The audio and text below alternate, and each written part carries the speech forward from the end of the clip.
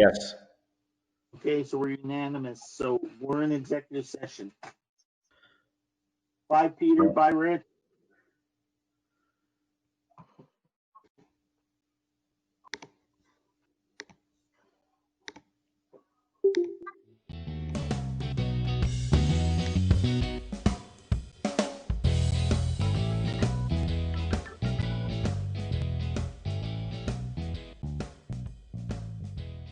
Was on the call a little while ago. Harry, what, I just got back. okay, Peter, do we gotta wait for Rich? Rich, give us a thumbs up when we're ready to go.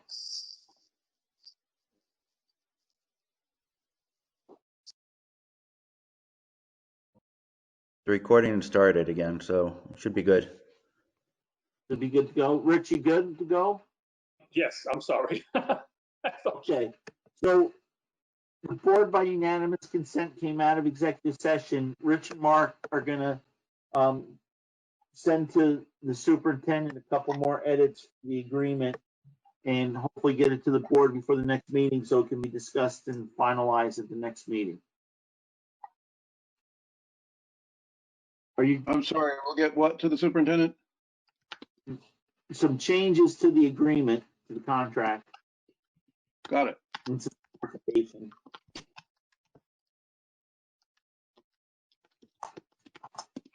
Are you good, Peter? I'm good. Okay. Next thing is a motion to adjourn. I'll make a motion to adjourn at 7:22 p.m. Second. Right, you gonna second that? Sure. Okay, a motion from Rick, a second from Dwight. All those in favor say aye. Aye. I Okay, cool. Aye. We're all adjourned.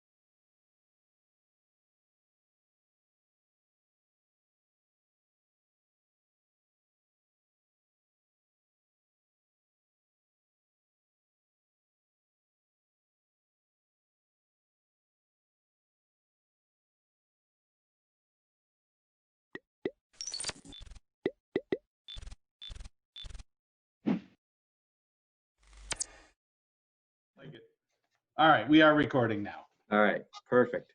Thanks. Very good. Okay, so we've got that. And yeah, so we just talked about new business, talked about the review, purpose of budget committee meetings, scheduled long-term planning process. And now we're just going to jump right into the narrowing of the options and talk about the administration work after May 11th meeting. So let's see, the document that we probably want to pull up is, I'm trying to pull it up myself, is the reviewed and pursued options. Is that correct, Bill? Yeah, thumbs up. All right. Yeah, that Wow, one. you are a tyrant of a host. You have disabled participant screen sharing. What? What else can I do for you, Joe? No. I didn't, wow, I didn't know you could do that. Let's see. Video. Record, remove, report.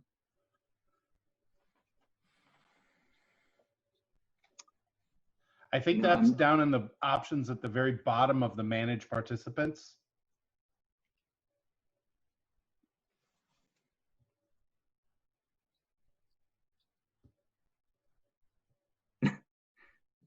Put you in a waiting room for dinner.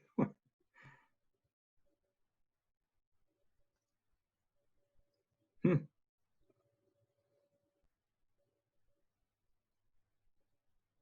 You know, Joe, I'm at a loss. I don't know how, I can't see how to allow you to share. Hang on one sec. Didn't even know I could disallow you.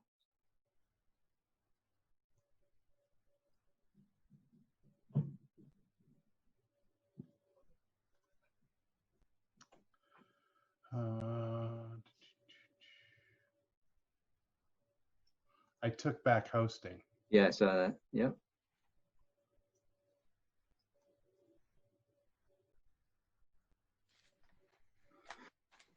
I have allowed participants to share screens, Thank you, Joe.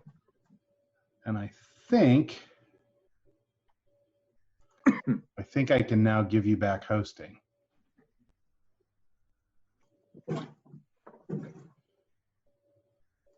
And I can share my screen. All right. So there you go. You can all see this is the pursued and reviewed option. You can see this? It's small.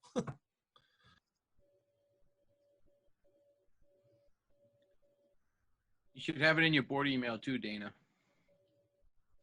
Got it. Yeah, it's full size on my monitor.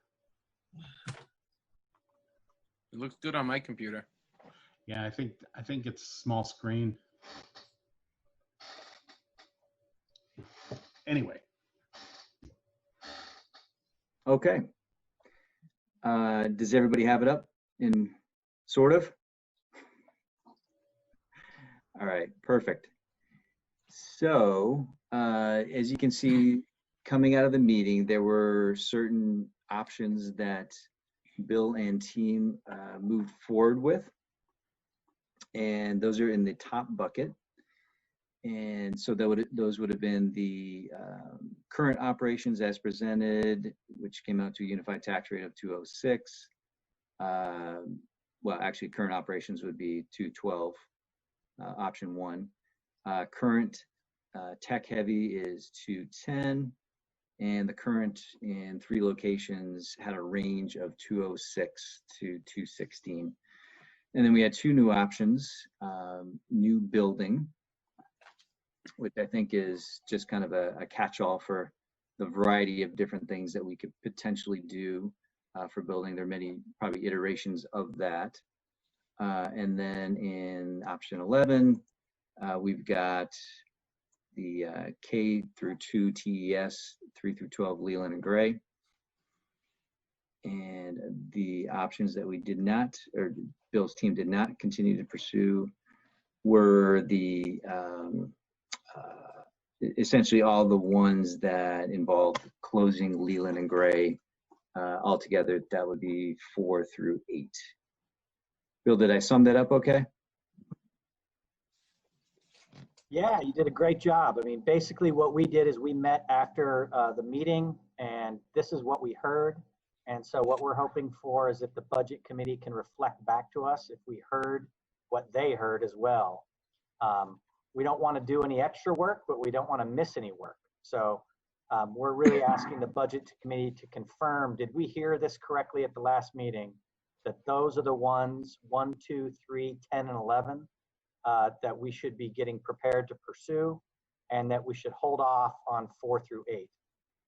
So that's what we're kind of looking for, is confirmation of that. Al, I don't know if you can see my hand raised. I got it now. Thanks. Sorry, Ken. Go ahead. Okay. Now, I know we briefly discussed dropping these.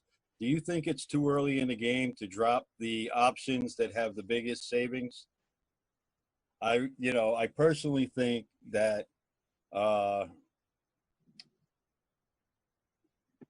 actually to drop your best savings options right out the gate is kind of a waste of time.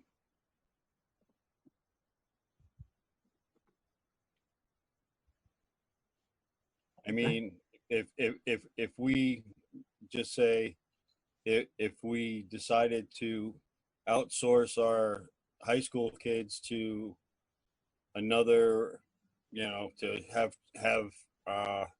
be a sending school, that there's options out there. If you research, our objective is to give them the best possible education we have, and if we limit them to, just saying, well, you have to stay here, pretty much, it's like, okay, you're in the district, this is where you go.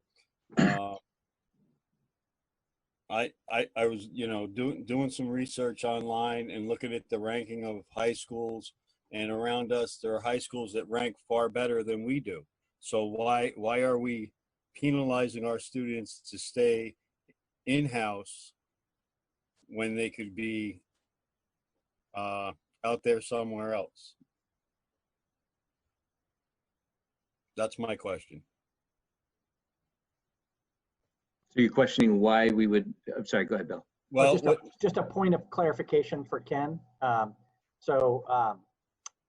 are you familiar with public high school choice 9 through 12? Yes. Okay. Basically, it says that any child can go to any school. Any public high school. Any public high school yes. Under some, constraints about size and class size and things of that nature, but right. Yes. Okay. That's all I wanted. Thank you. But if we became a sending school, it looks like we would save a lot more money, and some of the schools around us rank much higher. That's all I'm saying. Although I will say in the last 3 years, we have jumped up fairly significantly. Thanks, Ken. Mike, I see your hand. Go ahead. I was just going to say the obvious drawback to that is our students' educational opportunity declines the longer they spend on busing.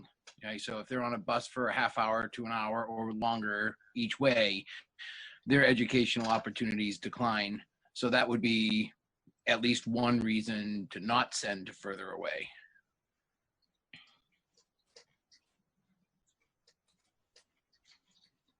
That's all. That would be a parental choice, though. True. Keegan, oh, thank you. All right, guys. I see your hand, Keegan. Go ahead. So thank you. I've got my chat window open and my hand isn't showing up as being an option. In speaking to what Ken had just brought up about those middle sections that would close Leland and Gray as going away, based on the notes I took, that was the decision or conversation anyway that we had the last time we were together. But I'm thinking more around the lens of closing the school entirely is going to be a wicked hard sell to our community members. So I'm curious, Ken, how do you think about the closing of Leland and Gray and the disbanding of the local high school when there has been such a strong community connection to not just the building, but the athletics, the co-curriculars and all of that piece? I have no idea how you would convince voters to say, yep, do that. And I might be totally off base in asking, but where I come from, if we don't understand, we ask. So. No, Keegan, that's a great point. And I think that is probably why Bill narrowed it down, because he did feel the overwhelming sentiment of that, and it just didn't seem logical to pursue those in the face of strong community support for keeping Leland and Gray intact. Maybe not the building itself, but a version of Leland and Gray in the community. Does that sound about right, Bill? Okay. Anybody else that we haven't heard from have any thoughts or opinions? I see your hand, Joe. I was like, did you see the blue one or did you just see me waving at you? I saw your blue one. Okay. I was just checking. Well, and I mean, it was not a huge sampling of public, but there was quite a bit of sentiment at the first meeting that Leland and Gray was extremely valuable to the community and that we should work really hard to keep that. And choice, while some students may actually benefit from choice, there are also a lot of students who are really hurt by choice because they don't have the means or the parental support to get to the school that they want, to be able to stay at that school and participate in the extracurricular co-curricular activities. So, you know, there are some real negatives to choice as well. And I think, you know, we need to at least keep those in mind when we start talking about that. I also don't think, I mean, you know, you look at the options and we're like 206 for a tax rate, and the absolute lowest tax rate we got was $1.89. So we're talking about 16 cents as the savings. And I don't think that's a significant enough savings to, you know, to start looking at what, you know, I would call a scorched earth, you know, close everything and send all our kids out of control. But that's a personal opinion. I completely agree with you, Joe. Dana, what do you think? We gotta find a fine balance between the tax rate and keeping Leland and Gray. Jamaica's been a gold town for 30 some odd years. We've been paying taxes dearly. Hey, Dana, could you do me a favor? If you can hear me, could you stop your video? If you keep the tax rate down, or at least not have Jamaica rebel and want to go over the hill. It's going to be tough sell if they go up to 206 to 216. I mean, it's going to be hard this year to get Jamaica residents. Yeah, you're going to. Yeah. Hear me now. Al, can you hear me? A little bit. You're kind of tinny. Sorry. Yeah, I ain't getting through.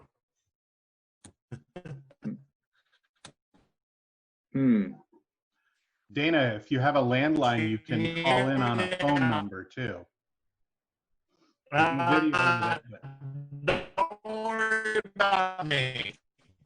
We do worry about you. I did catch that. Hey, Dana, on the Zoom invite, if you want to try doing the call-in number, yeah, that way we can have you fully engaged. I apologize. We can't hear you clearly. Go ahead, Bill.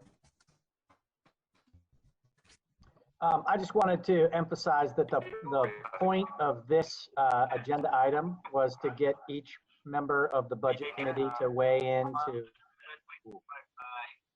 He's still.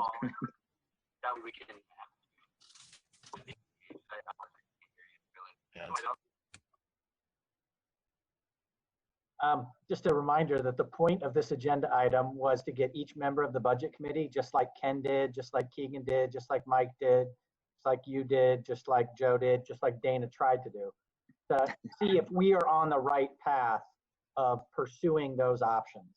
And what I'm hoping is that you can come to, you know, if you have 5 people that agree that what we have here is correct, I'd like to bring that back I'd like to hear what Leanne has to say. And then I'd like to bring that back to the full board and just say, you know, this, we toggled over this with the budget committee, and the budget committee had this feeling. Now we want to check it with the whole board. We're not going to do anything on these options intensively between now and the next meeting, but I just wanted the opportunity to hear from the individual members of the budget committee if we heard the last meeting correctly. And so I think what you're doing right now is perfect. Great, great. Yeah, go ahead, Ken. All right, trying to unmute. Okay. I'm not saying which is a better idea. What I'm trying to say here is, first off, we have a responsibility to the taxpayers. We have a responsibility to the students, and we have a responsibility to our staff. So I'm saying that we should, if the whole board feels, oh, these would be better options, do a vote, have a vote. When you do the budget vote, maybe have, you know, 2 different articles, one for, well, actually we have, you know, an extra article saying, or we could go this way. This way, the voters get to weigh in because it's their choice. I keep hearing everybody say, or, well, like Joe's up at Leland and Gray all the time. Al's up by, you know, in Townsend also. And all I'm hearing from, you know, everybody, how it's, everything is, all you hear is favorable. All you hear is favorable. You know, that, you know, I don't always hear that. And I'm not in Townsend, I'm not up by the school. I'm down in Newfane.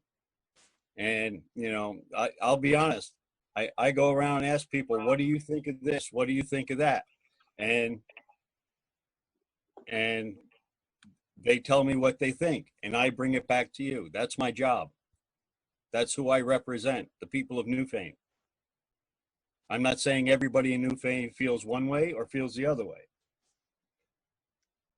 I'm just saying. Ken, I would kindly remind you, Ken, that you actually do now represent the West River.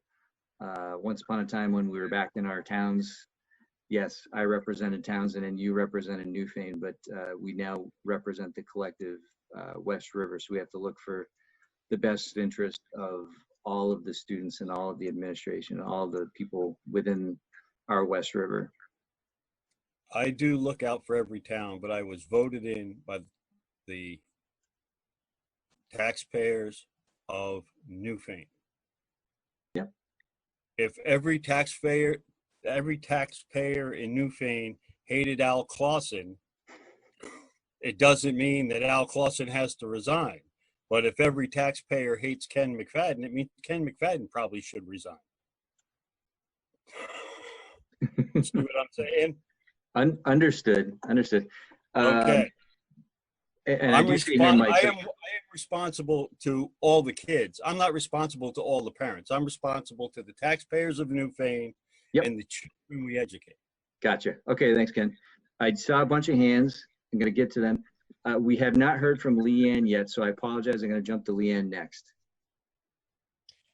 I'm going to try this. My internet connection is about like what Dana's was, so I'm catching most of the meeting. Basically, I agree with the options that are going forward.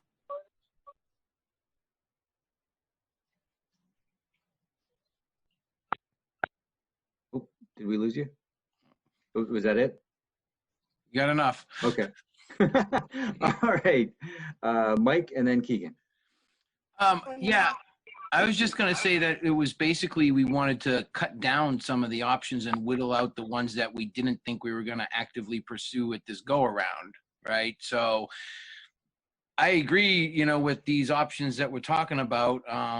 These, I think, are what the board was talking about at that meeting. And I think it's just we don't want to waste times on options that probably aren't going to happen this year, or even in, you know, like if we're not looking at them short term or long term, like we should just discard them. That's all. Thanks, Mike. Keegan? What Mike said is what I was going to say. Just for long-term thinking, long-term processes, we know that our costs for education have been on a steady increase over the last number of years.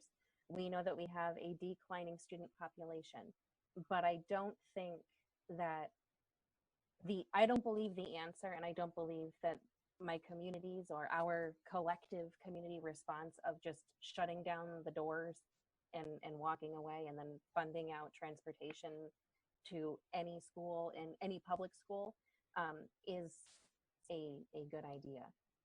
So I was just going to basically say everything Mike said. So. Dana, I see your hand. You want to give it a shot again? Hi. Do you hear me now? Oh, you know what? You got echo though, so you just got to turn off the other. Mute your computer. I did. Okay, there we go. Okay. Go with the options that you've got presented. Okay. All right, Dana, thanks. Appreciate it. Does anybody else want to comment on this one way or the other, how they feel before we, want to just take a straw poll, Bill? I mean, there's nothing official here, right? You'll take a number back to the full board, right? Okay. All right, anybody else want to speak to it? I see Mike, is that a fresh hand, Mike? Nope, that was from before. That was from before, okay, sorry. Go ahead, Bill. Yeah, I mean, basically what I heard is that Ken wants to make sure that all options continue to be at least in the mix and be discussed. He feels a responsibility to make sure that we don't eliminate them at this point. And I heard from the other members of the budget committee that they're comfortable going down the path of not further pursuing 4 through 8. And so what I'd like to do is just have that in the minutes and then just bring that forth at our next long-term planning meeting so that the entire board gets to weigh in. But this is exactly what I had hoped would happen. So I appreciate it very much. No problem. To make it official, do we need a voice vote or are we fine? I think Aaron will capture it, and I've got my own notes, and Stephanie is phenomenal at taking notes. So I feel very good. Okay, excellent.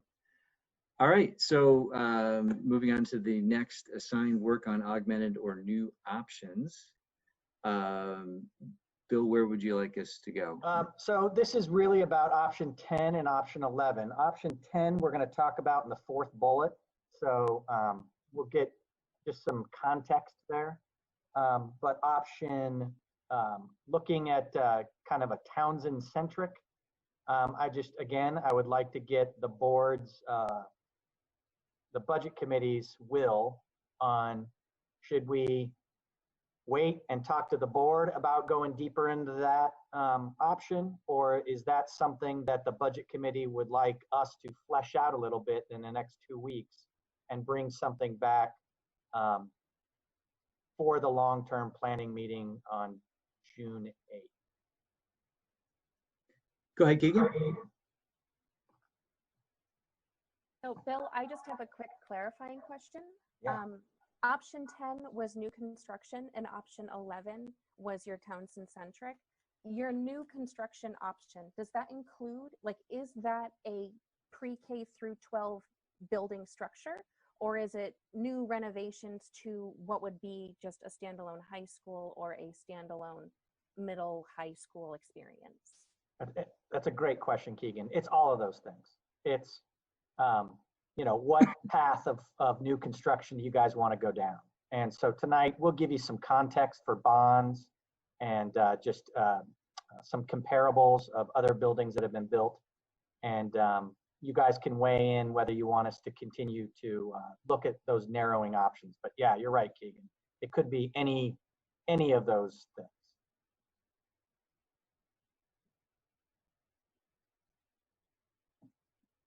Go ahead, Ken.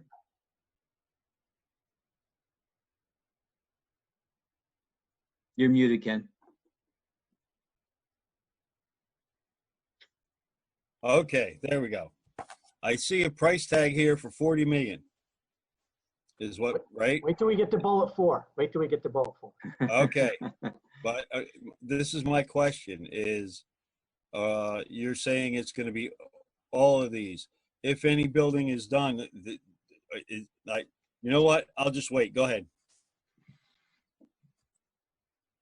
Yeah, so Bill, I think the question is, do we want you in this time period between now and July, getting ahead of myself, June 8th, to go down any of these paths to further flesh out? That's what we're trying to get at, correct? Yes, that is correct. And I just, my own opinion, I think it would be a waste of time if we didn't task with something between now and then to further flesh out some of these options. So that's just my thought on that. But we're going to get to that in the 4th bullet. Is that right? Yes. Number 11. So this is particular. I want to confirm again with the budget committee that that was an option that was created at the last long-term planning meeting. And would the budget committee like us to do some work like we did on the other options, giving you an idea of what that could look like, existing structures. Now, going back to Keegan and Ken's point, not new structures, but existing structures, but in that K through 12 placement of students structure. Would the budget committee encourage us to flesh that out a little bit for the June 8th long-term planning meeting? That's the question. Okay. Keegan? I'm sorry, I apologize. Dana was next. Sorry, missed your hand, Dana. I kind of disagree with Al. I think you need to keep 11 on the options. Oh, I didn't hear Al disagree with number 11 on the options. I'm just asking for your opinion as a budget committee member. You want us to flesh that out like we did in options 4 through 8. Oh, I'm sorry, Dana. Yeah, if you heard that, no, I definitely not. 10 and 11. Yeah, keep plowing ahead. Yeah, I would like to see him flesh that out. Yep. Agreed. Sorry, Keegan. Oh, that's okay. Me too. I think the more well-informed we can make our community around what our different options are, getting back to, the dollar sign here, I don't think a 16-cent decrease is significant enough to like squash or is not significant enough to hold on to those pieces. But I do think that fleshing out what a Townsend centralized, pre-K 12 common location might be a good idea using your existing structures. But I'm hopeful that we are going to talk about those other reports about the conditions of those buildings, because okay, sorry about that. No, thank you. Appreciate it. Bill, is that a new hand? No, that was just No, thank you. sorry. I appreciate it. Got it. All right. Let's see. Can we move on to SU as driving factor of current budget issues? I believe we do have something to share on that. Yeah, so I just, going right with the word about that Keegan just used about transparency and getting out there, that was a concern. I think, Mike, you brought it up, and I think that's really important that, you have heard from citizens that the SU is considered a driving factor in the budget concerns that are happening in West River. And I think that's a very valid question. So I wanted to make sure that we were being transparent. And so I asked Lori if she could create a document of the last 4 years of the central office budget and the individual assessments to the individual districts, as well as the special education budget and all the individual districts' assessments. Those are the two dominant budgets that come out of the central office. The other one being the agency fund, That takes a whole lot more work to tease out. So we can do that eventually if necessary, but I wanted to give an opportunity for the budget committee to see the document that you have up in front of you, so that when people do talk about the SU being a driving factor of the West River Education District costs, you guys have some information. And you can decide on your own what that means or doesn't mean. My job is to give you transparent numbers and facts, and then the narrative will come out of your discussion.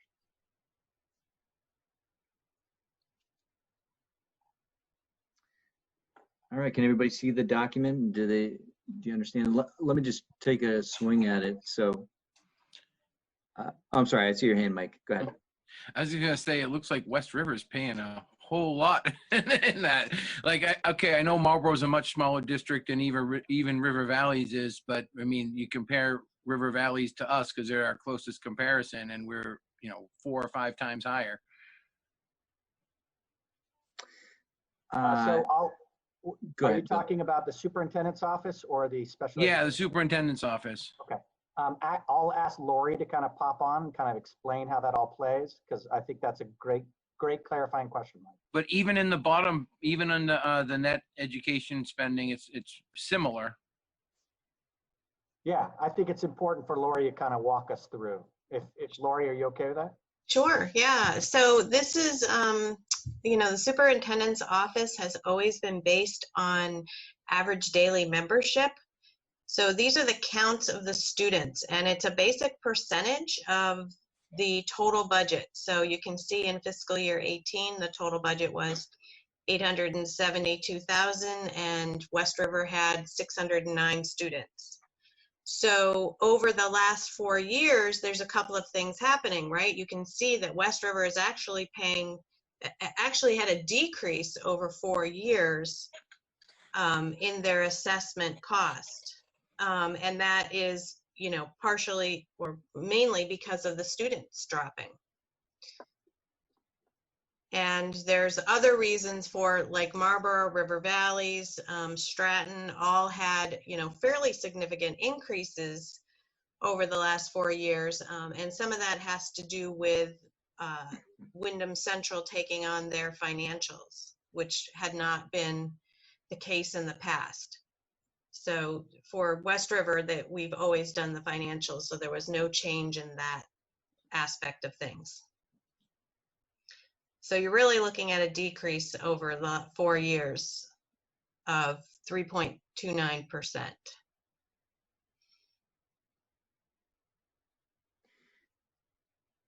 And then for special, did anybody have any questions about the super's office? Lori, just one question. So is the special education embedded in the superintendent's office budget?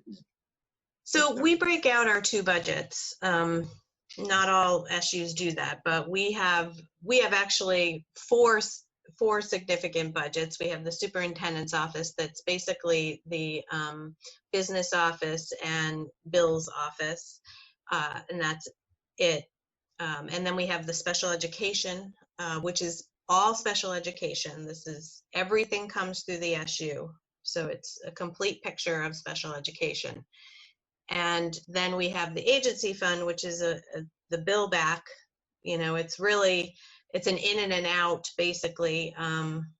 We're billing it to the districts, and the districts are paying it based on what their needs are for staffing, for nurse, for shared services. And then we have the grant budget. So we do them in separate budgets. The special education one here is net of revenues. So this is after it has gone through all the formula reimbursement, and this is what the school districts owe for special education in the end. So it's a net number. And as you can see, this has obviously gone up, as all special education costs have gone up from 1.7 million, or almost 1.8, to 2.7 over the course of 4 years.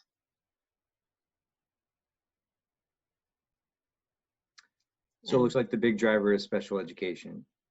Is that correct? That is the biggest driver from the budgets that come from the central office. And how about the agency fund?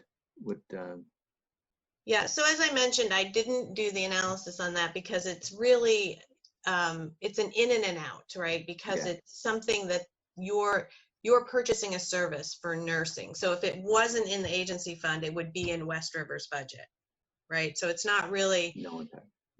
a comparison. And there are things in the agency fund, for instance, technology was gathered all from, I think it was last year that I pulled that all together from all of the different districts and we centralized it as it was supposed to be centralized back in Act 156, I think it was.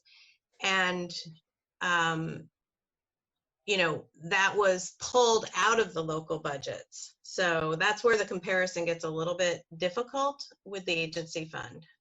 Because you have to look at the big picture. You have to look at all the individual budgets and see where money was pulled out of, and then look at the agency fund. Does that make sense? It does, yeah. Yeah. All right, I see a couple hands, so didn't see who was first. Let's go with Joe. Well, I was just going to say, Lori, didn't you tease out some of those numbers for us in the budget process where we were looking at, was it more or less cost effective to have the nurse through the agency fund or hire at West River? So some of that work was actually done, and it did bear out that the agency fund was a good use of resources, correct? Yeah, it's a different analysis though. You know, what this is looking at is over a 4-year period. So if I were to do the same thing for the agency fund, you know, it might show that it went up 100%, but what it's not showing is, oh, technology is decreased in all of your district budgets, right? So that's what happened when you move something into the agency fund. It increases the agency fund as a whole, but it's not showing the decrease in the districts. And I think what was asked here was to look at the impact of the superintendent's budget and special ed, because it's, you know, I'm not pulling anything out for special ed, right? So special ed is centralized, has been centralized for the past 4 years. So it's a little different analysis than Gotcha. Thanks. that. Mm-hmm. Thank you. Mike and then Keegan. Yeah, I was just wondering about healthcare costs in this analysis, because I know they're a significant driver. So are they included in here or? Yes.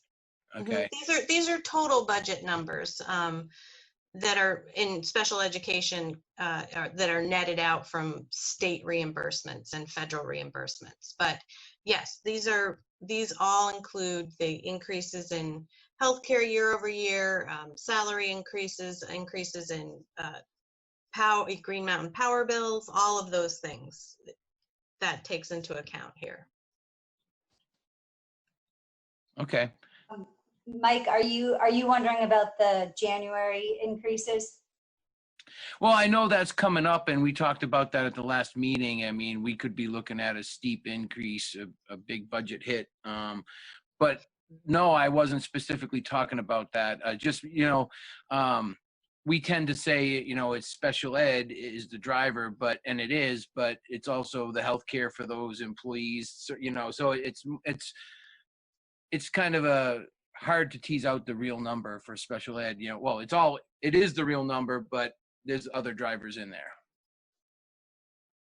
Absolutely, you're absolutely correct that in all of these budget numbers, including your own West River budget, you attribute some of the increases that we talk about. You know, we talked about this as far as a budget committee last year, is the controllables and the non-controllables, and one of those non-controllables is healthcare. Mm-hmm. Keegan? Thank you. I'm gonna go ahead and ask a really dumb question, but I'm secure enough in my identity that I don't mind asking. when we think about, and I also haven't taken my education finance course yet, that's offered in the fall. When it comes to understanding the school budget, I know that there's all kinds of things that a school district is responsible for paying for. And it's usually, you know, it's a substantial amount divided up into different things. Can you tell me what is the greatest cost that West River has? Like, of all of the types of things that the district needs funding for, what is the true driving thing that's like, all right, here's your $2 million budget, 1.8 million is for something. Salary and benefits. So it's positions. Yes. Okay, thank you. No problem, and no dumb questions. This is how we learn. Bill? Oh, sorry, your hand's raised. Got it. All right. So, I mean, just in looking at this 5.92% increase in total budget over 4 years, I think most corporations would dream about that. It seems to be a pretty fair, steady increase against a slight decrease in ADM over the same period. So that's my take on that. Go ahead, Bill. So just we included 2 other documents to follow up on. I figured we'd have an oral conversation, which we did, but then a couple documents. When you look at the special ed numbers, I wanted to engage our professionals, Jen and Stephanie, in kind of pre-answering, you know, where is that rise coming from? Kind of goes back to Mike's point. And what are we doing about that? You know, instead of just throwing our hands up and saying it exists, what is the strategic approach? So you have 2 documents that were sent to you. They're also in their folder. One is from Stephanie, and it basically gives you an outline of the history of the rise of costs. And then one is from Jen about our strategic, our Act 173 subcommittee of the WCSU from 3 years ago, really targeted some strategies from the district management group. And one of them was highlighted in Jen's report. So just wanted to make sure that you guys had those 2 documents. Again, we're trying to use these as opportunities to educate you and answer any questions so that you guys feel more and more comfortable discussing this with all your constituents.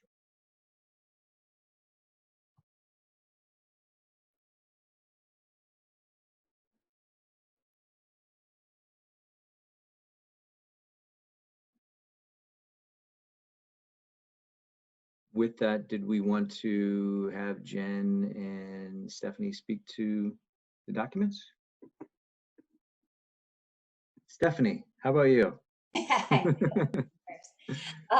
So in my document, you can see from 2012 to 2019, that's when we do child count numbers. That's our reporting to the Agency of Education. So you can see the number of students has increased by around 32 over that period of time. We've also exited 37 students last year because they've improved with instruction and we're now no longer in need of specialized instruction. So our number would have been much higher if those students hadn't exited. And obviously some of them have moved in and out of the supervisory union, so it's not all kudos to their instruction, but good portion. We have worked very hard to move towards the recommendations from district management group, and that is forward-thinking work that will help us for all kinds of future situations. It has also allowed us to attract more specialized people to do instruction because we're taking away some of those pieces that interfere with teaching. So procedural compliance and case management is something that pretty often leads to, I'd say, 1/10 of situations end up being, or 10% end up being challenging situations that end up resulting in needing legal advice and things like that. So it's very helpful to have somebody who's a professional and who really understands procedural compliance requirements. And that also allows me to be able to pinpoint the meetings that I need to be at, but also allows me more time to communicate and connect with families when it's not just the IEP meeting and evaluation meetings. So moving toward the DMG recommendations has been one of the driving forces of cost increases, increased needs of students in therapeutic settings. And what I'm doing is working very, very hard with the Learning Collaborative and other regional special ed directors to try to see if we can do some more programmatic collaboration to reduce some of the costs. And they're high needs but low incidence students. And so we're all duplicating the same efforts. But again, I can't remember if it was Mike, I think it was Mike who said, you know, the transportation, so the length of time students need to be in vehicles can take away from their educational experience and community-based experiences. So we always have to factor that in. And if you remember a couple years ago, the big, maybe it was 3 years ago, the major issue around transportation and discovering that we had some legal issues that our drivers were not covered by the insurance and Visbit wouldn't pick them up because they were not technically our employees and all these kinds of crazy things. So, so with that, we had to go with a different option that ended up costing more, but we've been working very hard at central office trying to do some analysis. And kudos to Chris Medina for that too. He's helping us analyze what routes might be the best to start taking over and getting some situations where we have options so that when we go back to the transportation company, we can kind of push back a little bit. So that has been very helpful. So I believe that is the bulk of it. But I will say I'm going to tattletale on Bill. He always makes us do only one page. So I just want you to know there's probably more things I could add, but I try to keep it to one page. Thank you, Stephanie. That was great. Keegan, did you have a question for Stephanie? Go ahead. So Stephanie, this is great data. Thank you for pulling this together and limiting it to one page. Bravo. The question I have is more along the lenses of, I know that I have students who are going to be on an IEP of some sort until they turn 21. I have had students that are incredibly high needs and need that therapeutic or alternative setting to access their best learning environment. Do these numbers that reflect number of active IEP students, is that pre-K through 12 or is it pre-K through 21? This is, so it's pre-K through 21. So it's our current active number of students. Okay. They're actively on IEPs or early childhood special ed plans. Okay. Would I be able to ask how many of those 210 active IEP students are within a pre-K through 12 structure, or is that one of those? Instead of pre-K through 22? Right. The number would be so low for the 12th grade and up that it would end up being like a low cell count, which would be a challenge to answer without legally compromising identity. So, but I can tell you that the population of students who have the most intensive needs is 1% to 2%. Thank you.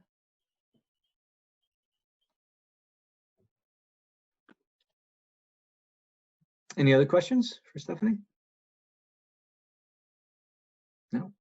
Stephanie, I would agree. I think this is fantastic and very concise.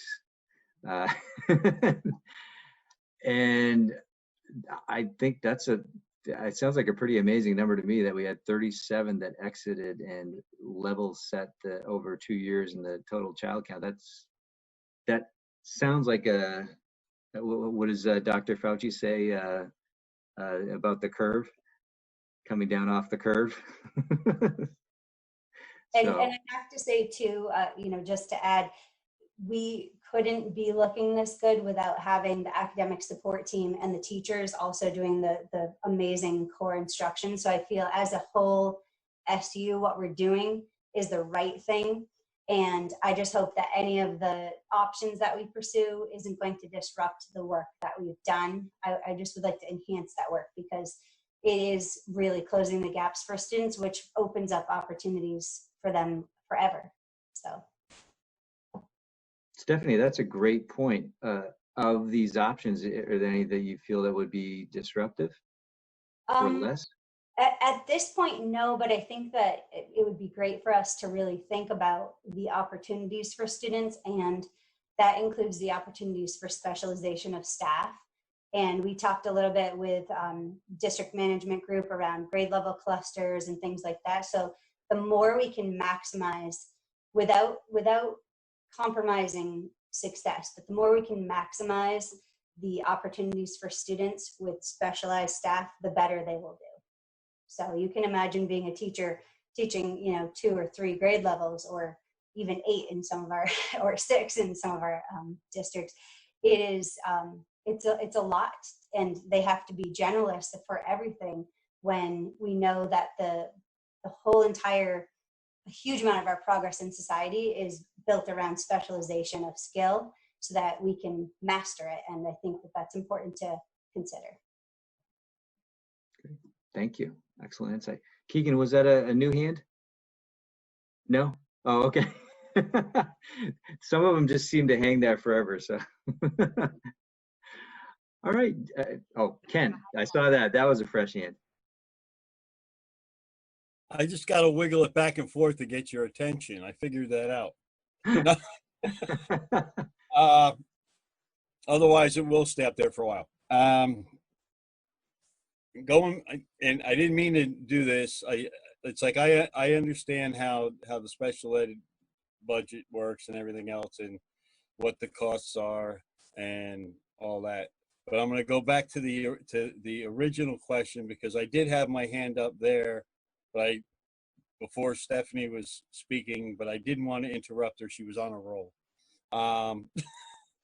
Anyway, going back to the SU costs, I think what people are looking for when they're looking for the SU costs is we can't say that we now have like, for example, 3 speech and language people that are going out doing services, because that varies student per student.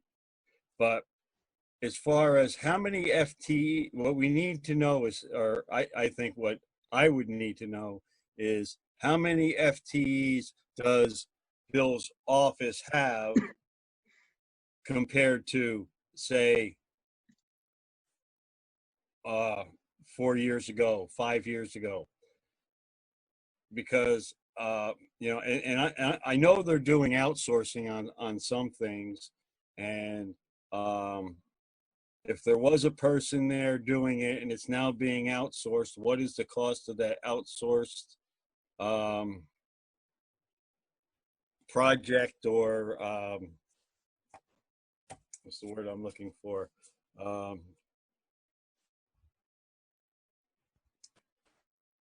I can't think of the word, but it's like, for an example, if payroll is being outsourced, there's a cost involved with that. Right. I think there might not no longer be an FTE doing it, but there's a cost for it. So my question is, how many FTEs are there in the office that don't deal with special education, that deal with finance, that deal with curriculum, that deal with administrative, clerical, that type of stuff? How many employees there that are not doing direct student contact? Okay, how many FTEs are there now compared to 4 years ago? Ken, I'll hand it over to Lori, but I'm just a little confused. Are you trying to separate between operations versus direct instruction? Operations, yeah, and then direct instruction, because you're always going to have, you're obviously going to have an increase in staff. If you have 5 times as many kids that need speech and language, you're going to have more speech and language people. You're going to have, if you have OT, PT, an increase, you're going to have more FTEs, but those are direct services. what day-to-day services, how many FTEs does the SU have compared to, say, 4 years ago? Do you need total number of FTEs or a breakout by department? Trying to understand what you're. Well, which would be easier for the whole committee to understand, for the whole board to understand. If we have the same amount of, let's just say in payroll, we have the same amount of people that we had 5 years ago, and we are now outsourcing 40% of the billing or 30% of payroll or whatever. Do we have the same amount of people in the office? Do we have less people in the office? How much is the outsourcing cost costing us? Is it saving us money or is it additional money? Got it. Okay, I think we got it. Go ahead, Lori. I just am asking a clarifying question to Ken about what he means by outsourcing. Like you're talking about if we had a payroll company doing payroll, is that what you're talking about? Right. Okay. Exactly. It's just like, for example, I know for a fact that staff now have to, instead of putting in timesheets at the school, they electronically put them in, so nobody really at the office really has to hand go over them until they're in the computer and all that stuff. So that's downsizing for your staff, but it's going to a different company who are dealing with the sick days, dealing with vacation days and all that stuff. Can I just clarify? Can I set the record straight? We don't outsource any of our payroll, and we don't outsource any of our timesheets. Are still handwritten. So that's one thing I would like to change for the future for efficiencies. But we don't at our office. We don't, and we did look into it though, as Al can attest to actually. And many payroll places, and it's why you won't find it pretty much throughout the whole state in at SUs or SDs because it's so complicated with master agreements and with negotiations and that type of thing. You will find most payroll throughout the state is done in-house because of that factor. So I'm just trying to clarify what you mean by outsourcing, because we don't outsource anything right now. Basically. How do teachers put in their time now? You're saying they still fill out payroll time? Yeah, payroll time. They get paid. Or support staff, because the other ones are contracted to a certain amount a year anyway, and that doesn't change whether they're in or out. Well, Stephanie can tell you because she needs to sign all the timesheets that they are all done on paper timesheets. Right now they are. Mm-hmm. When somebody puts in for a sick day, they used to have to fill out a piece of paper and bring it in, the support staff. Now they just do it online. Correct? And then somebody from our office has to deal with it. Yes, same as they would have the piece of paper.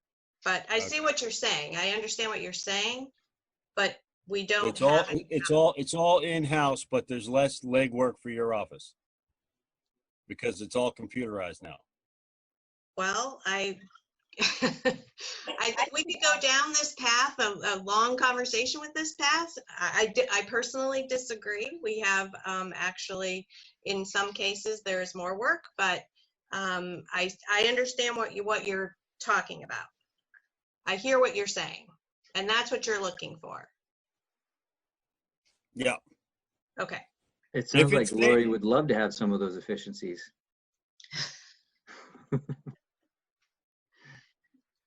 For every efficiency, there's always a drawback. Just lose an internet connection and find out. Okay, that's my question. I'm done. Thanks, Ken. All right. Now, warming up and moving to Jen. Hey there. Can you hear me? Perfect. Okay. If you thought Stephanie was brief, I'm going to shock you with my brevity on this one. So I think really Stephanie has numbers and data with costs, and my work with curriculum instruction is a little more harder to quantify, I guess. But I would put it back from, this really started 4 years ago when the board gave us permission to add in PD days.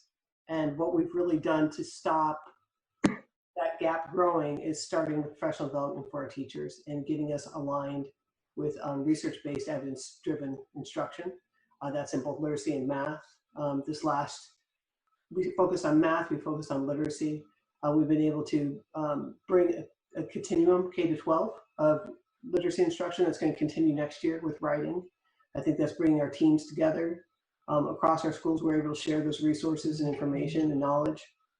Additionally, we're going to start next year for the first time, and I mean, beyond my history, that we will have a scope and sequence for both math, literacy, and science in elementary levels, social studies, K-12.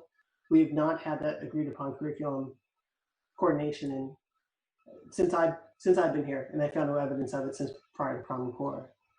So that work, Stephanie talked a lot about DMG and that report, which really helped build our work together. But prior to that, after PD, we started, I think I'm terrible about this, but 2.5 years ago, we started bringing in specialists to work with, focus on elementary interventionists, which were kind of a hodgepodge throughout the district with grant funds.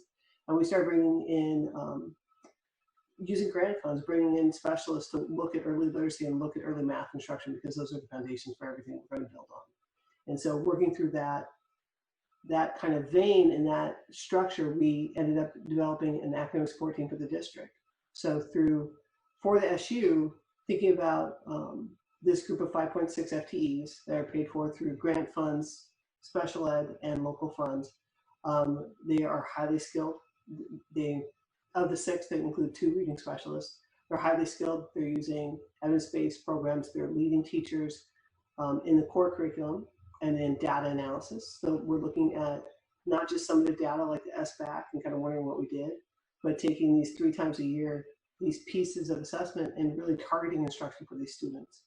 And I am seeing one of the many sadnesses of going on remote learning is that we don't get to see the end result of a year of this work. But I laid it out here for you of what is happening with the academic support team. But it's been a great collaboration. Stephanie and I have been able to bring our people together to share resources to stop that divide between core general education and special education and blend those worlds a little bit to really bring us together. We've done joint trainings together. Our students now I'm seeing targeted mostly at the elementary. We're moving into middle school next year, but thinking about how a student who at one point was receiving IEP services, special education services, there's a bit of a chasm between what was happening in the core classroom and what was happening in special ed. And we're just blending that and making it stronger for our students that they're getting those tiers of support. I'm incredibly proud of the work of this team, and more so the work of the teachers and what they're doing to, they all care so passionately and are desperately wanting this to be better for students. And I think this is a big part of the work. So I would hate to see any structure that would take that away. I could go on, but I can get a little passionate about this stuff. It's not always as helpful. To think. Next year, we're really looking too about the middle school. We're starting as of next week, looking at one of the academic support teachers is leading some project-based learning PLCs and seeing how we can enhance that at the middle school. We worked with the middle school this year with math. Across all the schools, K to 8, we now have what we call WIN, or what I need blocks, flex blocks, skill blocks. They have different names, but it's really targeted intervention.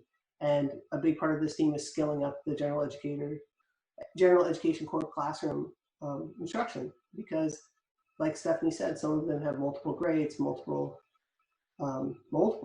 you're a window, but lots of different needs within a classroom. And our work is supporting that and figuring out how to make that better for students.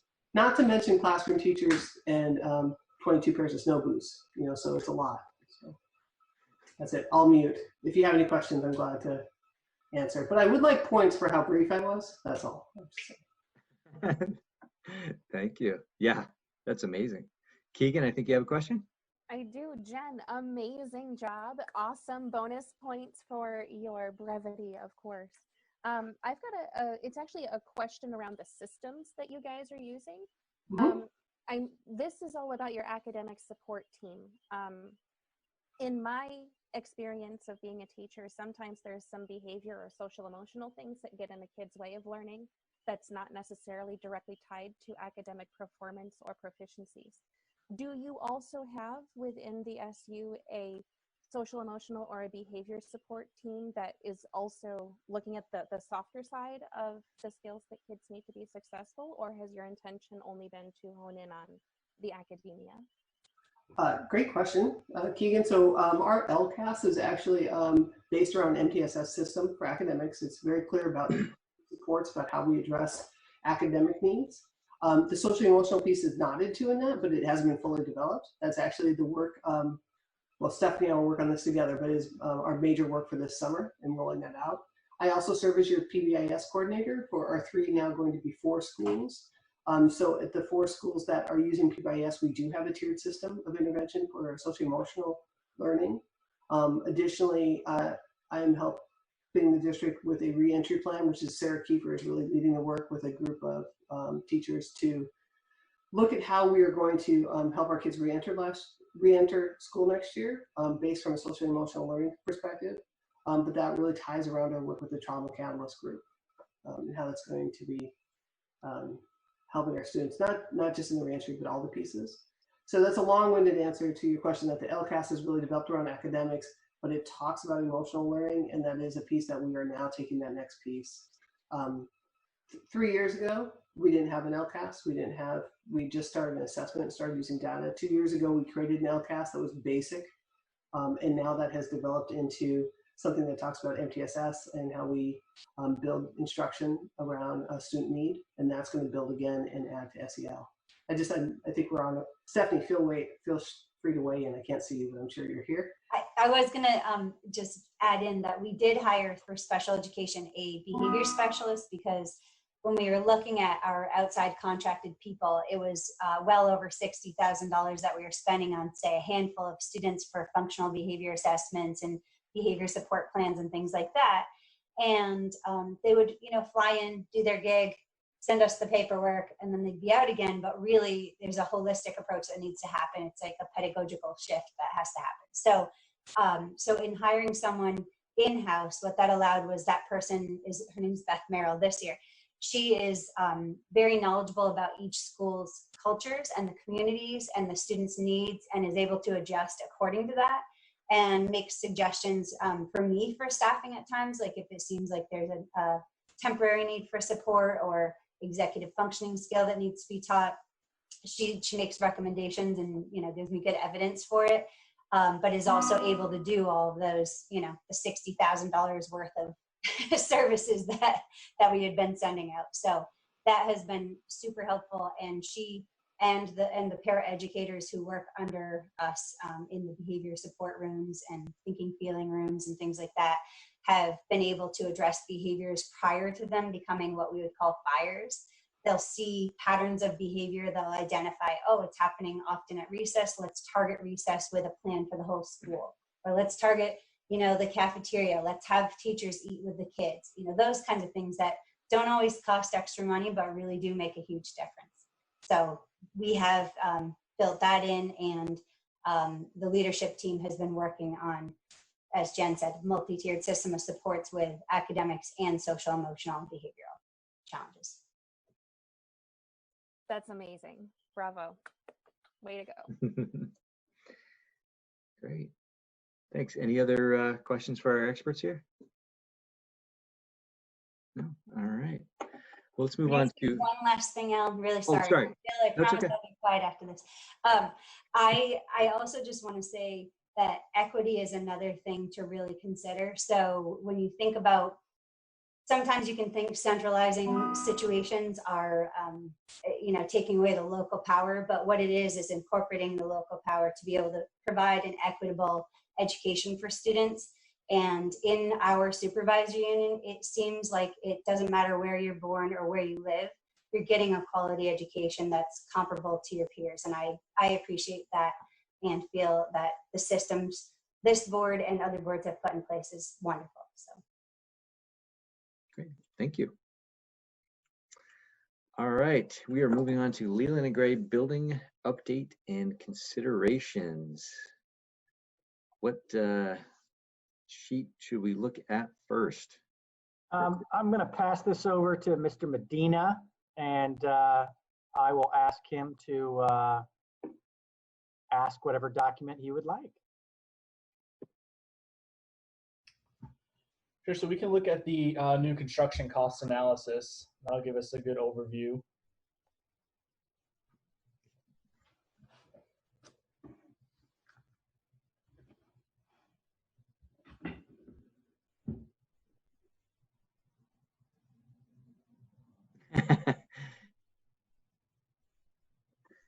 It's only 15 documents, Joe.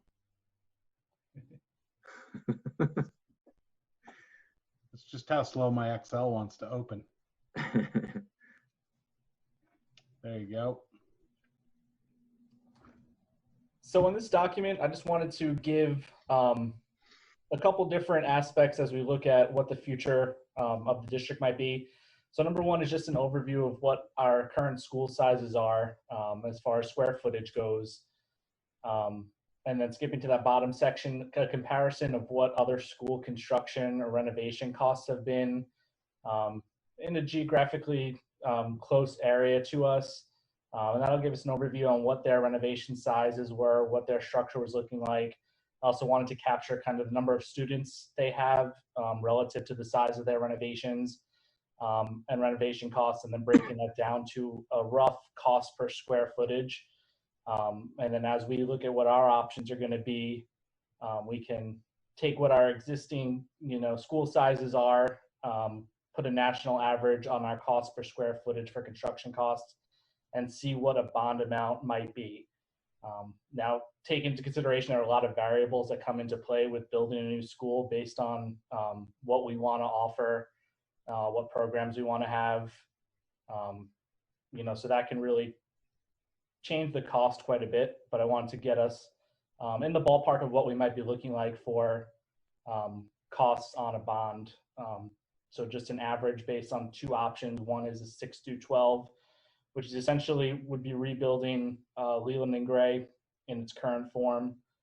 And then the other one was if we wanted to look at doing a 3 through 12 school, obviously taking into consideration the additional students and increasing that square footage size. And then the bond amount we used as a sample here was a $40 million bond, just so we could see what our average annual cost is, principal versus interest on the amortization of that.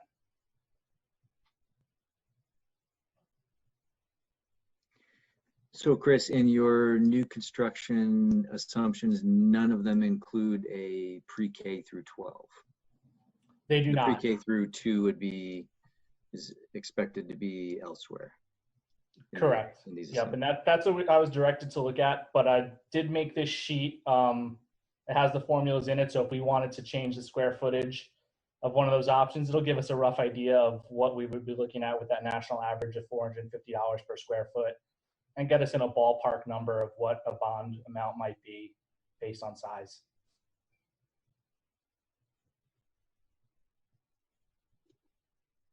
Great.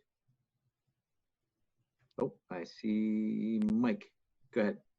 Yeah, I just want to say I think this might almost be a bridge too far for this year. We don't know what's going to happen with the fallout from COVID-19. Also, to stimulate the economy, there could be state and federal incentives that get rolled out later, to aid in school construction, that if we run ahead, we don't have access to those. And there could also be new requirements for, I don't know, HVAC systems or things like that. Like if we built something now, we could find out we have to modify it right after we build it because it's not sized right. And $50 million scares the hell out of me. So, I mean, I went through the reports that Chris sent over today. And I mean, if we look up, all of those say that, most of our buildings are in average conditions. They all need some maintenance. Some of them are in fair to average condition. but just the total of what was recommended in those reports was about 2.5 million. And that's a whole lot less than 50. So, Mike, good. I'm sorry, go ahead. That's it. I was going to say good points, but I'm sure that Lori could kind of explain. Yeah, it is. You're right. It's a big, scary number. But with how it would play out in terms of taxes, perhaps Lori, if you could speak to that a little bit in terms of the offsetting revenues and what would it mean for the overall tax rate. So I haven't done any of those calculations yet. Just waiting to kind of see which way we're headed. But you know, obviously, you're going to drop $2 million on your $12 million budget by adding this. I mean, there might be some savings in some building costs, you know, along the way, but not a significant amount. But I think, Al, what you're getting at is what this does to the penalty. And that's where when you have a bond, it has to be an approved, state-approved project, which I'm sure this would be. You can count your principal and interest to lower. It's part of those exclusions that I talk about when I'm talking about the tax rate. So it would become an exclusion and it would basically wipe out the penalty. It would not lower it, you know, it only lowers it to the threshold. It doesn't continue to lower your cost per student, but it would definitely wipe out the penalty. So there would be some savings there. You know, in our next round, I can look at, you know, what that savings would be. The cost of $2 million on top of your budget as is right now, there would not be enough savings to offset that in getting rid of the penalty. But it does play into that. And certainly if there were construction loans, I mean, construction aid, the state, I think at one time there was aid of 50% or something like that. You know, that would definitely be a different conversation than this one. Because even 50% of a bond would get rid of your penalty. So. Keegan, and then back to you, Mike, unless somebody else wants to jump in. Lori, this is just a numbers question. I'm a history kind of person, so numbers are, you know, the larger the more intimidating. But what I think I heard you say is to just do the recommended maintenance and upkeep on the buildings that were described as being average or with normal wear and tear, they need this much money. That would actually cost us, in reality, we're paying more for a $2 million fix than what a $50 million bond would cost us with a brand new building that's likely more efficient. Is that right? Like $2 million to repair existing really costs more because of the threshold and the cost to educate over, you know, the cost allotted for each student. That's still more than if we had a $50 million brand new building that would cost less. Is that right? No. What I was talking about, the $2 million that you would just drop onto your $12 million is the, if you look at column G on this, that's the $2 million, the annual cost of what a $40 million bond would cost the district. So that's 30 years of $2 million a year. Okay, that's what a brand new building would cost. And correct me if I'm wrong, Chris, but that would be a pre-K through 12 building, we'll say. Is that true or not? That would depend on the size of the building and what we wanted to offer based on that size. For those two options, one, you know, from a 6 through 12 was around 36 million just based on square footage. A 3 through 12 was 49.5. Again, I just want to put something sort of in the middle just to get us a ballpark of what we would be in the range for. But again, it could all depend on what we wanted to offer in a new building. Right, thanks. So the $2 million to repair all of the different buildings would be a $2 million bond. It would probably be, you know, a couple $100,000 a year for the next 20, 30 years. Does that make more sense? I'm just going to nod because I think I just need to think about what you said. Okay. Yeah, and just to piggyback off of that number, that was from our capital needs assessments for the West River District schools. And then in the next phase of our structural engineering assessment, there will be an additional cost to essentially shore up the building for Leland and Gray in its current form. So the next phase, once they do their additional testing, they're going to give us some cost estimates of what that will cost, and that'll give us a better idea of where we're going to be at regarding finances. And it's probably fair to say that in $2.5 million Band-Aid or whatever it ends up being is not going to extend the life of the buildings per se. You know, a brand new building would last you another 50 years, couple generations, right? Correct. And yeah, part of their assessment, they're also going to give us that useful life of what we can extend to the building. But yeah, the capital needs assessment, a lot of the costs in there were deferred maintenance. So carpets, flooring that wasn't replaced, carpets, tiles, ceiling tiles, updating bathrooms and fixtures, you know, asphalt, paving, you know, a lot of those costs that just over the years just have not been budgeted for because we just didn't have the money to do them. So after time, you know, we get the snowball effect and it just keeps piling on top of each other to where we are today. Okay. All right, we got Ken, Mike, Keegan. Okay, now if we're talking about new construction and doing a building for 3, or just say 3 through 12, I heard when I had brought up the possibility of outsourcing our kids to other schools at the high school level, I was told that it would be bad for them to have extra travel time.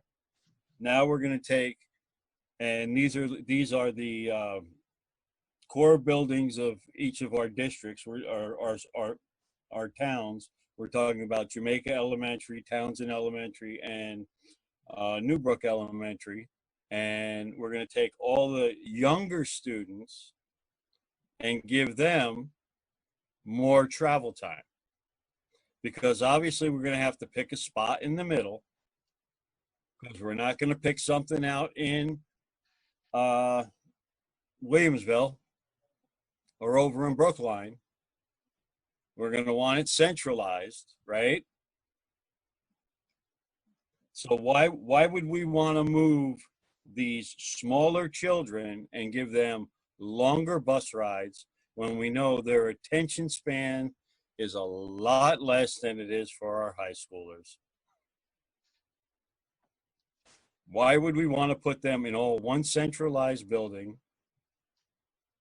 Why would we want to get rid of the buildings that are local to these children, that have been part of the community, that will hopefully still be part of the community as gathering places, to centralize them in one building where they have to double up on their transportation time?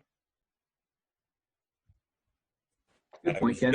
I think that's why there are options for 6 through 12 and 3 through 12. So then why are we even, this should be an option we shouldn't even be discussing. If we're not discussing the other options because they add more travel time, which will make our students less productive at the high school level, if it's going to make our students less productive at the elementary school level, we definitely don't want that because they have a longer road. Ken, 6 through 12 would be the same as it is right now. Yeah, I know, but I'm talking, you also have down here 3 through 12. Right, it's just an extra option. he's kind of showing us a couple different paths. So good point. And I forget what I said, but I think I said Mike and then Keegan. Yeah, so Lori touched on part of it, and I was going to point out that the renovations would be a bond as well, so it would have the same effect, counting against our equalized pupil spending. But also, I just have to say, I've heard this several times on the board that, oh, Leland and Gray is 50, 60 years old and we need to replace it. But, my understanding is large institutional buildings, you might have to renovate them every 50 years and bring them up to new standards, but it doesn't mean they necessarily have to be replaced. I mean, how old is Townsend Elementary? It's over 200 years old, right? Still seems like a perfectly fine building to me, and we have to factor in our declining enrollment problem, right? I mean, I have a feeling that we could get tarred and feathered if we propose a $49 million school building project. I don't think our taxpayers are going to go for that at all. So those are the points I wanted to make. Good point, Mike. I would agree with you. I think if it negatively impacts the property tax rate by a substantial amount, then yeah, I think you're probably right. But I'm very curious to see what Lori comes up with for property tax rate impact. I think we have an assignment for them for the next meeting. And let's see, I think Keegan, and then I see Dana. So it sounds to me like the discussions that are happening are couched in a couple of different ways. On the one hand, we're concerned about our property taxes going up. Another thing that we're worried about is the amount of time that kids spend on a school bus and a $2 million Band-Aid to go on to a building. The report about Leland and Gray has a lot of concerns for me. It sounds like the building is old, and as much as I enjoy old things, it reads as though it's a decaying building that is not going to be safe or structurally sound for a while without massive fixing. So is our central, is the goal of this conversation just to look at all the different ways we can spend money that we don't want to spend, or is it to identify what are like the things that we're not willing to bend on? Is it the property tax that scares most people, like the fear of it being too much? Is it the amount of time that our children are going to spend on school buses to go to a centralized location? Or is it just a generalized, because we have declining enrollment, let's not invest too much money into a school structure because they aren't going to have that many kids in them? If we are anticipating a large number of kids moving up from the city to live here, which I would never count on, the building itself, it doesn't read as though it has strong enough supports to maintain a weight load. If it's talking about how the roof is going to collapse because of a snow pile, I would be more concerned about a whole bunch of more bodies of kids inside of a structure that's not adequate. Those are the things that I'm thinking about, and I would love some clarity if someone wants to point me in the right direction. Or if I'm completely missing the point, redirect me, please. Keegan, I think that's a great summation of the concerns and things that have to be weighed for our decision. I think I see Dana, and then back to Mike. Go ahead, Dana. Sorry, you're on mute if you're talking. Can you hear me now? Gotcha. Can you hear me now? Gotcha. Okay. The new building idea, is that something we really should be looking at a long term? Because first you have to come up with a property, and then construction of a new building of that magnitude would probably take a year or two. What do we do in the meantime with our students?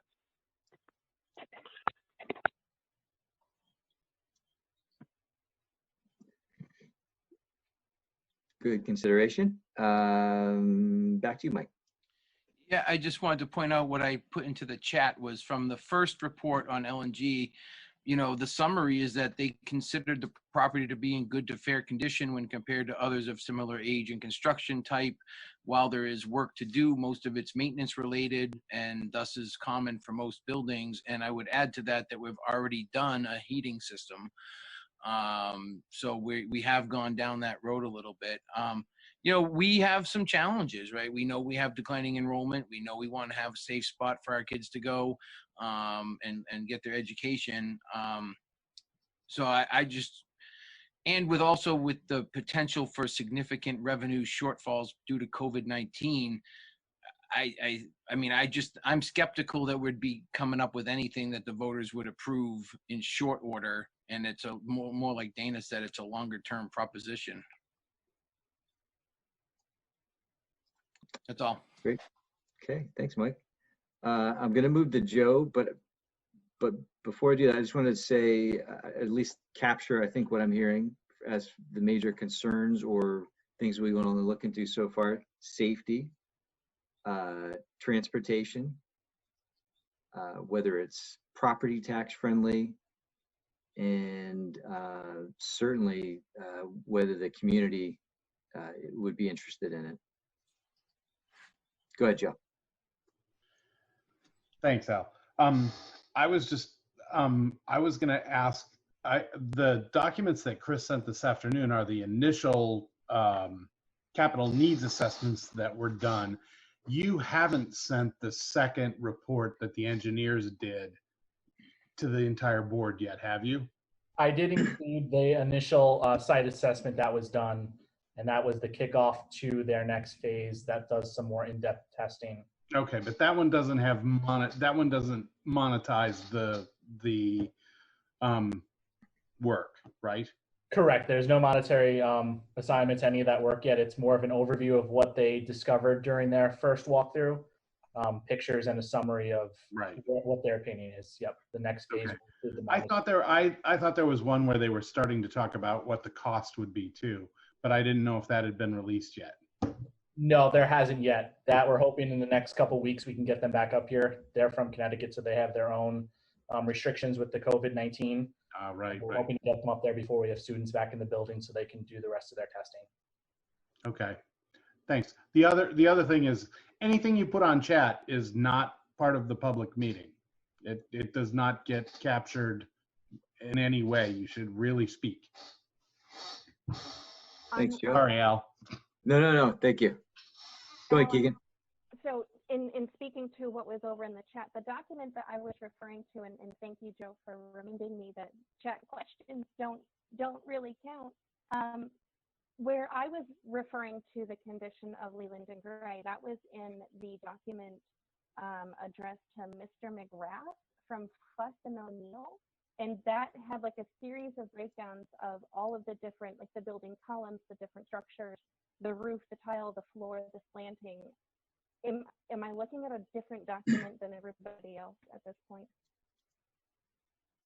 No, that would be the correct document. Okay. And then included in that, there was also the capital needs assessments also, which were done in 2017 as well. Okay. So there should have been 5 documents in total that were sent out today between 2 different emails. Okay. So all right, I got you. Thank you. Yeah, so Chris, back to Keegan's point, the one that was addressed to Ed McGrath, that was February of this year versus the previous one that does have numbers attached to it. That's from 2017, I believe. So the probably the wording of the 2021 is probably more accurate, correct? After 3 years. Correct. Yeah, there has been some decline in the structural integrity of the building during that time from what I was hearing from Ed during our walkthroughs.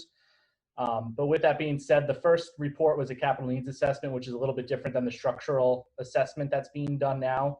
The one we're doing now is more in-depth look at particular areas of the building that are of concern related primarily to the structural integrity. So it's a more in-depth analysis of the structural components of the building rather than some of the cosmetic or deferred maintenance items. All right. Were there any other documents to look at? Or is that it? Okay.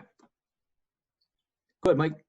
I just wanted to point out that even the Fuss and O'Neill report does say that it is in, or at least in fair condition, and we're not in any danger of structural failure. I definitely just read that somewhere. Based on our observation and review of the available and subsequent building addition construction drawings, we believe the building is generally in fair condition and not in immediate danger of failure. However, there are significant deficiencies to structural elements that will require further investigation, testing, and corrective action.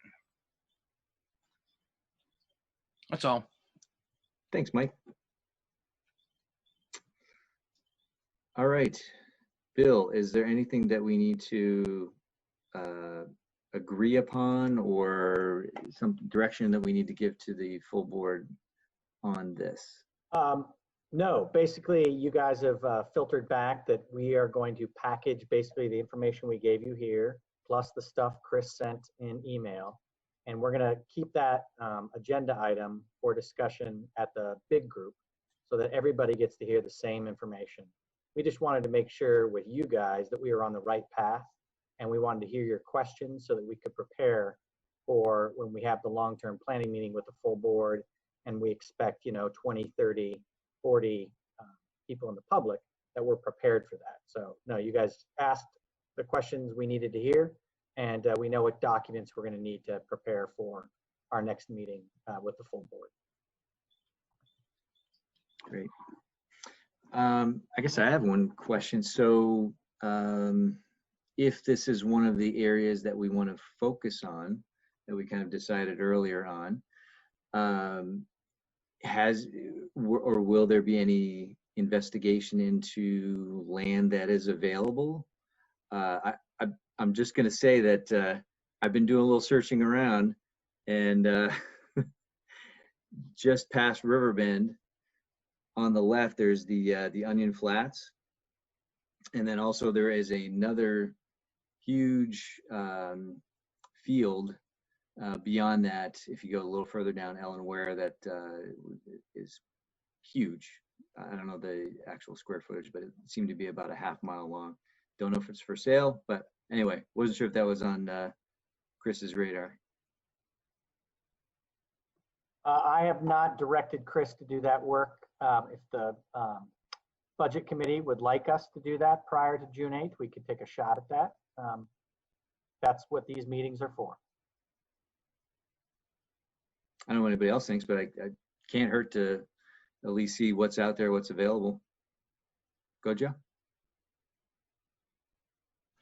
No, I agree, Al. I mean, it doesn't hurt to look at this kind of stuff. I also think that, most of what we've been talking about is new construction, the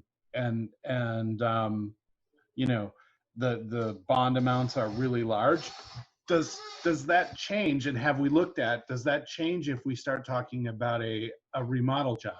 I mean, what if we just take the existing structure in the place it is, where it's pretty central and we already have 6 to 12 there, and we, gut it and redo it and make it, more efficient and structurally sound? And is that, I mean, I don't even know if that's a realistic possibility. Can it happen? Does it make sense to happen? Is it more expensive to do that than to just knock it flat and build something new? I mean, all of that. But that's, most of this seemed to be focused on new construction and the cost per square foot, and is renovation an option, and is it a more cost-effective option? And at that point, we can bring in the Townsend Elementary building as well. It's across the street, and then we have two buildings. It's kind of like a campus separated by the common. And again, we can do some remodeling there maybe too, and that might give us all the capacity we need. Just curious. So that work, I don't think we can do before June 8th. No. But, why not? But again, that is what these small group meetings are about, is to get those ideas. So I just wrote it down. I'm sure Chris has it. as something we can bring up to the full board about whether we want to invest the resources to find out that information. I'm happy to bring that back up at the June 8th meeting. Thanks. Go ahead, Ken. And then Dana. Okay, with all this talk about even looking for properties, are there going to be any school closures with all this new construction going on? Or are you just going to look for a piece of property that is just 6 through 12 for a 6 through 12 structure? Or are you looking for property that will handle 3 through 6, which if you have a 3 or a 3 through 12 structure, if you look for something like that, you're looking at somewhere down the line you're going to have to close a school. So if you're going to close a school, this is my question, which we've gone over this before, is we have to get authorization from the town to close that school. And as far as Leland and Gray goes, we don't even know how to divvy that property up if it did close. So back to square one, don't you think those answers should be found out first before you start looking for property? If Leland and Gray's property was to be dissolved, how would it be distributed? It's a great question. Because why look for another property when you have another property that you're going to have to maintain if you can't get rid of it? All right. That's it for me. Thanks, Ken. Go ahead, Dana. So I've got sorry, that go ahead, down, Ken. I think that's a really good question. I don't know the answer, but it's on the list. Go ahead, Dana. Yeah, committee, why is the time frame rushed? I mean, are we in dire need to have everything done by June 8th? I'm just curious. No, we are not in a super rush. Absolutely not. We're just trying to respond to your questions and continue to be transparent. But all these questions that are brought up are things that the board's going to wrestle with the next 4 months. So nothing is off the table till you guys tell us to stop, and nothing is on the table until you guys tell us to investigate. I'm just trying to piece together what kind of information can we give back to the board on June 8th. It's going to look very similar to the stuff that you guys have in front of you now, plus some extra things that you have pointed out that you think would be valuable for the entire board to discuss. Okay, I'm like with Ken, I agree. There's a lot of questions. A lot of things and questions we don't know about, and we need to ask. I just don't want to rush things and we miss something. So we're good. Totally agree, Dana. I think this has been great, and I think Bill would agree. Ken, keep asking the hard questions. Dana, Mike, Keegan, everybody. And there are no dumb questions. So just keep them coming. It would be much better if we are able to at least think about these in this setting than to be in front of a group of community members and fleshing or presenting something and have not thought of something or answered something thoroughly. This is a better setting for that. Go ahead, Keegan, and then Dana, did you have your hand up again? No, I'm good. Okay, go ahead, Keegan. So if the end goal is to use this committee time to talk about ideas and to hash things out and to come to like a common understanding of what we're discussing, and also being mindful of our community members and our voters and trying to pass a budget and all this other stuff, would it be possible to not do like a study committee or something, but at least survey the voters before they vote on a budget? Like what is the community's non-negotiables? Would that be a thing that we could do, like what's important to you? Low taxes, updated buildings, or short transportation for your kids? And kind of have like a ranking order, because I know what my values are, and I know what the values are of the people that are the 13 folks that are here. But how would we gauge that, or is that something that we're just supposed to inherently know that I don't know yet? It's a great question. I see Bill writing it down. Yeah, Go ahead. no, that's fantastic. If the board wants to, you know, create a survey that they want to find out the values of the community and have some things on there that they think will assist you all in getting to the point where you have, you know, a path that you want for the future, hey, we're here to work for you. So I think that's a great thing for, I'll put it on the agenda for June 8th to talk about gauging the public value, you know, where does it all fall, and how that could look. I'd appreciate that. Thank you. Thanks, Keegan. Go ahead, Joe.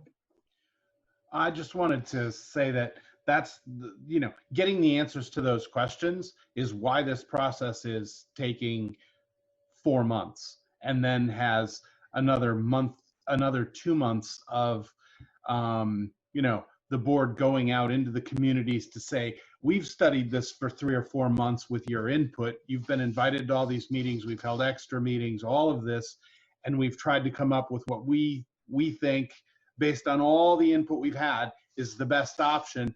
And here it is.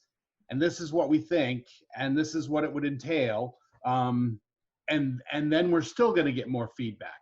Whether or not we end up going forward or end up realizing that, you know, the best option isn't going to work for everybody at the end of that 2 months, you know, I'm hoping we end up finding a way forward. But, you know, that's why this process is as long as it is, because we're going to get that feedback and you know, invite people to come and have this discussion.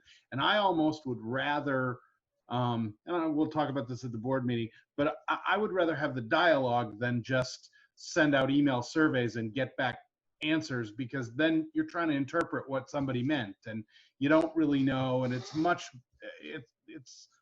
it feels more productive to me to get the community to come into this conversation rather than to, you know, send out email surveys. But we can talk about that at the board meeting. But I think we're trying to do what you're asking about. Thanks, Joe. Yeah, this has all been very, very thoughtful discussion. Really appreciate it. And did anybody have anything else? Speaking of surveys, I was going to move on to surveys, but if there's anything else, go ahead. Let's get it on the table. Nope. All right, moving on. Draft surveys for parents and students to review. So I'll tee up Stephanie on this. I asked Stephanie to create a draft survey based on your meeting on May 11th. You guys had some strong suggestions from the public that the board seemed interested in, of asking current students, former students, parents and guardians. This is all particular to Leland and Gray. So Stephanie, in her comprehensive professional manner, really did a bang up job of what it could look like. And so we just wanted to run it by you guys. And of course, we'll run it by the board on June 8th as well.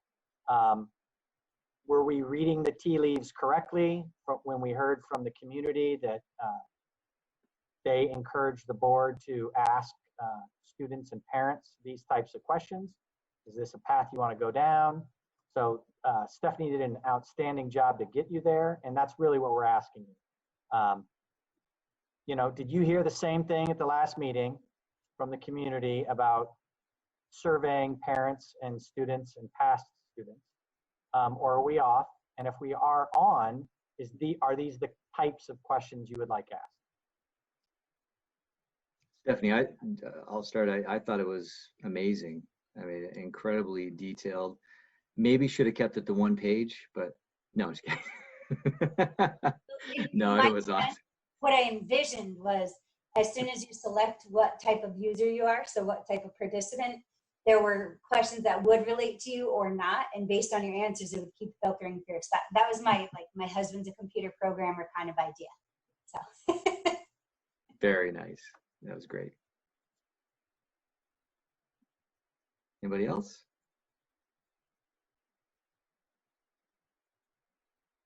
Dana.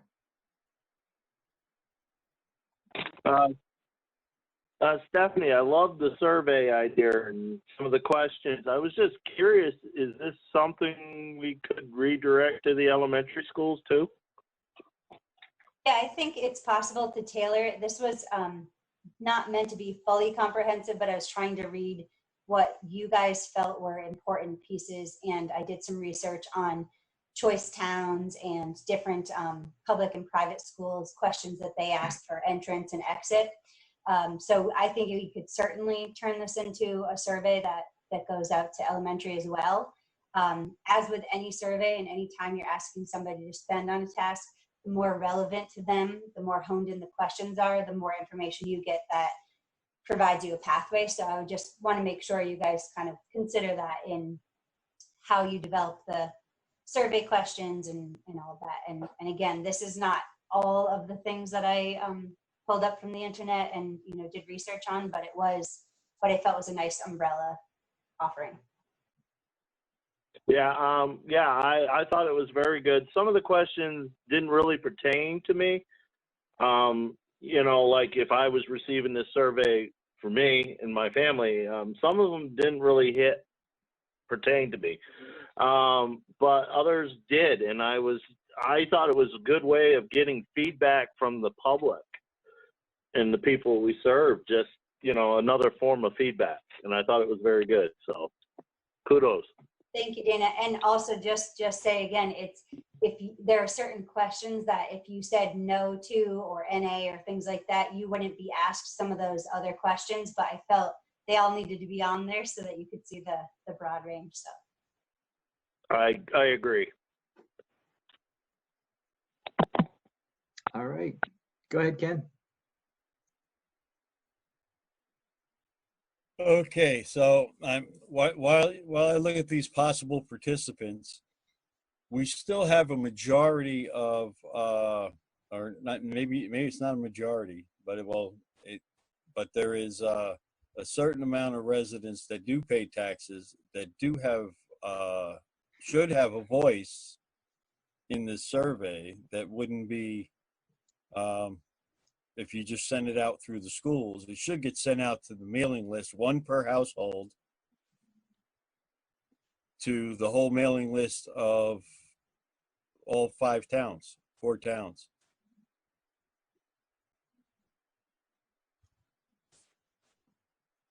I've got it down, Ken, for the 8th meeting. Does that make sense? I mean, I don't know, does that make more sense? Would you want 1 per household, 2 per household? It depends on, you can't just say it's, if you do parents, do both parents fill out the survey? Does one parent fill out the survey? Because it seems to me like you have a captive audience here when you should have one, send one out to every household on the voter registration. Also, the one household could have a current student, a graduated student, a person who did not school choice, but took their kid out and did parentally placed, and parents. So that's kind of something to consider, which does make surveys difficult, but just a consideration. Years back, I was asked to do a study group at Leland and Gray, and I actually fit 5 of the categories.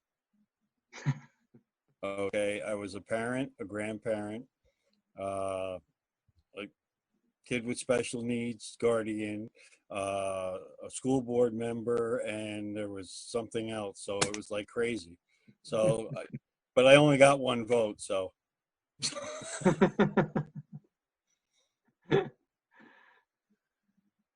So just, I just want clarity on it.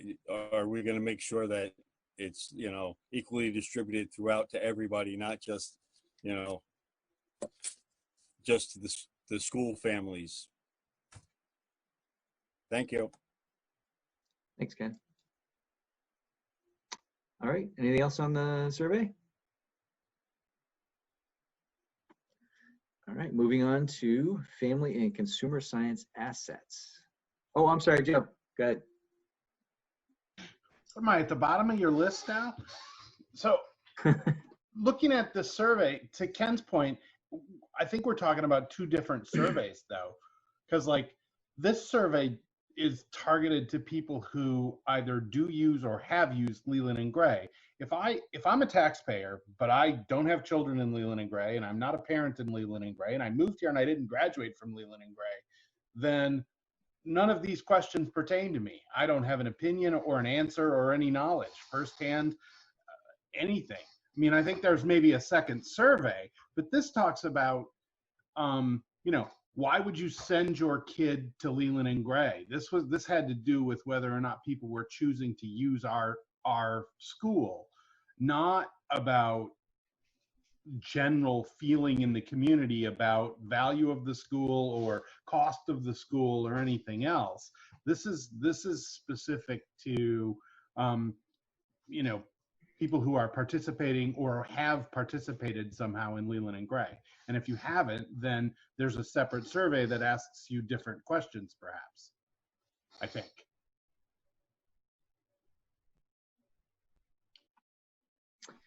So students and parents of students. So I have three things under survey.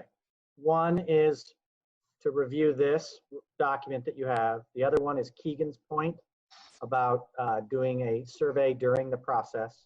And then I have Ken's point about and it doesn't have to be particular to this survey, but the idea of making sure that all households in the members of West River are surveyed on what we are talking about. It may not be these particular questions. It may lean more towards what Keegan was talking about, but I've still got it down for us to discuss on June.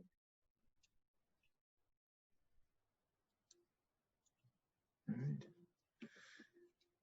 Great, thank you. Did I miss any hands? Nope, okay. All right, family and consumer science assets. Okay, that's me. I will make this really quick. Our auditors actually suggested that we bring this topic up, so I will going forward, but because family and consumer sciences are no longer offering classes, there are some assets. It's actually not that much money, less than $1,000, but Leland and Gray would like to sell them and put the money into a student activity account. So I thought, as the budget committee, I thought you could make that decision and we could move on from there. But this is, our auditors said it should be run by the budget committee. So. All right, so you would like us to make a motion? I would. Do such? Yes. All right, who would like to make that motion? I saw Ken, you raised your hand. I will make that motion. Okay. Sounds like Joe's a second. Sure. All right, so we need to do a voice vote, correct? All right, so. Discussion. Discussion first, yes. Go ahead. Thank you. Since I made the motion, I'd like to be the first one to speak to it.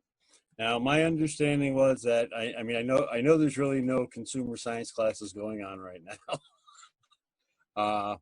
But was there or was there not that Bob had brought up that they were bringing back a certain course? Could they possibly use any of that equipment?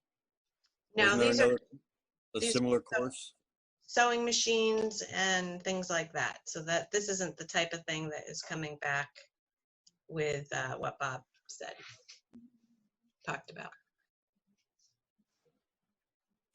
would we possibly be able to use these? Wasn't there a program coming up from Brattleboro that touched on different things that was going to possibly be part of the after-school program or an elective or something like that? And I know there was, because I specifically recall some kids don't even know how to sew on a button. And then they said, well, this new, I can't remember the name of the course, but it sounded real good. We were signing up for it. And I don't know if it ever started. And it's up to you guys. I think you're referring to senior survival. Yes, they are talking about buttons. They're talking about buttons for you and I on our shirt and getting a piece of thread and sewing it with a needle. Bill, you're talking to a guy who knows how to darn his socks. All right, man, I'm proud of you. Nice.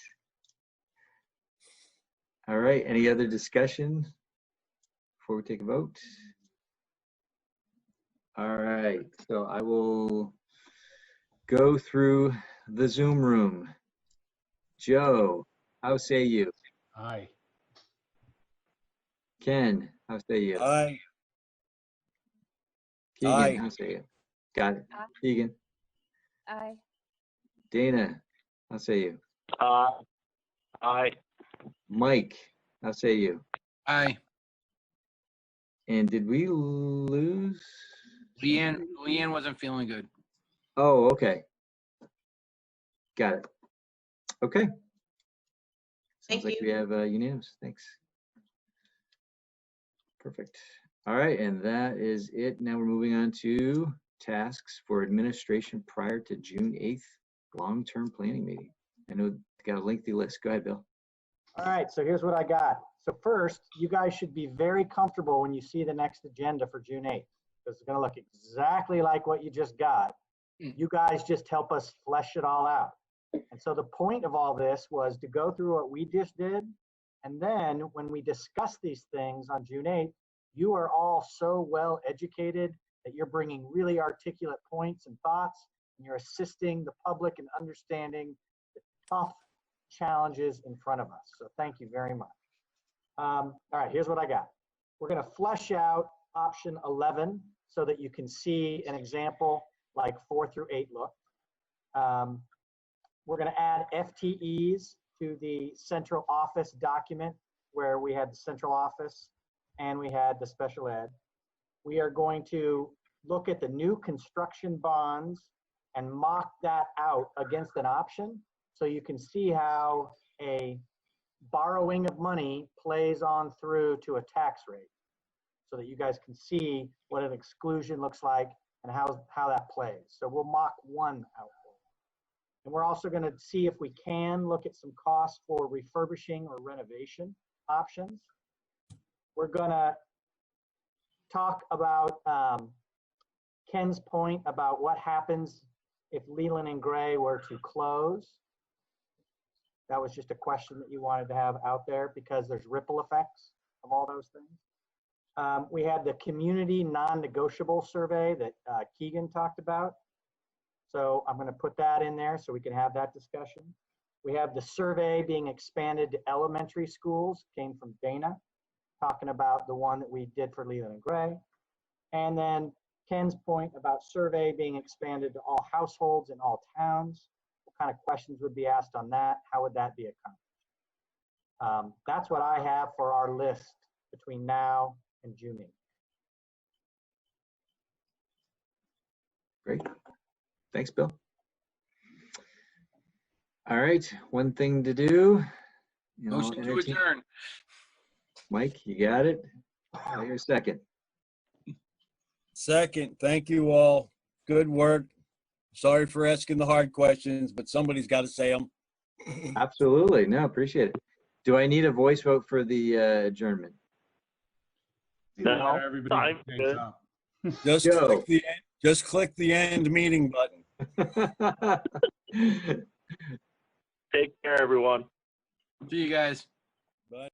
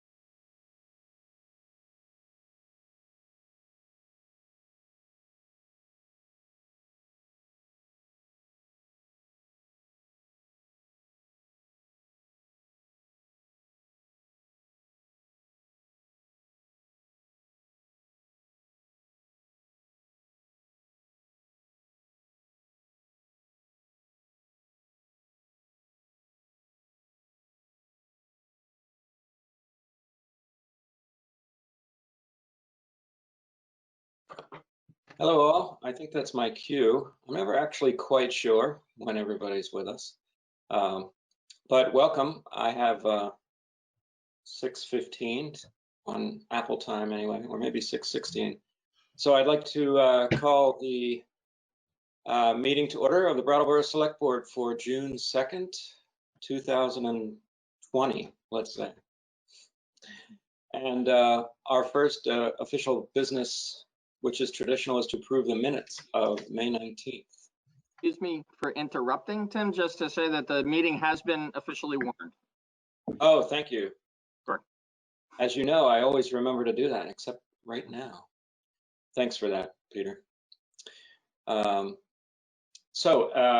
everyone has, of course, studied the minutes of May 19th, do I have a motion to approve the minutes? I move to approve the minutes of May 19th, 2020.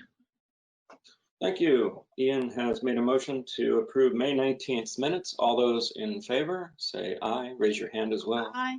Yeah, thank you. Aye. 5-0. And I just want to, let's see, I'm going to try to sneak in our administrative stuff a little bit here and there so that everybody knows the deal. If it's your first time watching, we do ask that if you want to comment during public participation, which is sort of the open forum early in our meetings so that you can speak about whatever you'd like or ask any questions you'd like for anything that's not on the agenda. Or pretty much after every item, I'll be opening it up for public comment. Feel free to raise your hand, so to speak, in the chat window just by typing in, I'd like to say something, or I have a question and your name. That helps your chair out in sort of lining you up and figuring out what kind of interest we have for people to speak. Otherwise, when we get to the public participation part, I'm kind of like just waiting. And it's great to know in advance that some folks want to talk. Thank you. And yes, I think that's all I'll say there. And so chair's remarks is usually first. I really don't have too many remarks. We have a very full meeting. I did want to just say that, gosh, on the national basis, we are all experiencing quite a bit of emotion now. There is so much going on. And I want to just bring it down to the local level and say that I continue to be incredibly impressed with the community here in Brattleboro. We've had 2 major protests now featuring a lot of people who are justifiably upset by some things happening on the national level. And I just want to say that our town staff, everybody I've been encountering in our community, our police, everyone, our fire department, everyone has been coming together in support of free speech and the justice that everybody is seeking in these increasingly crazy times. And we're dealing with so much on top of our normal crazy, which is COVID-19. And now we have all kinds of unrest in our country. So anyway, that's my remarks. I'll pass it over to manager's comments, please. I didn't have any prepared for this evening. I'd like to just add one thing to what you just said, Tim, which is in both cases, the organizers of the event coordinated directly with our police department. And we really appreciate that partnership.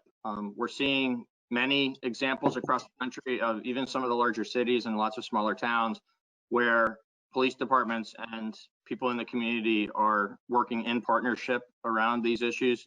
And we're fortunate to have that be true here, that there has been communication that has enabled everyone to be able to have these major events and have them remain safe for the whole community, for the participants and for the rest of the community. So we're hopeful that people who may organize additional events would continue to view our police department as a partner and as folks that they can work together with around these kinds of major gatherings.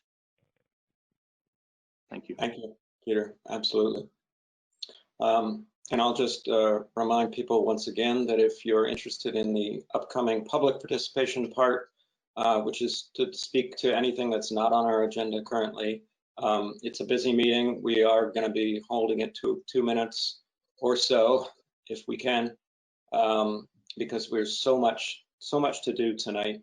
And thank you. And the next order of business is just to hear from my 4 fellow board members, any kind of committee reports or comments that you might have. And I have almost split-second raising of hands. Daniel first, if you'd like. I just wanted to publicly state my gratitude for Chief Fitzgerald's op-ed in the Reformer the other day. You know, I appreciated its honesty. And I also think that at a moment like this, you know, we can't stay silent, even when what we have to say is complicated. And, you know, as white people in a 99 or whatever it is % white state, our role as allies is sometimes hard to navigate, and it's not always clear what the best path is. But I think that honest public reflection, especially those of us that have positions of you know, public trust and public power, is really, really important. And I just want to commend Chief Fitzgerald on that. And I think that, you know, continuing to have an open, honest dialogue in the community is the way that, you know, is the way I've seen us do business, and I hope it's the way that we continue to do business. Thank you. Brandy? I just wanted to say thank you to Brattleboro Solidarity for being one of the organizers of Saturday's rally. I was unable to attend that one. I did attend the one today that was organized by students from our high school, and it was passionate and it was well attended. And I'm very grateful for the amount of people that showed up to protest the murder of George Floyd. Yeah. And yeah, good job on both fronts. I have to say I was really, really proud of the high school students today, because it's a big undertaking and there was a lot of people there. I have no idea what the final count was, but it was huge. Thanks, Brandy. Ian, I saw your hand. Yeah, I just wanted to also show some gratitude towards the organizers and also the town for Sunday's demonstration or protest. My partner and I participated, and you know, it just reminded me again why I'm so happy I live in Brattleboro, and I want to just encourage that kind of discourse and respect to continue as we move forward and show solidarity and support for people across this country during this really trying time. Thank you, Ian. And Liz, I think you're the only one left, if you have anything to say. No pressure.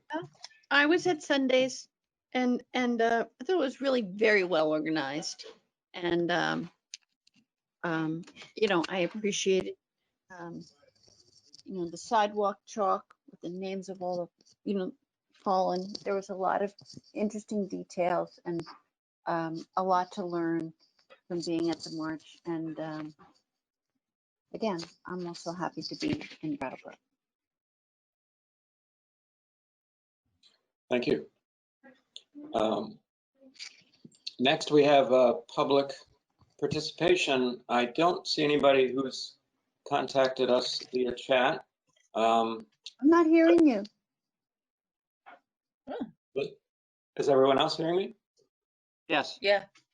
Okay. Liz? Oh. I've done that before, where you plug your machine in and you don't know why you don't. So that's easy to do. Thank you. I thought that was. And as you were killing time, thank you, Liz. Someone does want to speak, and that's Andrea Watkins. If you don't mind me using your name, it now appears on the screen too. But, go right ahead. Yes, that's fine to use my name. I just wanted to follow on about the comments about Chief Fitzgerald's letter to the reformer, which I was very appreciative of. But I feel like there's still questions unanswered that citizens of every municipality that hires a police force need to be asking right now. Needed to be asking years ago, but we should definitely be asking now. I would like to ask Brattleboro to set up a more inclusive dialogue with him, some sort of forum. In particular, my question was about what we're doing to make sure that we're only even hiring in people to the police force that have the right characteristics, the right morals to be a police officer, because his letter addresses ongoing training, but the absolute brutality and callousness that we've seen over the past few weeks, I don't think can be trained out of anyone. So I would like to understand, since, you know, as a taxpayer, I'm paying these people's salary too, as we all are. What are we doing to hire the right people in the first place? And I realize you have a full agenda and this is not a one evening conversation, but I would like the select board as our representatives to carry on this dialogue. Thank you, Andrea.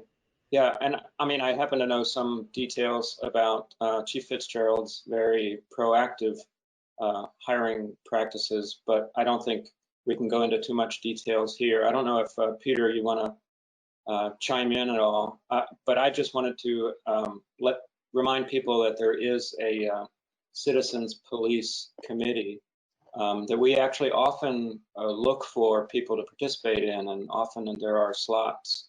And that committee is sort of a direct dialogue, ongoing way to communicate with the police department and have sort of a two-way dialogue with them. Certainly not ruling out a forum or a discussion with Chief Fitzgerald. Peter, did you want to say anything? The chief is probably on the line, and we could ask him to come in and speak to this in more detail if you'd like that. What I could say on his behalf in summary is the hiring process is rigorous, and the values of the department as expressed by the chief in the piece that was in the paper are what guide that process. And we haven't been at full staffing for quite a few years now, and the reason why is because we don't just hire police officers to fill slots. We make sure that we're hiring police officers that are prepared to be engaged with the community and positively engaged with the community. Not we don't. The piece that the chief referred to. Parlance in police training about the difference between a guardian role of a police officer and the warrior role of a police officer when things get disrupted. And all of the emphasis of the hiring and the training in the Brattleboro Police Department is as guardians, and all of the interaction that we have with the community is geared towards that, in the hopes that we never, and it's true that we almost never, have to have the police act in that more restoring order kind of manner. So, you know, some of the drug interdiction work that they do, for instance, and so there's certain other times in their work that's very challenging in that regard. But here's the chief coming on to speak for himself about the hiring process. But the emphasis is always on that mission statement and the values. Chief. Welcome. Yes, thank you. That was a great question. And obviously we never know what truly is in someone's heart, but that is not lack of trying. The town manager was absolutely correct. our background investigation is very, very lengthy and very in-depth. And some of the questions we ask, like at our boards, are, what have you done for your community without asking for anything in return?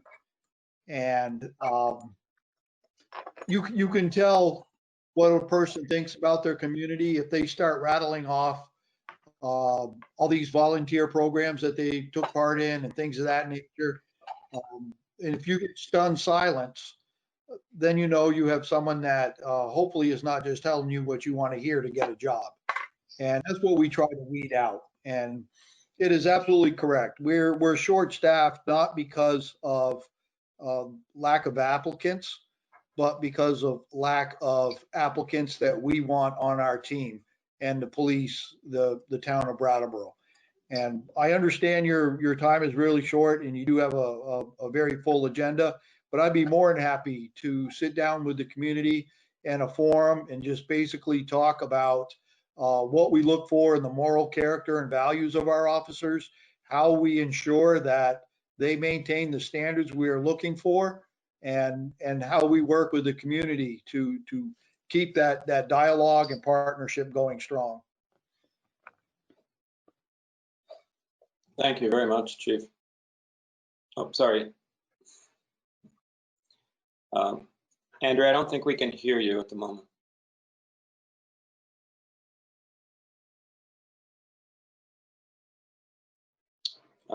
I think Andrea might be, actually, I can't hear Andrea. I can't either. Oh, okay. Okay.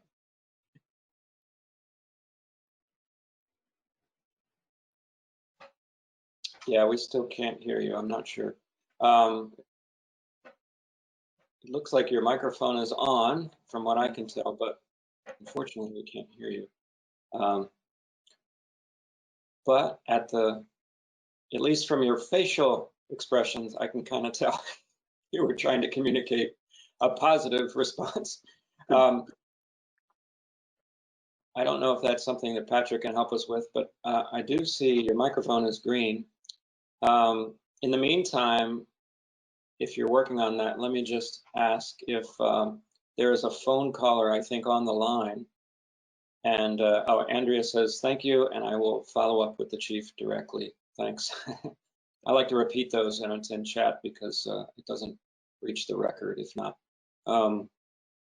And I was just told the caller is off, so I don't have to be concerned about the caller. So thanks, Andrea and everybody. I think since I don't have anybody else raising their hand, we will move on because we do have a pretty packed agenda. One thing I neglected to do is sort of give a agenda adjustment announcement. Our next in line is to become liquor commissioners to address a second-class liquor license request from Retreat Farm. That request, at least for the moment, has been withdrawn. So we don't have to become liquor commissioners, folks.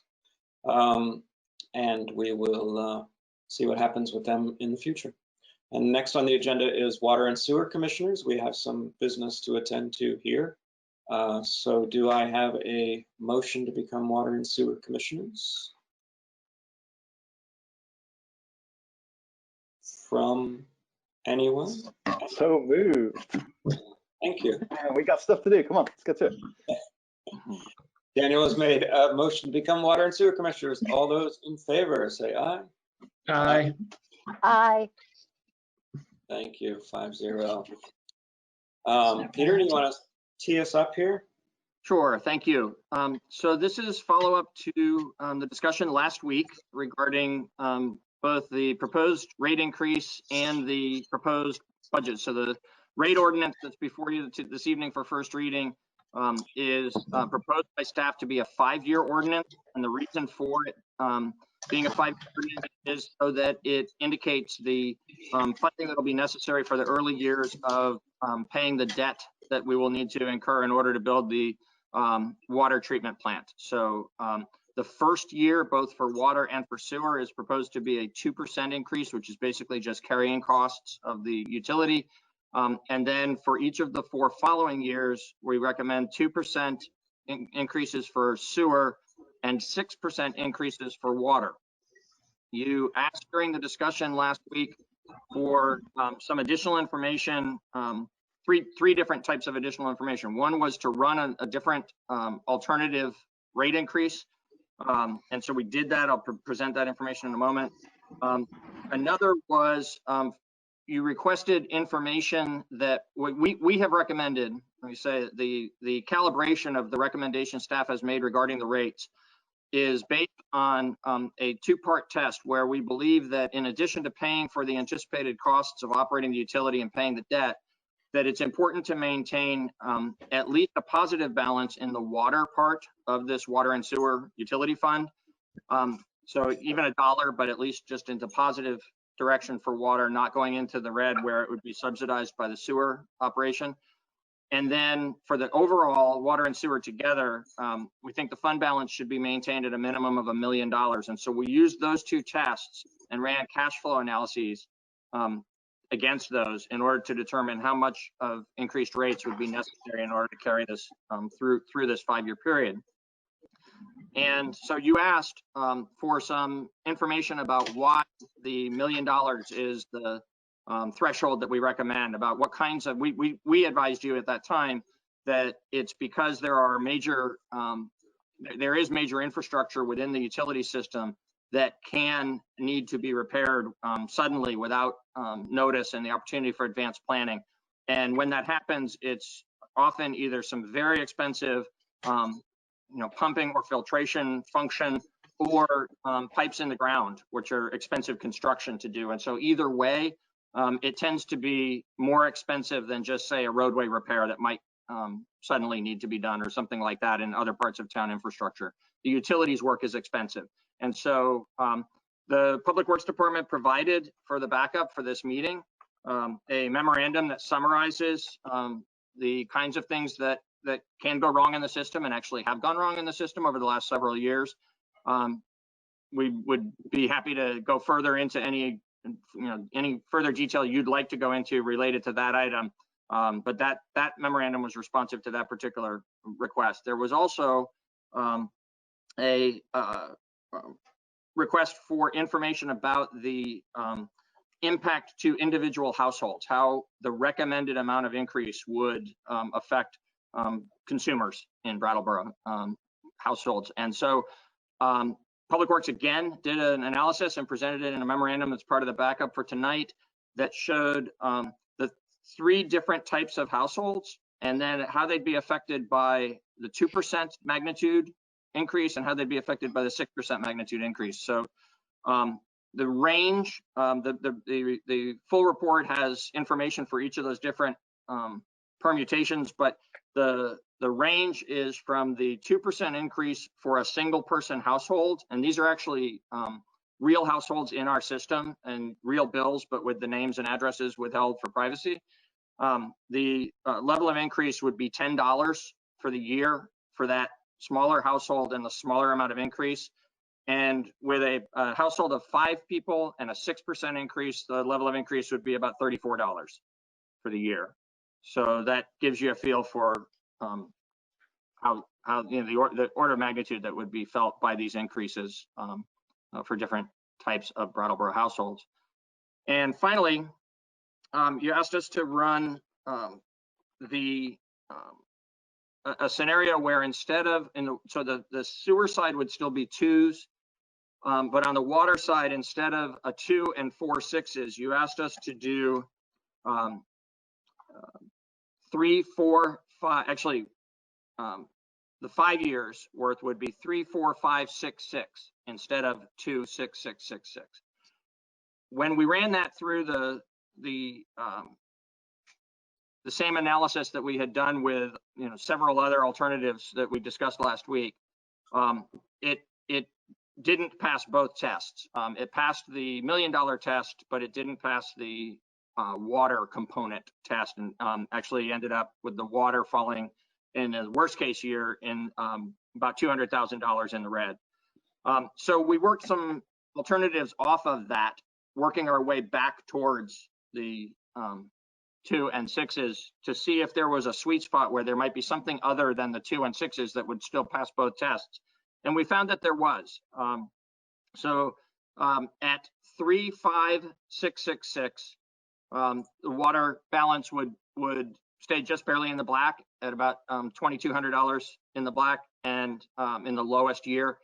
And at 45666, it stays $150,000 in the black. But of course, either one of those requires a larger amount of increase in the first year, and the 45666 requires more overall increase over the 5-year period than what we had proposed. So we didn't think that you would be interested in that. We thought it was important to share the information, the outcome of the analysis with you. Of what we've analyzed, and if you agree with applying the $1 million test and the water positive test, then the 35666 would be an alternative to the 2666. So that's our staff report for this evening. I guess I should also note that for the benefit of the public, I think the select board's well aware of this, but last week we discussed the budget for next year first and then the rates. We're doing that in reverse this evening because if the select board is comfortable moving forward with this ordinance and knows what numbers you want included in it for the annual increases, if that is the 2 and 4 6s on the water side and the 2s on the sewer side, then the ordinance as it's before you tonight is ready to go forward for second reading, and the budget that's before you tonight is ready for adoption or to be put up with that ordinance for adoption next time. If you decide that you want to change the ordinance, we can do that. You can do that tonight so that it can be read and adopted on second reading in the same form as you indicate tonight as your preference. But that also will change the revenue side of the budget if the first year numbers are changed. So if the first year numbers aren't 2 2s, then it'll change the revenue for the FY21 budget. And so we would make the necessary adjustments in that and bring that budget back to you next time for approval. And that's why we're asking you tonight to talk about rates first and the budget second.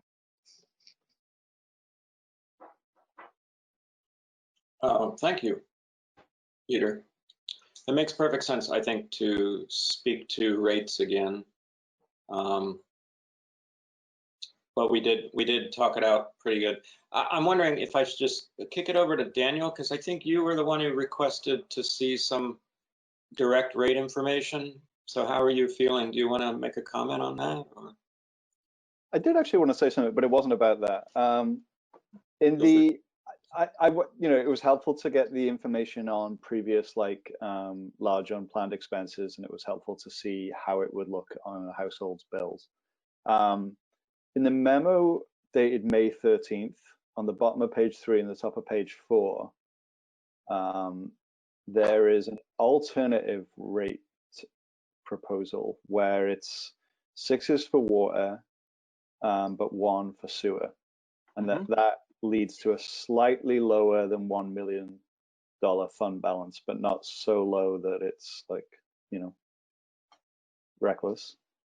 And I noticed that that's not really kind of highlighted in the most recent memo, but I was wondering if we would like to kick that around a little bit.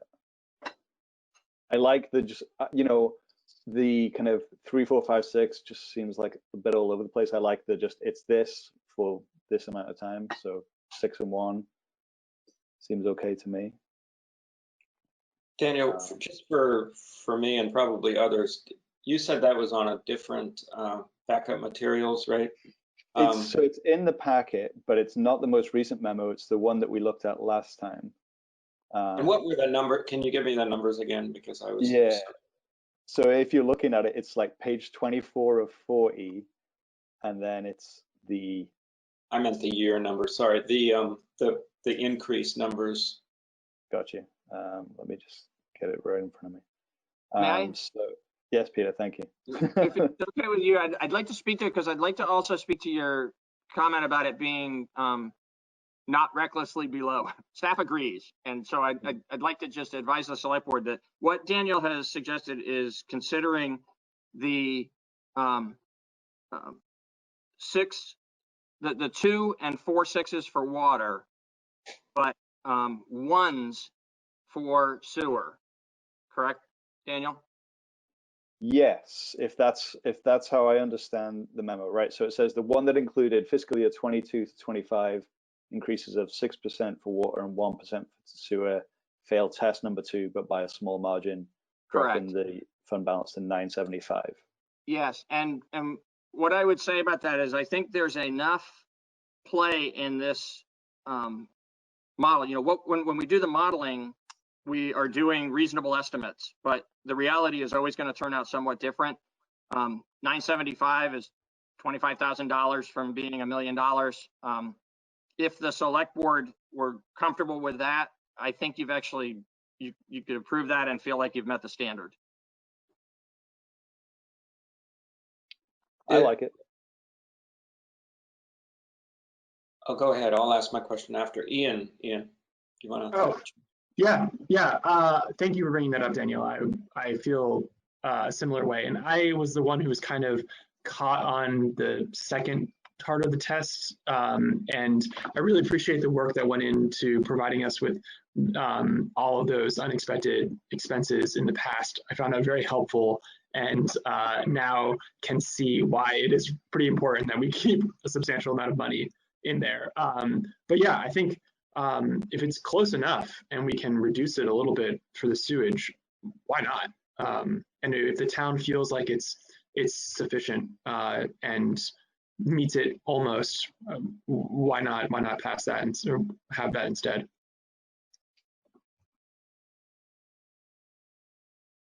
Does anyone else have a comment? Liz or Brandy? I have a I've question. been nodding. I'm nodding.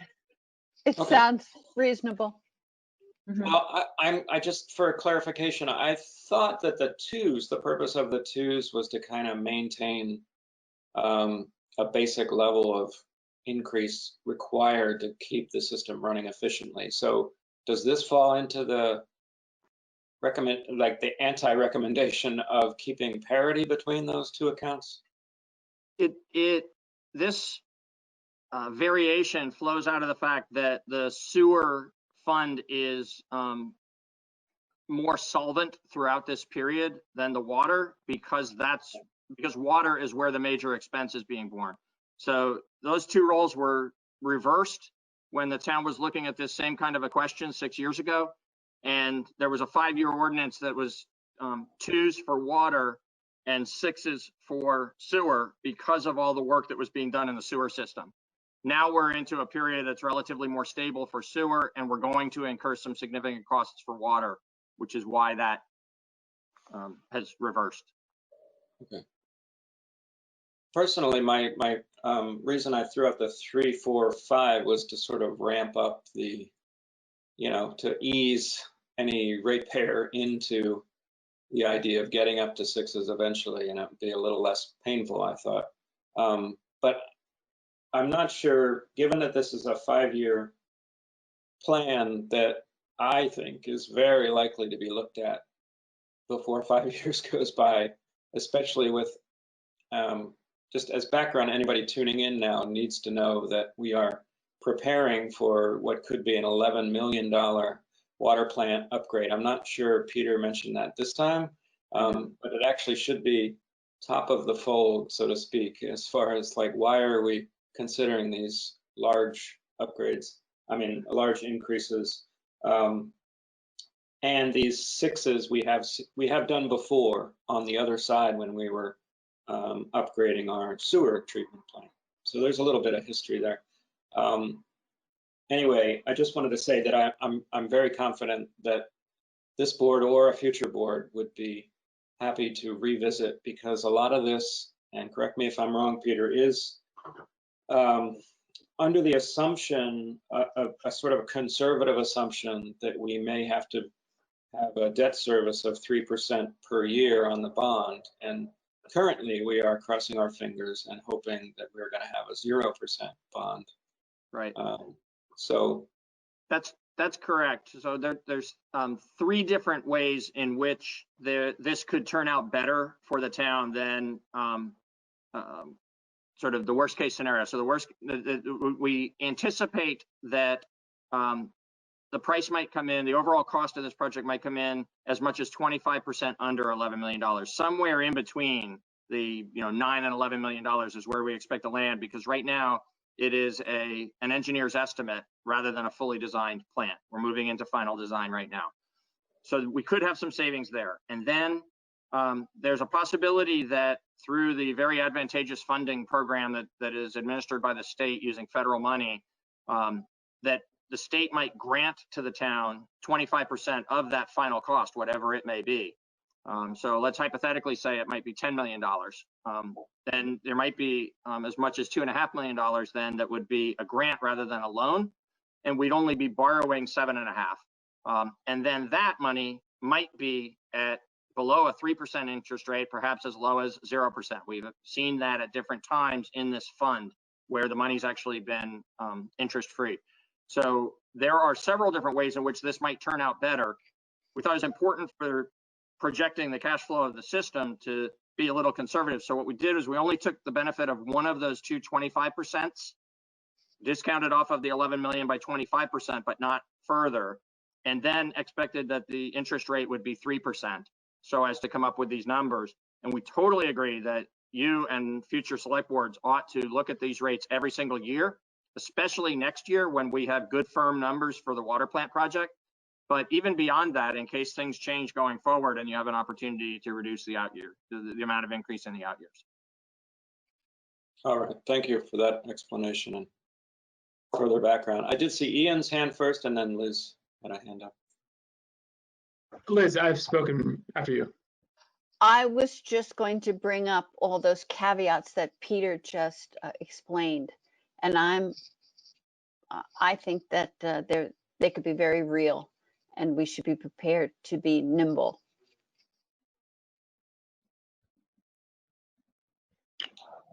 Ian? Yeah, I'm just, and maybe this is my first newbie question of the night.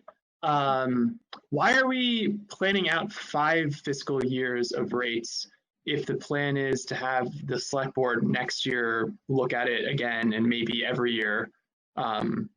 Why are we torturing ourselves on it when maybe we should just be setting it for 1 year and then say, we're gonna have a lot more information next year to look at this, and whoever is on the board will look at it then? It's probably Peter's fault. Yeah, so we meant no torture. I know. I mean, it's all in good jest. A couple of things. So the intent is because we know this major expense is coming, right? We don't know exactly the details of it, but we know it's coming. And so we think it is prudent and proper for the board to see what the expected impact of that is and demonstrate that we're looking to protect the integrity of the fund in the manner that we've been having a conversation about in these different ways, running these different tests against it, and being able to demonstrate that our cash flow analysis out 5 years meets those standards. Having said that, we have demonstrated that there's a plan here that we know is subject to change. If it is uncertain enough to be uncomfortable enough for the board that you'd rather do a 1-year ordinance and adopt the 2s, and a year from now be looking at a longer term ordinance using the real numbers that we've come to at that time, that's a responsible way to move forward. It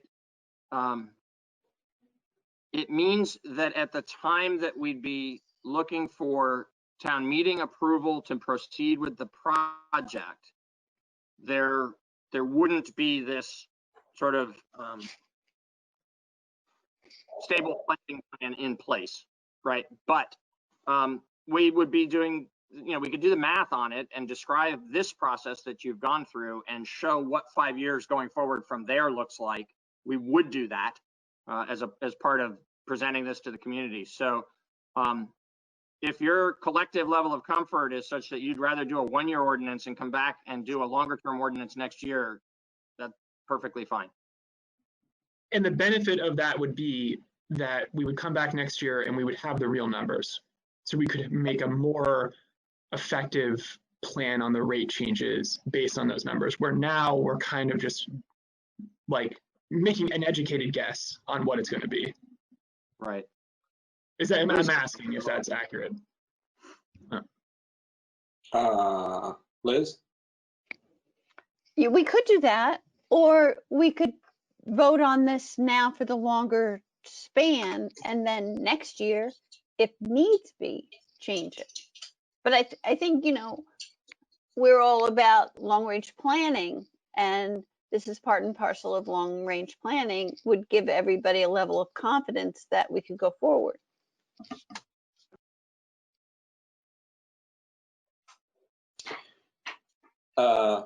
Agreed. So, so what does the board want to do? I'm feeling like I'm willing to, knowing that I'll be on the board next year and one of the main advocates for taking another look, at least, if not changing anything. I'm pretty confident that ratepayers can understand that we'll at least take a very good look at all of these numbers again. I'm willing to let go of my ramping up proposal and defer to Daniel's. But I guess the question is, do we want to adjust the number of years we're going out, or do we want to just go for it?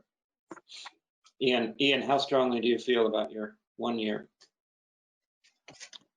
I think Liz brings a really good point up, that it's probably just more responsible to show that we're looking out that far. I think it was just, I want to just have the conversation about why we're doing that.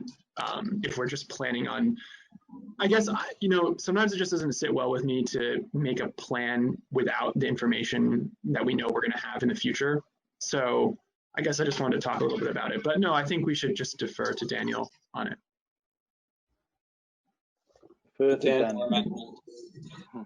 I hate saying it. I hate saying it. Yeah. Daniel's over here on my screen. I'm actually not. I'm deferring to down Daniel.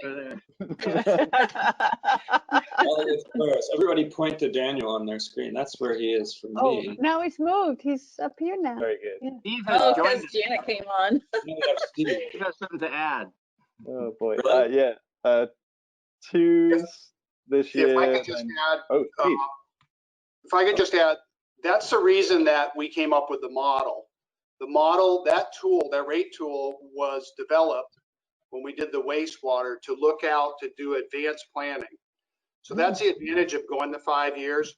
To let people understand these are the rates that we're going to be looking at. And that's what's the money is necessary for the project. Now, if it comes in less, then it will also help the project.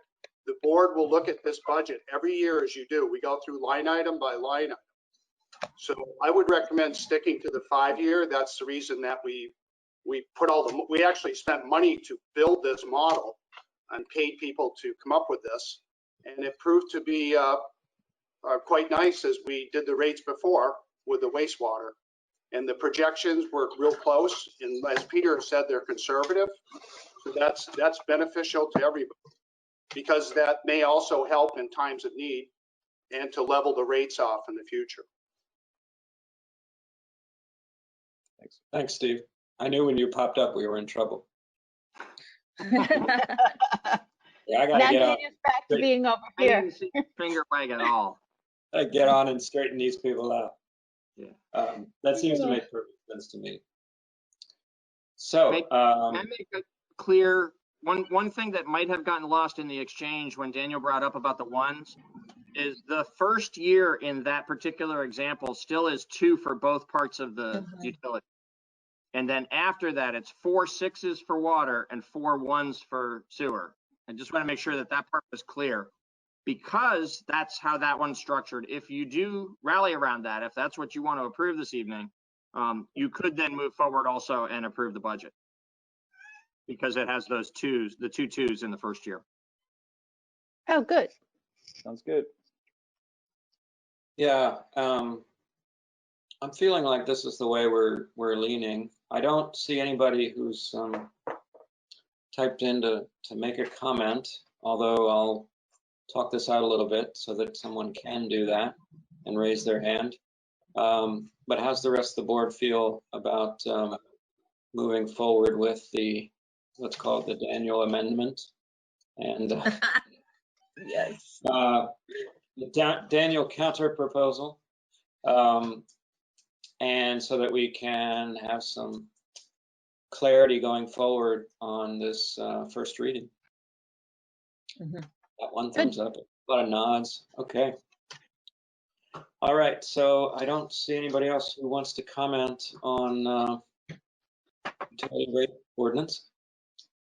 So what do we do now? We have a motion. There must be a motion. Actually, the rate ordinance doesn't require action this evening. We just needed to know what you want us to bring you for the public hearing and the adoption on second reading next time. It's clear to me that you want the Daniel Quip option.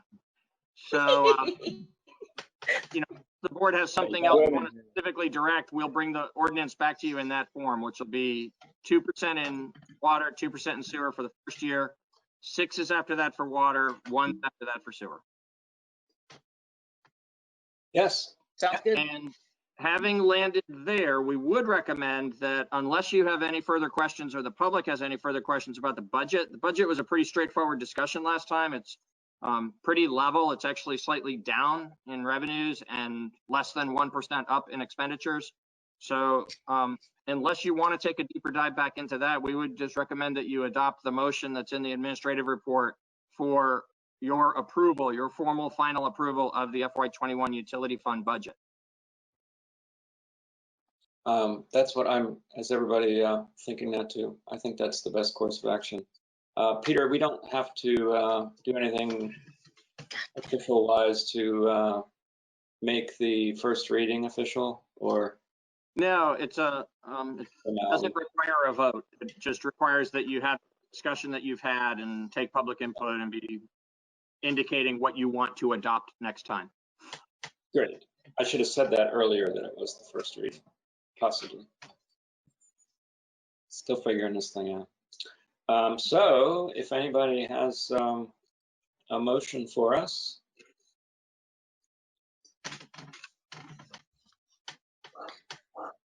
Traditionally, the chair does not make motions, just anyone watching is probably wondering what's going on. Liz.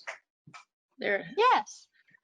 I move to approve the FY21 utility fund budget as presented or modified. Are we modifying it for Daniel now, or are we just approving it? No, it's as presented. Oh, as presented. Thank you very much. Not modifying the budget. Thanks, Liz. Liz has made a motion to approve the FY21 utility fund budget as presented. All those in favor, say aye. Raise your hand. Aye. Aye. Aye. Thank you. That's 5-0. All right. Thanks, everybody. Thanks to Steve for popping in and straightening us out a little bit. Thanks, Steve. We are moving on to unfinished business, and we're going to have our traditional COVID-19 update from Peter first off. Thank you. Do we need to adjourn as water and sewer commissioners? Yes, absolutely. Oh, Daniel, you're the whole package. Yeah. I did my homework today. Commissioners, so that we're not doing other business steeped in water and sewer. That would be uncomfortable. All those in favor, say aye. Aye. I'm laughing at Brandy's face. Sometimes the screens are good because you can actually see everybody's face at once, whereas when you're there in person, you're doing this to try to see people's faces. That was 5-0 to adjourn as water sewer commissioners. Now, Peter, please. Thank you. So the COVID-19 report, I've got just 3 things to highlight tonight. Everything else is steady as we go, but there's 3 pieces of good news, actually. The police department is back to responding to every call in person unless the caller asks that they follow up not in person, because of the potential risk of spreading the virus. So for about a month or so, about 5 weeks, we had been following a protocol where it was only certain types of very urgent matters that resulted in a police officer actually going to the door. And there was a lot of interaction between the police and the community that was occurring either over the phone or by email or other means. So it's a good thing for all of us. It's a good thing for the department. It's certainly a good thing for the community that the police now are, we're at a place as part of the reopening where we feel like it's safe. They're following all the special protocols that are already in place, that already were in place. They're wearing masks, all the cleaning regimen and everything that's involved, and standing 6 feet apart or more. So all of that is still in place, but now if you need a police officer, they will come to you unless you ask that they don't. So we were glad to reach that threshold moment yesterday. Likewise, we were able to announce at the end of last week that the swimming pool at Memorial Park will open this year. As of right now, it's with very limited, there are some special restrictions for this particular summer that are very restrictive compared to the amount of use that often gets, particularly in hotter weather. So, but we also, we're feeling like it's a good thing to be able to open at all. We were concerned that there might not be a safe way to do that. But the advice from the public health professionals and the standards out through the recreation and parks community are such that municipal swimming pools are going to open. And basically there's a lot more to this, and I would suggest that people who want to learn the details of it and learn how they can access this and come and use the pool this summer, go and look on the town's website, either under the recreation and parks website or under a daily update, which contains half a page of details and some links for how to access certain forms that give more information about using the pool this summer. But in its barest essence, what's going to happen is there'll be schedules of certain windows of time where 25 people will pre-register. You'll sign up ahead of time so that you can come in at your appointed time and enjoy the pool. And then when that time is up, when that window's up and ththose folks leave, there'll be a 15-minute interval where the staff cleans everything. And then a new group of up to 25 people will be allowed in for the next interval. And that'll go on every day for all summer long, as far as we can tell at this time. If the situation becomes such that we can safely have more access or less regimented access, then we'll announce that to the community.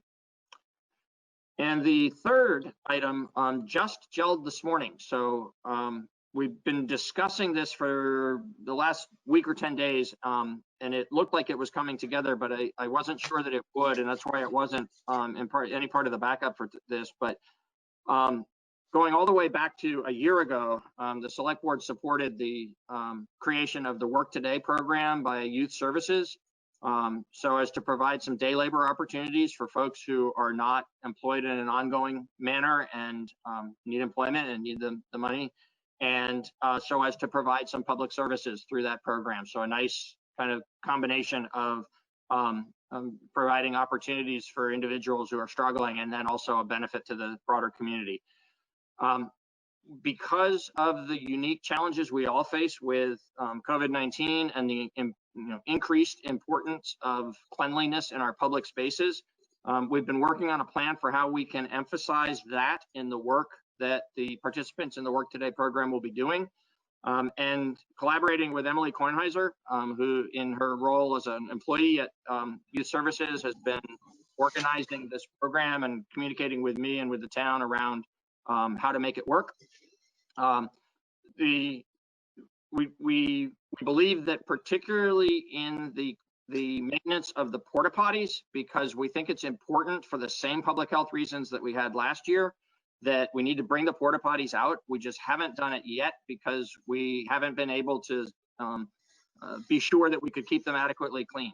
And so what we have been talking about as town staff is if the Work Today program wasn't able to move forward, because we weren't sure until just very recently that it could, that we should add some additional employees who would be able to perform this function of maintaining the wiping down the porta potties several times a day, and also do some other cleanliness work in downtown. So wiping the buttons at the intersections for the pedestrian signals, the parking meters, other things that are part of our public infrastructure downtown that get touched a lot throughout the day by lots of different people. We want to set up a program where we are keeping those things cleaner this summer when we all need that.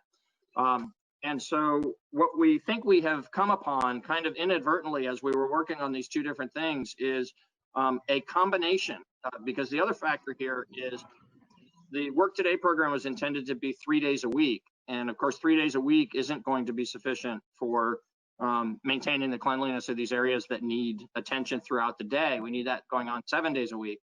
So we think a combination of these two approaches, where this is a good focus for the Work Today program for this particular summer as we do the pilot project, but we will also, for the majority of the work that would be done related to these disinfecting cleanup efforts, would be done by seasonal town staff. And so our intent, unless the select board directs otherwise this evening, is to move forward with both pieces and to integrate them as best we can. We expect that we're going to be able to do that very completely. We'll set up a schedule where there's certain times when the Work Today slots are performing this function, and other times either overlapping or on separate days when it's town staff, all supervised by the same folks on the town staff so that we have continuity to this effort. And the funding, I believe, is an issue because it's not going to be an expensive investment in this these temporary employees who would do the part for the town. So while it's an unbudgeted expense, we think it will be readily absorbed. I can't give you a number this evening because we're not sure exactly how the two pieces of this are going to fit together and how many people we'll have and how many hours they'll work. So, but it won't be a large expense, and it'll be able to be easily absorbed in the overall general fund budget. And the funding for the Work Today pilot project has already been approved by the select board. So we're ready to move forward as soon as we can. We think that as soon as we can is going to be about a month from now.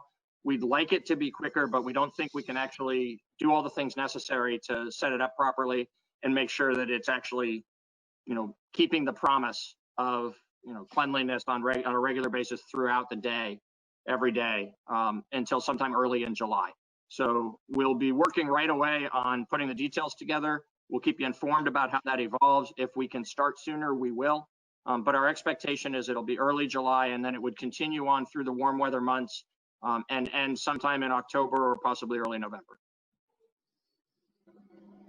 Great, Peter. Yeah, I mean, I think, sorry to just jump in, but I think it's a terrific use of the program and would also let a lot of people, feel a little better about those high touch surfaces that are going to be, transitioning into back to normal life makes a lot of people nervous. So knowing that some folks are going to be on it is a nice peace of mind for some. Not everybody is going to respond that way, I guess. But and I think the timing probably coincides with, it's probably going to take another month to feel, assuming that everything goes as well as it's going now, we hope.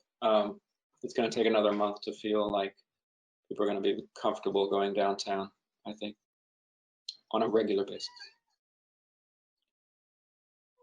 Liz?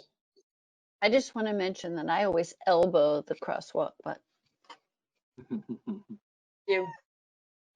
I saw someone this weekend use their toe, which was wow.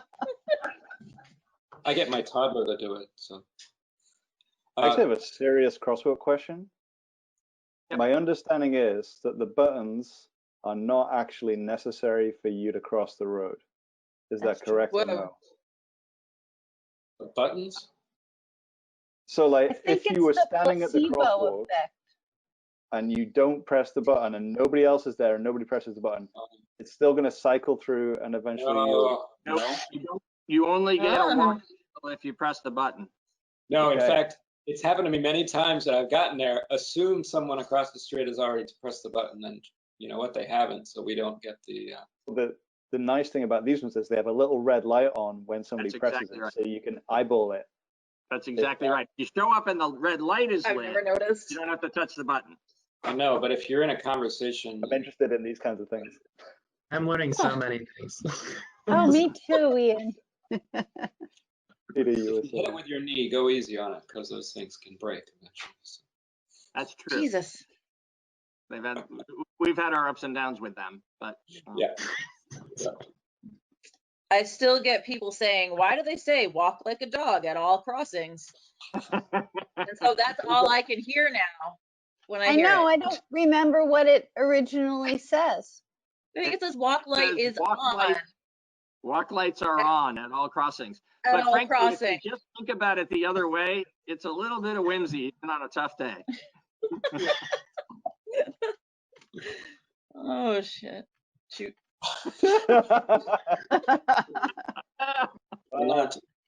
We're still in family hour here, Brandy. So Sorry. We'll lose our rating. Yeah. So does any other board members have a comment on that part of the update? Porta potties are going to be in the same places as last year. Oh, good question. That's our intent, yes. And those Yeah, places has there are?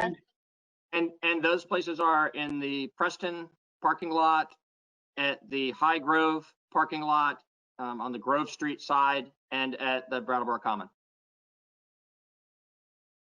Thank you. I'm curious, was there any feedback of like the next spot? Like if after those ones, where the next spot would be? I didn't hear that. There was some discussion early in the summer about whether they were in the right locations, and as time went on, everybody kind of seemed to gel around, yeah, this seems to work, was our feedback. I don't know whether I missed something out there that maybe we need to pay attention to. I never actually heard people saying we ought to have a fourth and it ought to go here. No. Okay. I think some people wish the one on Preston was handicap accessible, but I think we did a good job of explaining why it can't be, even though that's really unfortunate, but the way that it's placed up on a curb. I remember that coming up, but. Thank you. Yeah. Okay. Thank you, Peter. And do you have a second? You don't have a second item Yeah, under? so that's the general update, and then we have a substantive issue to address regarding the parklets. Right. I'm sorry. I thought you were going to flow right in. But, sorry, I can. Happy to.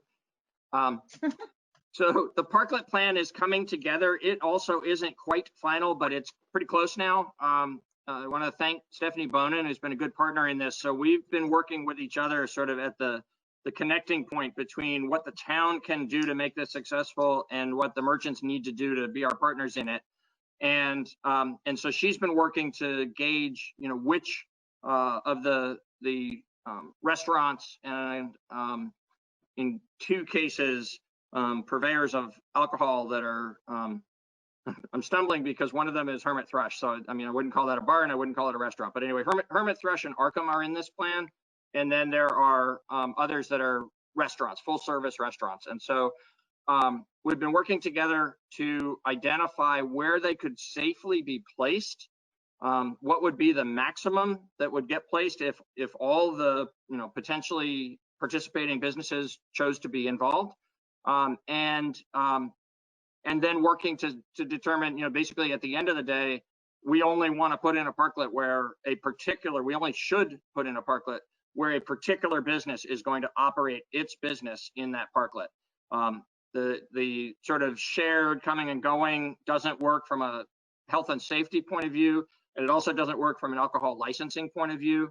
So it's important that we only construct a parklet at a place where a restaurant wants it there and is going to take on the responsibility of operating it. And so as of right now, we have 7 that are confirmed. We had 6 as of the time of the backup last Friday. We have a 7th now that's signed on. There's a pretty good chance there'll probably be an 8th or a 9th. I don't think we're going to get all the way up to 12. I'm pretty confident we aren't. But there's still a few maybes that are just, things are being looked at both from a safety perspective and from a restaurant deciding whether or not they feel like they have the capacity to operate a parklet and have that additional tables and additional table service that would require. So what we're asking for this evening is that you authorize staff to go forward with the implementation of this plan, that you authorize the expenditure of up to $30,000 from the program income fund as an economic development investment to help keep these businesses alive through COVID. It may or may not be recoverable as a COVID related expense. We don't think it will be, but as we pay attention to the ever evolving rules around the state and federal funding for COVID, if there becomes an opportunity for the town to recover these monies, then we'll certainly seek that. But we're recommending that it come from program income rather than from the general fund, because we think as an economic development investment, it qualifies, and we shouldn't count on getting the money back. And then the $30,000 is calculated because the town will buy and install the Jersey barriers that will define the boundaries of each of these parklets. And we estimate that it's going to cost about that each one will be 2 parking spaces in size. And the number of barriers necessary to do that 12 times around the downtown at $2,500 per parklet would be $30,000.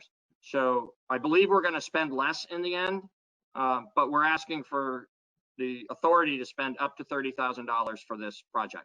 There might also be some related incidental expenses that we'd like to be able to, if we don't spend the $30,000 fully on the Jersey barriers, it would be helpful to be able to have, a little bit of money that we could spend on things that would help the DBA to, get installed and get these businesses occupying in them. And those would be small expenses. I don't know exactly what they would be at this moment, but we wouldn't fill the gap. If we ended up doing $25,000 worth of barriers, we wouldn't be looking to spend $5,000 more on other things, but it would be helpful to be able to spend a little bit of incidental money if there's incidental money available.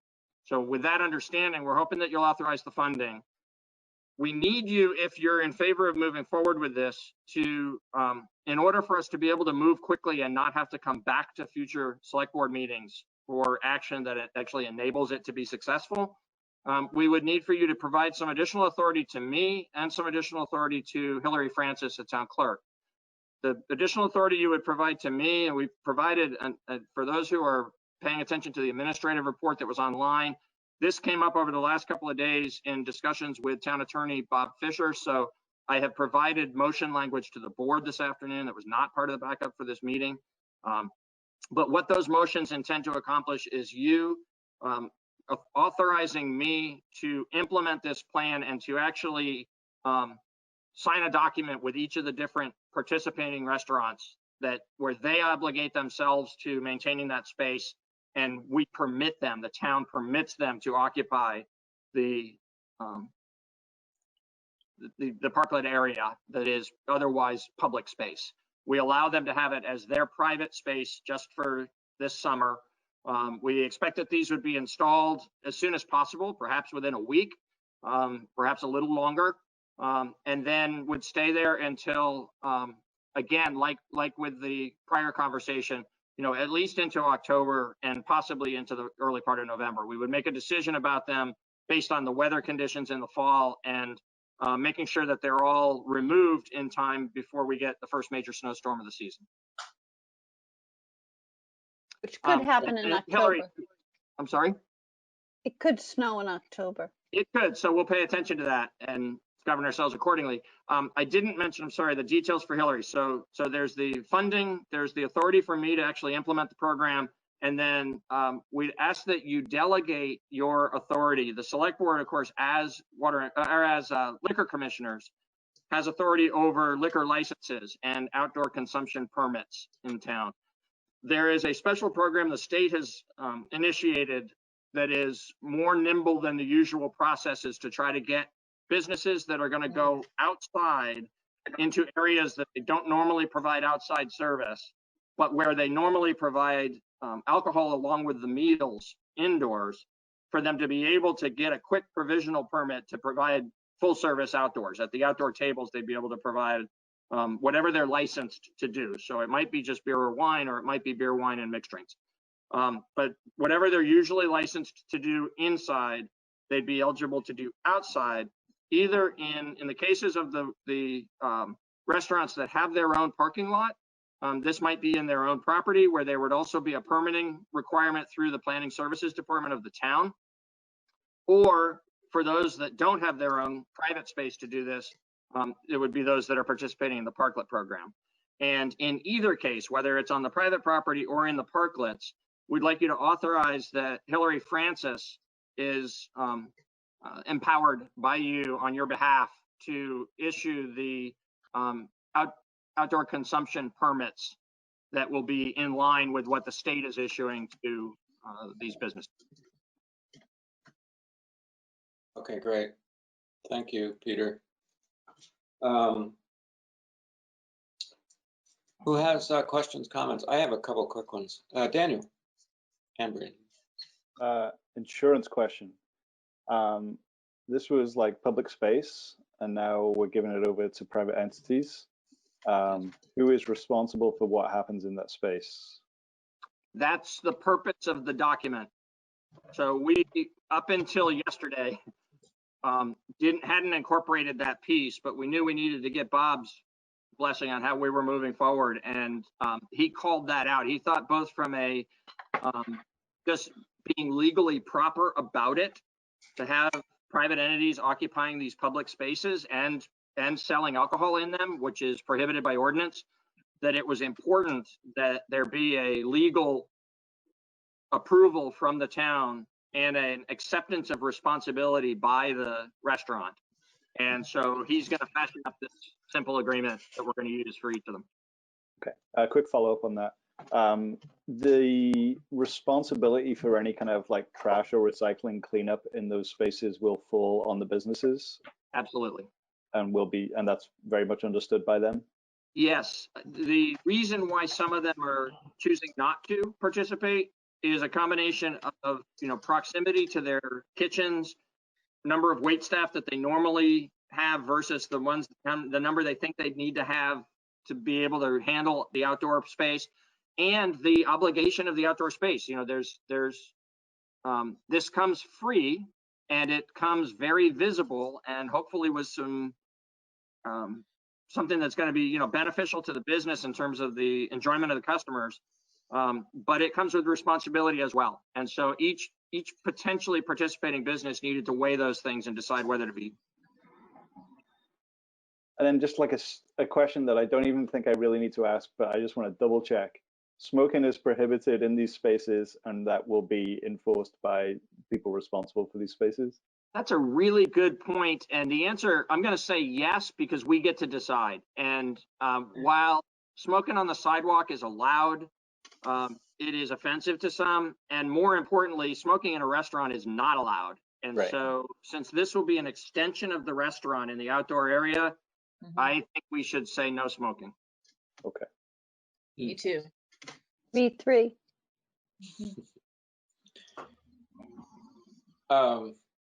Brandy, you had your hand up. Go ahead.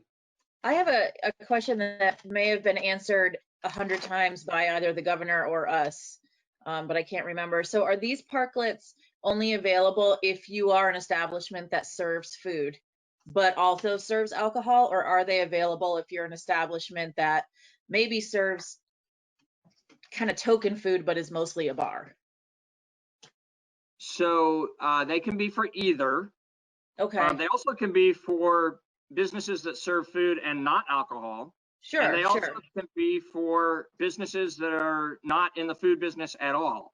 Ooh. In our case, the way it has evolved, it looks as though all the participants are going to be food and beverage operators. Okay. But when I was first discussing this with Stephanie, and I believe when she was first discussing it with the business community, we weren't strictly limiting it just to restaurants and bars.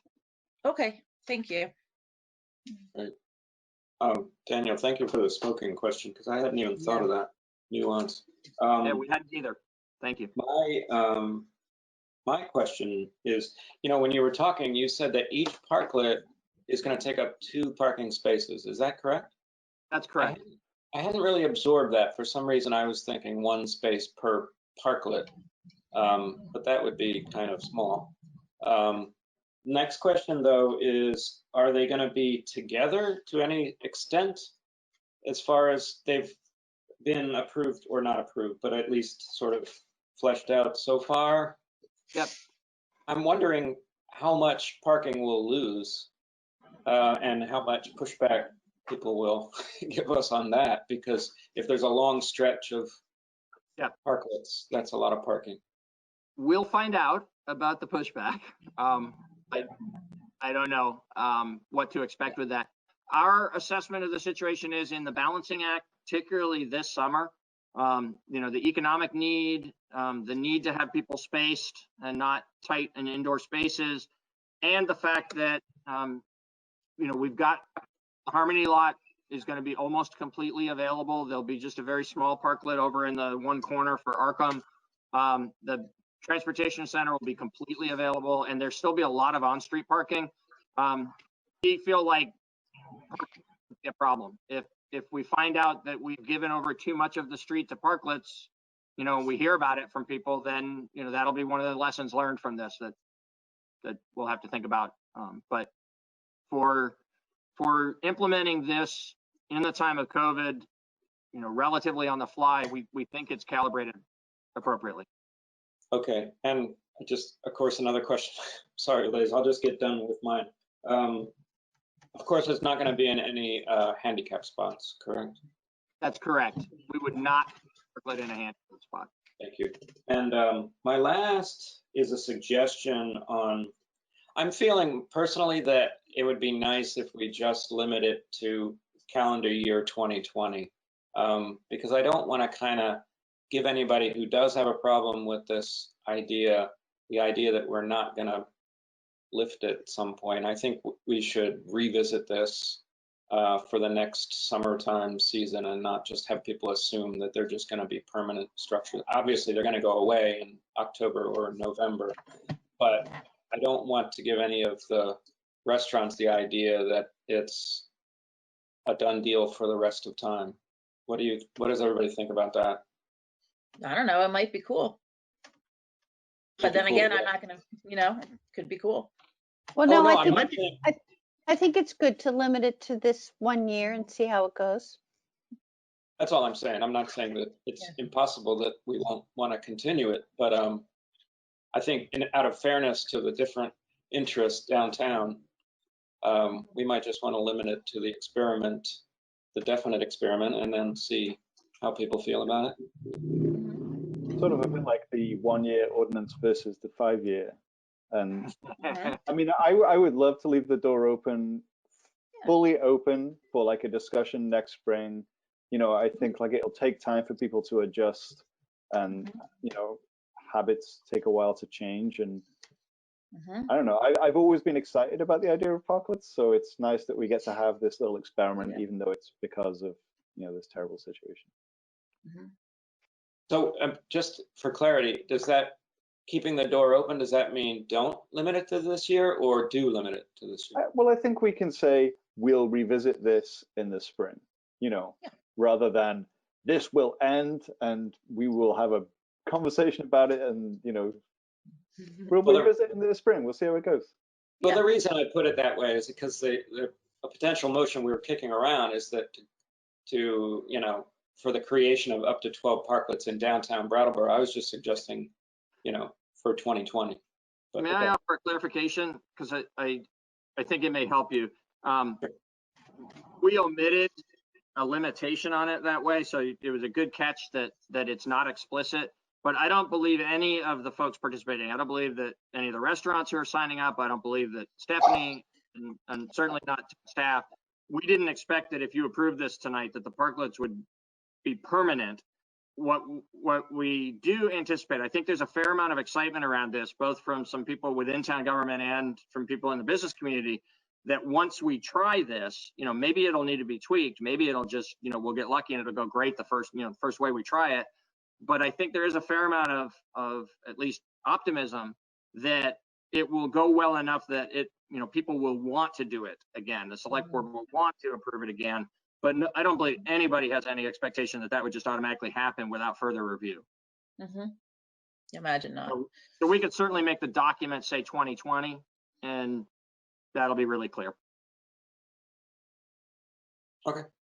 Liz? I just wanted to mention from a town planning perspective that parklets are all the rage, and that we've also heard from our own Brattleboro Planning Commission supporting this idea. They wrote us a letter identifying several economic development planning initiatives, and this is one of them. So it's just nice to know that we have their support in principle. Indeed. Ian, and then I might go to a member of the public, but then Daniel's raising his hand too. Go ahead, Ian. Yeah, this just seems like a great thing. I don't know.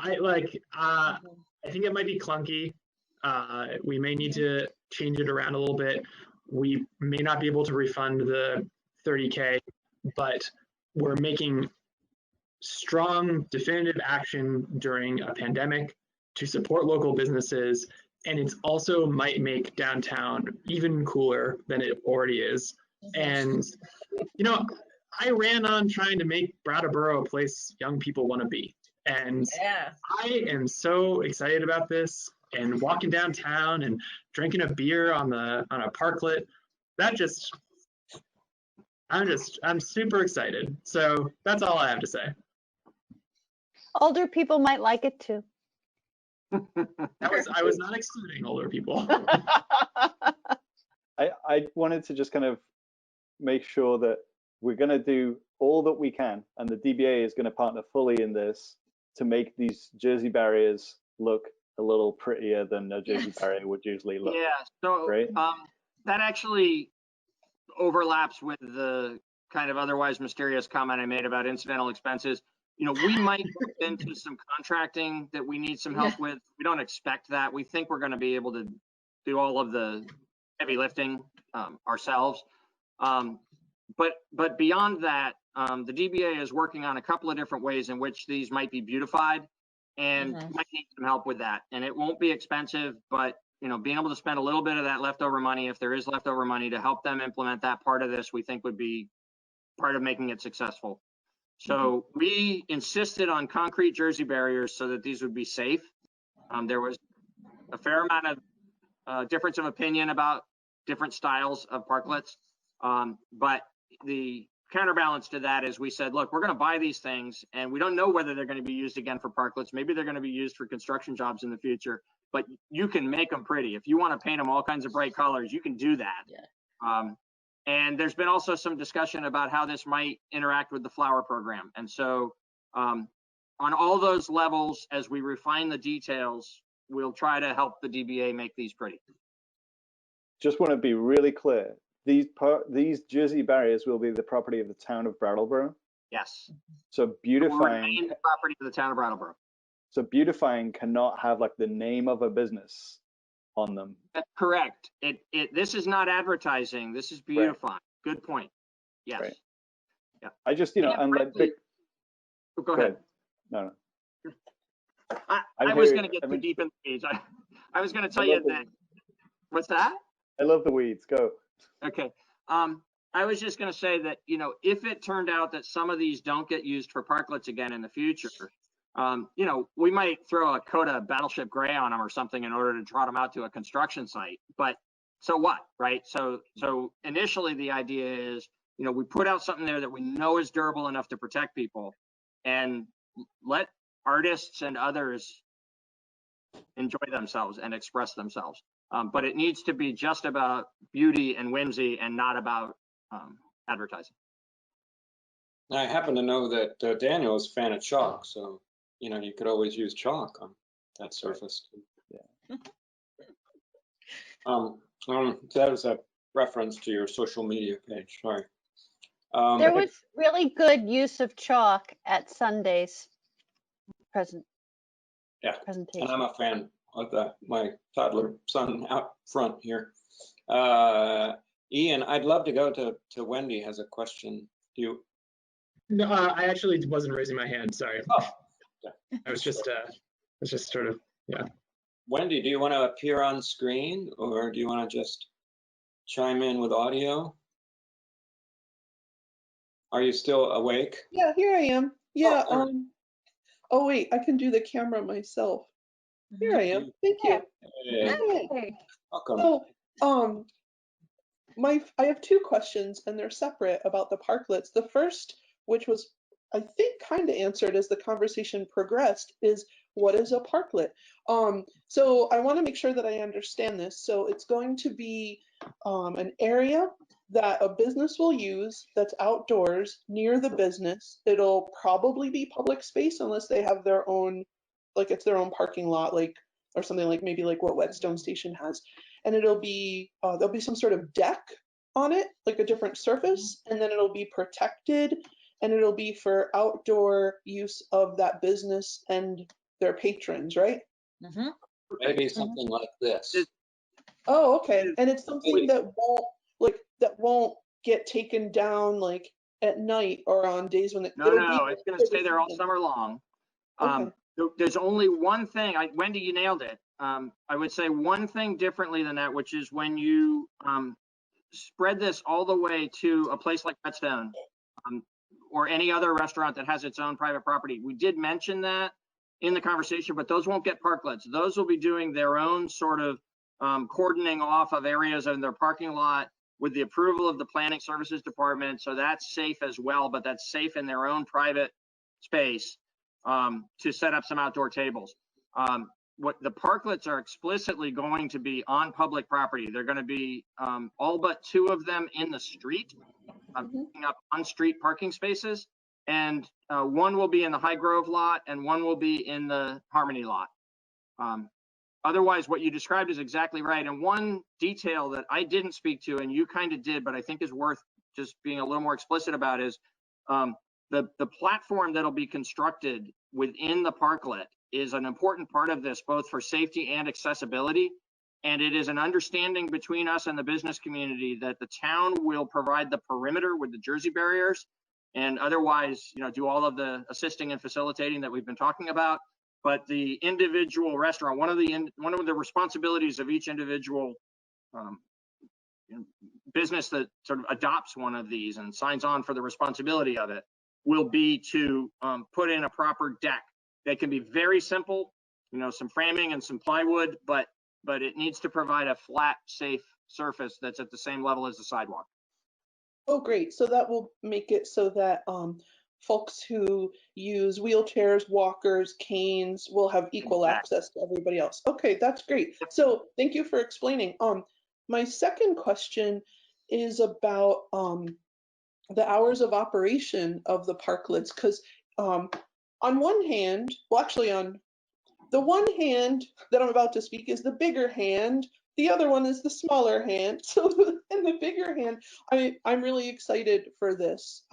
I've lived in places that since I moved, well, Jersey City specifically had turned one of its busier streets in the downtown area near Grove Street, it's called Newark Avenue, into no cars at all.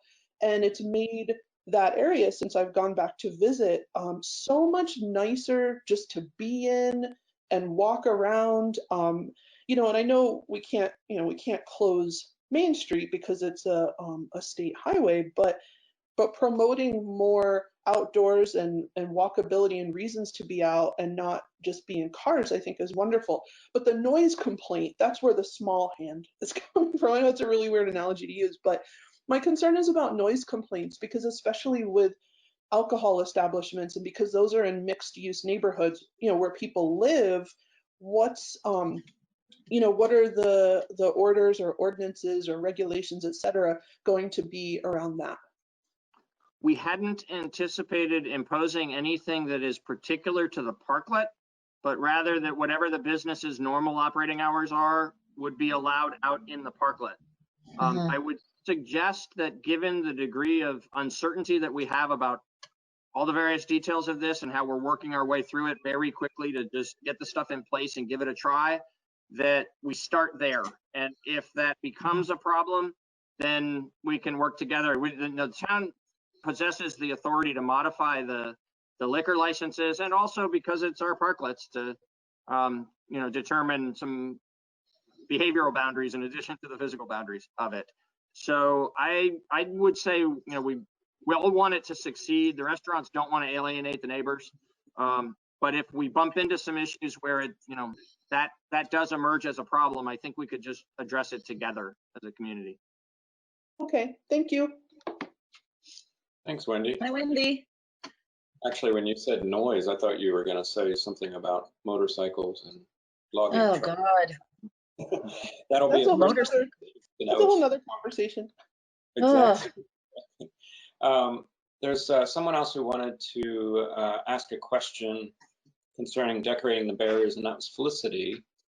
If you are up. Yep, I turned my microphone on. Liz, thanks for mentioning our planning commission letter. Glad you read it. And we've been, at least in another couple of groups I've been in, talking about public service announcements vis-a-vis safe behavior. I'm just wondering if you guys would consider using the barriers as artistic opportunities to inform the public about safe behaviors, demonstrating what 6 feet is, sort of things like that, or no, just pretty pictures on the barriers. I don't have strong feelings either way, I guess. Who does? Don't smoke. I mean, things being pretty and inspiring are very important. And, like there's that lovely mural that sort of just recently got finished on Elliott Street, right? And those things lift your spirits, and boy, do we need some lifting of spirits right now. And I think probably each business that knows they're getting one, I would imagine, has been having their excited wheels spinning about what they want represented outside of their business, and I'm excited to see those ideas. Liz? I have a question for Peter. Your negotiations with Stephanie on the beautification, are individual artists being contacted, or does each restaurant and business have free reign to do it themselves or contact artists or whatever? I don't know. I believe they plan some kind of a coordinated partnership between the DBA and the community of artists in some fashion, but exactly how they'll tie into that community, how the artists will be identified is something I don't know. My understanding with Stephanie has been that the town would allow them to be decorated, and the DBA and the businesses would make arrangements with artists. So that Felicity could give her a suggestion to Stephanie. Certainly, yeah. And I know that Amanda Whitman, who works with Stephanie, is Stephanie wasn't able to be on the meeting tonight, but Amanda is, so she's hearing all of this and can certainly take that idea back to Stephanie and to the businesses. Great. Thanks, Felicity.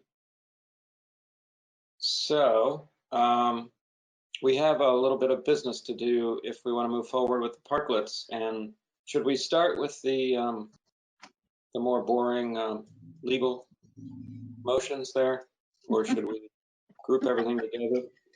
Ooh, I'll do the boring legal ones. No offense. Yeah. When you're ready for the Hillary Francis boring legal motion, I have one change I need to ask you to make, which I'll explain at the appropriate time.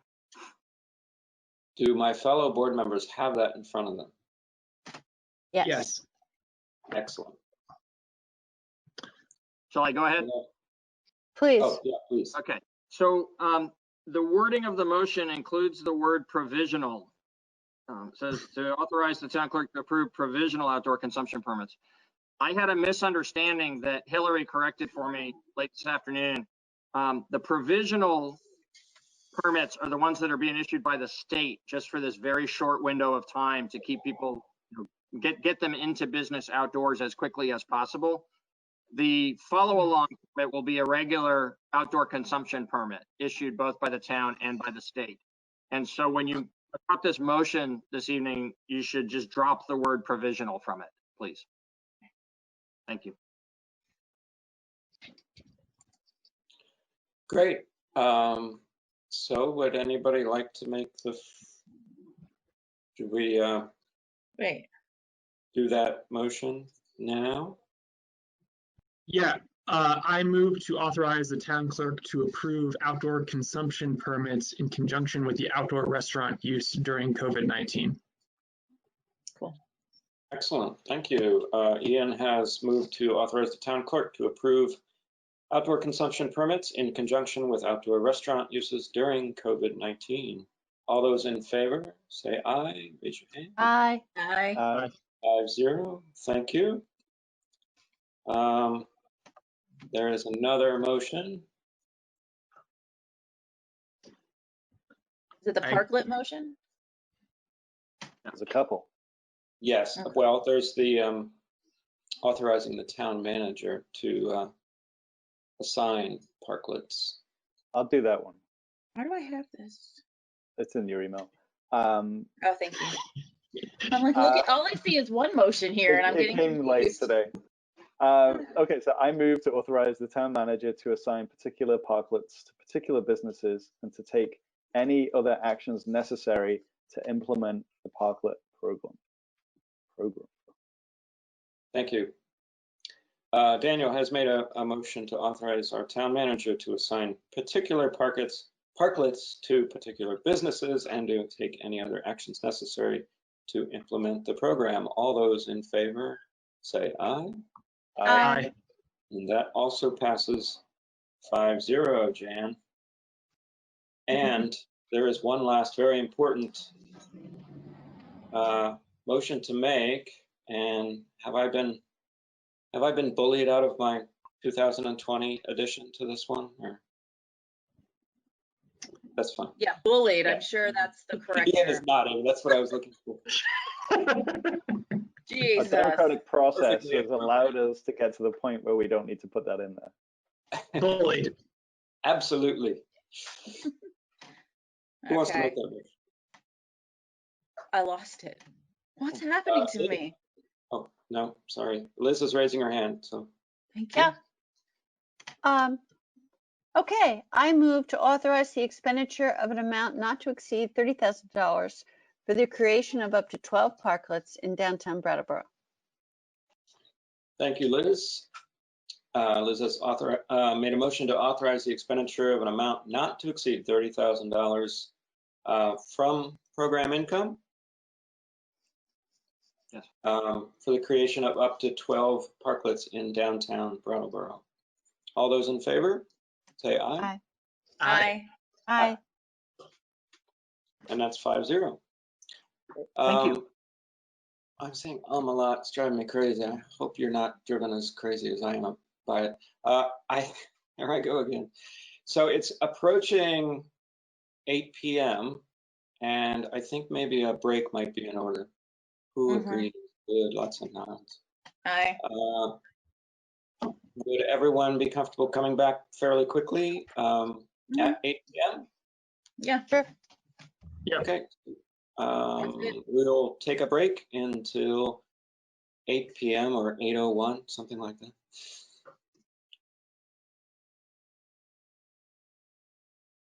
So I'll call the select board meeting of June 2nd, 2020 back to order, if you don't mind. Do we have everybody? Yes. Everybody's in different windows. Perfect. Confusing. Next up on our agenda, we're still in unfinished business, but we're making some pretty good time, I think. I shouldn't have said that. So we have a FY20 general fund budget that Peter's going to tell us about. Thank you, Tim. Yeah, so the news here is really good. We've lost Ian's picture on our screen. Hopefully we haven't lost Ian. Yeah. Okay. Ian, So you still with us? Oh, there you are. The news is really good about the current year's budget. So, you know, we've done projections for each meeting over the last couple of months out of concern that the COVID situation might cause revenues not to come in as normal, might cause us to incur some extraordinary expenses. The early estimate was very cautious about that, particularly on the revenue side, but we have had far better than expected performance of the property taxes, rooms and meals, local option tax, and sales local option tax. And so I can go into the details if you'd like, but given the length of the agenda and the fact that this report doesn't need action tonight and it exists online, people can see it, it might be best just to summarize by saying, until about a month ago, or less than a month ago, we were cautious. We didn't think we would have a deficit, but we didn't think we'd have much of a surplus. And we thought that, it could go a little bit either way.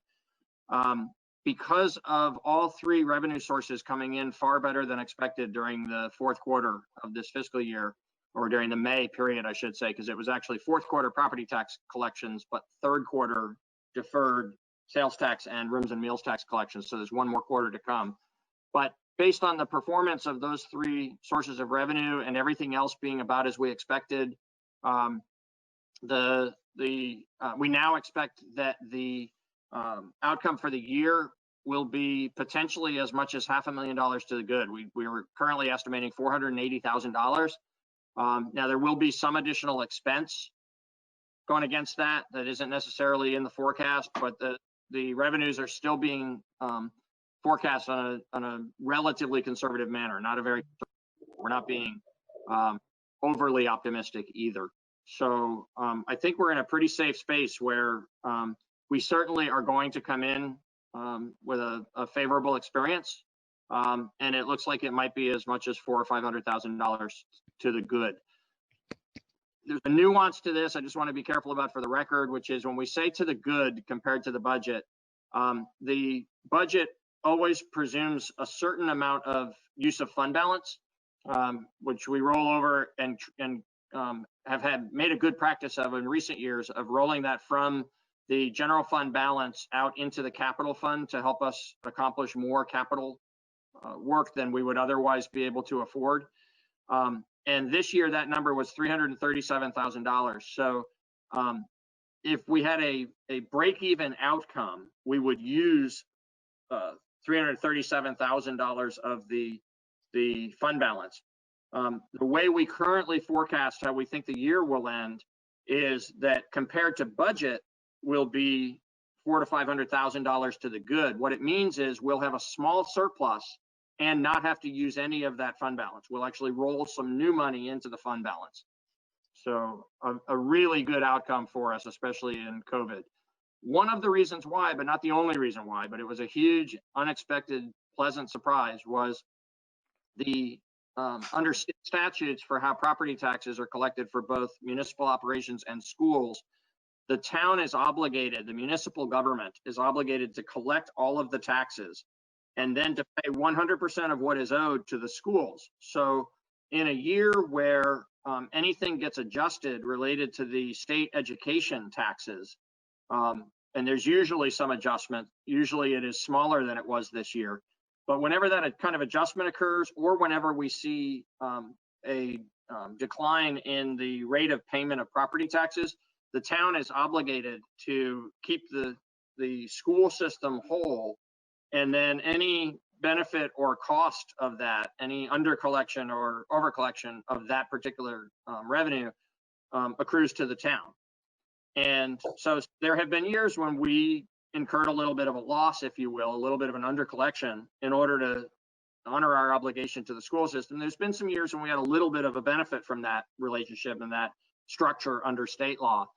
This year, the adjustment for the fourth quarter was $234,000 to the benefit of the town. The amount of money that we were expecting to pay to the schools was reduced because of the state. I can't explain exactly what caused this, but it's a factor that's caused by the state's funding formula for education statewide.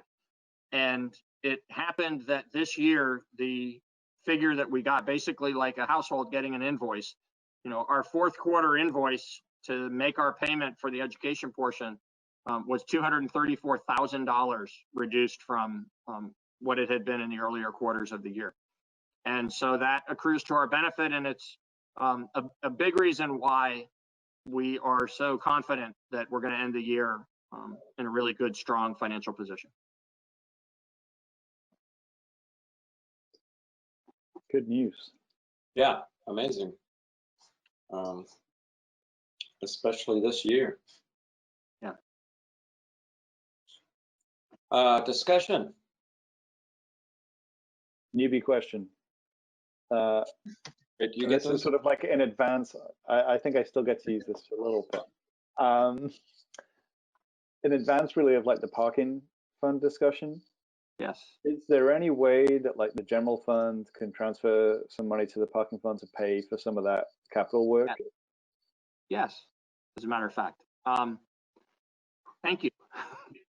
Daniel and I have not discussed this matter, but when we got to parking, I was actually just going to mention that if you feel inclined to do that, that is something that would be, within your authority. There's enough. We would still end the year to the good against the budget, and you could transfer some funds within the discretion of the 5 of you to the parking fund, which is your responsibility. That's one that the parking fund budget is one that is within your authority. You could do that in order to be able to proceed with some of that capital work that we otherwise won't be able to afford. Absolutely. That's my only question. You would need to do that before June 30th. After June 30th, that money will fall into fund balance and it'll become part of a future year's budget discussion. Okay. I would like to do that if we can. Yeah, if you indicate tonight as a group that you'd like to do that, we'll bring you an item for June 16th that would make that easy for you. Great. I'd like to give that indication. Yeah. Would you be looking for details of exactly what we're talking about? Because I think we should either talk about that now or maybe more appropriately under the parking. And then we can prepare an item for you for next time. Makes sense. Now, part of this being having this good news is about people paying their taxes, right? Yes, it is. I'm sorry I left that out. So we mentioned back when we were only at about 97% collected weeks ago that was not abnormal, that there's a lot of money that still comes in after the deadline for people who, for whatever reason, are able to pay but don't quite pay on time. And so the money that comes in at the end of May and into June usually brings us up to the figure we expect to get to for the year. Sometimes it's later in the summer when people get tax sale notices that's sort of a motivating factor for folks who needed a little more time, but realize now they're facing a deadline. They want to stay out of the tax sale. So in any event, it can vary a little bit from year to year, but we usually do get to that eventually through delinquent tax collections to 100% collection. But in the fiscal year before these books close at the end of the summer, we expect to get to 98.75. We already are at 98% as of tonight. As of the additional monies that we received another couple of $100,000, $300,000 of payments since May 19th. And on May 19th, we were a little over $400,000 shy of that 98.75 marker that is sort of the expected collections for the real-time fiscal year. So we're getting very close to that now. We've only got about $100,000 to go, and based on past rates of payment, we would expect to hit that mark for the fiscal year. Another indication that people have found a way to pay taxes is the applications for abatement. This is not to say necessarily that there won't be more that come in later in the summer. That's another item that often the publication of the properties that are subject to tax sale will sometimes trigger a few more applications for abatement. But as of right now, we only have 3. And the reasons cited for those 3, only one of those is inability to pay. There's one that is believes there's been a mistake made in the assessment process that they're asking for correction, and one that is related to an uninhabitable structure. So it's a really normal looking year for tax abatements as well so far. And thank you, Peter. You saw that I sort of fished for that extra comment because it kind of blows me away that in this very difficult year, I mean, it's been difficult on our family, and I know it's been even more difficult on many families with jobs disappearing and unemployment benefits being uneven, I'll just say,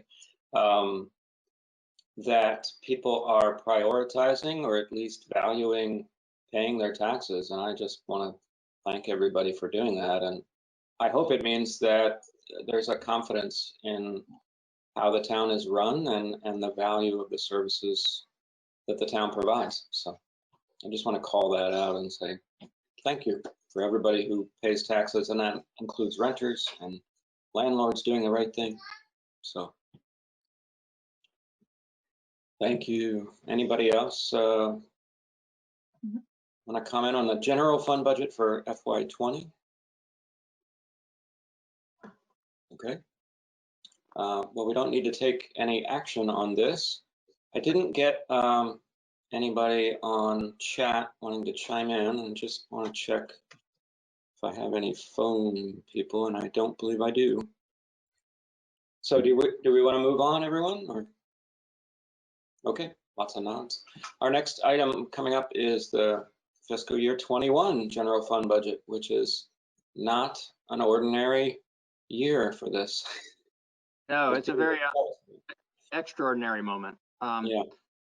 So in a normal year, the select board would receive a proposed budget from staff about the 1st of November, spend 3 intense months working through November, December, and January to come to the place where you're comfortable with what you're ready to recommend to representative town meeting. That budget, the recommended, select board's recommended budget goes into the town report. Town meeting addresses that as part of the warning for town meeting in mid-March. We then have a budget approved by town meeting of one form or another, and are ready well in advance of July 1st to go into the new fiscal year. This year, of course, all those other things happened right up to the select board recommending a budget and it going into the town report. But you know, when we almost had a town meeting, and we'll be talking later this evening about alternatives to try to still do that under these difficult circumstances.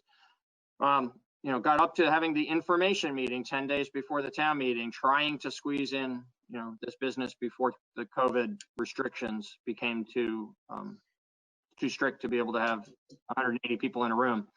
And we didn't quite make it by a few days. And so the March 21st representative town meeting was canceled. We don't yet have an adopted budget. As time went on and it became really clear that, you know, some of our early optimism that maybe the COVID curve would be a quicker experience, and you know, perhaps in June we could have a representative town meeting to adopt the budget and do the other business of representative town meeting. That early optimism faded quickly. We came to realize that we would need some special permission, and State Representative Emily Kornheiser and State Senator Jeanette White and the others locally, as well as, you know, good strong support across the state. I think it ended up being unanimous in the Senate and the House. I know it was at least unanimous in committees of government operations. So there was a really good recognition that in Brattleboro and in a handful of other communities that had not yet held an annual meeting, we needed another way to move forward and have a budget before July 1st so that we could continue to provide government services. And so the action of the legislature has made it possible in this 1 year, due to the COVID emergency, for the select board to adopt the budget. You do have a representative town meeting.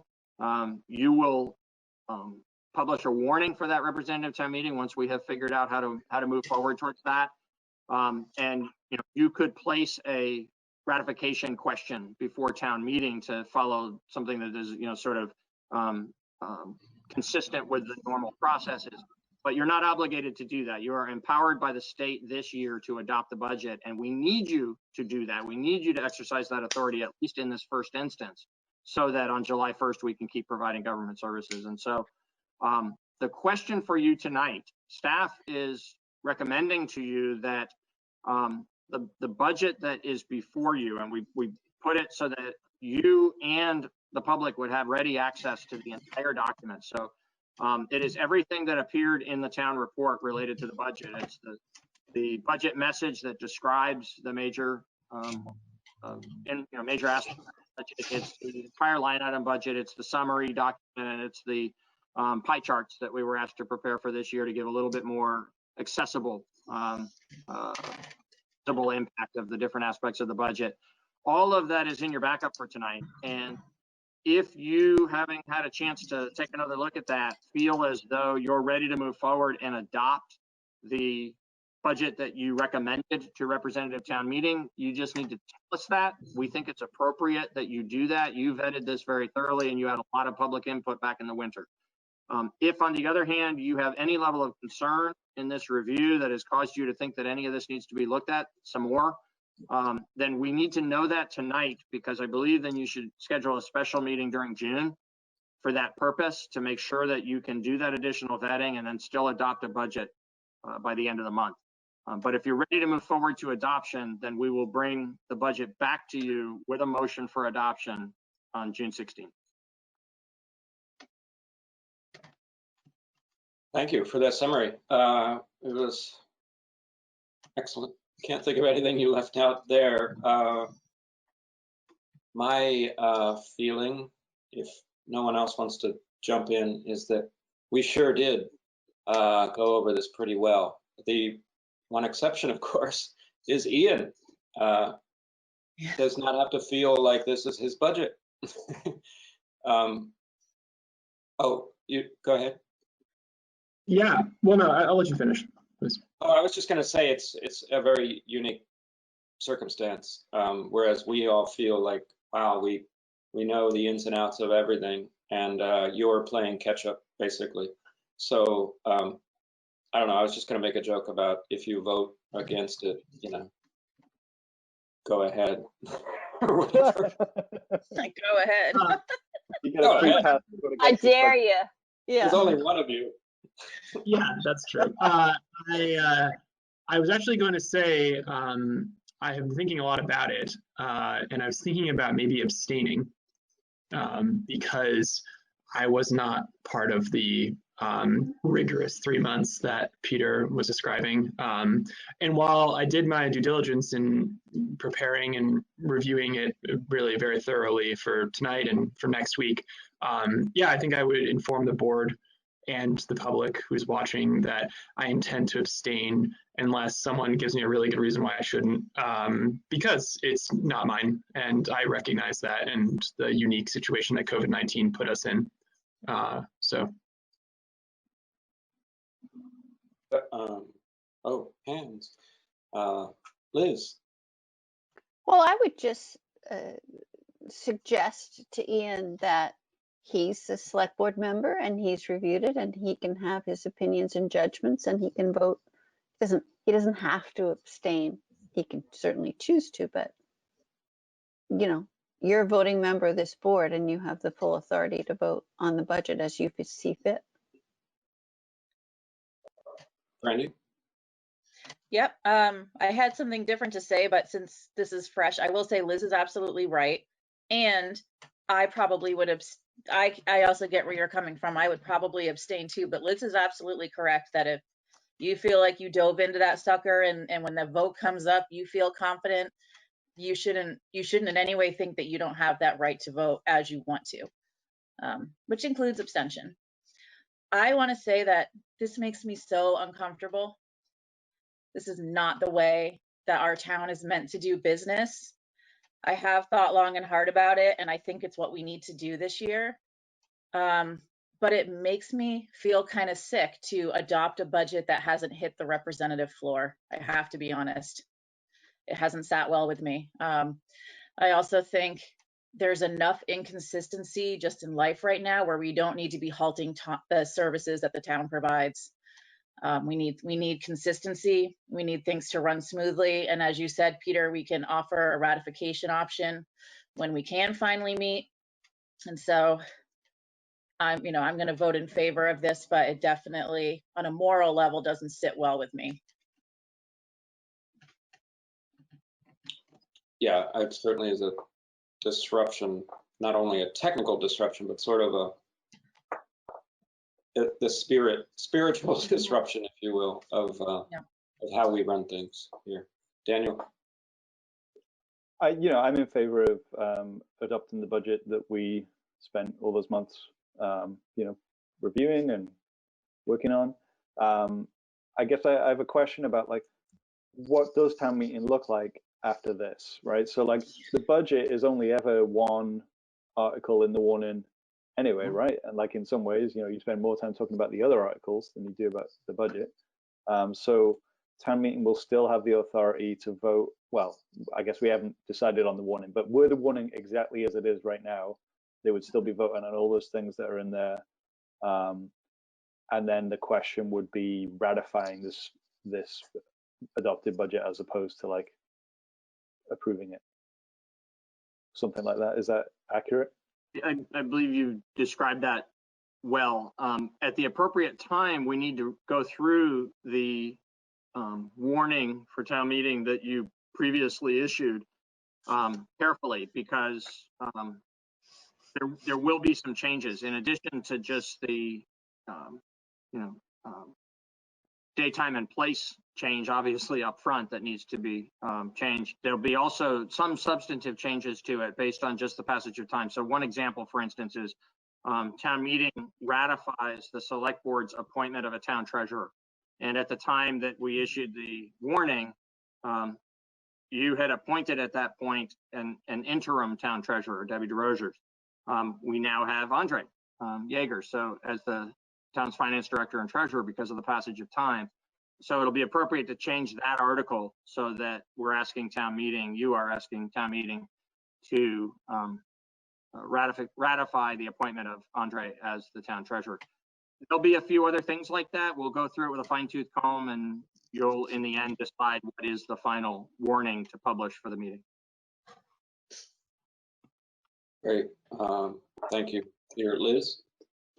There's one thing that I wanted to bring up about, I'm fully in favor of authorizing this budget. But there's one thing that I think we will miss in terms of town meeting. And, since our world has upside down from COVID, I'm concerned about the human resource budget. And, the representative town meeting committee for human resources reviews the charitable giving of our budget. And there's a benchmark that it's 1%. But I would think it would be a good idea for us to ask Lauren Crisp, the town moderator, to ask the Human Resource Committee to check in with those agencies to see if how they're doing under COVID and have their responsibilities changed dramatically. And does there need to be some sort of a minor adjustments to those calculations? And, I know that the Human Resource Committee does a tremendous amount of work. And this year they had this great matrix model that they used. But if they could be asked to revisit that, if only just to report at town meeting that the assumptions that were made pre-COVID remain valid post-COVID, I think that would be the responsible thing to do. So a suggestion to representative town meeting committee, basically. Mm-hmm. Yeah, I agree. Great. Let me bring in Wendy from the Commons, who has a question or a comment, perhaps. Are you with us? Are you on the line? I am with you, but I'm not with the Wendy. comments. Oh, I'm sorry. Tim, you got to read the news. No, that was a brain, That's okay. I'm not opposed to being affiliated with the newspaper. Anyway, I'm speaking as a voter and as a resident and also as a town meeting rep from my district. So I have a couple comments. I appreciate Ian's cautious stance, and also the response to it, to him. I also appreciate Brandy's expression of hesitation and discomfort with the way that, this is kind of all turned out. As a town meeting rep, that's something that's really important to me, is this process for approving the budget. And I get why it's happening now. And I also understand that without a budget, it would be really disruptive to, to running the town in the coming fiscal year. So I would caution that we never use this as a precedent, except for the most extraordinary circumstances, such as we're having now. And I think, to go back a couple months ago, well, I don't know what day it is. It's probably more than a couple months ago. The vote on whether Brattleboro should have a mayor, in my opinion, affirmed that voters in this town want to keep the form of government that we have. And so, again, just let's not use this as a precedent. And, from where I'm sitting now, I support kind of the consolation prize that you all have to do this. And I understand why the legislature approved it. So that's all. Thank you very much. Thanks, Thank Wendy. you. Thank you. Well put, and I'm sure well heard. Peter. Yeah, and just to the degree that it might provide some reassurance to Wendy and others, I think that we probably all hold that opinion of the importance of, recognizing that this is a deviation in our form of government only because of the circumstances. And so the reassurance I provide, regardless of whether that comment was accurate or not about how we all feel about it, it is in fact the law that it can only happen this one time. The act of the legislature was very specific to this COVID emergency, and it cannot ever happen again unless there is some other extreme circumstance that is dealt with on its own merits at that time. Otherwise, this happens one time, and forever after we go back to normal processes and representative town meeting. Good. Well said. And I'll remind representatives out there that usually select board members start out as representatives, and often they go back to being representatives. So the last thing I would want to do is give more power to a select board that someday I'll be on the other side at representative town meeting trying to hold them to task. So that's my attitude too. So I think we don't really have an action unless anyone has any final comments, or if we have a caller. What was that, Peter? Oscar Heller has asked to be recognized. Oh, he must have just done that, or I missed it. Oscar, yeah, chime in if you can, or if I'm trying to turn it on. Perfect, we hear you. Okay. Hello. So I have a comment and a question. My comment is regarding the idea of looking at the human services budget again, stuff like that. I feel like this all gets a lot weirder if anything happens besides passing the budget exactly as it sort of went around the last couple of months. Obviously, I think the intention is good and I agree with it, but I think the sort of democratic town meeting concerns get weirder if it's not the exact same budget. That's just my thought. And then my question is, if the board wants to leave as much power in the hands of RTM as possible, this is probably a question for Peter, or what options does it have to approve the budget in a way that makes it clear that it's temporary and conditional on eventual approval? Is there any mechanism for that, or once the budget passes, does any meeting vote on it just become a formality because it's happening anyway, et cetera? Oh yeah, sorry, Peter. So this is my advice rather than a requirement of law. My advice would be that the board adopt the budget and not attach to it any conditions. And the reason why is there has been so much that has happened this year that we would have said that'll never happen.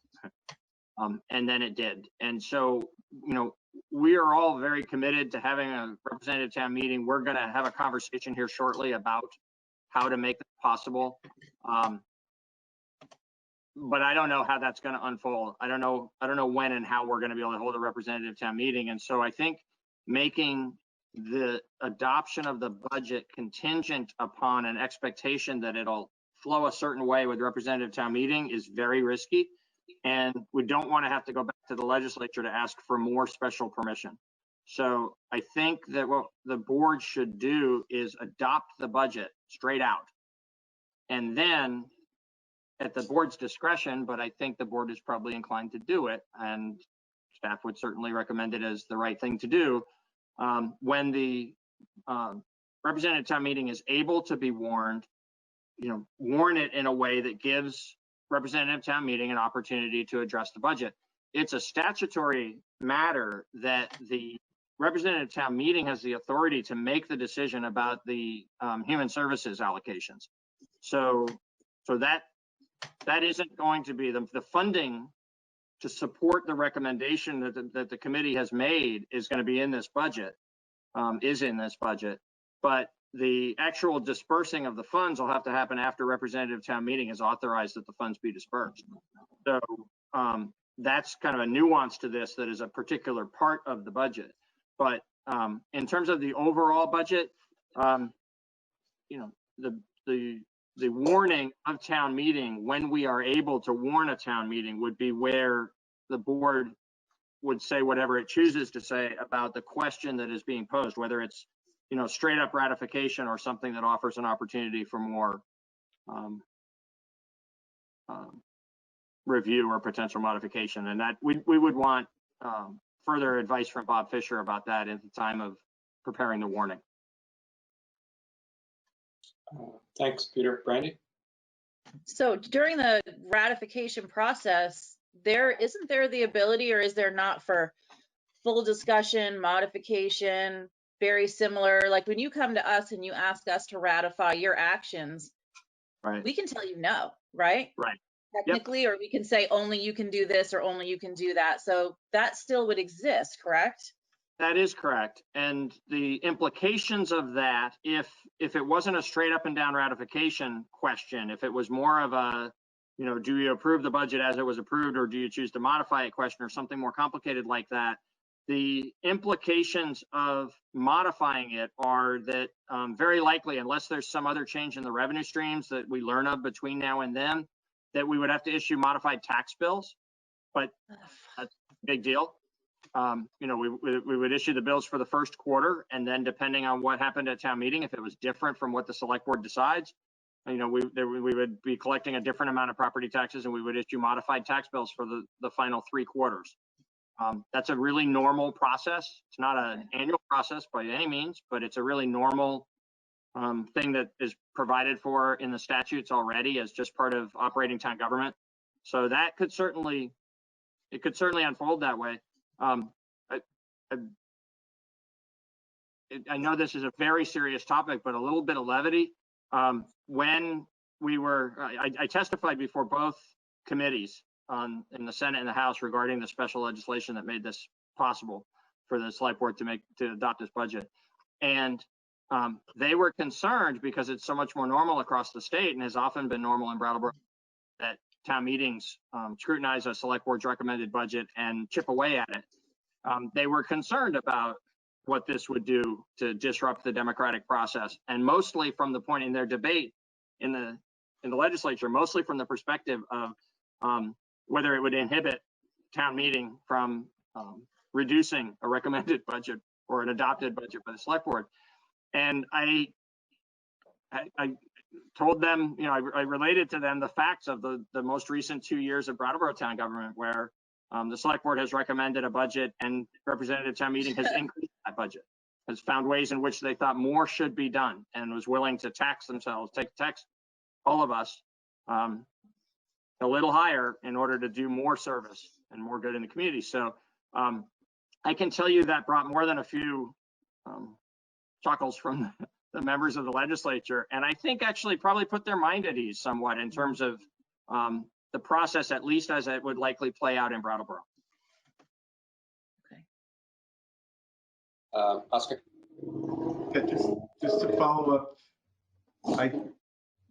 that all makes sense, and it might be the way I would do it if it were my decision, and I think it's totally responsible and reasonable line of thought. I would just, I'd love to, I'm going to get off the line and mute my video in a minute, but to hear some discussion on the board, if there's interest and concern in sort of making sure that town meeting gets to have its say, because the text of the bill is pretty straightforward. It gives the select board the temporary authority to approve the budget. There's really, from what I've read, there isn't a ton of mechanism in there to make sure that town meeting has a say. So I don't know. I think it's a discussion that people would be interested to see the select board have. So that's all. But thank you.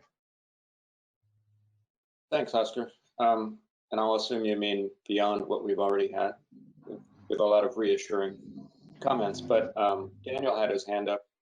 Oh, I was just kind of pointing out that we get this ability to do this once and once only, right? This is not like we can do this for future years. You know, this is just a one-off. Yeah, I don't know. I mean, I've already kind of said what I want to say about this budget. I feel like we worked really hard on it for a number of months. You know, I asked my question about what the warning will look like. Beyond that, I don't really have any additional comments. And it's got pie charts for the first time.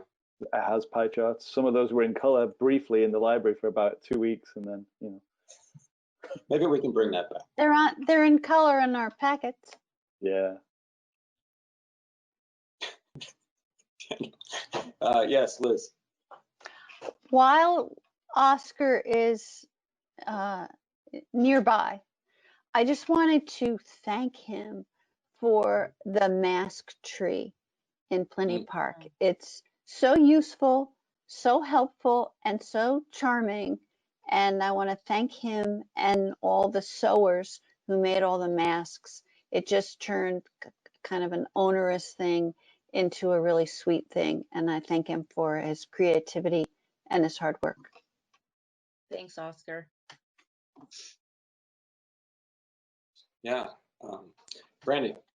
I just wanted to say that I definitely am going to be, as we're drafting the warning and making our plans and understanding how and if, which I don't even have a grasp on how we're going to do this, but we're a team and we'll figure it out.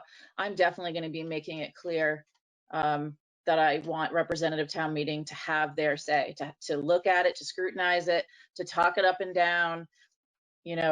We're doing this because we have to, but that doesn't mean I want to take away what we usually do.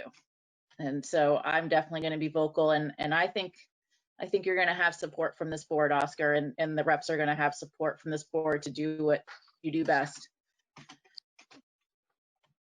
Thank you. And I'll just point out that this is why we're talking about it first meeting in June and not the second meeting in June. Want to be able to kick it around a little bit before actual adoption. Liz? In summarizing everyone's comments, I would just say this is a time for more democracy, not less. Absolutely. Always messy, but always the right way to go. Do folks want to move on to the next item? Yeah. Yes. So you'd like to have this warned for 2 weeks from tonight as adoption 21, as you had previously recommended it. Yes, please. Yes. Yeah, because we do have to move it in within June, correct? That's correct. Yeah, it's got to be done before the end of June. So it's in effect by July 1st. That is our unanimous consensus. Sorry, I'm losing my words. Must be getting a little late. Yep. Next, we have parking fund budget to discuss. Yes. That'll be our last bit of unfinished business, hopefully. So the parking fund budget is really straightforward. The main issue related to the parking fund is the fact that it has had no operating revenue for the last few months. We talked about that a good bit last time. The budget itself is, a break-even budget, very, very similar to the budget of the utility fund, where there's a small decline in the revenues and an even smaller increase in the expenses, an increase of just 0.4% in the expenses. But where the major concern going forward in the parking fund, well, at first I should note for the record that we expressed to you a week ago tonight the intention of resuming parking enforcement operations by July 1st. And I feel as though while there wasn't an action of the board, and there didn't need to be an action of the board in that regard, but that we had a consensus among us about that. I'd like you to make clear to me if you have any different opinion, but otherwise we're moving in that direction. That's an important part of this particular piece of business, because if we waited any longer than July 1st, then we're going to have even a longer period without revenue, and this FY21 budget anticipates that there'll be 12 months of operation of the parking enforcement activity. So we're moving in the direction towards July 1st.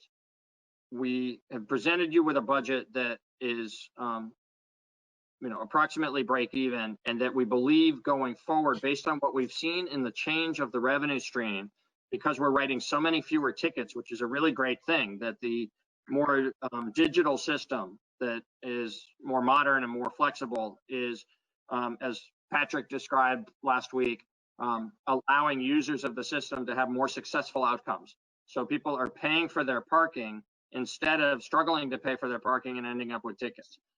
But as there's an impact of that on the revenue of the fund, where in our current rate structure, we no longer make more money than we spend. And so we no longer have some money that's accumulating to be able to reinvest in the infrastructure of the parking system.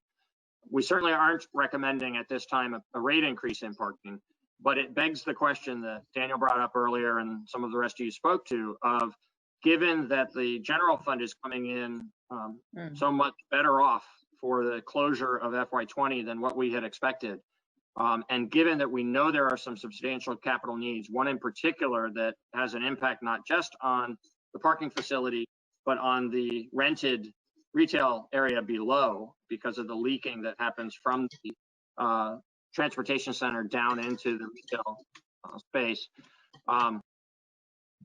We have these significant capital needs, and we don't have the funds in the parking fund to address them. So if you decide that you'd like to move money from the general fund to the parking fund, then it's certainly within your authority to do that, and it might be best to postpone final action on the parking fund budget until the meeting on the 16th, so that we can bring you an item that would cause that transfer. We can do some research about what an appropriate amount of transfer would look like, bring you a regular good, a piece of staff work that would put the decision in context with a recommendation that you could either adopt or adjust, but would position you well so that you could make that transfer, and so that that could be reflected in the parking fund budget that you would adopt for the new fiscal year.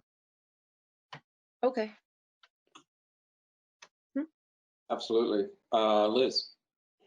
I agree with Daniel's suggestion and Peter's words, because one of the reasons is that we ask other landlords to be responsible landlords and repair things on a timely basis, and we should be modeling that behavior for ourselves. Absolutely. 100%. Yeah. Yeah. I have a question. Oh, sorry, my bad. Good. No, I was making a bad joke. Daniel, did you have something? Yeah, I had a question actually. Before we move out of parking, I was thinking about the parklets, and I was thinking about the upcoming fiscal year.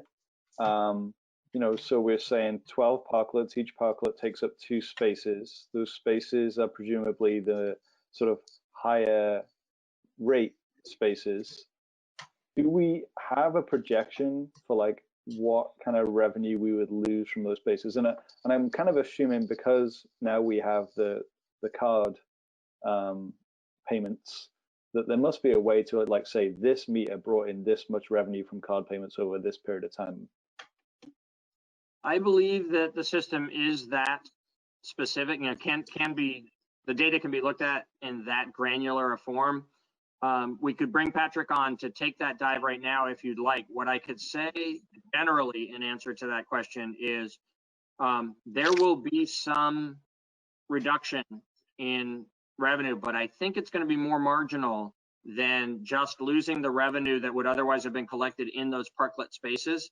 Because given the capacity of parking downtown, I think what we should expect is people who would have parked in that higher cost space on street will go into the parking lot or into the transportation center and a little more cost effectively, but still pay into the system.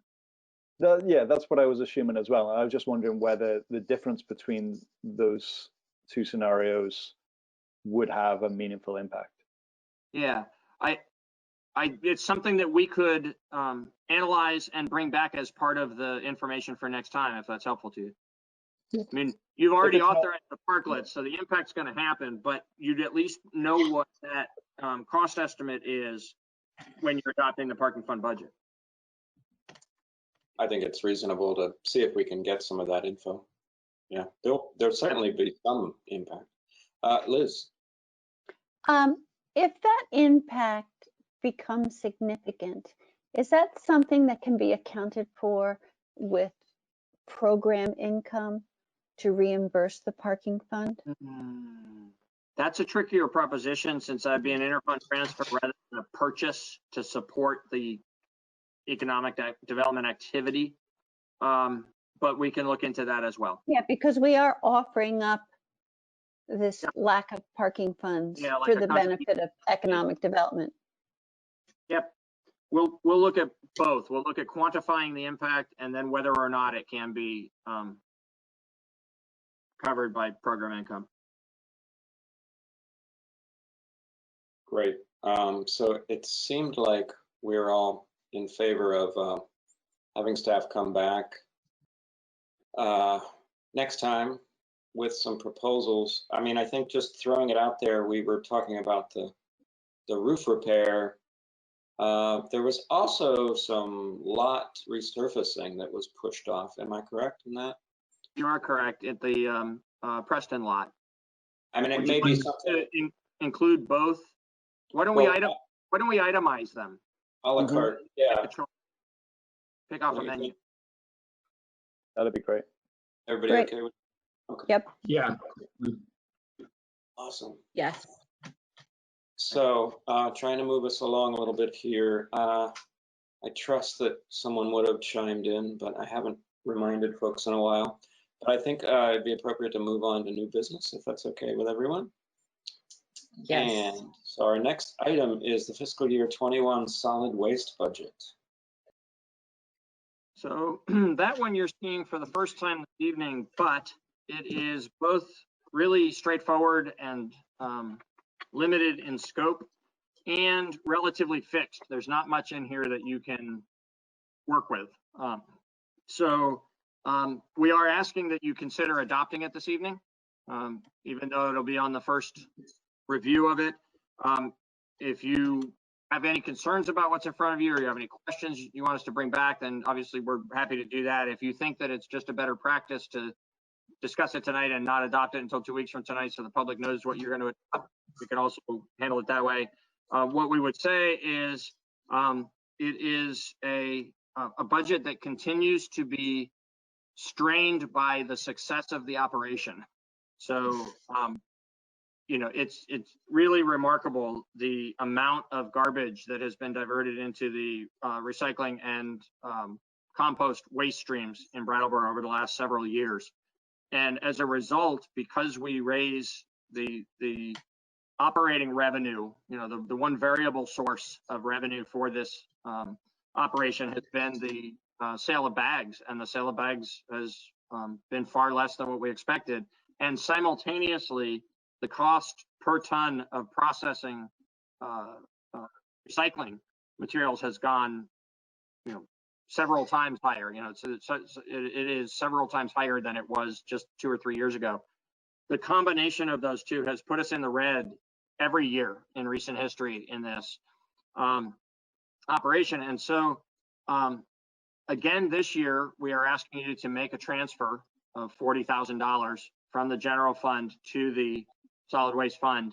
Solid waste fund is a bit of a misnomer for it because it doesn't stand alone as an enterprise fund the way the utility fund and the parking fund do. It has just had its own budget since the advent of pay-as-you-throw so that it could be shown what the solid waste revenue stream is compared to the solid waste expenditures. But it doesn't actually exist as a separate fund in town accounting.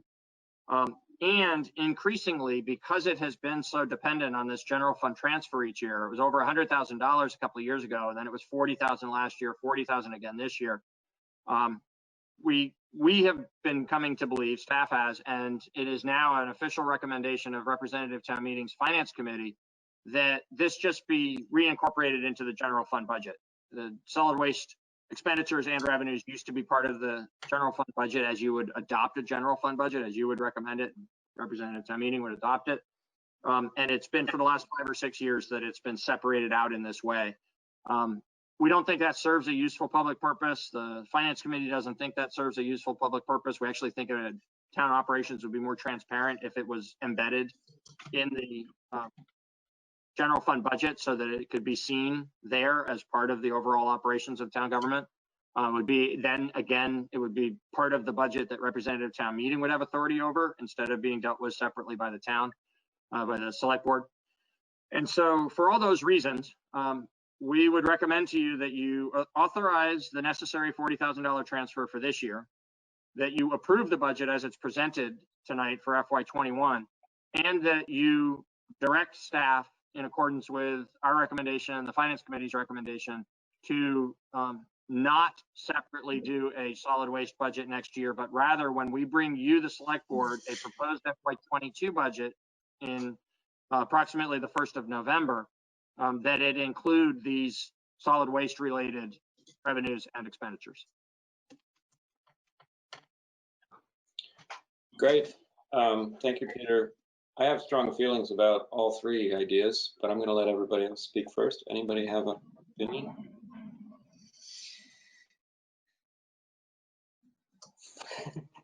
That was just a sigh, right, Brandy? Or... Yeah, I just always have just feelings about this budget. I'm not ready to talk about them yet.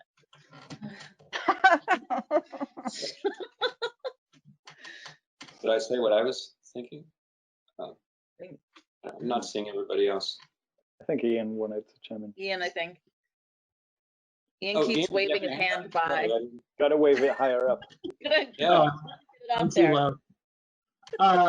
Yeah, I'm voicing my opinion only to see if maybe Tim and I will disagree. I feel like we should totally put it into the general fund. And I'm kind of feeling the same way about the parking fund. I don't know. I understand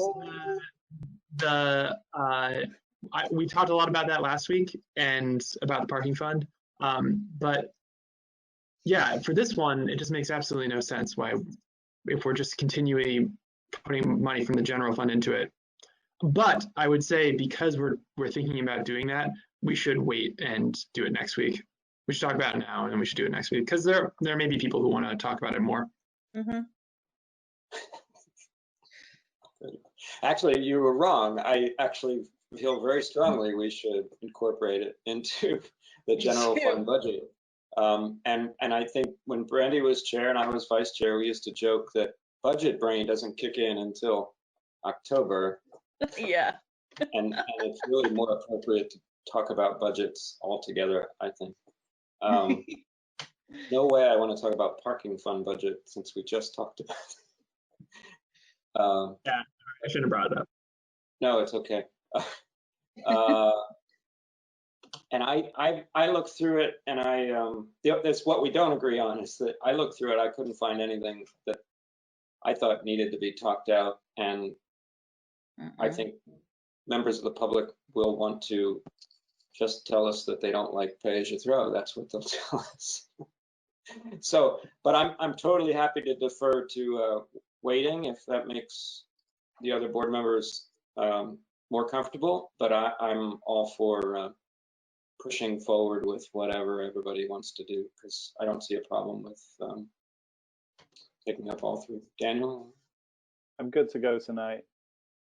You know, this is a big agenda. If we kick some things onto the next one, it's another big agenda. Let's, you know, it is a fine budget. It makes sense. Put it in the general fund.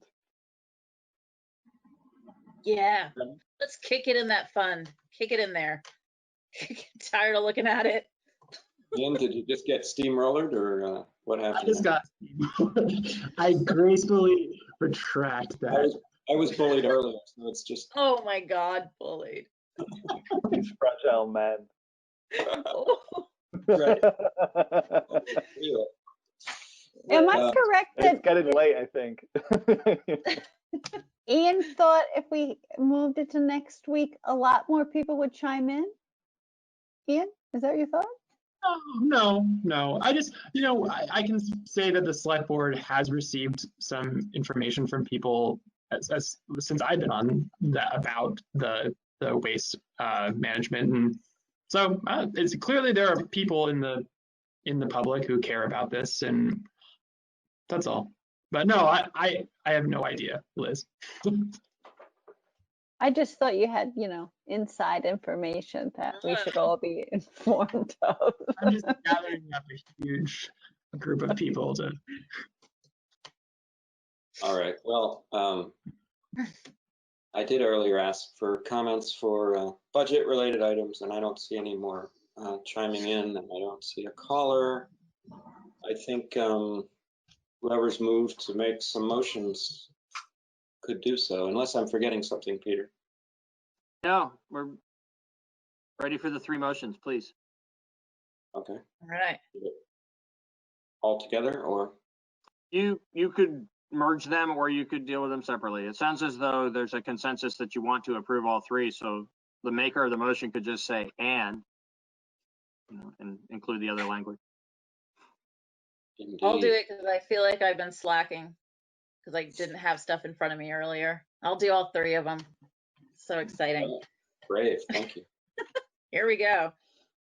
I move to authorize a transfer in the amount of $40,000 from the general fund to the solid waste fund, and I move to approve the FY21 solid waste budget as presented, and move to approve incorporating all solid waste revenues and expenditures into the annual general fund budget beginning in FY22. Hallelujah. Let's do it. Thank you, Brandy. Brandy has made a motion, a three-part motion to authorize a transfer in the amount of $40,000 from the general fund to the solid waste fund, to approve the fiscal year 21 solid waste budget as presented, and to approve incorporating all solid waste revenues and expenditures into the annual general fund budget beginning in fiscal year 22. All those in favor say aye, please. Aye. Aye. Aye. Wonderful. Thank you, Ian. Thank you, everybody. Can I make a quick request that there's nothing to do with the money side of things? Last year, we inquired with Casella, hey, what's up with recycling? And they gave us this really wonderful, detailed response. I'm going to ask it again. What's up with recycling in COVID times? Like, you know, I know people in the community are just really interested in it, and it would be nice if they can provide an update to get that. And they've been home throwing things out. I'm sorry, I didn't hear that, Liz. They've been home throwing things out. Yeah, lots of things. Yeah.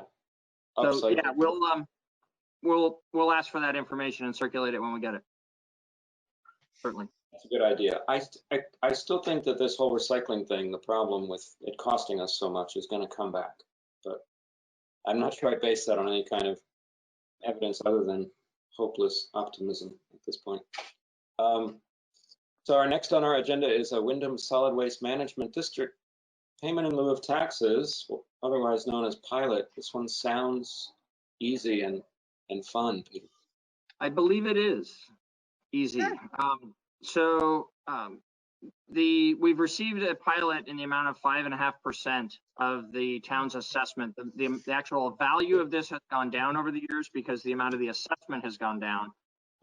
That's actually a good thing in the overall operation of the solid waste program and the solid waste district. They have become more able to, and more sustainable on the revenues from the compost operation and the solar array that's up there and a few other ventures that they have there on the property. So that they now collect less money from the members of the district. So that's a good thing in the big picture. The rebate that we get as a result of the fact that we are the host community for the solid waste district has gone down because it is a factor of the 5.5%. The way the pilot is determined is it's 5.5% of whatever we pay in the assessment. And so with that acknowledgement, I would say that there have been some of the other member towns who wonder whether, as this payment becomes smaller and smaller, whether it's really necessary to make it at all, and whether there's really any special burden to the town to be the host community, especially because it is acknowledged, we have acknowledged publicly and are happy about the fact that we get a fair amount of property tax revenue now from that operation because of the solar array, where it used to be not a generator of property taxes. So in any event, the point is there's a balancing act here, and there's been some occasionally lively debate in that setting about whether the town ought to receive a pilot at all. And the board of the solid waste district has agreed to continue the current arrangement for 2 more years. Great. So we think from the town of Brattleboro's perspective, that's an easy yes to continue the current arrangement for 2 more years, and hopefully beyond that, but we'll see based on future consideration. Terrific. Liz? I wanted to congratulate town staff for those negotiations. That was really good. And that's Patrick entirely. Patrick Moreland is both the staff person who deals the most of any other town staff person with the solid waste district staff, and he's your appointed representative to the solid waste district board. So in both capacities, he carried this ball really well. Yes, thank you, Patrick. And Ian, in case you don't know, or anyone watching, it was for a while a member of the board that was served in that capacity, and then we got lazy, I don't know, last year or something, and asked Patrick to take up some slack. He's so good at it, basically. I'd be happy to explain that to Ian offline. So it depends on how far down the rabbit hole you want to go on that one there. But fascinating stories. And thank you also to the WSWMD board for that as well. So I shouldn't talk about it as if it's already done. Who wants to make a motion? I'll do it. I move to approve a 2-year pilot agreement with the Wyndham Solid Waste Management District as presented. Thanks, Daniel. Daniel has moved to approve a 2-year pilot agreement with the Wyndham Solid Waste Management District as presented. All those in favor, please say aye. Raise your hand. Aye. Aye. That's 5-0. Thank you. Yeah, now we're moving. Okay, here's one. Yeah, That's never happened. Item C. Yes, please. Tee us up there, Peter. Thank you. So this is the discussion of options for representative town meeting. A couple of really broad points initially I'd like to make, and then I'll walk through the memorandum dated May 29th that I provided to you that's in the backup.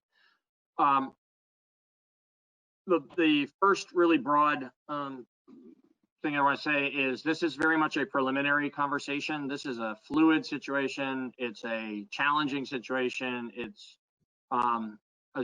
we at this time, given the constraints of how many people are allowed to gather in a single location in the state of Vermont, we don't think it is safe or prudent to warn a representative town meeting yet.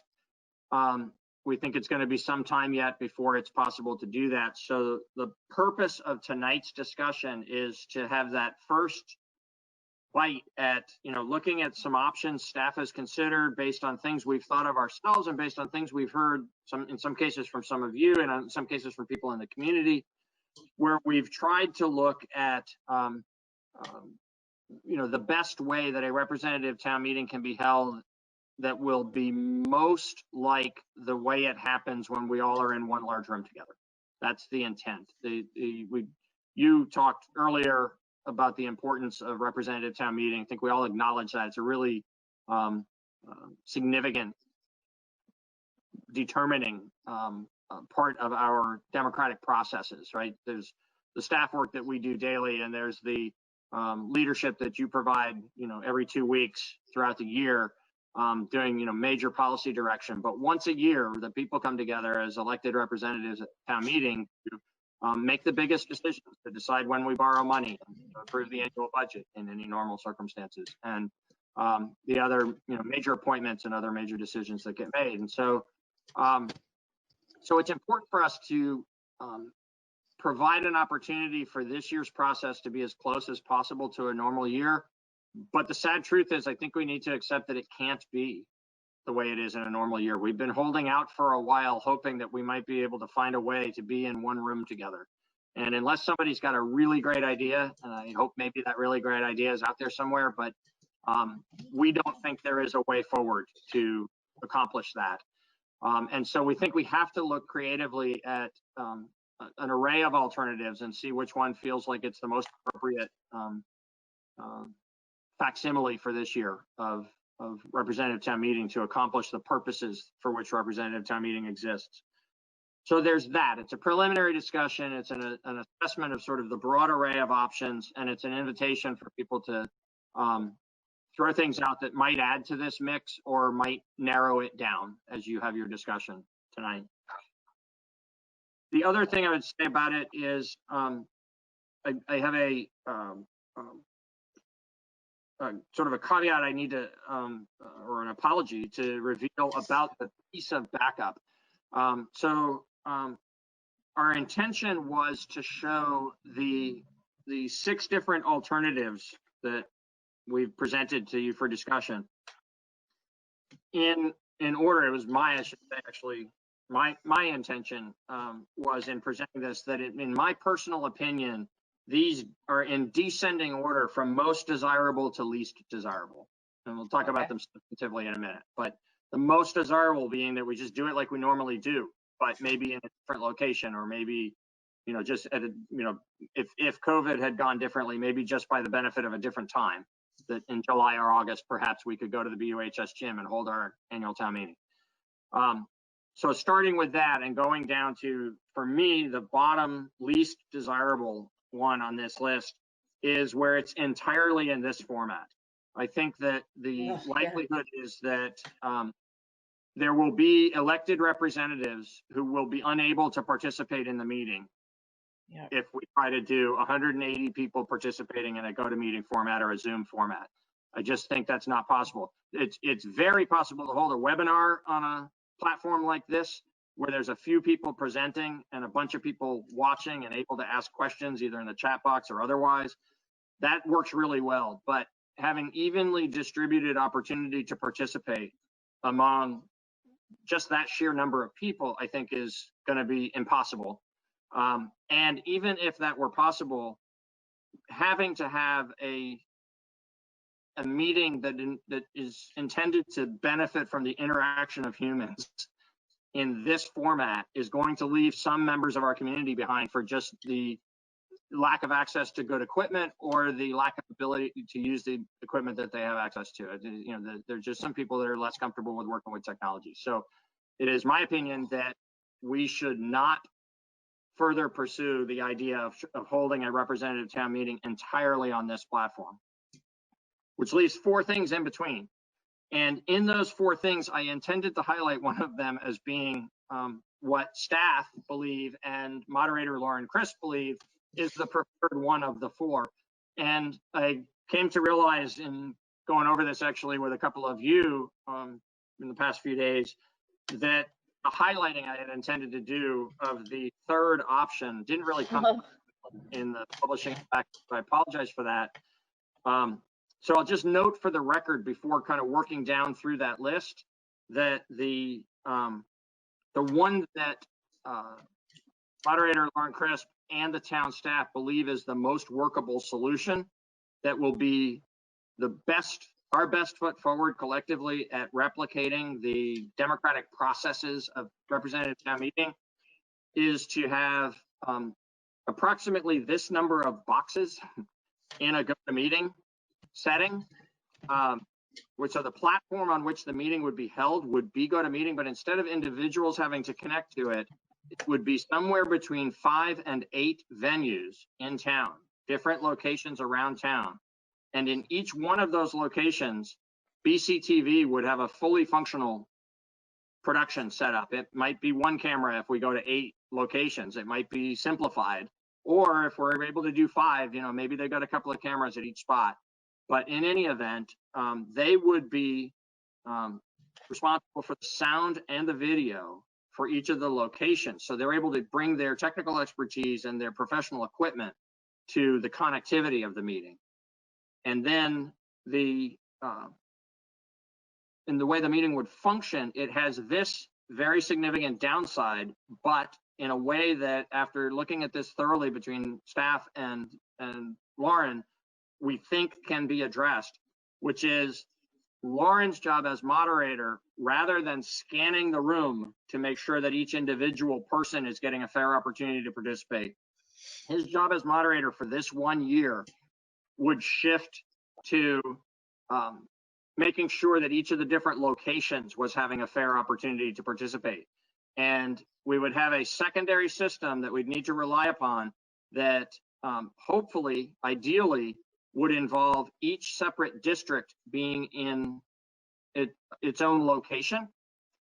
That will require, based on the number of members in a district and then a couple of staff people and some BCTV people in each of these spots, it'll require that there be, that we be permitted to have up to 60 people, 60 people in a room. We're hopeful that maybe we're getting there. We're up to 25.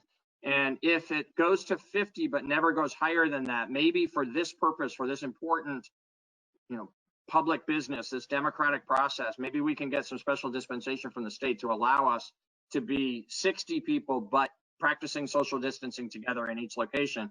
Because ideally, for this to work in a way that is optimizing the opportunity under these difficult circumstances, each district would be together in a room, and therefore the district chair would be able to be the person who is helping to keep the process fair and balanced and everybody having an equal opportunity to participate within that room, and be the person that Lauren would rely upon to connect him and his moderating responsibilities into that room.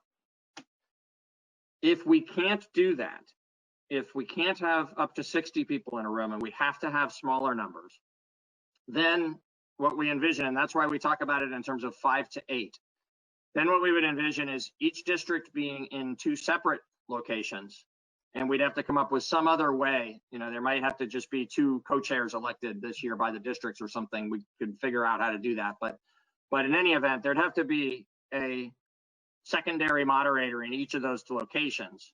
But otherwise it would function about the same. So there'd be either 3 or 6 district locations, and then an additional one that would have the select board and Bob Fisher and myself, and an additional one that would have Lauren and Hillary as town clerk and possibly a couple of support folks. There'd be BCTV at every location. And likely, but we really hadn't decided once and for all about the public. That's just something we kind of need to talk through as one of the details that isn't resolved. We don't have an opinion at this point about, or a strong one at least, about whether the public is in the room with the select board and the town attorney and the town manager, or whether the public is in the room with Lauren and Hillary, I think that Lauren would tell you that he thinks that the public ought to be with us, because that preserves that sort of independence of the moderator in terms of him doing the best he can under these circumstances this year to keep it all fair, that only he and Hillary would be together with whatever support staff they need. But the acknowledgement of a member of the public getting the floor to speak, or a member of the select board or Bob or me, would be the same kinds of circumstances, presumably with Tim as the one who was in control of that room, that it'd be the same kind of circumstances as what the districts are experiencing. So that's what we see as the best way forward. There was also some consideration, we have given consideration to doing an outdoor location where it would be, sort of just like in the gym, but in some outdoor setting under a big tent or a few tents. We have come to think that's not workable for a number of different reasons. Accessibility and bathrooms are pretty significant challenges to that option. And even greater is we have no control over the weather, to state boldly the obvious. And at the time of year we're talking about holding this, we could have a very rainy day or we could have a beastly hot day. And either of those two outcomes would really interfere with holding an effective meeting. And so we don't think we should further pursue looking at an outdoor meeting. There's also an alternative presented here of doing a two-stage process, which is done in a lot of communities around Vermont, or at least in some other communities around Vermont, where they have a town meeting where the decisions are made on Australian balloting, but there's a discussion meeting that's held ahead of time. It's almost like our information meeting and then the town meeting, but it's not quite that, because the information meeting is meant more for questions, and the discussion meeting is intentionally an interactive process among the members. We don't think that that's nearly as good an option. The voting on Australian ballot, we think, diminishes the democratic process by not having the members of representative town meeting be able to amend the warned items, or I should say the motions that are made on the warned items, where they'd have to vote yes or no on each question that's on the warning. But at least it would have the advantage of a discussion that would happen in this kind of a format ahead of time. And then there's a fifth option here that is just going straight to Australian ballot. And frankly, personally, I think that's pretty well tied for last with the trying to do 180 people on GoToMeeting, because there's no interaction. We lose all that value of this being a group of people elected by the people of Brattleboro to discuss these things and work through them and find a way to reach as much consensus as possible. You lose all of that to just casting a ballot, vote on a piece of paper. So like I said, we're happy to explore other options that either you have a good idea about or a member of the public has a good idea about. We certainly need to refine the one that we're recommending, but for the fullness of, I've probably gone on too long, but of, what I've just described, we feel pretty strongly that the 5 to 8 venue GoToMeeting hybrid arrangement is the best way to go. Thank you for the summary. I'm sure everyone's thought about this a lot already. Liz? I just would hope, it sounds like it's the way to go. And of course, everyone is disappointed, but I would just hope that Lauren and Hillary have all the support they need, because it sounds complicated. Yep. Especially for them.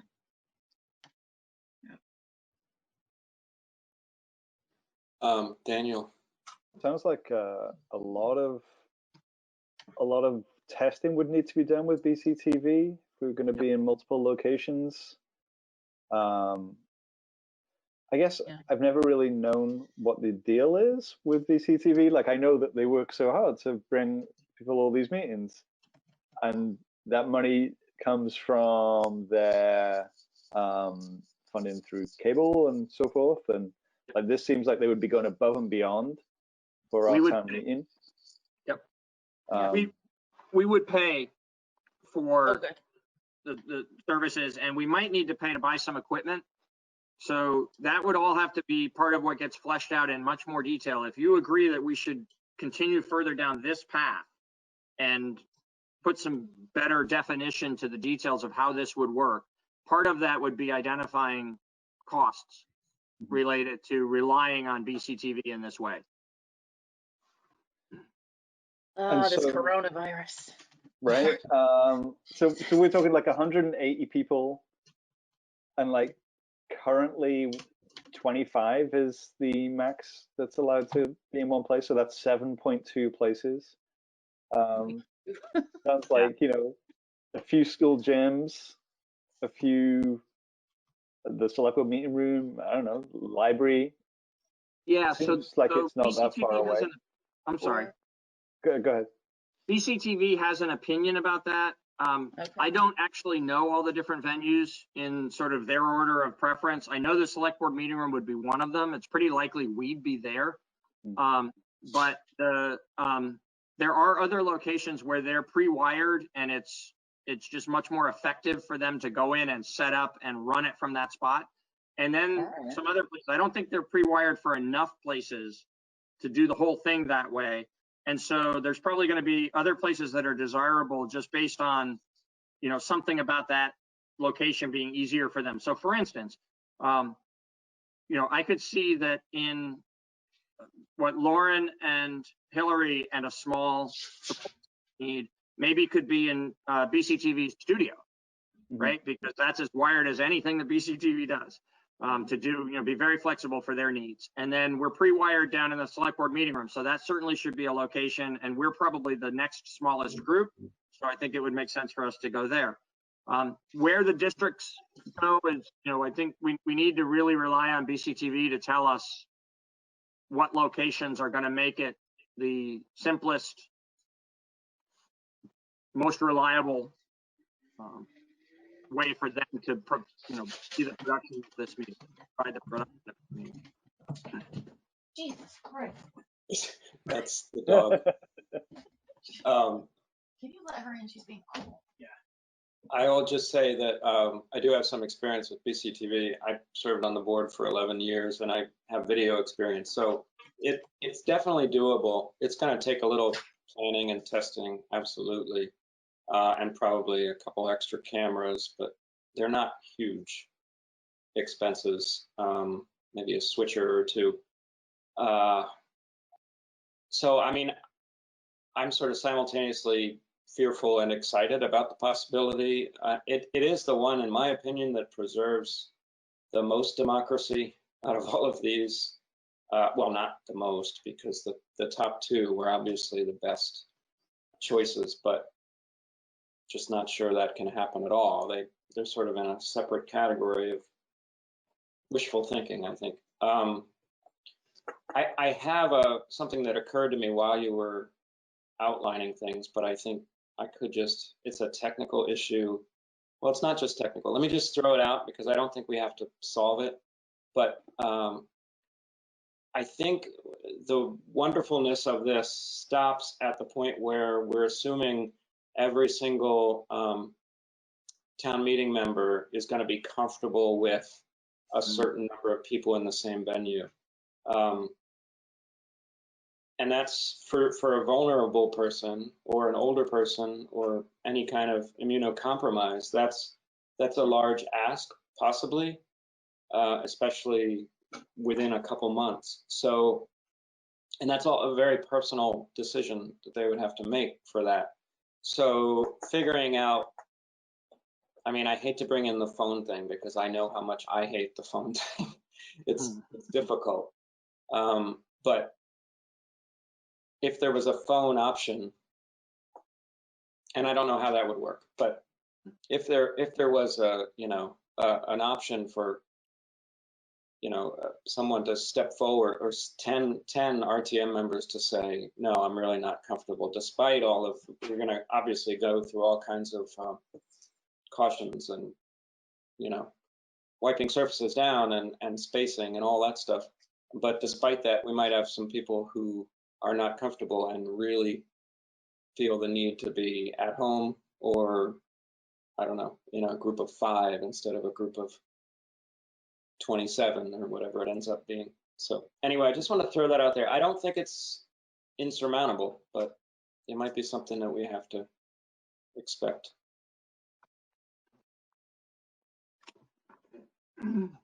Ian? Yeah, I think sort of to echo that a little,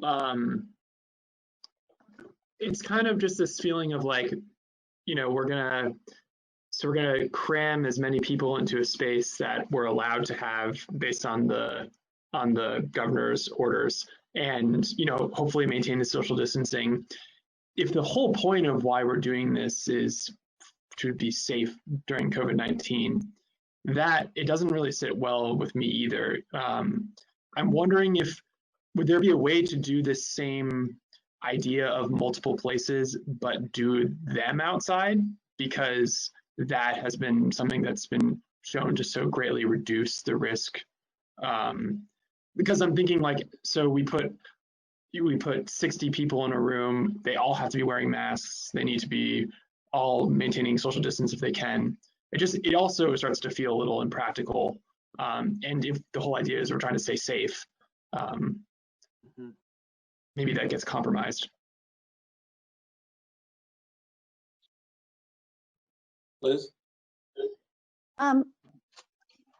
Instead of being outside, I would think that what we would want to look for in the venue for these larger number of people is sufficient air handling, like windows that open and, air circulation that's doesn't recirculate or whatever. Yeah. Just kind of keep the air moving with the benefits of if it were outside, but still the shelter and, restrooms that are inside.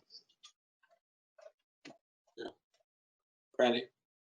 The passing around of the microphone is creeping me out. I know we'll sanitize it.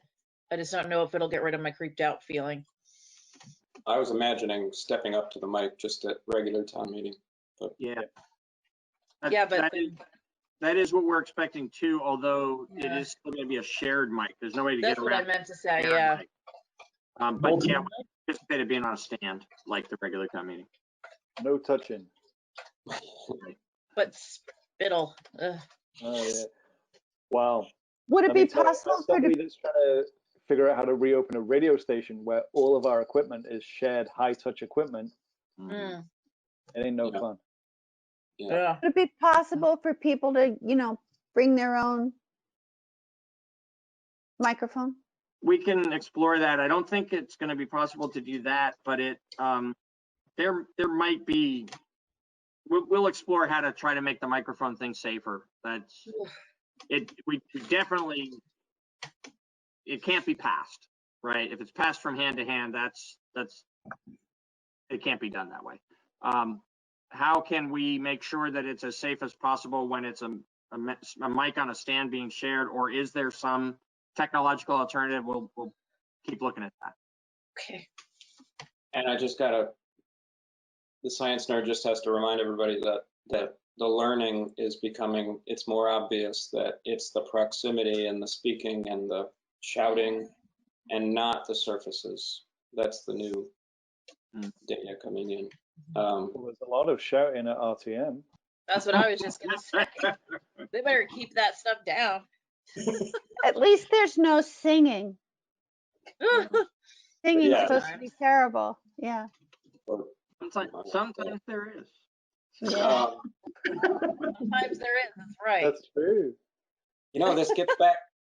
This kind of gets back to I don't really do it at meetings. I try to avoid it, but on a personal basis, talking to friends, I just talk about everyone's different level of comfort with risk. And I try to avoid the use of the term safe because there's no safe, obviously. So we're not keeping people safe, we're reducing risk. I think is a great way to talk about it. But yeah, I actually the only if you really are interested in reducing the most amount of risk is we're talking about our two other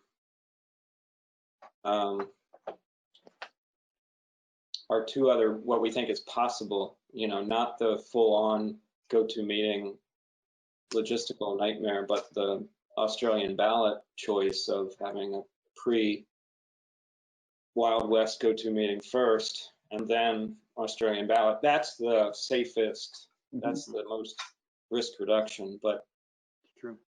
You know, you risk something when you cross the street as well. Daniel. I just want to kind of like say that we do it all in exactly the same way on this kind of platform, whilst it would be unwieldy. It's not impossible.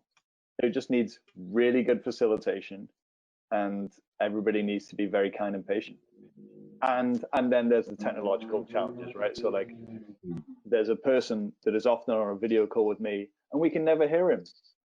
But if we knew in advance that some people had limitations and needed certain equipment or, you know, practice or training or support, we could provide that, you know, given how much lead time we'd have. I don't want to like dismiss it out of hand. Like, I know it wouldn't be great, and I really hope we wouldn't have a 13-hour meeting if we were on that platform. Jesus. You know, but it's not impossible. I think you make a good point, because if we have to go in that direction, we'd probably be making that decision in October, November, December, rather than, because we're hoping for this possible window of you know, everyone feeling a little more comfortable with being together, right? If that window closes and that becomes one of our only options, other than, I don't know what the other option would be. It's an interesting thought. Do you see Elizabeth's question?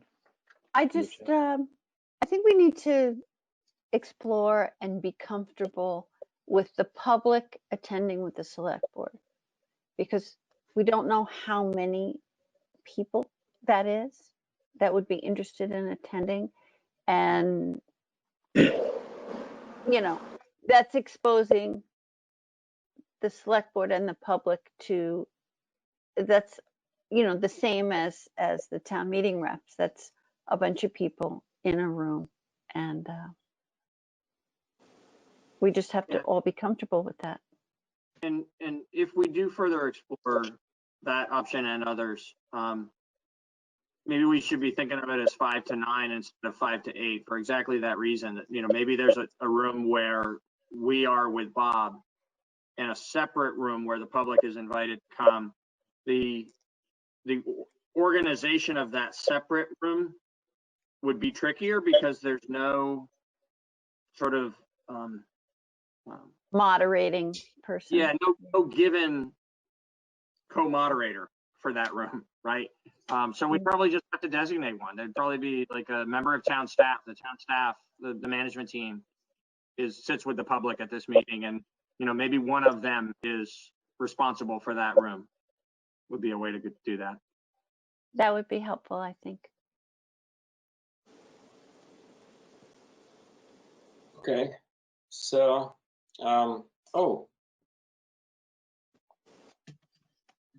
yes, sorry, I just caught up. I guess I'm not looking at this as often as I thought. Elizabeth would like to comment on ASL interpretation first, and then Franz would like to comment. Thank you. I just, while you're having the discussion about all the considerations, and there are a lot of them, just one thing to remember too is ASL interpretation is typically provided for a representative town meeting. So far, this platform is working fantastic. Should it go to more than, let's say, 9 boxes, we get really minuscule, and so it kind of is moot to have us there. So if you want fully accessible meetings, it's possible. Just remember your limitations on how many boxes are shown on screen at once. So it might even be, if you're designating rooms, it might be not 5 to 8, but maybe 5 to 9, 10, if the interpreters had the separate rooms, so we still have our own camera like we have currently. So I just wanted to put that out there, and I'm always happy to talk to people about logistics and making sure that things are accessible. So tag me in. Thanks. Great. Yeah. Thank you, Elizabeth. Thank you. Franz. Yes. Am I audible? Yeah. Yes. Then I will speak. So, for the benefit of all those other interested people out there, this is Franz Reichsman speaking. So a couple things. One is just to respond to Liz's idea about air circulation. Air circulation is bad in this setting. What you want is absolutely dead air so that any virus particles settle to the ground instead of being recirculated again and again, where they're much more likely to end up in somebody's body. So just a minor point, but you know, there's the importance of that is that there's a lot of details to think through here. The other thing is that I think as you're putting together any idea, you have to factor in that there's a significant lead time and that the conditions under which we're meeting could change at any time. If you talk to any epidemiologist anywhere, they'll tell you there's going to be a second peak of infection, and we don't know when that's going to be.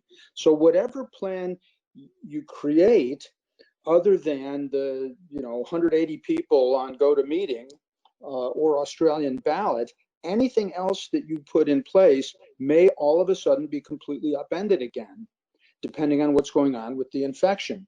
So anyway, I would just really include that in your thinking, that something that may not be a desirable solution may turn out to be the only possible solution. Thank you, Franz. Yeah. Well, thank you. Thank you. Well, what do you want to do? It's getting a little late. Move on. Cancel representative town meeting. May I just summarize what I think I've heard so you know where we'll go from here? Yes, please. That work? So I hear that we feel pretty fatalistic about the first two. We'd love to hold one that way in one big room or in one space outside, and we don't really think that's going to be possible at all this summer. So we're not going to really spend much more time thinking about that. But of the other four, and I didn't hear really a different alternative come into play tonight either, which isn't to say that it can't in the future if somebody has a great idea. But at this point of the other four, what I think I'm hearing is we should further examine the everybody on GoToMeeting option to see if there's a way to make that work and put more energy into the details of the what has now become 5 to 10 venues option, with the two Australian ballot options being just the things we would fall back to if it seems impossible to do 5 to 10 venues and undesirable to do 180 people on GoToMeeting. Is that fair? So we won't really put extra energy at this point into the Australian ballot items. They're relatively simpler to implement if we have to fall back to them. But I'm hearing a consensus that those, we don't want to do those. So we need to be further exploring the other two that are in play to see if maybe we can make 180 people in this format feel more viable, and that we get more details for the other format, so that, or for this format with fewer venues, so that you with public input are able to make a more fully informed decision about what we're actually getting into. That sound right? Yeah, I think so. I mean, I that's how I interpreted it. Okay, so we'll keep doing that. I don't think we'll likely have something more for you 2 weeks from now, but we'll try to come to the first July meeting with better definition. And I think we can kind of push the question out to RTM too. Yes. See what they think. Yes, absolutely. Can I add one thing I just thought of? Yeah, Ian. If someone is exhibiting symptoms and thinks maybe they have COVID-19 when the representative town meeting were to occur and still wanted to participate, or you had an individual who didn't feel comfortable being in any size group, if there would be a, for future discussion, to implement them in the RTM with one of these other systems, like with the 9 rooms or whatever, how we would do that. Yep. So Tim had addressed that earlier, and I had made a note. That was one of the things that we need to follow up on, is how do we accommodate people who don't feel safe coming into a room of any size, any number of people. Okay, my bad. No. No, I mean, you made the reiterating the importance of the point. Yeah. The additional point of diagnosis is an important one. Okay, so I'm starting to lose it. I don't know Me too. who else, but we're going to move on for now to award a bid. This is Great. Yeah. It was a big thing a while ago, and now it feels less of a big thing, but it's very important. It is. The upper roof of the two roof sections at the police facility did not get replaced as part of the renovation of that building because we wanted to make sure we ended up, we needed to know where we finished all of the essential parts of the job and how much money was left over at the end. A little over a year ago at representative town meeting, we were authorized to proceed with replacing this roof at an estimated cost of $100,000. And there were a few other final details that were authorized as part of that usage of the remaining funds from the bond for the police fire facilities projects. We have been out to bid for this work and received two bids. One was $120,500. The other was $98,860. And so we recommend that you award this project to Melanson of Keene, New Hampshire at $98,860. Great. Okay, well, any comments, questions? Personally, saying Steve Horton's name helps me feel better about Good. Trusted Steve Horton. Steve. Would anybody like to make a motion? I don't know where that motion is, but I'm glad I'm not making it. Top of page 4 of the administrative report. Thank you.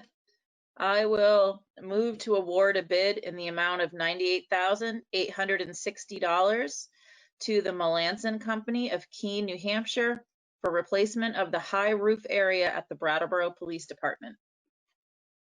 Thank you, Brandy. Brandy's made a motion to award a bid in the amount of $98,860 to the Melanson Company for the replacement of the high roof area at the Brattleboro Police Department. All those in favor, say aye. Raise your hand. Aye. Aye. 5-0. Thank you. And we have Brandy's favorite topic. Boo. Thumbs down. We need to do the annual dog warrant. Yes. Ugh, so petty. Which always causes confusion and consternation.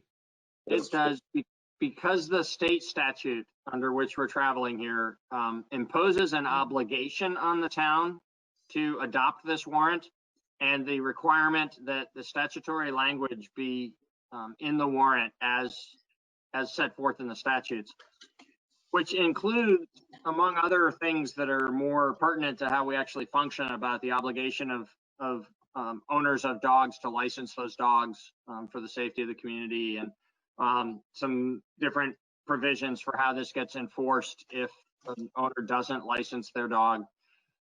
It includes reference to the fact that if the owner doesn't comply with this upon being warned that the dog needs to get licensed, and then the owner doesn't comply, that penalty can be up to and including euthanizing the dog.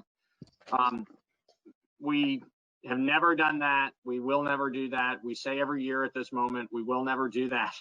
But we have to have that language in the document that you approve because the state requires it.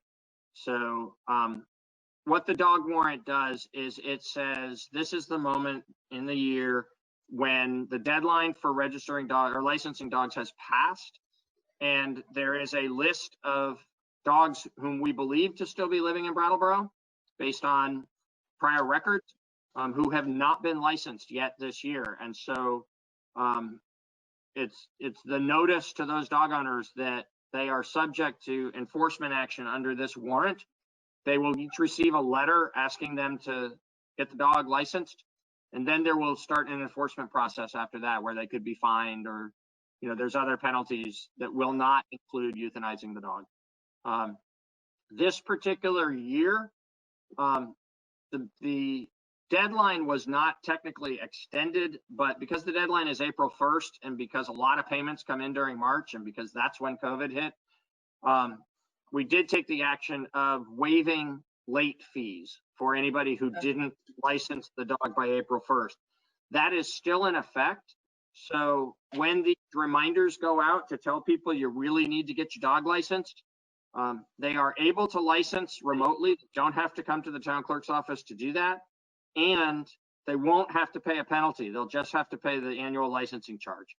But we really do need, for the safety of the community, to enforce the licensing requirement, and this is the mechanism for doing that. Great. Brandy. I'm glad to hear that, because this list looks longer to me than it usually does. And I'm wondering if people have just been living in chaos. And I don't know how much leniency we have, but even if we could open the letter with something like, I don't know what, something like, we know this has been crazy, or due to COVID-19, you likely forgot, or something, because this is a lot of dogs. Totally agree. This is actually representative of what our worst fears were for property taxes, and thank goodness they didn't come through on property taxes. But yeah, there's a lot of folks who would normally have licensed their dog by now who just didn't this year. Yeah, I just don't want to sound like a sure jerk about it. Thank you. Sure. I think for me, it's, to quote Yogi Berra, deja vu all over again. Is it the dates for some of them are not late, right? So maybe I should just ask Hillary. She said, Oh, I just messed that up. So the dates, when it's in the future, that means that they don't need to be licensed, I believe, right? Hillary? I'm here. Can you see me? Oh, there we are. Yeah. So the dates that are on there, I don't have the list in front of me. That the dates that you might be looking at are the dates that they need to get their rabies. Exactly. Oh. Okay. And so they still need to license their dog. What we're seeing in response to what Brandy was saying in terms of the list being longer than normal, you're absolutely correct. It's way longer than normal. And part of the problem is vets' offices were closed, and a lot of people are trying to get into the vet, and there's a really long waiting list. And so a lot of people can't get their dogs updated with their rabies shots. We had to cancel our rabies clinic, which a lot of people rely on. And so a lot of people have been calling saying, I want to license my dog, but I can't because I can't get that rabies shot. And so what we've talked about, in addition to waiving the late fee, is we've talked with Kathy Barrows in the police department, and Kathy's our animal control officer. And until further notice, there will be no ticketing for people who have not licensed their dogs yet as well. Those tickets won't happen. If we're at a point where we're ready to start issuing tickets, we will make sure that there's plenty of advance notice to anybody who's in danger of getting a ticket. But we do encourage people to not wait until that ticketing notice comes out, because there is that long waiting list. And we, like you all have been saying all evening, we don't know what's going to happen a few months from now. You know, if vets have to start closing their doors again, it's going to be an issue. So get that appointment booked now, even if it's for a month or two out. Schedule that so that you can get in and get your dog licensed as soon as possible, because it is still required and it is still really important for the health and safety of the community. Thank you, Hillary. Thank you, Hillary. Absolutely. Peter. Thank you. So this is unusual, but in this format, I just wanted to note for Hillary, I know that you've been on and you've been listening, so the letter is going to be modified to be a little kinder and gentler than it might normally be. Would you also please include what you just described about the way in which we're we're encouraging people to follow up as soon as possible with the vets because we know it's been hard for people to make those appointments, and it's really important they get this done and get licensed and whatever. You know the words to use, but I think it would be helpful for us, in addition to just being a little bit softer in our tone, to be really explicit about what we need them to do. Absolutely. So just to clarify, we already sent out the second notices prior in May, saying, you know, this is coming up, and we had a lot of questions about it, and so we fielded a lot of questions. If the select board feels it's necessary and appropriate to send out a third notice, we certainly can. It might freak people out a little bit more if they're getting another notice.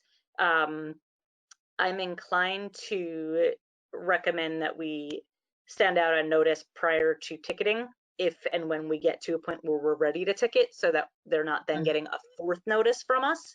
But if the select board feels that a notice at this point is appropriate, I'm happy to do that. I take your word on it. Yep. I agree with Hillary's strategy. All right, Ian. Very quick question, newbie question. Where does this list come from? Like, like the dog cat. When you Santa. have to tell the town clerk that you have a dog, or is it only people who have previously registered? I was kind of amazed that we just have this knowledge. Yeah, so from previous years, if anybody has licensed their dog, we assume that they still have the dog and they still live in town. And when we send out those notices, we make it very clear if the dog has passed away, if you no longer live in town, if the dog is no longer yours, anything like that, let us know and we'll remove you from the records and you won't get any more notifications from us. There are people who have never licensed their dogs, and unless there's an issue, if there's a dog bite, if there's an issue and somebody calls the animal control officer and the dog's never been licensed, they're running that risk. But we have no way of knowing if somebody's never licensed their dog and there's never been an issue with their dog. Okay, thank you. That's really helpful. Thank you, Hillary. Oh no, Liz has a question. You never know what's going to cause all of the time. What about new people who have dogs? How do they get informed? Through their vet? I would imagine that their vets let them know. I personally don't have a dog, so I haven't experienced that. I believe that most vets let them know, or if they're adopting the dog, most places let them know that they need to license their dog in the town where they live. Brandy, you might have more information on that with your interaction with dogs. Yeah, I think it's hit or miss with the vets tell you or not. I think most people who've had dogs for a while just know, and I've had dogs for a long time, so I don't really remember how the conversation first came up. Probably my parents or something, I don't know.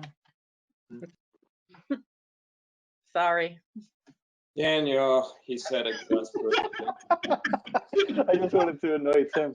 One of the good things about this list is that you get to see all of the different names of dogs. Oh, yeah. That's fun. That is fun. Bagel. Bagel. Good name for a dog. There are also Bagel. 2 dogs named Brooklyn. I wonder if they know each other.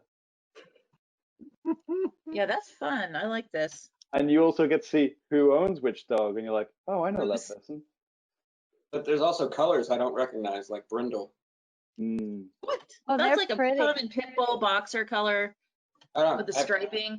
It's like marble. About to turn 52. Like a tortoiseshell? Yeah. No, well, it's more like a stripe, but yes, the same colors as tortoiseshell. Everybody raise their hand if they've heard the term Brindle. It's in like a rhyme. Oh, Ian, at least young Ian hasn't heard it. Wendy jumped on. On the board. That's great. That's my pet name for Ian. Sorry, that'll make the paper tomorrow. Front page. Front page. Young Ian, I just like that. It's endearing. Okay. Can we go till 10 o'clock again next week? No. Yeah. No, Thank you, Hillary. cannot. Thank you very much, Hillary. Quick fingers bringing Hillary on. Okay, so we have one more thing. Wait, we need to do something. You do. I'm not doing it. Oh no. I left. Somebody do something. I'll do it. I'll do it. do Wait it. a second. Oh, Okay. go ahead, Daniel. No, go ahead. I needed to reload the document. If you have it open, go right ahead. Okay. I move to approve the annual dog warrant as presented. Thanks, Liz. Liz has moved to approve the annual dog warrant as presented. And all those in favor, say aye. Aye. Aye. Randy voted for it this time. I think that's a first. Didn't Oh, you vote crap, against you're it? right. I should have stayed Didn't with you my vote trust. against it? Don't you think dogs need to be licensed? Brandy's the Let's dog vote here. murderer. Principle of the language. Is in favor of destroying. No, never mind. I'm Not not in gonna favor happen. of destroying Doesn't dogs. happen. Not gonna happen. Not gonna Not going to happen. We have one remaining duty as a board, and it's 9:59. Where is it? So, Would you like me to read them? I've got them in front of me. Yeah. Oh, Yes, really? please. There's a lot of them. You don't mind? I don't mind. Jesus. We have a committee and board vacancies for everyone to apply for. And these are for appointments for the new year, the new fiscal year of the town beginning in July. So we'll be receiving applications and likely we'll have some appointments, possibly even some interviews for June 16th and then into the July meetings. So that when I say the number of vacancies, it's the number of vacancies effective as of July 1st. On the ADA Advisory Committee, there are 5 members, 4 of which will be vacant. 5 seats, 4 of which will be vacant. The Arts Committee, 7 members, 4 of which will be vacant. The Brattleboro Housing Partnerships Board of Commissioners, there are 5 members and the town appoints 1 member, so that 1 seat will be vacant. Cemetery Committee has 5 members, 2 of which are vacant seats. Citizens Police Communications Committee, 5 seats and 3 of those are vacant. Conservation Commission, 7 members and there are 3 vacancies. Design Review Committee, 3 members, 1 seat vacant. Design Review Committee alternate, 1 position, which will be vacant. The Development Review Board, 7 members and 3 vacancies. Development Review Board alternate, there are 3 positions, all of which will be vacant. Energy Committee, 7 members, 4 of which are vacant. Fence Viewers, 3, all of which are vacant. Honor Roll, 3 members, all of which are vacant. Inspector of Lumber, Shingles, and Wood, 1, and that is vacant.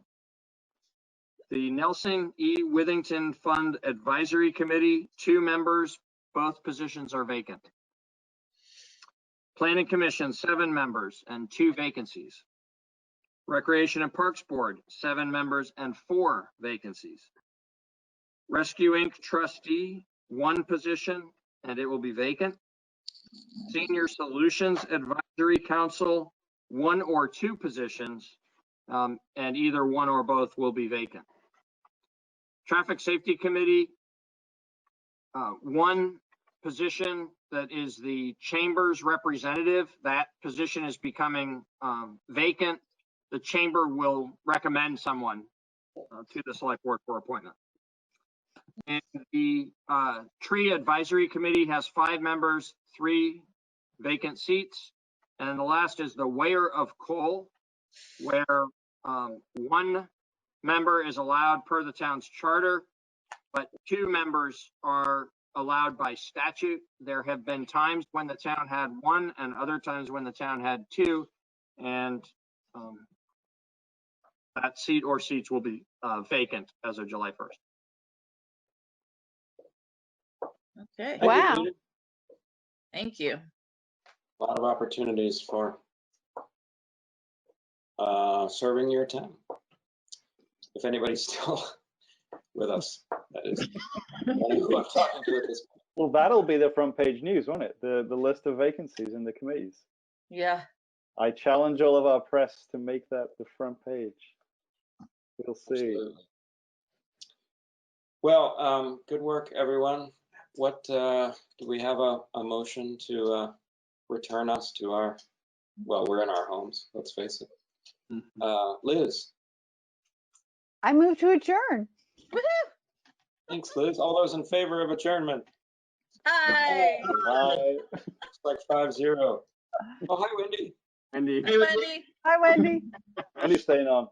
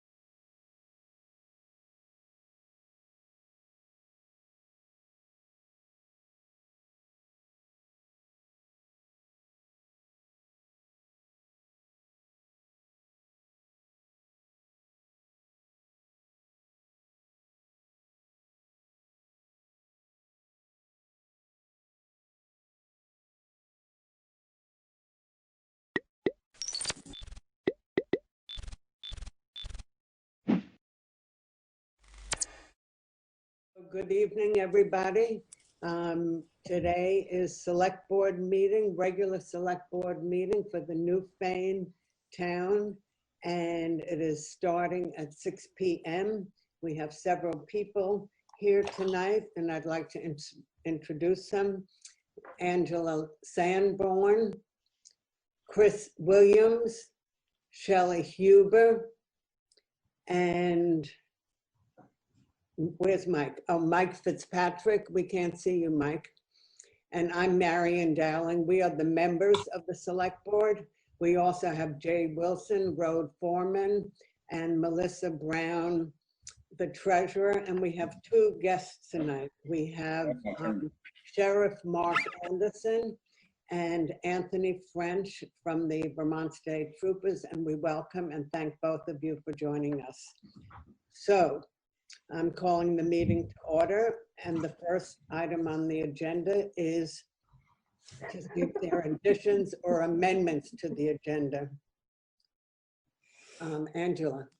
I would like to move Sheriff Anderson and Lieutenant French before our regular business so that we can let them go about their business. Right. Is there a if that's possible? I'll second it. Okay, second. Any discussion? No? So all in favor say aye. Aye. Aye. Aye. Mike? Aye. Aye, okay. So that passes, and so we will be doing that. Did you want to do that before the approval of the minutes, Angela? Were you saying, or? Yes, I think we should do that before our regular business. So right now. Okay. So then, again, we welcome Anthony French and Mark Anderson, and we have asked you to come here because at the end of June, our contract expires with the state troopers, Vermont State Troopers, and we thought it would be a great idea to have State Trooper and Mark Anderson from the Newfane Sheriff's Office. It's not only the Newfane Sheriff's Office, but Windham County, is that correct? And so we have a few questions we'd like to ask from both of you. And Angela, do you have a list that you might start with some questions and we'll go around, please? I do have the list that was provided to me, and I welcome gentlemen. And the first question is, what service would you provide to the residents of Newfane? And that doesn't just include our Newfane village, or not even the village, just the town of Newfane, includes South Newfane, Williamsville, and Brookside. So it's a wide range. Yeah, what I would like to do is first have Mark answer and then Anthony, and we'll do it in that way, a question and then Mark and Anthony respond. So Mark, please. Thank you. So I guess the simplest answer I can provide is that we provide a pretty customized service. We've, as I imagine most of you are aware, but I'll say it for any viewers who are not, our law enforcement service is entirely based off of a contract. Statutorily, we have no obligation to provide law enforcement. We receive no tax funding to provide law enforcement. Nothing purchases our cars. So we do it through a contract relationship with the towns where we basically build the cost of our service into it. I currently have contracts with a variety of towns, which expand from the lowest level of service, where I literally provide nothing more than motor vehicle enforcement in a village. That's the village of Newfane, all the way up to full 911 response.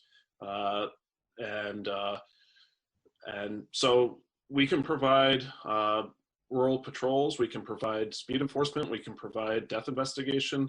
It's really a question of what we're trying to accomplish in an effort to support the needs of the town. I've been a firm advocate that public safety in Vermont has been underfunded. This is not a conversation that's unique to Windham County. We are frequently trying to figure out how to manage budgets, but we're also trying to figure out how to manage problems in a rural area. There's not many police officers in Vermont alone, and to say that to add Newfane to one of the towns that we provide services to, I think would help bolster public safety in the Windham County area. Thank you, Mark. Anthony, can you respond to Angela's question, please? Sure. So the services that the state police provide are normal services that we provide every day. We don't tailor our services and provide anything different to towns that we would normally, other than what we would normally provide. So as the sheriff mentioned, they tailor theirs. We don't do that. We just offer the the one service, which includes our normal patrol and normal response to calls. Okay. Thank And you. this would be for the whole broad, like South Newfane, Williamsville, and Brookside too? Yes. Okay. And that's a state funded. So, yeah, so right now we patrol Newfane as a contract. We have a $10,000 contract with the town for some extra services. So that's guaranteed hours that the town gets. But also it's a we're the primary law enforcement agency for any calls that come in Newfane. So that is state funded, and we respond to anything that, you know, is needed. If there's someone in town working the contract, obviously they would respond and take care of it. If additional resources were needed, we would send additional resources from the shift.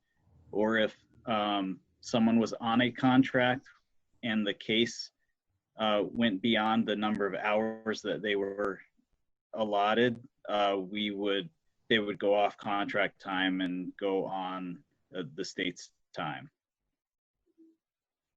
Also, court follow-up.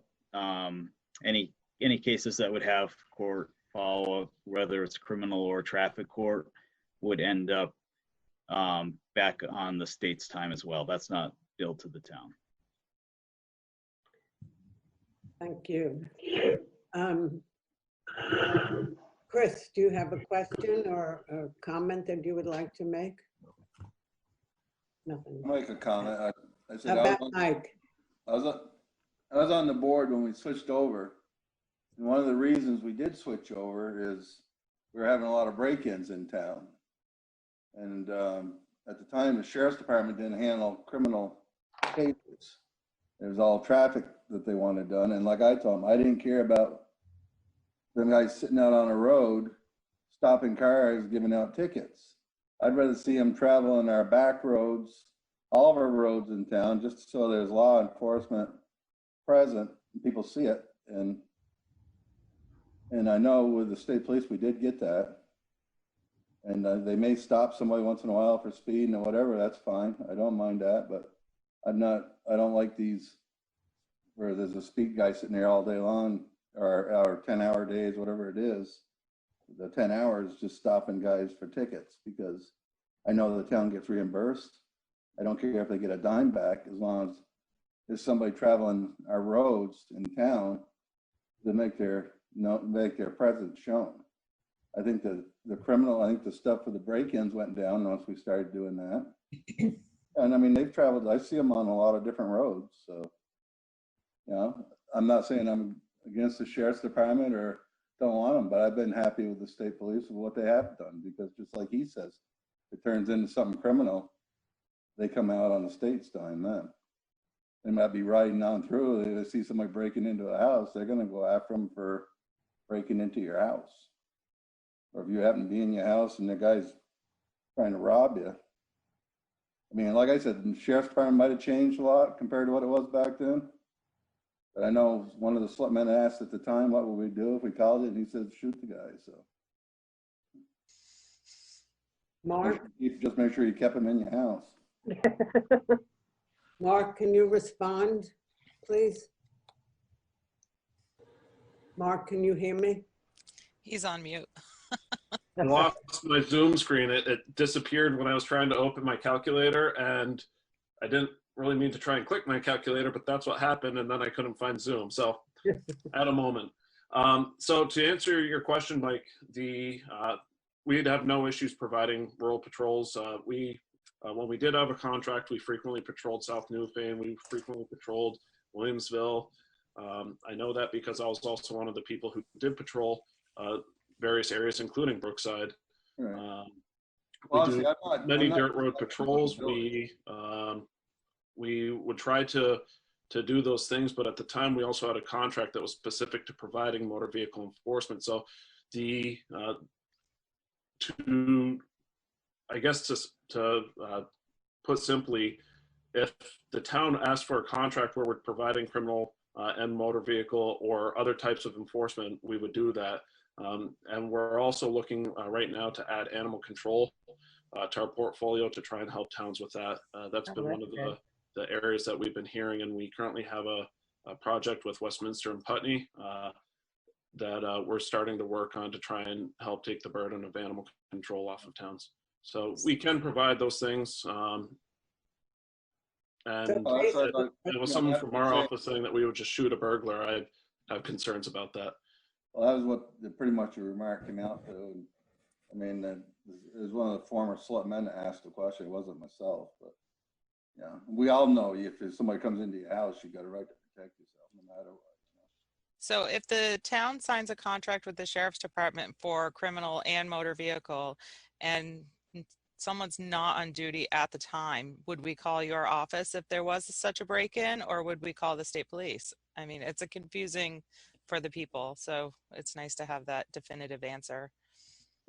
So to make it simple, the way that we've worked it, I'll use the town of Vernon as an example. We have a contract for 40 hours a week in the town of Vernon. And when our deputy's on duty, we have fixed hours that they're on duty. When they're on duty, we contact the state police, let them know that we're on duty, and then they continue to be your 911 designated agency, but their dispatcher will transfer the call to our deputy. It takes away the streamline of who do I need to call by using that carryover system. My opinion is it's worked pretty well, and Lieutenant French can certainly speak to it from his perspective. Yes, could you speak a little, Anthony, about this, please? Sure. Just to put it in perspective, the contract that we currently have with the town for the $10,000 for us, our contract rate is currently $75.69 an hour. That's the same. It's not increasing rate at this minute for the next year. That only gives 8 additional hours per month, about that much. So you're not looking at a lot of time that we have additional people in the area. I had the stats run from the start of the fiscal year, so July 1st, 2019 until the end of last week. And you only had 1 burglary in the town of Newfane and 4 larcenies. So you really don't have a lot going on. Hopefully, I didn't look to see what that was for years past, and to see if that's been a change, but hopefully it's just some good police presence that you've had in the town. Maybe it's just good luck. So we have had some overnight patrols too, from 2 a.m. to 4 a.m. or so, off and on occasionally. I think that probably helps deter some of the criminal behavior as well. But I don't want you to think that there's a big problem with crime in Newfane. That's good to know. Nice. I mean, when we did patrol, it was getting quite a few houses broken into, a lot of these little camps and different things like that off on some of these side roads. And that's what we said, that we wanted all of our roads patrolled, not just the villages. And like I said, I'm not trying to put the sheriff's department down, especially now. I don't even know what they are like, but I said, some of the answers we've got before we didn't like. And I said that I've noticed with the state police, I have been on a lot of back roads, and I will see them out there, And I said it's just the presence of them being around, or law enforcement, is keeping the crime down, I think. Mm-hmm. And that's what we found in a lot of the towns that we patrol. When we do contracts, the townspeople want people on the back roads. They want to see the routers everywhere in town. So that's something that we try to encourage with the troopers. have a question. Since the town of Newfane includes not just the village of Newfane, but it includes Williamsville and South Newfane, and you probably have heard of the fact that the residents in South Newfane and Williamsville are very concerned because they say that there's a lot of speeding, particularly on the weekends. And when you speak about dealing with traffic violations and speeding, I'm asking this now to Mark. Do you, as a sheriff's office, go and patrol those roads too? Do you have a presence there? So to answer your question, in terms of right now, no, we do not, because we don't contract with the town of Newfane. In the past, when we did contract, we would patrol those villages. We would make it out towards Lost Mile, as well as the various side roads in Brookside and South Newfane. So we did do that. Let's see. I believe we also had a $10,000 contract at the time, which I just ran the numbers quick. Our rate's $52 per hour. So that would be approximately 16 hours a month as of service that we could provide. And then one thing I wanted to note, and glad to hear that burglaries are down in Newfane. We usually notice a seasonality to burglaries where we need to do the work and investigations to locate rings of burglars. Once we find them and arrest them, we notice that burglaries generally stop. So it's not uncommon that we notice periods of quietness followed by numerous ones that occur that we then investigate and apprehend the people doing it.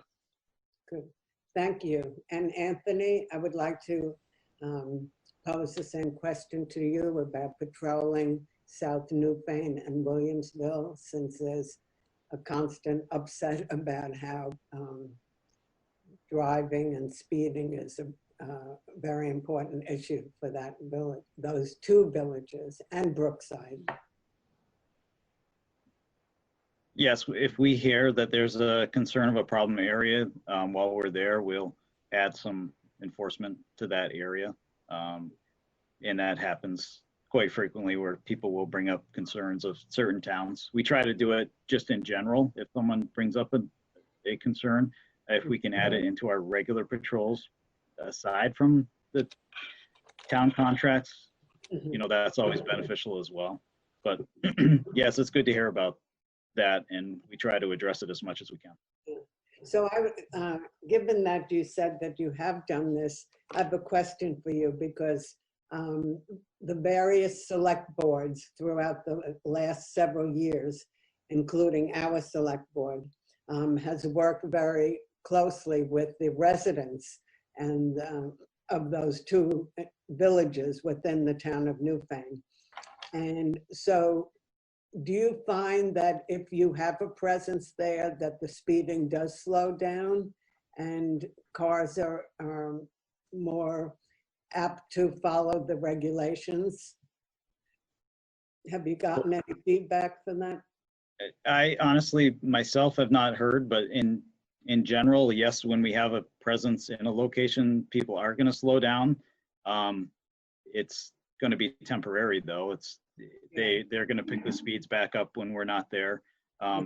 You really have to be in a location constantly for a long period of time before people really get the message. And if it's out of staters that are coming up on the weekends, they're not going to see the same reaction as local residents are going to see. Shelley, thank you. So my question is, a lot of people feel that it's the locals that are speeding at times. And so do you guys have any indicator of whether or not it's just the locals, or if it's a combination, or if it's weekenders, out-of-staters that are speeding? I don't have that information at the time. I could check with the troops to see what they see. We also have a speed cart we could put out. It just can't be in a 50-mile-per-hour speed zone. So we could put a speed cart out to grab some more data. It basically records the speed of the vehicle, the time of day. So it can give us some general information of when the traffic is the heaviest and what speeds they're going. It really helps as an enforcement tool to kind of pinpoint when the patrols would be most effective. That would be a wonderful tool to have on Dover Road. So I would ask Jay. Wait. Yep. Two of you were speaking, so we couldn't understand anything. Go ahead, Shelley. Go ahead, and then Angela, please. Go ahead, Shelley. Okay, I just asked Jay. Jay's been handling our traffic control with the speed signs, with digital speed alerts, and maybe he can say something a little bit more about you using a speed cart. I know we can get information, but I don't know if we've been able to get much information off of the speed signs that we have, the digital signs that we have. So the data off our signs is a little clumsy to work with. There's so much of it that it takes a lot of time to condense it down into a spreadsheet that's usable. We do find wherever we leave the signs, people tend to slow down. You know, even the length of time you're there setting them up, you can see people using the brakes the minute they see them. So it does work. If they have an easier system for getting some data out of it, that would be great. We did talk about getting a third sign so we can kind of keep them in the villages. And that's one of the things I've got on the bottom of my report I wanted to talk about tonight. But they definitely do help. So. Yes, Shelley. So I'm sorry, it was Angela next. No, go ahead. That's fine. Go ahead, Shelley. Okay, go ahead. So in addition, would that cart be an additional cost, or is that just something that comes along with you and your services for the state trooper? We don't need a town contract to put the speed card up. So we have the speed card at the barracks. If someone wants to send me an email on where and when, the only thing is it's kind of expensive. So we like to put it in a secure location. So, you know, if there's someone in town that can kind of keep an eye on it, a lot of times we put it like on someone's lawn. It does have a lock on it with a chain, so we can chain it to you know, a telephone pole or something like that, a tree, to make sure it doesn't drive itself away. But if there's some place that's secure in a good location, that's kind of a key point. We'd like to hang on to it. Okay, thank you. Are there any other questions or comments that people would like to pose to Mark and Anthony at this point? Chris? Chris? No. Yes, Angela. I would like to go back to something I had mentioned earlier. So if you're on your contract in the town of Newfane, wherever you are, if you're in Brookside and somebody from Newfane, like Wiswall Hill, called and said that they had a break-in, who would respond? I know the state police, if they're already here, they're going to respond. Does the sheriff's department respond as well? If So they're on contract? Yeah, so going back to how we customize the service for the town, ultimately we notify the state police when we're in a town for our service. So if there was a break-in and my deputy is in Brookside or really anywhere in the town, they would go. Okay. So, yep. And then contact the state police. Depending on what the type of call was, if it was something, let's say that it was a homicide, I mean, we would contact the state police and bring in the resources for major crimes. And that's just part of a process that we already build in. Right. So yeah, we would respond. Okay. Well, I personally am very pleased to meet you, Mark. I live around the corner from the sheriff's office. I walk my dog in front of your place, but I've never met you. So it's very nice and gracious of you to join us tonight. And also Anthony French, thank you so much for representing the state troopers. I know that you do a great job. And Marion, yeah. I have a question. I'm just wondering, at the contract, can you guys work together in a dual contract? So years ago, we had dual contracts. It became incredibly confusing for residents on who to call when. And so if we were to consider a dual contract type situation, I think that it would be a much larger conversation with Lieutenant French and the town to figure out how we solve that problem.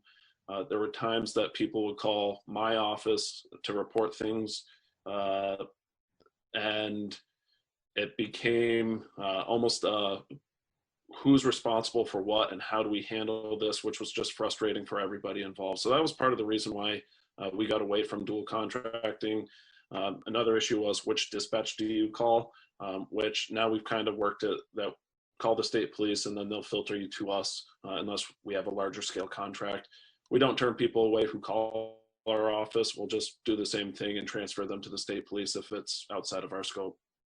But if somebody walks into your office expecting to have something done and you don't have a contract with us, your response is that they would have to contact the state troopers. That's correct. Correct? Okay. A lot of people don't understand that. No, and we take it as an opportunity to provide the education on the bizarre way that we're funded, as well as to connect them with services. I do want to just state one key piece is that if we have a person who's in crisis, if there's some horrific thing that happened, if there was a significant safety event that occurred at, say, Newbrook Elementary, we're coming, we're going to help you just like we would help Leland and Gray, even though we don't provide a contract to the town of Townsend. So we're not going to turn away people with an immediate need for safety or protection. What we do need is to have the state police investigate the follow-on stuff that is not immediate. Okay, thank you. You're welcome. And are both of your offices fully staffed as far as troopers and sheriffs? As of yesterday, yes. Anthony? So I have 3 new troopers that are completing the academy right now that will put me up to full staffing. I have 1 trooper that's out on military leave currently in the Massachusetts Guard, assisting with the COVID-19 response. But aside from that, we will be at full staffing. Excellent. You know, I do have to say, there was an article, well, not an article, but they were in the Reformer today. The Michael Fitzgerald, the policeman from, I guess, is he the head policeman, right? He's the chief of Brattleboro Police Department. He wrote a really lovely article. I don't know if you had a chance to read it, but it's about the difficulties that we are all facing these days and the difficulty with not only the COVID-19, but this recent event with George Floyd. And protests that are showing up all over the country. And I didn't even realize that on Saturday there was a protest march in Brattleboro. But first of all, he was so proud of the fact of the way people handled themselves up here.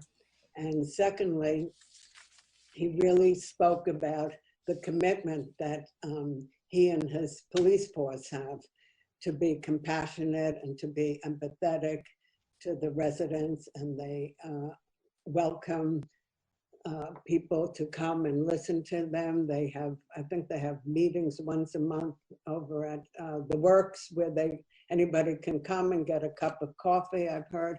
And I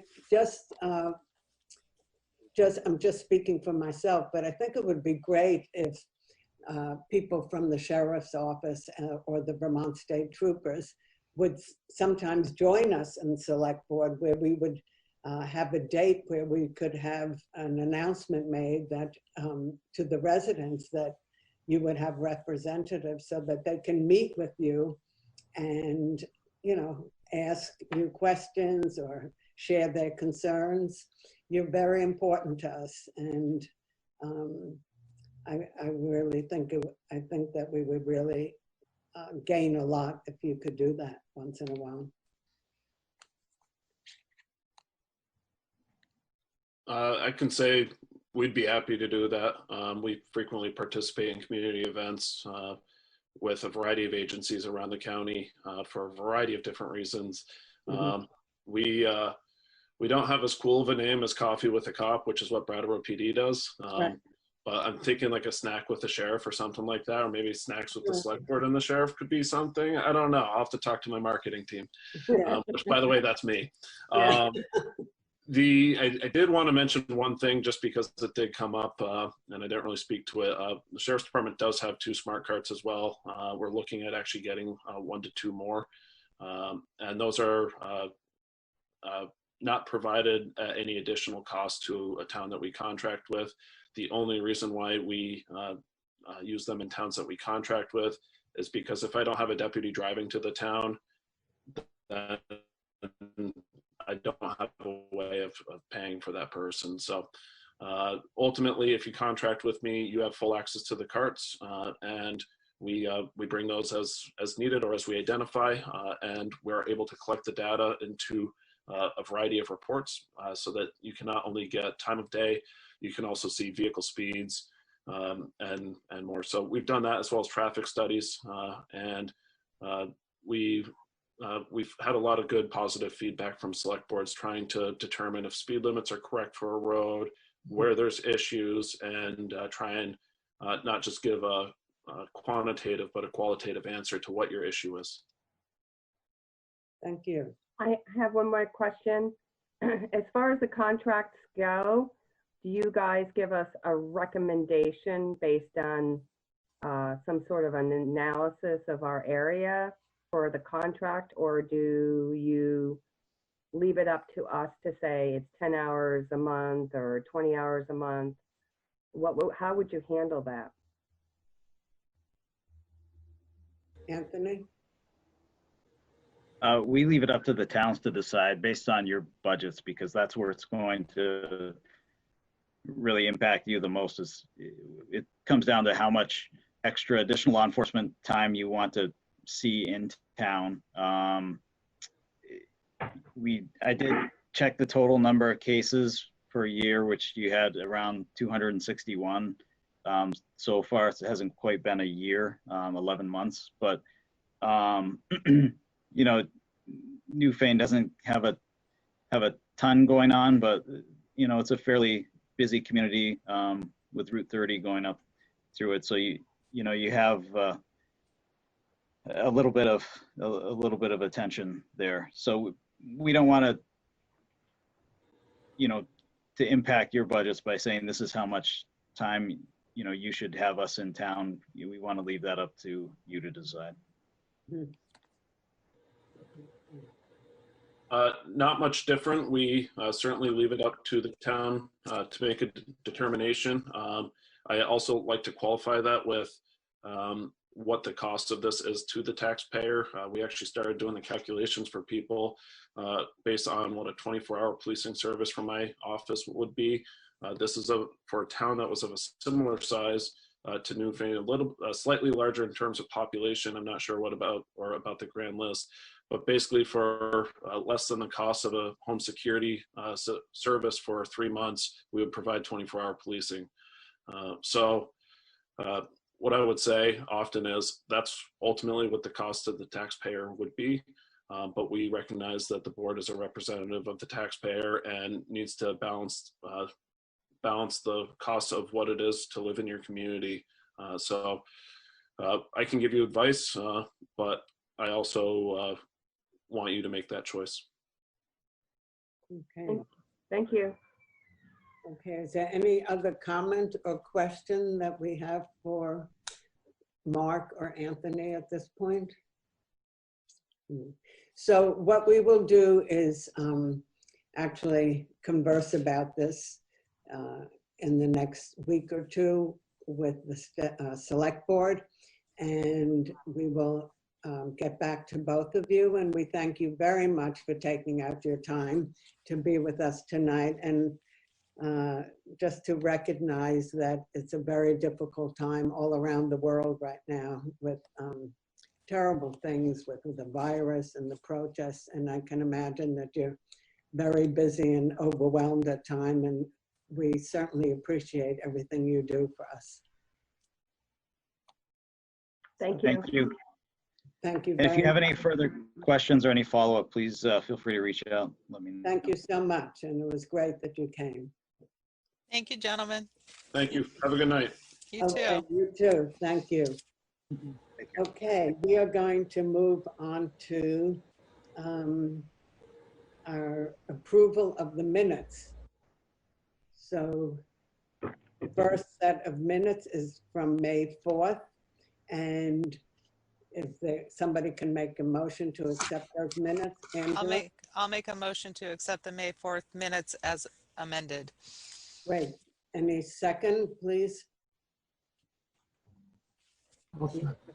Okay, Christopher, okay. Any conversation about it? All those in favor say aye.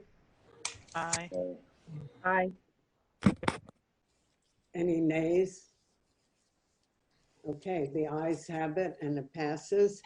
And so we move on to approval of the minutes for May 18th. May I have a motion, please? I'll make a motion to approve the May 18th minutes. Thank you. I have a question about the minutes. Yeah.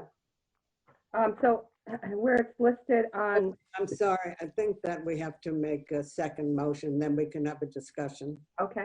Okay, so is there a second for approving the minutes? Can somebody second that? I wasn't there. Well, only 3 of us were there, so. I'll second it. Okay, so now, Shelley, you have, we have time for a discussion. Okay, so under the correspondence, where it's listed, you know, the different items that we had gotten emailed or mailed to us, it doesn't really explain what the correspondence is about. And my question is whether or not in our minutes that we should have copies of what those items are, or have a better description of what was discussed or what was read and how it was handled.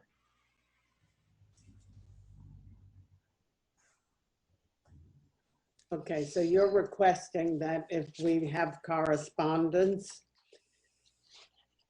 you want to have Maybe data. one line, a sentence. Yeah, you just want Like, a response that we read it, and if there was a discussion or outcome from it. Is that what you want? Yeah, I don't know, like historically how it's been handled, but I mean, for somebody just to see rare plant survey, River Road, what does that mean? You know, it would be nice if it was more descriptive. And the question would be, do we include copies of correspondence in the minutes? No, we don't. The correspondence is available for anybody to go and look at. You just ask Winetta to give it to you. It's open, not just select board, but to the general public. You want to see it, but we don't make copies of correspondence. Correspondence comes in at any time. This week, unless there was some correspondence this afternoon, we don't have any correspondence this week. And so you asked about the past. I can only tell you when, I don't know how you did it with Pete Van Loon, but I can tell you previously when I was on the select board, and maybe Chris and Mike can tell you too, the correspondence came in, it was read at the end of the meeting as it is now. And if there was a discussion about it at the time, questions or reactions or responses, it was spoken about, and then that was it. And then it was put into place that anybody could come and read it. So where is that place that people would come to read it, or is it? Winetta can show you. It's either, I think she has a file in one of the drawers and she'll tell you. She can show it to you and you can go and look at it. Okay, so there's like a correspondence file. It's not kept with the minutes? Yes. No, there's correspondence file by itself. Okay. Just go in and talk to Winetta about it. She'll show you exactly where it is. Okay, that's not my question. I'm just asking to verify that there's correspondence somewhere attached or available, and also to expand on the discussion on the correspondence, what we discussed about that correspondence. So I'd like to have this amended to reflect these 4 items as to what we discussed on it.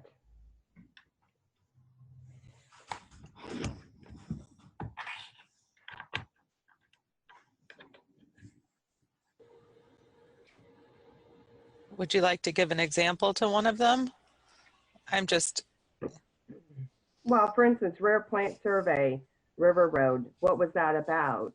I mean, it's you need a more of a description, and also what we decided to do with that correspondence. That's our responsibility as a select board. So that should be detailed, not just listed. I mean, the rare plant survey, we talked about that quite a bit, and we made suggestions on how to handle that. And I can't really recall what it was. And yes, there's a video and we could all watch it, but there's a lot of people who don't watch the video and they would rather see it in the minutes to be informed. I don't think we've done that for the past year since I've been on the board. I know it's. I know that since I've been on the board, it never was done. But well, I'm asking that we do it and that we amend this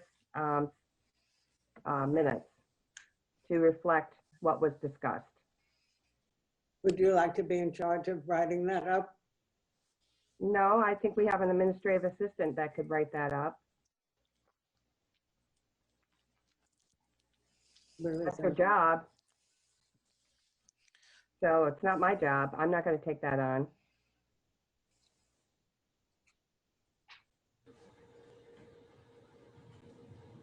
Any other comments or questions?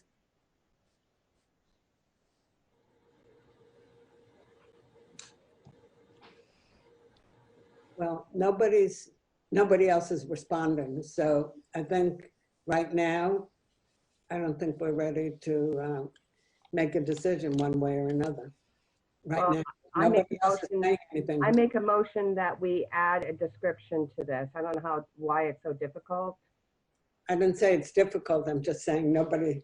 I'm just thinking about what exactly would need to be written. It doesn't need to be like the entire conversation. So is a 1-line sentence of the discussion enough? Yeah, an overview of what it is. Yes. But it doesn't have to be a paragraph. It can be no. Maybe who wants to do the rare plant survey, and that we said, okay, with questions, but we don't have to list everything. Because otherwise it's going to be, our minutes are going to be 10 pages long. I'm not asking for word by word. Shelley, I would like to say something again. Try to understand that those correspondence are there for anybody who wants to come into the office. They are not hidden away. They are there, available for anybody. If you want to come in and review it, if my next door neighbor hears about it and she wants to go in, she can go in at any time. The correspondence of all meetings are on file. Okay, so let me make a motion that we add a description to the correspondence and we amend this set of minutes. Yeah, well, you made that motion already. Okay. We don't no one's going to second it? I mean, it's a pretty simple thing. Only 3 at the meeting, right? What, Mike? There's only 3 at that meeting. I mean, Right. I don't see no harm probably adding a brief description. I mean, what kind of rare plants is there on River Road we're talking about? Mike, can you sit down? I can't see you. I see your arm. So I'm gonna stand for a while. Oh, okay.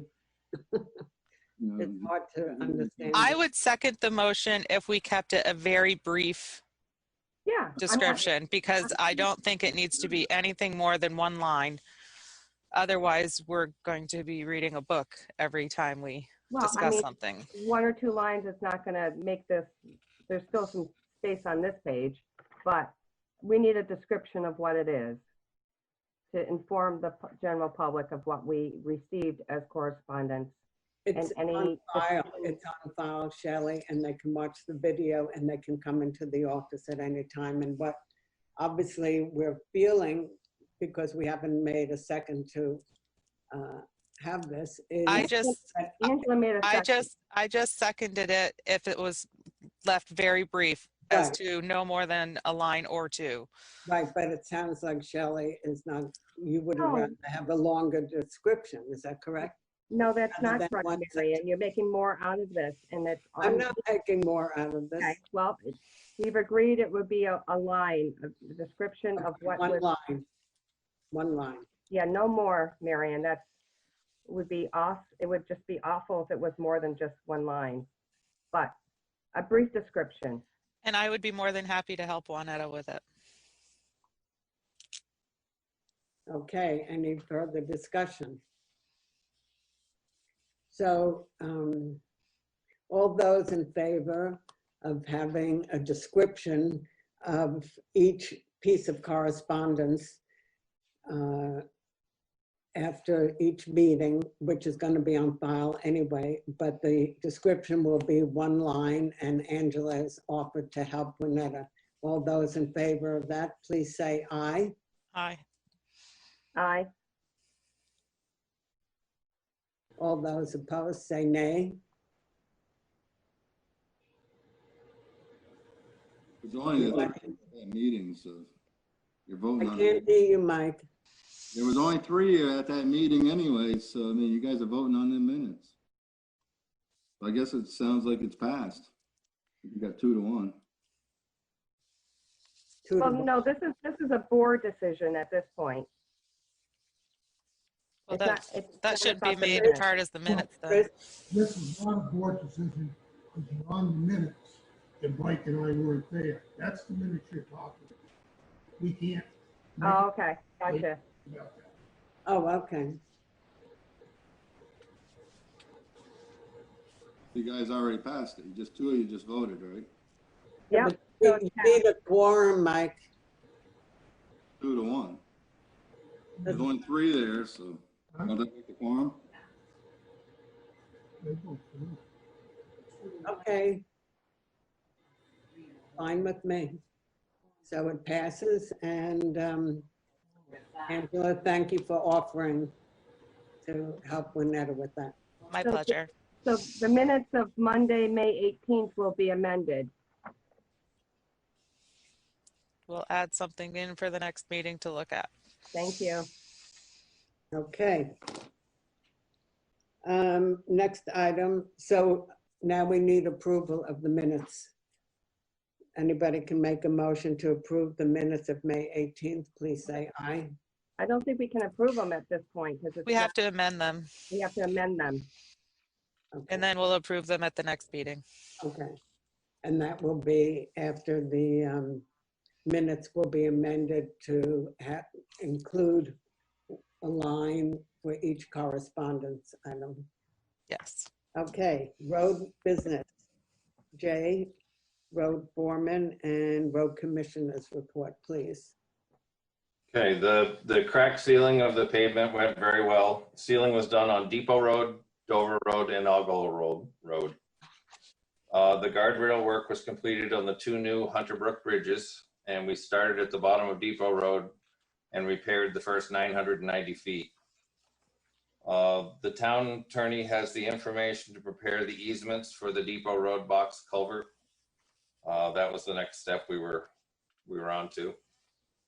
The plans for the sand salt shed have been updated again. the plans for the Depot Road box culvert have been updated again also. Once we get the easement signs, this will continue to move along. The meeting with the Northeast Municipal for the hazmat and safety at the garage went well. We identified the top 3 areas to work on first. These would be the items that VOSHA writes the largest fines for. And it's basically, it's the hazardous materials training and storage and, you know, some of the chainsaw safety, things like that, that they look at first. So we're going to work on those. And we had a mandatory pre-bid meeting at the Monroe Bridge this past Tuesday. We had 1 bidder and we have the bid to review tonight. Couple additions since I put these in. We have 2 dead ash trees in the Newfane Hill Cemetery also that are very large. Nothing you can get to with a piece of equipment. So we've got to figure out how to remove those without damaging the cemetery.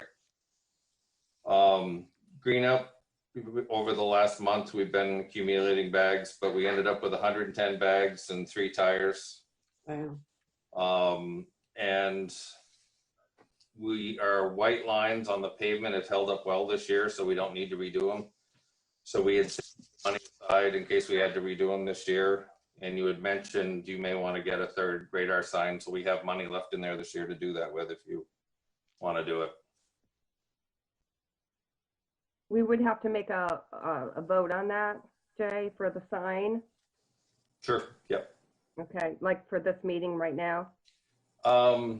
To get it paid for by the end of June, probably.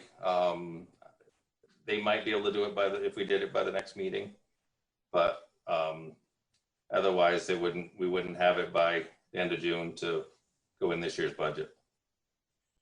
So we have money in the budget for the sign, correct? Traffic safety, yes. Yes. Okay. Where would you propose it goes? Well, we've been keeping 1 up in Brookside and 1 in Williamsville. We don't have any in South Newfane, and we haven't had a need to put in Newfane. So maybe we could alternate 1 between South Newfane and South Wardsboro Road. Yeah, there's been a lot of complaints about South Wardsboro Road lately. Yeah. Yep. Chris? A lot of speeding. I make a motion. Boy. I second it. Okay. Is there any discussion? Okay, all those in favor, please say aye. Aye. Aye. Any opposed? Okay, the ayes have it and the motion passes. Other than that, the tree we had talked about last year, the trees in the Beetlestone Cemetery, the ash trees that are dying, we're still working on a plan to try to get those out of there safely. It's not accessible by normal bucket truck that the tree companies have, so I've called Brown's Rentals, and they have a tracked lift that's 60-foot reach, which we're trying to figure out if 60 feet will do it, or we have to come up with another plan. So that's still in the works. But now we've got these 2 more trees that Mark Gray pointed out when he was mowing on the Newfane Hill Cemetery. So ash trees are going to be a huge problem. We've got 1,400, I believe, in town. How many? 1,400? I believe so, yeah. We've counted them all, huh? We did an inventory, yeah. Down my road of how many we have, and it's kind of scary. So I'll get back to you by the next meeting on how we're gonna try to get these out of the 2 cemeteries. So could you just say a little bit more about what the ash tree issue is? So the emerald ash borer is making its way around. I'm not sure that that's probably what killed it, because they claim we don't have it here, but all of a sudden the ash trees are really dying. It seems like more around the cemetery, there's 3 and possibly a 4th on Beetlestone that are looking like they're dying. The 2 up there in Newfane Hill, and I haven't even looked at all the other cemeteries. I think there may be 1 up on Lost Mile or Betterly Cemetery. Did everybody get the sheet in your package? Yes. Okay, so that's all the information about the trees. Well, it's emerald ash borer, but Jay is saying that it may not be that's the reason why our trees are dying. They claim it hasn't been hitting our trees yet, but I don't know if that's true or not. We may have it here already. I don't know, but they're saying it's in Londonderry, so it's not that far away. I mean, Chris, I'm sorry, Chris. Most of the ash trees that are dying now are dying in the stump. So when they go down, they don't just break apart a lot of them. They come down in one blast. And around the cemeteries, they do that. You got those old slate stones. You can't replace them. So they have to be taken down carefully. And Jay, you also said the other day when you came into town hall and you were speaking to Winetta and myself, and you said that even if the trees don't have the borers at the moment, it will come. And that also it's very important to plan how the trees would be taken down, because if they're cut down and lie on the ground, Right. can affect other trees also, right? we should come up with a plan this coming year of how we're going to remove them, and you're going to want to start to cut even the live ones to get ahead of it. Yeah. And Jay, also like what you can see is like a ring around the whole trunk, correct? And if they're bored into? There you can see the borings. There's I have another sheet. I don't have it in front of me here, but there's another one that shows really good pictures of the insects that people could see. Maybe I can try to get one and leave it at the office so people can see it, or we could put it on the website, either one. Yeah, on the website would be So good. people can watch for it. But they have like holes that they make a ring around the trunk generally. And then the trees, when they're cut down and transported for firewood or whatever, they get moved around. Oh, yeah. Spreading. Yeah. So you'll be working with Mark on how to go about that and possibly getting an estimate of what it may or may not cost. Yep.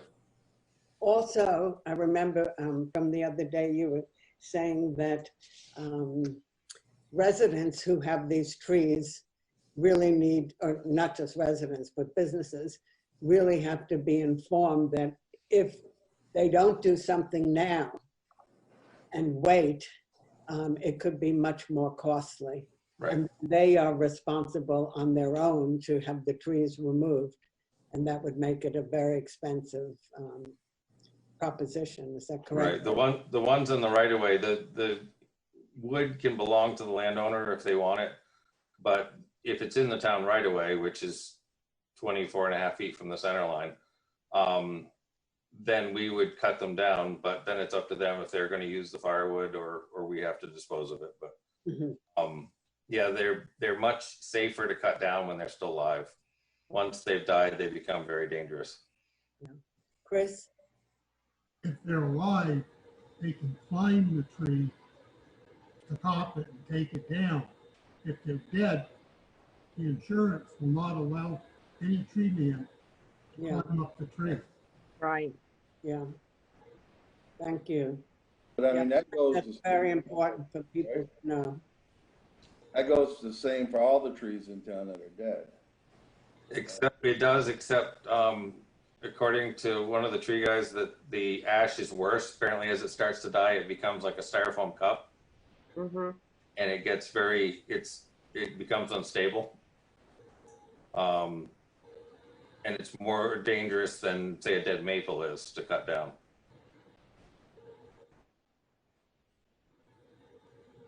I mean, there's millions of ash trees. Oh, yeah. I mean, besides the ones on the road, there's a ton of them. But I mean, and just like I said, there's a lot of dead trees, no matter what, besides ash. I guess they finally, you took that one down up on Timpson and Elaine, was that maple and stuff. So Yep.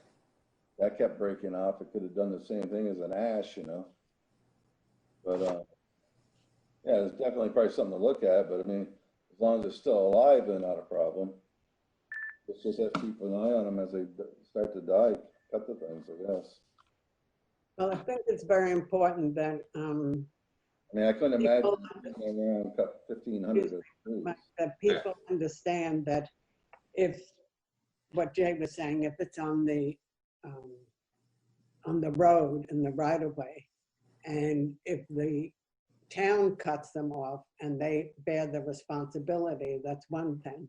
If the owner decides, well, just leave it here and don't do anything, they eventually will be responsible for cutting them down and having them removed, and that will be an extraordinarily expensive bill for them.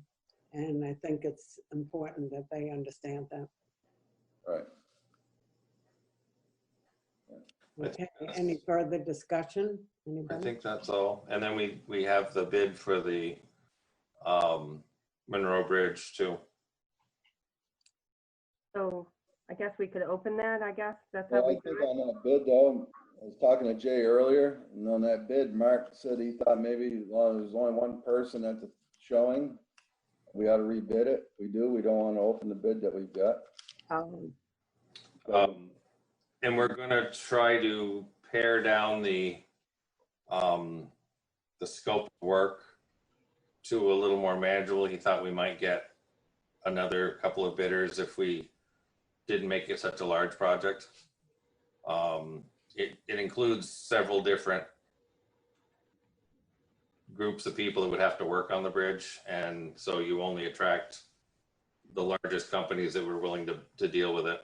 So his suggestion was we eliminate the cleaning and greasing of the beams as a separate project a year or two down the road and concentrate on repairing the concrete and the plug joints in the road, the more critical stuff, and put that out to bid and see how we make out. Now, I have no problem opening it as long as you're going to set the bid tonight within the budget. I mean, I don't want to open it and then all of a sudden say, oh, we're going to rebid it. That's true. Then his price is already out there. Yeah.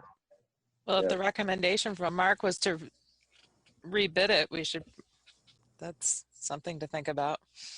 I mean, the people that were invited, they were invited to bid, they didn't come. So, I mean, I don't know if they missed out or what. And like I said, as long as he's got everything he's supposed to have in it and it came within the budget, I guess that'd be a different story. I mean, you couldn't really refuse not to do it. Well, I wouldn't put it out there to open it and then say we're going to rebid it. Shelley? So I think because of the COVID-19 situation, that might have been an issue. I think we should probably break out the project and see about, doing it in stages.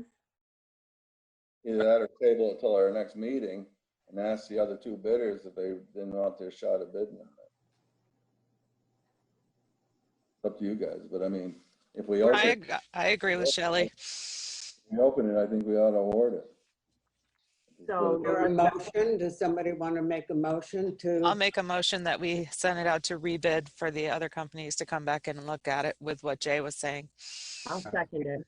And okay. I'll see if we could pull it off by the next meeting. That would be June 15th meeting. It has to get in the paper. I can't remember how long Juanetta said it takes to get in the paper. Where is Juanetta? Lost power. Juanetta, where are you? Lost power. Is she at the table? Oh. Can Lost she power. share with you, Chris? Can she sit next to you? She has to be 6 feet away and they both have to wear a mask. Oh, that's right. Thank you. Does anyone else remember how long it takes to get into the newspaper? 3 days. 3 days. Okay. So if we do it tomorrow, maybe we can get it for the next meeting. Jay, can I also ask? I am always asking this. Where's the Moreau Bridge? If you head towards Dover, there's a bridge that's on a curve right next to Penner Road. Okay, yep. It's actually one of the longest town bridges in the state. So that's why they're helping us to preserve it. It would be a huge expense to replace if we ever had to. So they gave us the grant to help us work on it. So it would be an expensive one to fix and repair. And so we're trying to keep up on it rather than let it get too far. So. Okay, so can somebody make a motion that we wait? Chris? I just got one thing to say. It was put in the bid before that it had to be going to be open today. This meeting. This outfit that bid on it expects it to be open today. That's the way it was put out. Whatever.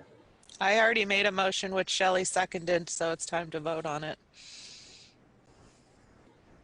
Okay, all those in favor of postponing opening bids and also allowing other people to hand in their bids until our next select board meeting on June 15th, please say aye.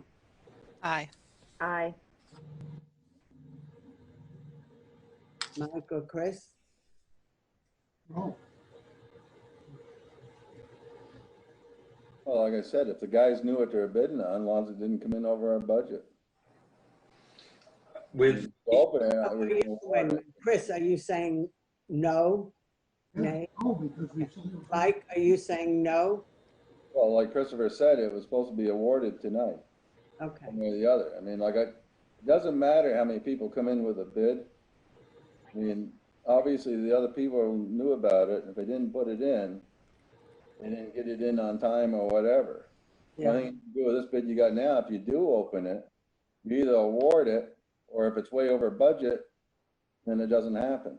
But Jay, when he was speaking about it, mentioned that he spoke with Mark and that they could change it. He figures the reason no one else bid on it is because it was too large a project. And that if we were to scale it down and put that out to bid, we'd have better luck. So that's what my motion was based on. So then it's a change. It's a total. Right, we would change what we put out to bid. It would be a brand new bid would go out. Yeah, brand new bid. Okay, so then does somebody want to change the motion, the original motion? That was my original motion. It was based on what Jay had said after discussion with Mark. Can you repeat that, please? My motion was to do the rebid based on what Jay's discussion with Mark about the project and the change of the project. Okay, so does that change Chris or Mike's vote, or are you still saying nay? I'll still say nay.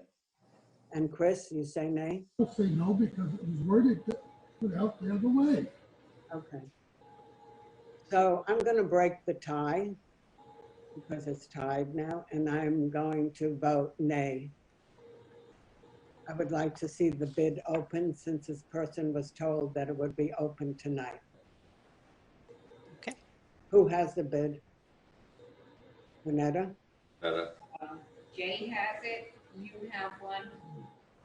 I emailed. May I ask, please, before we open the bid, when you were saying it, what was the budget? What was the top of the budget for this bid, this job? I believe it was 210,000. Hang on. I think we should know before we open it. Fair.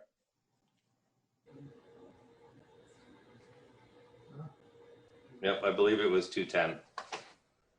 So that was our number that we were looking to be under? Yep.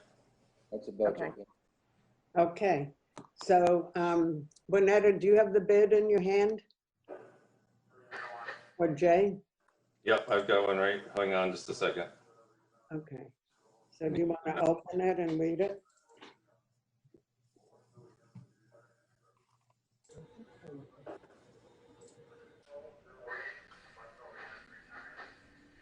I'm just printing it. Hold on.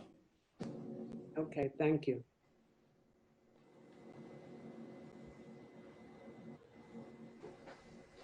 You want me to read it, Marion? Sure. Okay, the bid from Daniel's Construction their total bid is $561,970. But if you eliminate the number 5 until next year, it comes in under budget. Well, we need to hear all the areas. What's number 5? Clean, prime, and grease the steel beams, and they're estimating that would not be completed until August of 2021. Well, it's over budget anyways.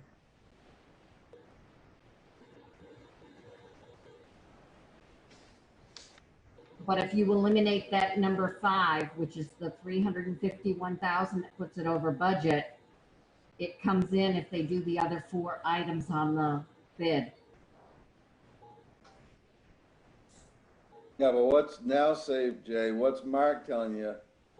You want to break it down into like greasing, or he just do away with that? He said that was the least important part of the bid.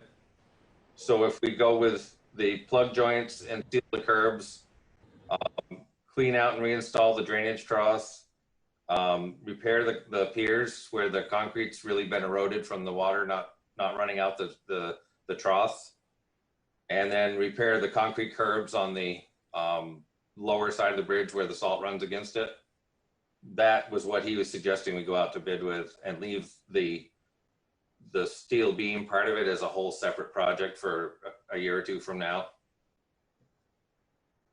So Juanetta said that if you take that section out, it would be within our specs or our budget. Lower.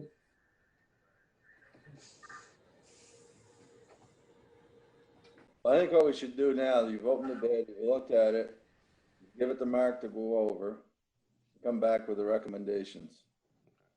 Yep. At our meeting, and we'll award it at our next meeting. He wanted that anyway. Huh? Mark wanted to see the bid before. Yep. Well, that's what I said. So we've opened it tonight, we've discussed it. Let him come back with his recommendations. He recommends that grease thing doesn't need to be in, and this and this and that. Get it down, and everything looks good to him. In our next meeting, we'll do the bid, award the bid. Okay. Do you want to? How do you want to go about it? If he wants us to rebid it, do you want to get that out, or you want to wait till the next meeting, or how do you want to do it? Well, when can you talk to Mark and show him? I talk to him tomorrow, I'm sure. So then, can you tell Juanetta and let Juanetta inform all of us? Sure. So, does that work for everybody? Chris? I think, if he's not happy with it, wants to go out to bid, we got to vote right now for Jay to put it right back out to bid. Okay. Shelley? Is Mark from the state? Yeah, he's our V-Trans engineer. That they actually wrote up the specs for this bridge. And Yeah, have him review it. I understand now. they're giving us the money to pay for the majority of it too. Right. So it's a grant project as well? Yes. So I'm going to repeat my understanding of this is that Mike suggested that you show Mark the bid. Yep. And you have a discussion about it. And then based on that, you're going to let the members of the select board and Juanetta know what he said. And right. That we will be able to accept it, or we will put it out to bid again for the June 15th select board meeting. Is that correct? Right. Yep. Okay. I just sent it off to him, so he should have it when he gets in the morning. Right. Okay. So right. Does that work for everybody now? I think that's fair. Angela? Yep. Shelley? Yes? Yes. Okay. Thank you, Mike. Thank you, Jay. Thanks, Chris. And Shelley and Angela. We came to a decision. Yay. Very good. Okay. Next item. Is that the end of your report, by the way? That is, yes. We need to approve the report. Is there a motion? I make a motion to approve his report. I'll second it. Okay, second. All those in favor, please say aye. Aye. Aye. Okay, great. The ayes have it, and the road foreman and road commissioners report is approved. And thank you very much, Jay and Chris, for all the work you do. Okay, the next item is treasurer's report, and that's Melissa. Welcome, Melissa. Thank you for your patience. No problem. Sorry about the dog. All right, so for the town-owned property, I've completed gathering all the information needed for selling off the 4 town-owned properties. Can you hear me? We're not hearing well. Yes. Hold on a second. Yeah.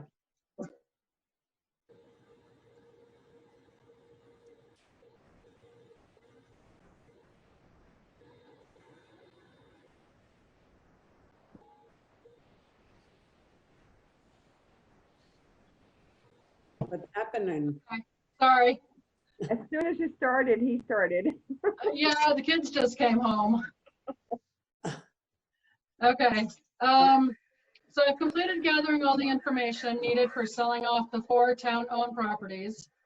I emailed everything off to Bob Fisher.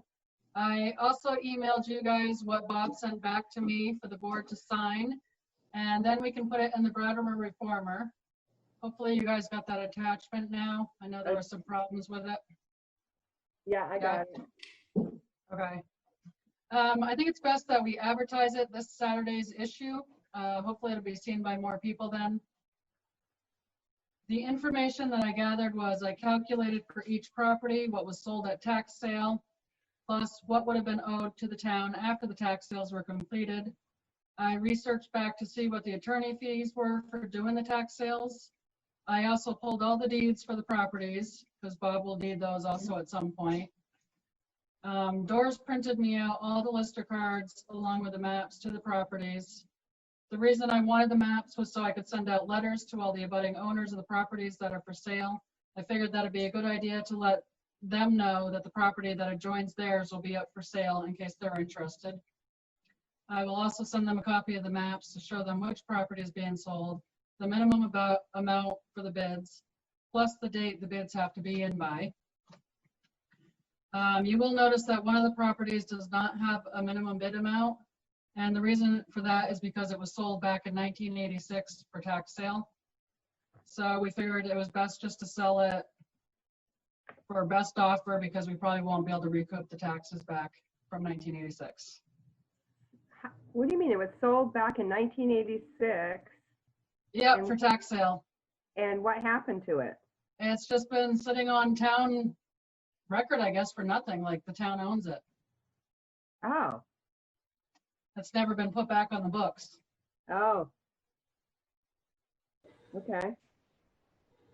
The sealed bids will need to be in by July 6th for the select board to open them.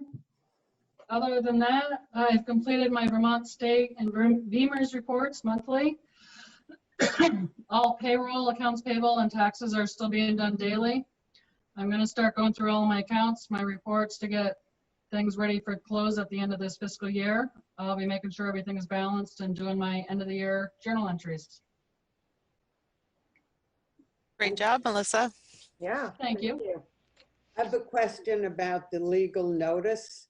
If you can explain this, because it says in the first paragraph at top, it says that the select board of the town of Newfane hereby provides notice to the community and to the public at large that in accordance with Title 24 Vermont Statutes annotated section 1061A, it intends to convey by quitclaim deed and subject to any persons in possession thereof certain parcels of real property owned by the town of Newfane by virtue of prior collector's deeds, said parcels described. So the fact that all of these are going to be sold as quitclaim deeds? Yeah, they're just quitclaim property transfers. And it kind of means that what Bob's put in there is that when they buy the property, they get the property as is. So like one of the properties has the owner still living on it, or the previous owner, excuse me, because the town owns it now. So that previous owner is still there. And it's going to be up to the new property owner to remove that person and the belongings. Okay, and I wrote down a description, definition of quitclaim. I went on Google so that I could clarify with everybody. It says a quitclaim deed is when a real estate property transfers ownership without being sold.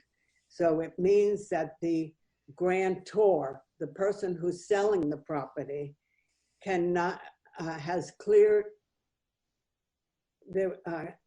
does not have clear deed to the property, deed title.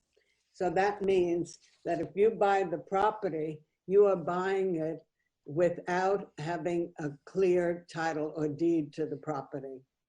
We actually already have the deeds to it. Right. The town has the deeds to everything. So why is it then, if it's transferred as quitclaim deed, why is it saying that there's going to be clear title? Why is it quitclaim if there's going to be clear title? If quitclaim property says that, if the definition says that it's not going to be sold without being sold. Yeah, I'm not sure why they call it a quitclaim deed. All I know is that we do have the deeds to everything. We have the, you know, all the property transfers are in the town of Newfane's names. But it's saying it's intended to convey by quitclaim deed. Yes. Which means Yeah. It's an easy way to transfer. You can inherit that too, right? What's that? If they quitclaim it to you, and there's a mortgage on that, you'd inherit the mortgage and everything. You don't get the land free and clear. You just get, you're gonna pay the tax to the town to clear the town of the due taxes. But if you quitclaim it, I mean, if there's mortgages, for one thing is the bank holds first mortgage on anything like that. So all you're inheriting that guy's debt, really. And they got a year to reclaim it, and then if nothing, you get a certain percent interest on your money for the taxes. But meanwhile, somebody's got to pay that payment too. I don't know if it's that guy that owns it now, if he keeps paying his payments, or the guy that gets the quitclaim deed, you take over the guy's payments too. When these all go into tax sale, if they don't get redeemed, basically the delinquent tax collector does a quitclaim deed to the town of Newfane, which then transfers it over into the town, which that's what's happened to all four of them at this point. Goes to the town. Yep. So there's no responsibility from the previous owner. Right. No. Usually if there's any kind of mortgage or escrow, the escrow companies will pay them off before they even get into tax sale. I know, all I know about the quitclaim deed is that it's an easier transfer. And if the lawyer's saying that that's for us to do, I would say that the lawyer knows what he's doing. Oh, I'm sure the lawyer knows what he's doing. I have a question. And is this the way the tax sales are done every year? I don't remember that saying quitclaim deed in the past. Well, this isn't really a tax sale. So this is kind of town sale. Because they've already gone through the tax sale. You don't have, in a quitclaim deed, you don't have a total guarantee. Yeah, I don't know. That'd have to be something for Bob, but I do believe it is a guarantee. It's a done deal. So in other words, these properties that you have right now, they've been sold out back to the town like a year or two ago. Right. Yep. Town property already. So the town Right, because what happened, right. Sorry, when they went to tax sale, nobody bid on them. And at that point, the town had to bid on them. Right. No, I know that. I remember that. I've been at those things. But my question is, why are these being conveyed by quitclaim deed? Yeah, I don't know. I honestly can't answer. That'd be a Bob Fisher question, I guess. Okay, I think we should ask him that. I mean, I personally, if let's say I wanted to buy a property and it says quitclaim deed, I would be very wary about it until I understood totally. Already owns it. and the deed is in the town of Newfane's name, I guess that's just how one way, easier way of getting around doing it is they just, Easier transfer. I would trust our attorney they just give decision. the name to the guy that buys it now. I'm trusting the attorney's decision. I want to understand it. Right. Understand why that is. Sounds good. Mistrusting, I need clarification. I'll reach out to Bob tomorrow and get that answer for you. Okay, thank you. Thank Carol you. Hasselback might also know that too. Okay, great. Well, I think that can we make a motion on if Marion is satisfied with what the quick claim deed states and that the attorney made a decision that's fine. Can we just approve it now? Of course. Of course. So I make a motion that we put these up for, what is it, auction or? Sealed bid. A bid? Yeah, you're doing the sealed bids. Oh, a sealed bid. Yeah. Yep. Okay, Shelley, I just want to explain again. I'm not asking for this to be delayed or not going forward. I just had a question about it. That's Okay. all. So I just make a motion that we put it up for sealed bid. Second it. Okay. All those in favor, say aye. Aye. Aye. Aye. Any nays? Okay, great. The ayes have it. And it will be put up to bid. Thank you, Melissa, for all your work. I make a motion to accept the treasurer's report. Chris has got his hand up. Oh, sorry, Chris. I didn't see that. You've got to make a motion to have somebody authorized to sign the paper. Oh, yeah. Yeah. Okay. So wait, so how about a second for Chris's motion, please? I'll second it. Well, who are we going to have sign it? The select board chair? That's fine. I will sign it. I can sign it. Is it just one person that we need? Yeah, I think so. Chris? Well, that's what the motion is for, is to have one person sign for all of us. Okay. Okay, I can go down after this meeting. When Ed has a copy, I'll sign it. Is that good? Shall we vote? Sure, go ahead. All those in favor say aye. Aye. Aye. Any opposed, say nay. Okay, the ayes have it. And now I'll make the motion to approve the treasurer's report. Okay. I'll second it. Okay. Any discussion about the report? All those in favor of accepting it, please say aye. Aye. Aye. Aye. Okay. Any nays? Okay, the ayes have it and the report has been accepted. And we move on to administrative assistance report. Wherever Lynetta is. I think she's going to sit at Chris's chair right now. Hi. Hi. Okay, so I wrote the letters as requested, and I'm grateful for the quick responses from both the Vermont State Police and the Windham County Sheriff, and for them agreeing to attend tonight's select board meeting. I've had several meetings with the select board chair to discuss policy, this week's agenda, and planning future agendas.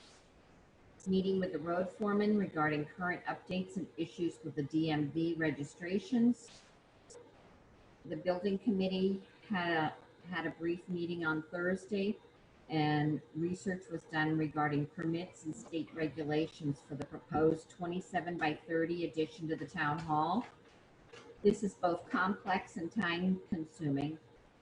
The town could be better served by hiring a knowledgeable engineer to handle these permits and to be sure that the state regulations are followed, or there could be severe financial penalties and unnecessary delays.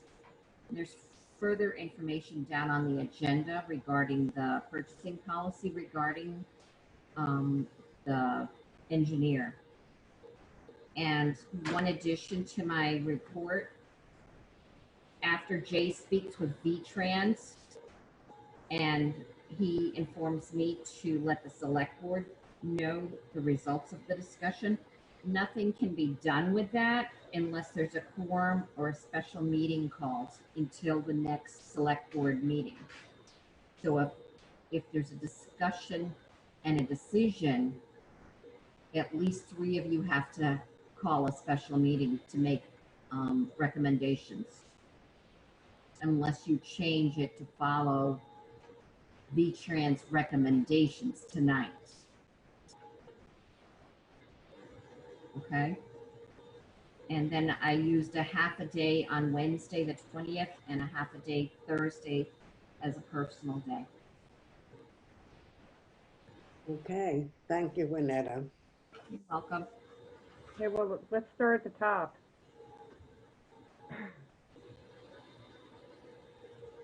So my question for you is, what was the discussion of the policy? I know I asked you in person, but it's not listed on your report.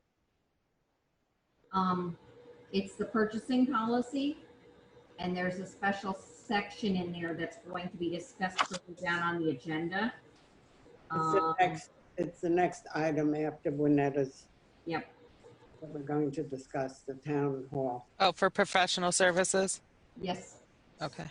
So I guess I would just be more detailed about what we discussed about the purchasing policy, but. We're going to discuss it on the next item.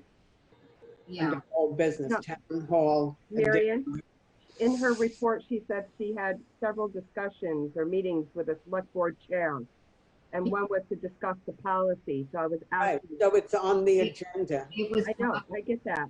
All I'm asking is that it be more clarified in her. We're clarifying it as soon as we approve her report. We're clarifying what. It was brought to my attention that it had been overlooked in the purchasing policy, that it was not necessary to put this particular bid out because of the special clause in your purchasing policy, which you approved last April. Which was for professional services that it did not need to be sent out to bid. Correct. If you look at the special conclusions, it was brought to my attention, and that's what we discussed between the select board chair, myself, and another individual, that it needed to be brought up tonight, that it could be an oversight considering the work that Cotton Engineer and Design have already done for the job and past work experience with both the town hall and the office. And that's in reference to the email letter that you sent out to us from Correct. him. Okay. Is there another question? The next one is on number 3 about issues with the DMV vehicle. Jay's been having difficulty getting his renewals sent back to him because of the previous 296 post office box. Okay. All of that mail used to go to that post office box, and the post office doesn't forward it. So now when a truck comes up for renewal, it just gets bounced back to the DMV and we never see it. Oh. So is there some way you can go online and just change that PO box on all the registrations? You can't do it online. Winetta was going to try to call them directly and get somebody to see if they could change them all. Okay. That's a good day's task, trying to get through to DMV. Right now, they're not doing nothing for 90 days anyway. Registering it. I just renewed one online. That's why I don't know if your vehicles are anything different because they're town vehicles or not. I did it online, but when they mail us the sticker, it doesn't come to us. Huh. Because it's the wrong address, so you have to gets talk to returned. somebody in person. Right. I would like to say to you, Juanetta, that the bunting looked very nice on the town hall for the holiday. So my next one is number 4 about the building committee meeting. Did you guys have a building committee meeting? Yes. And who's on the building committee meeting, committee? Melissa Brown and Mike Fitzpatrick and myself. Okay, so what did you do what did you discuss at the meeting? About research was done on regarding permits and state regulations for the proposed 27 by 30 foot addition to the town hall. Shelley, the next item on the agenda is a discussion about what they talked about.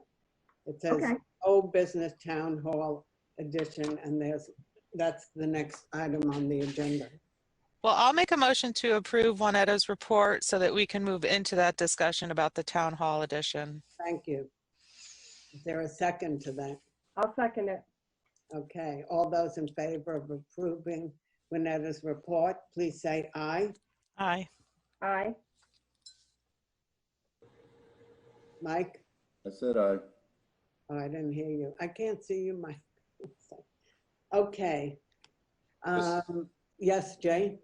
What Juaneta said about the bridge is true.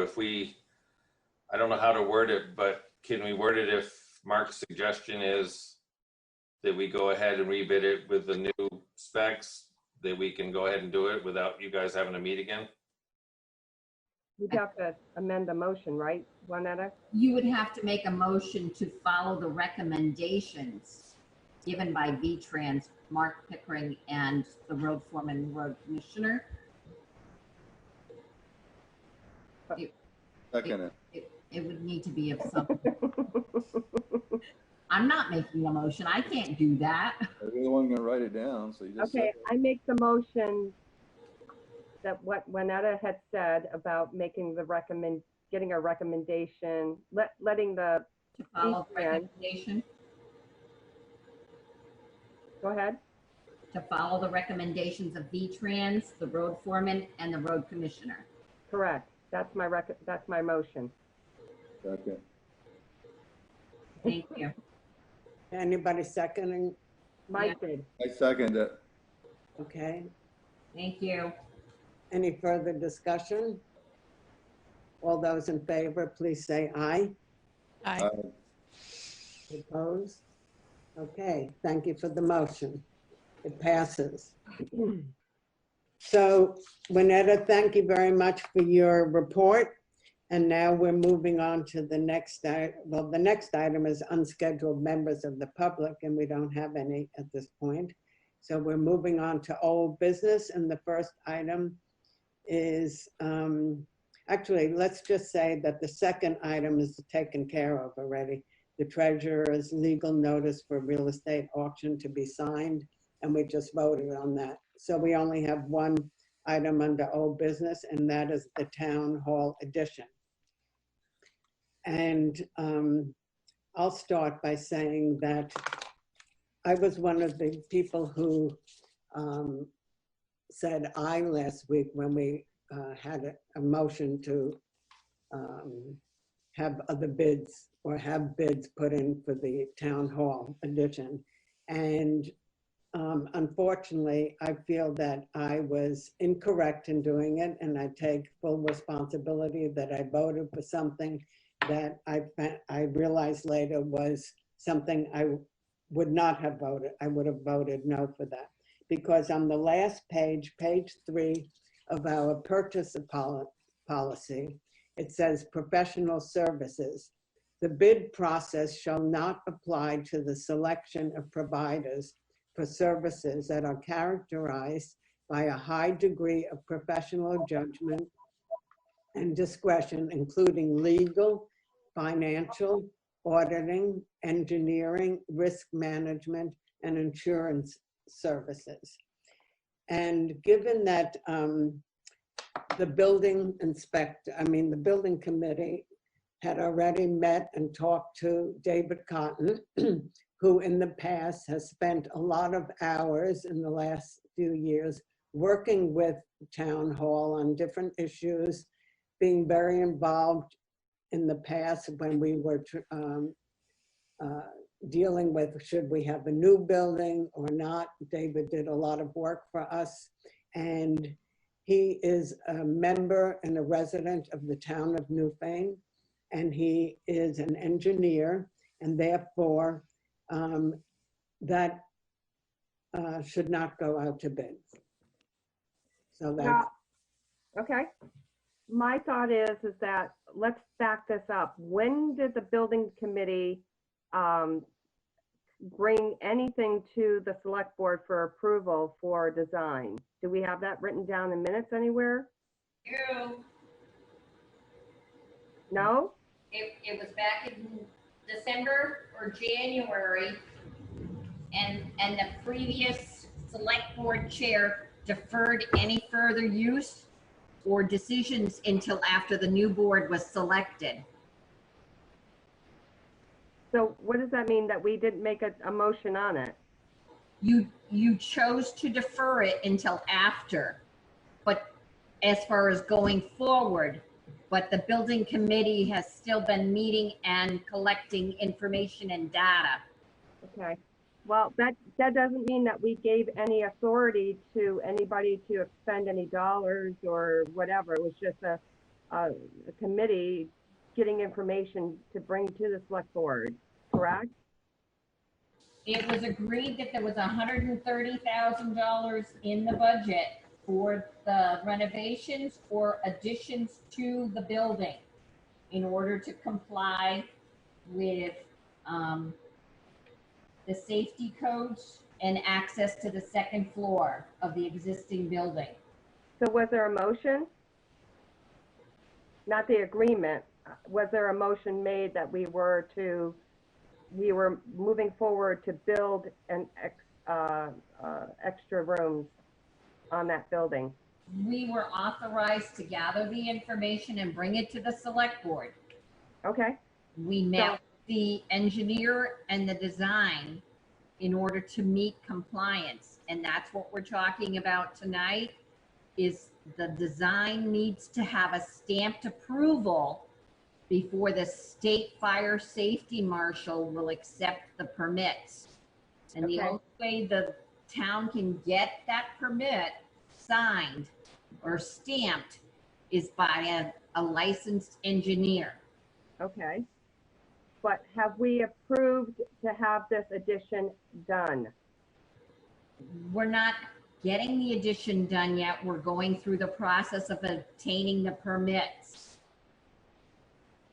Well, I think as a board, we need to make a decision whether or not we're going to expend the dollars that you say that we have in the budget for this expansion. And honestly, right now with the whole COVID-19 and the state budget increases and school tax increases, et cetera, increasing, I think it would be in our best interest to put this all on hold for right now.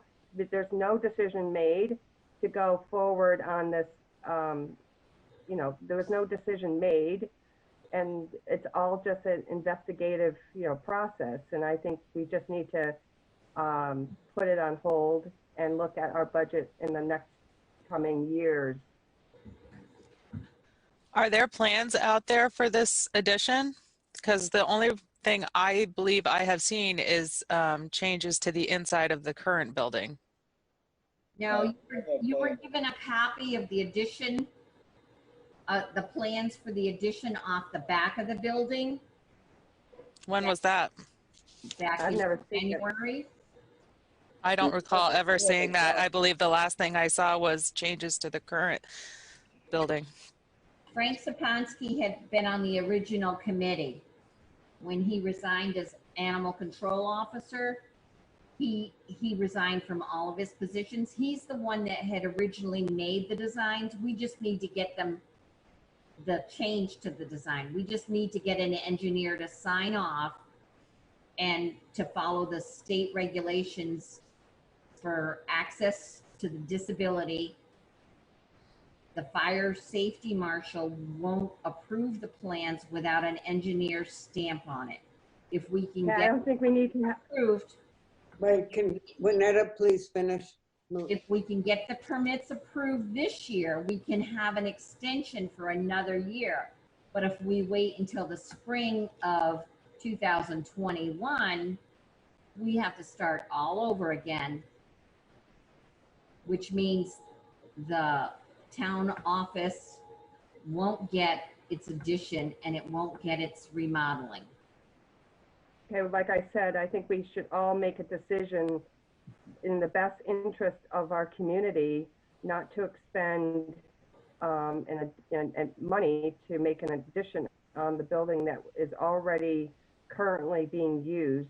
And we don't know what the future is going to bring. As you know, for instance, you were working remotely. A lot of the staff was working remotely, elected officials.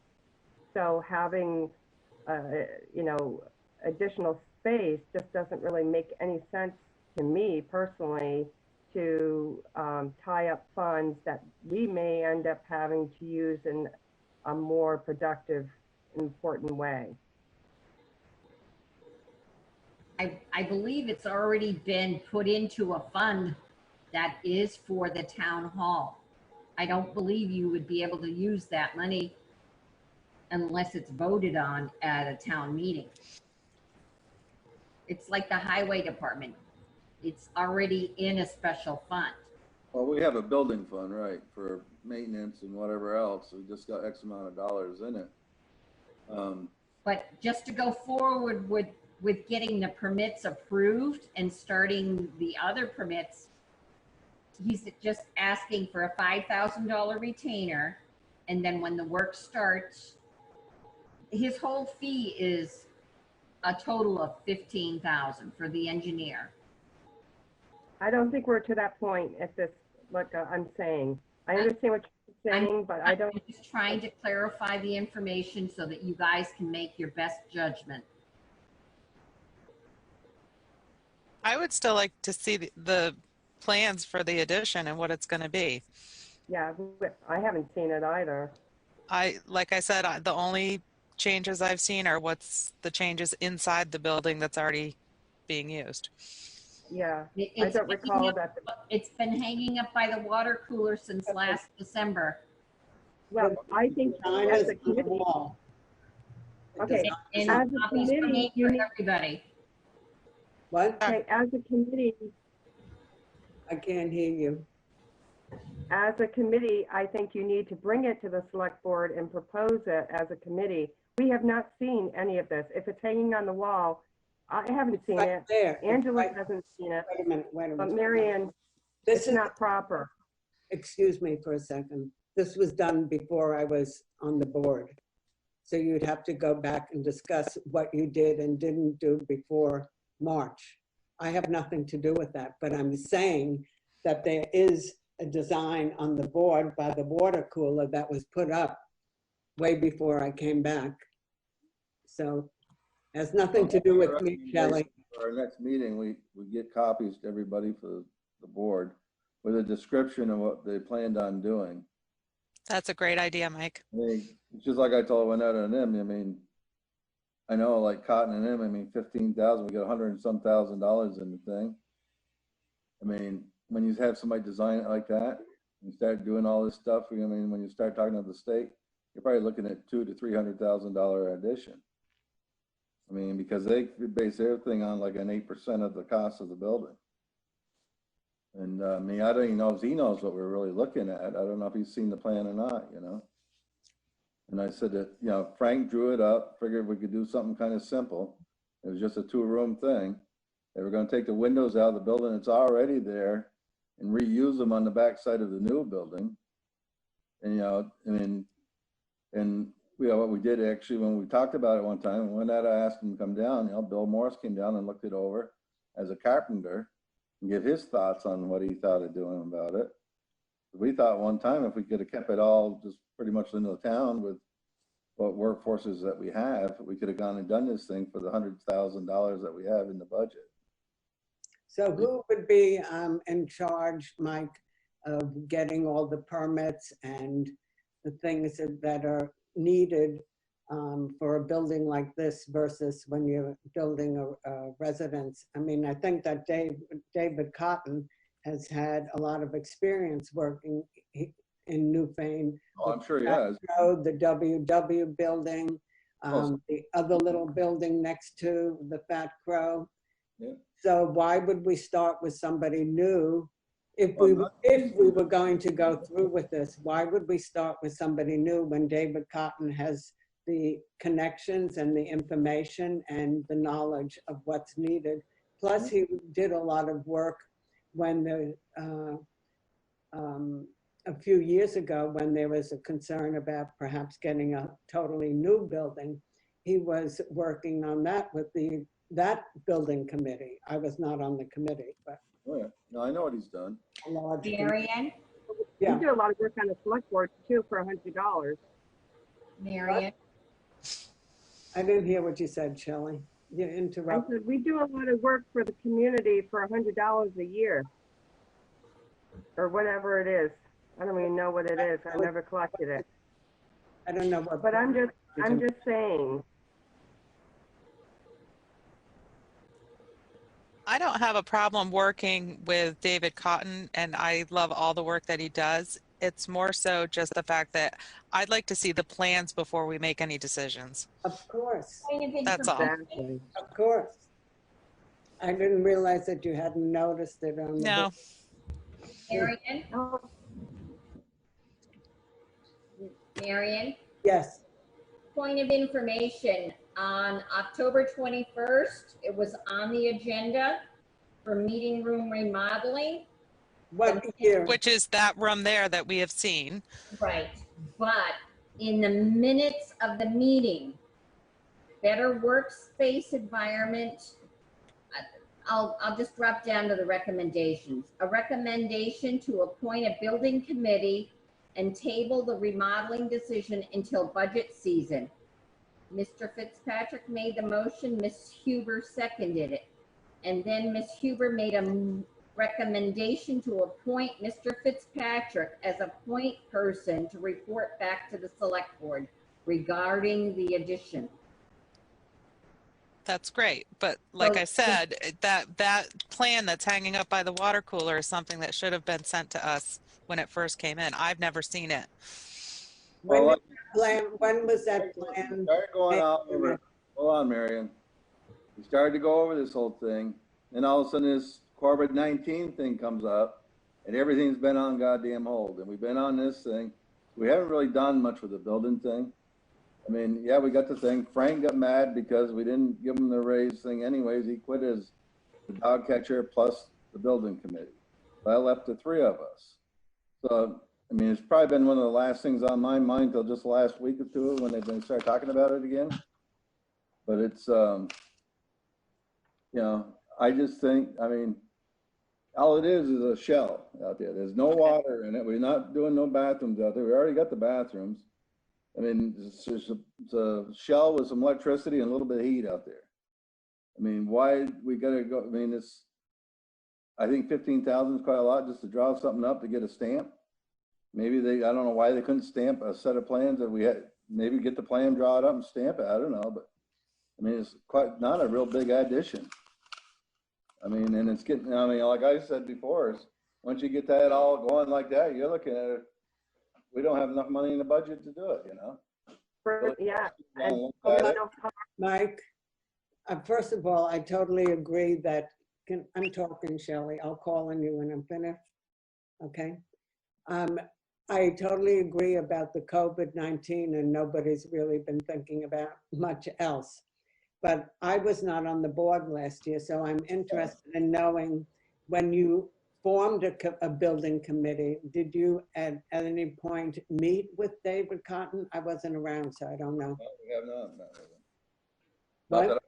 Not that I know of, not yet. I mean, it's been a phone conversation, probably just recently. Melissa? David Cotton actually came into the office, I don't know, maybe 4 or 5 months ago. And he was drawing up some plans and just making recommendations and getting some estimates on cost. And I think Pete Van Loon was here at the time. He was drawing plans like on changes on the inside of the whole building and everything, right? He did both. He did plans for the inside of the building, or not really plans. He just kind of, I think, drew some things out and suggestions. And then he came back and he met with Juanetta and I about some options to build outside of the building and do an addition on. Okay. The only plan I've seen on the outside is what Frank drew us up. Yeah, that's the only thing I've seen too. Shelley, what did you want to say? I'm just saying that we don't really know what's going to happen regarding people's, people have been hit financially. Yeah. And right now, building anything to the building, adding anything to the building, I think is just beyond reason. I don't think the town people would be real interested in having us build office space. Mm-hmm. Angela, I thank already you. made a recommendation to bring the plan to the meeting next time and go over it a little bit so everybody sees at least what we had for footprint drawn up. I second that. Okay. Juanetta, when is the deadline for the permits and such? Is there one? No. Okay. Because they're also talking that we may have to get what he said too, from what you got with your conversation, this may end up having to go to Act 250, right? Is that what he said, Juanetta? I'm sorry? When you had talked to David this last time, besides him, they may be looking at an Act 250 permit for doing this. Yes. And when we start talking an Act 250, we're talking a whole new ballgame now. Oh, yeah. Mm-hmm. I mean, we're not, like I said, that $100-some thousand is not even a drop in the bucket for it. Because they're gonna look at stormwater ponds, because you got so much roof runoff, you got so much blacktop out there in the parking lot. I mean, there's gonna be a whole big change to everything. Go Act 250, we're just looking to do a simple addition on the back end of a building. Okay, so what I'm hearing now are two requests. One is that the plans that Juanetta was referring to and that's on the wall should be made available to all the select board members by next meeting. Yes. Copies made.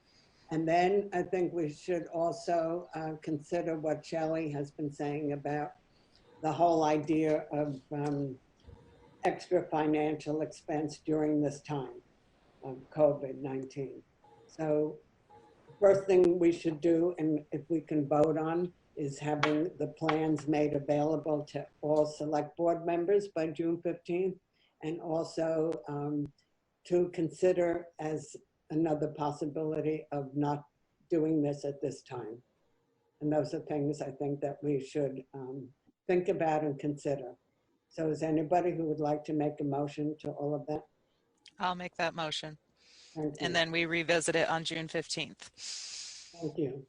Is there a second to that? Second. Okay. So all those in favor of, first of all, getting copies of the plans to each select board member, and then while we're thinking and looking at that, to consider what Shelley said in terms of, would this be the right time with everything else that's going on? So all those in favor say aye. Aye. Aye. Okay, any opposed? Okay, so the ayes have it. So we will get the plans and we will at the same time consider if this is an appropriate time to do anything. Thank you. Okay, thank you.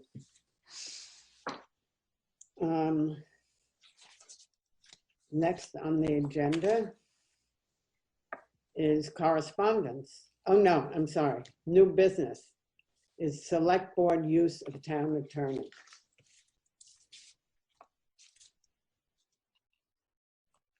So in the past month and a half, there have been phone calls and emails sent to Bob Fisher, who is our town attorney. And I think you'll find in your package that there is itemized list of a bill that has come in recently for the use of Bob Fisher. Did everybody get that and see it? Okay. So first of all, I think that there really should be an understanding and a review about what a town attorney is supposed to be used for. And that is that we have hired and we pay an attorney for issues having to do with select board and town issues.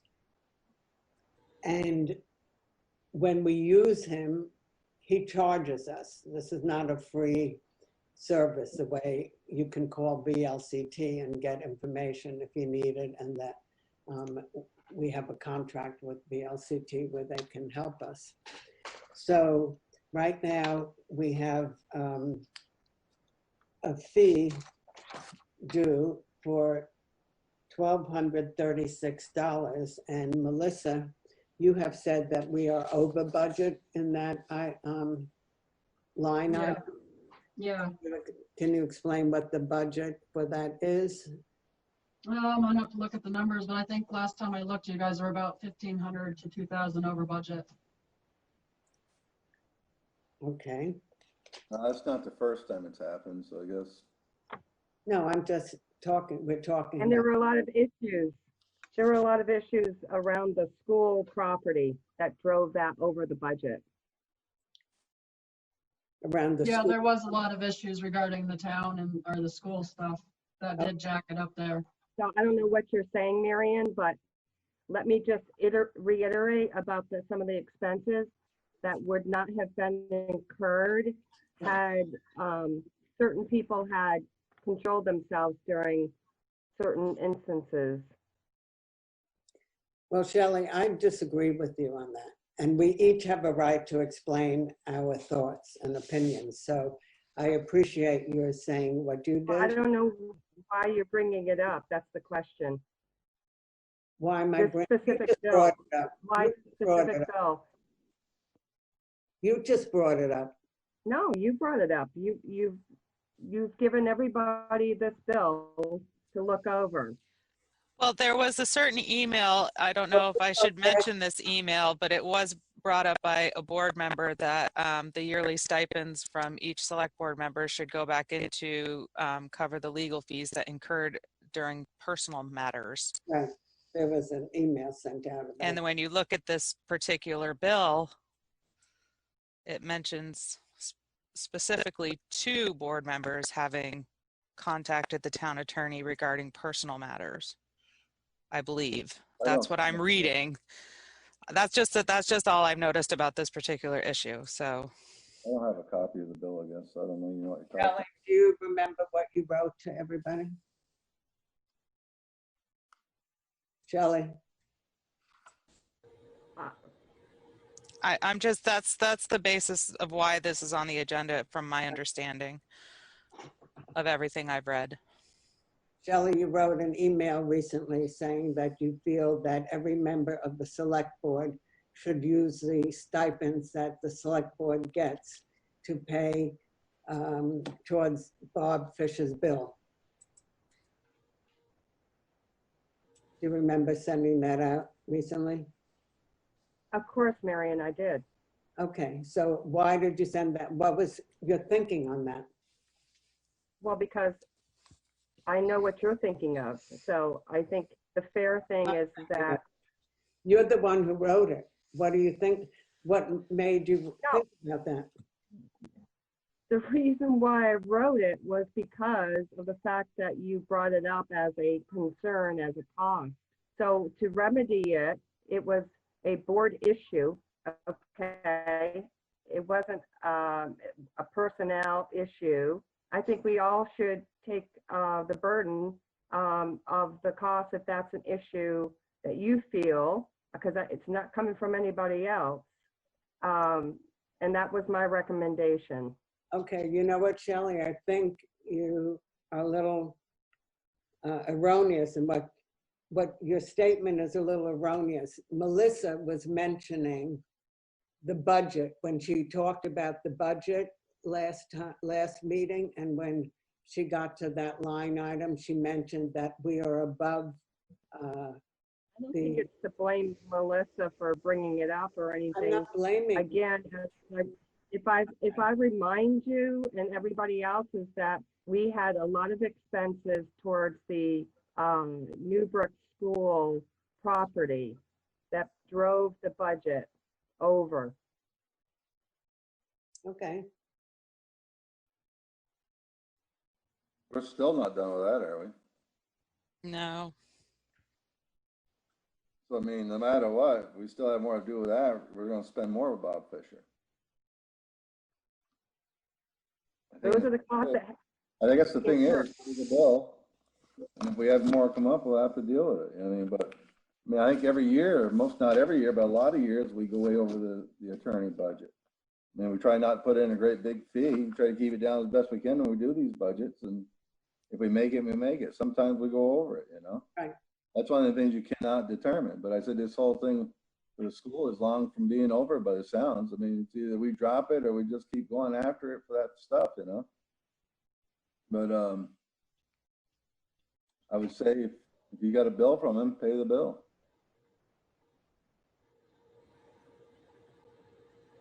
I think Marion wants to make a point of the fact that select board use of the town attorney.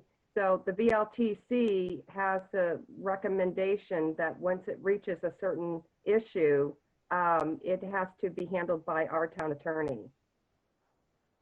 Yeah. They will not do it. I mean, if the town needs a little extra money, if I still got my $200, use mine to help pay him. Yeah, whatever. I've never collected it. I never have either, but I'm just saying. Those who are involved with it, you know, as a group, we can do it, or those who were involved with it, they should handle it if it's taking the burden off the town. But it was an issue that was out of control, and it was a lot of our issues.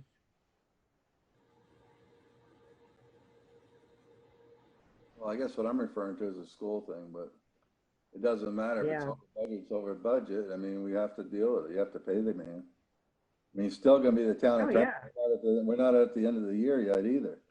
And if that school thing isn't over, it's either you drop it or you continue on carrying on. We've gone this far with it. I think we should continue on carrying on with it.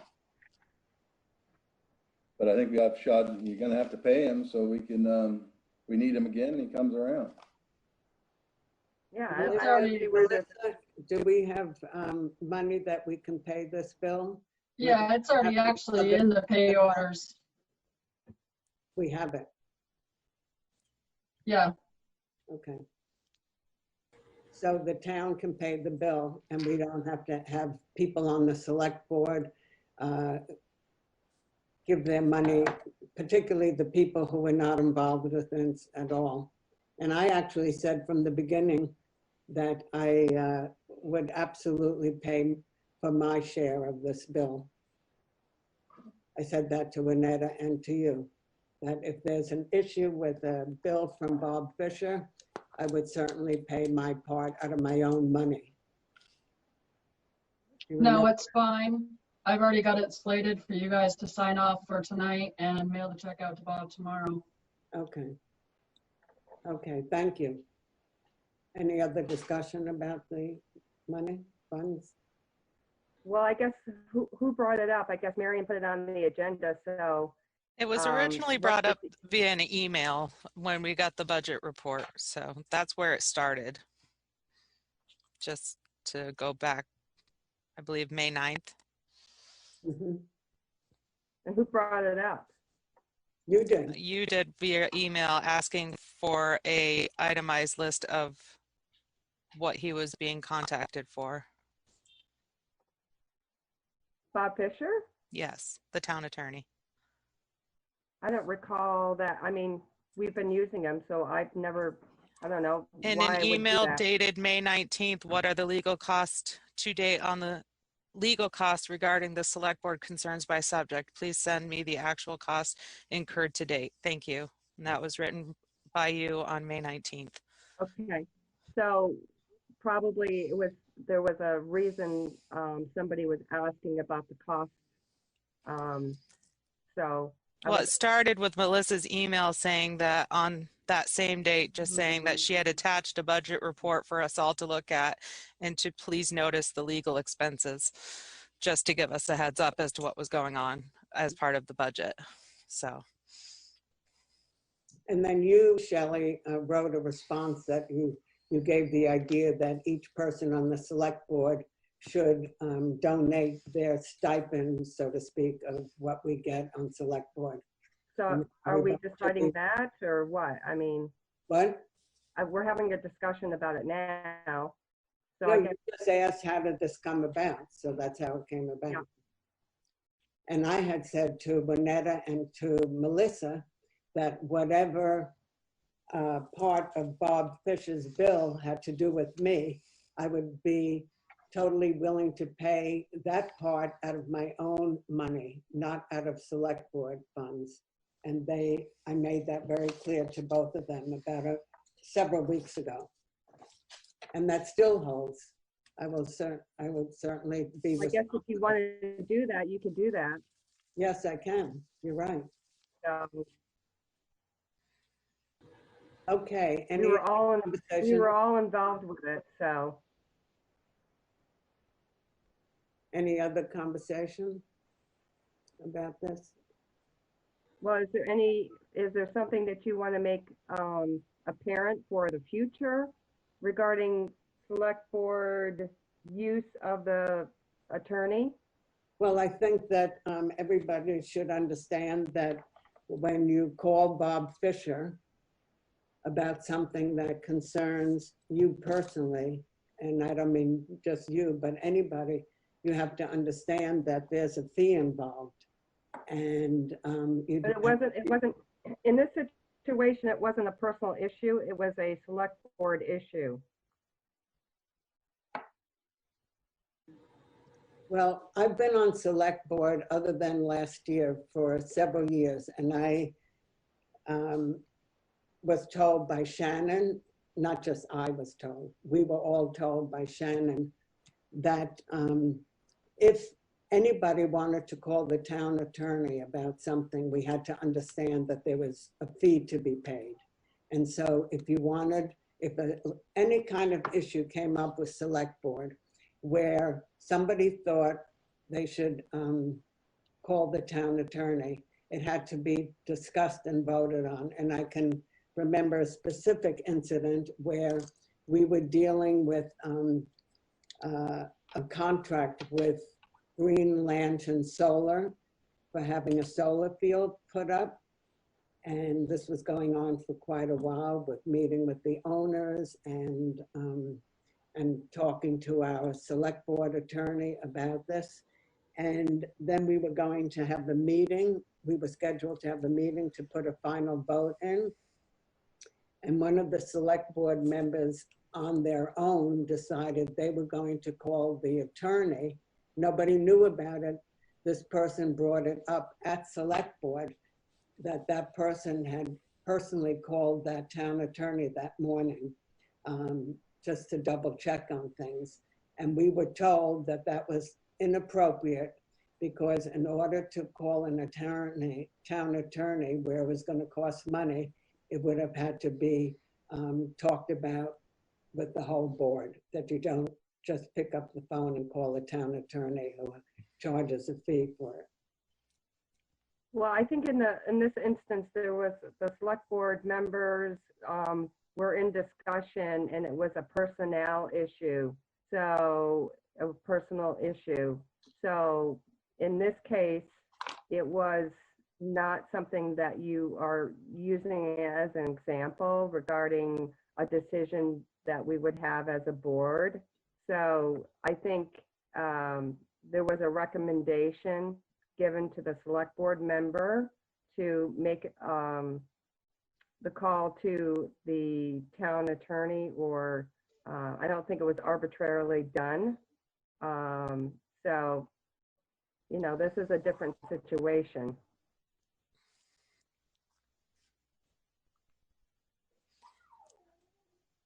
Any other discussion?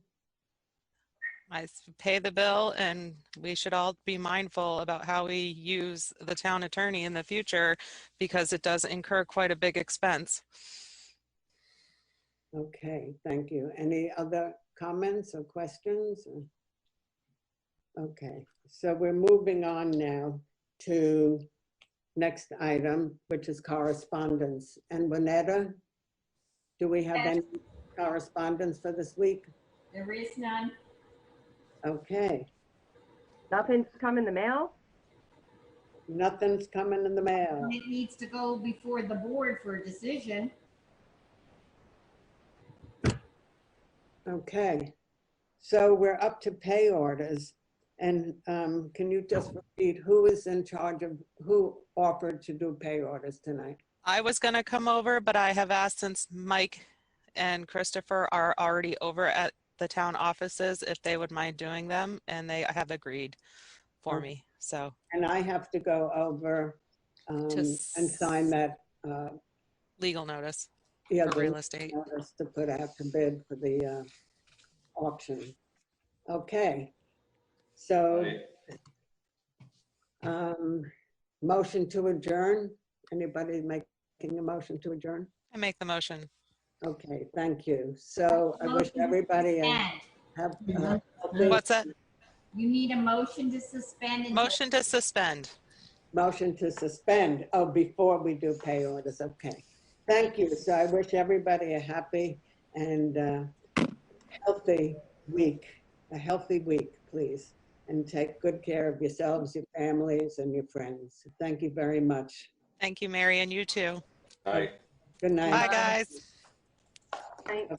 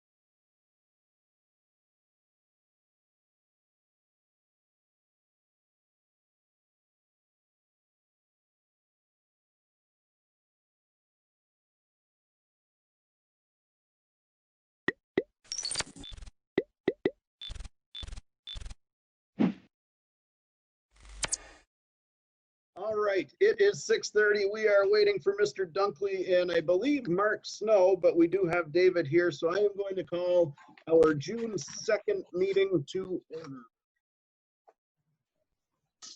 Additions to the agenda this evening, we are joined by Sheriff Mark Anderson. We are a little bit behind as far as contract discussion. Usually that happens, I believe, in May, but obviously COVID has messed up a lot of things. So we will get to that tonight. The board was sent around the revised contract that Mark sent the other day. And we are also going to add no passing zone on Pond Road for discussion. We received a email from a resident about that. So does anybody else have additions to the agenda? Mr. Chairman. Yes. I think we should acknowledge that Phil Nelson, who worked for the town for a long time, passed away this weekend. Oh.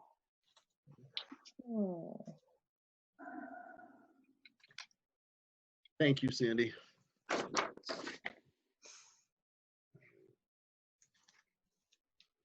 Can I get a motion for the additions to the agenda, please? So moved. Second. Moved and seconded by Ms. Carr. All those in favor, please say aye. Aye. Aye. Opposed? All right. I'm not sure who just came in on the 6842 number. That would be Mark Snow. Mark Snow. Okay, thank you. All right. You're welcome.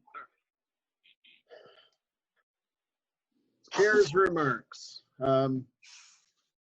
I actually wrote something down, so bear with me. I'm deeply saddened, hurt, discouraged, and frustrated with the state of our great country. The events that have unfolded over the last week are heartbreaking. In no way do I condone the looting or the rioting. However, their expression of pain is real. We all too often get comfortable in our little town, and I am truly grateful that we are able to have this community to feel comfortable in.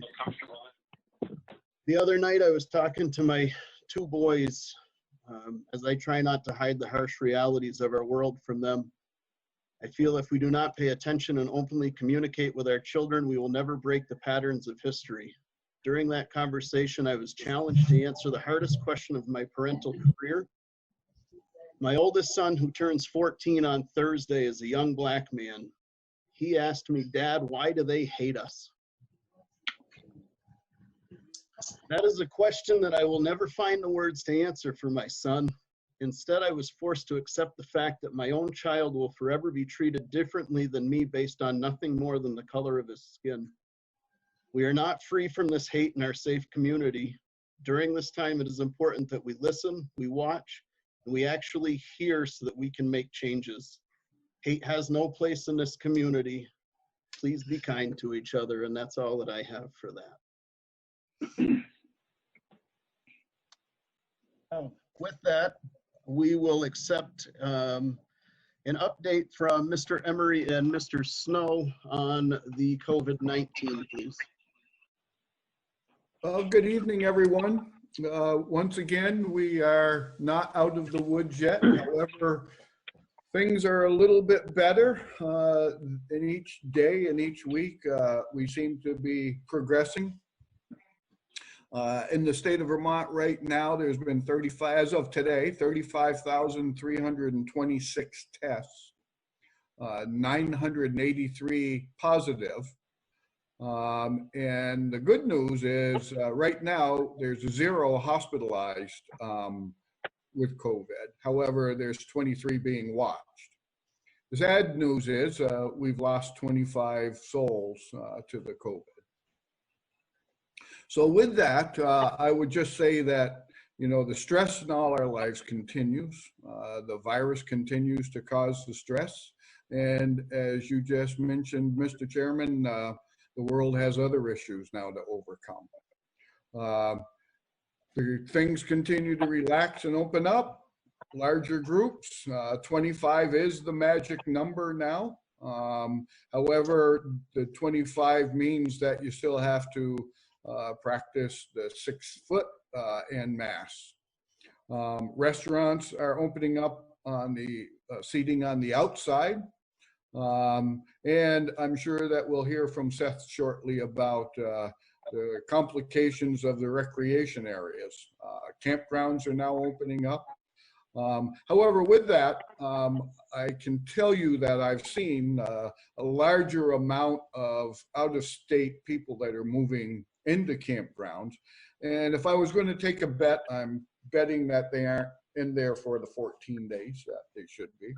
However, so with that, it's probably safe to say that Vermont will see a pretty good influx of out-of-state people coming in.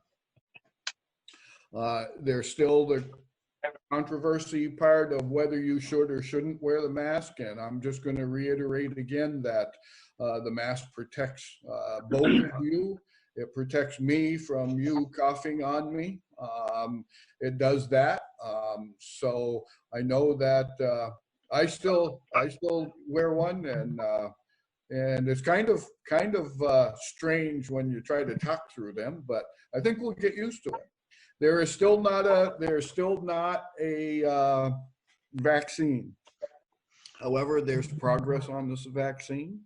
Vermont continues to be one of the 3 lowest states that has suffering the infection.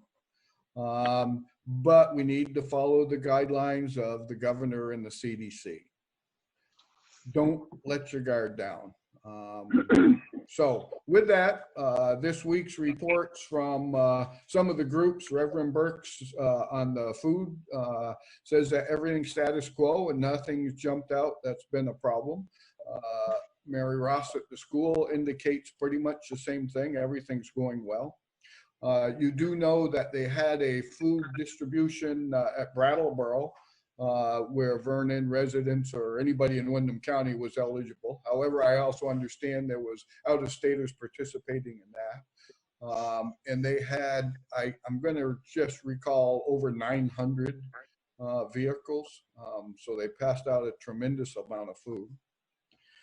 Chief Capon at the fire department reports that they are loosening up and lightening up. They started filling swimming pools. However, it appears that we're back in the winter, so maybe that won't go too far. But he's starting to filling swimming pools. EMS is back training some, and again, following the guidelines of 6 foot apart. If there's more than one person and a piece of fire apparatus, they are still wearing masks and cleaning the apparatus, wiping it down after they get back. Probably the best news I could share is Vernon Green is still no active cases, and that's awesome that they've been able to do that. The rec department, as I said, Seth will be having a conversation, I'm sure. Volunteers, we did send out and help a person at Huckle Hill with some air conditioning installations and stuff like that. The only thing, we're still into this thing until June 15th. June 15th, whether or not things are extended or yet to know. At that time, I was going to mention that the town of Vernon declared a state of emergency. We declared that with the guidelines of following the state. So I'm guessing, and I will throw it out unless you prefer anything different, that we would remain with that condition until the state relaxes that particular option of the state of emergency. And that's where I'm at. So I'll turn it over to the health officer, Mr. Snow. Hi, everyone. Hi. I just have a couple things to add to Mr. Emery's presentation. And one is in regards to the state of Vermont and Governor Scott. They do continue to reopen the state slowly. They're looking at their modeling, and they indicate that the modeling continues to have a positive outlook, which is great news. So the state continues to relax some restrictions. However, with that, there is a message from the governor and that is be smart and be safe. The other part that I'd like to talk about is on the website healthvermont.gov. There is traveler information now provided on that website. So people can go to what's that? People can go to the healthvermont.gov website and look at the traveler guidelines and information. The other part to travelers, the state is recommending anyone coming to Vermont is strongly encouraged to sign up for daily symptoms check reminders. They can get fast, easy, and free reminders by email, text, or phone, and to check yourself for symptoms. They have access to the health department for guidelines and information quickly if symptoms are developed. And the public health team is there to contain the spread of the COVID-19. That's pretty much what I have to share at this moment. Not sure if anyone has questions. Any questions from the board? Seeing none. Any questions from guests? Rob? Oh, go ahead. Probably my only question is to maybe to Dave, is if we can get help figuring out what the building capacity is for the town office building, just as we are anticipating our planning. Gene, I'm sorry, you broke up. Get help with what? Chief, she's looking for the maximum building occupancy for the town building. Okay. I'll work with the fire department on that. That is actually a fire code, your occupancy. And it's based on numerous things, standing and sitting. And each, are you more interested in the whole building? Because we can look at the whole building specifically or a room specifically. So I believe the way things stand right now, the whole building has to be considered, even though there's separate areas. That's what I was made to understand from the state. I did try to contact the fire chief because I know that's where that's supposed to come from, but I haven't heard from him, so. I'll take care of that, Gene. Okay, thank you. You're very welcome. And Dave, that was a question that I had been asked earlier, was the potential of reopening the town office building, maybe starting slow with the clerk's office and keeping the treasurer by appointment only. And so I guess at some point over the next couple of weeks, we would be looking for some guidance on that if there isn't already some out there. Yes, there is guidance, and it's pretty limited at this point. There's the 6-foot rule, and in your case, in the clerk's case, I'm pretty sure we can make that work if everyone decides. I know that for the lack of knowing what they call the shielding, I guess, if you will, has been installed on both the clerk's office and the treasurer's office. I haven't been in to see it, but I understand it's in. So I guess I would get a hold of Tom probably and come in and we can figure out exactly what might be a good plan. So, Mr. Chairman? Yep. Oh, I didn't know if I was on. Staff met today to discuss this very thing because there seems to be, the spigot, as the governor calls it's opening up little by little. And we, given that there are some people still that are working within the building with some health concerns as well.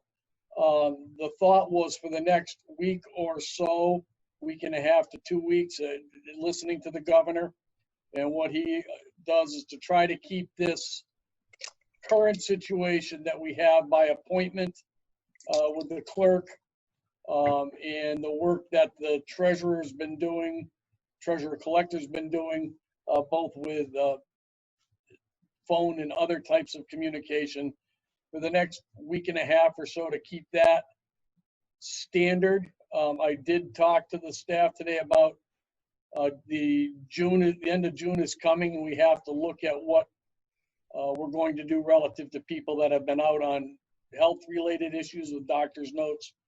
The recommendation, Mr. Chairman, at least for the next week and a half or so, to see what happens, is to keep things as status quo. They seem to be working well, and anyone who needs information has been able to receive that in a timely and complete manner.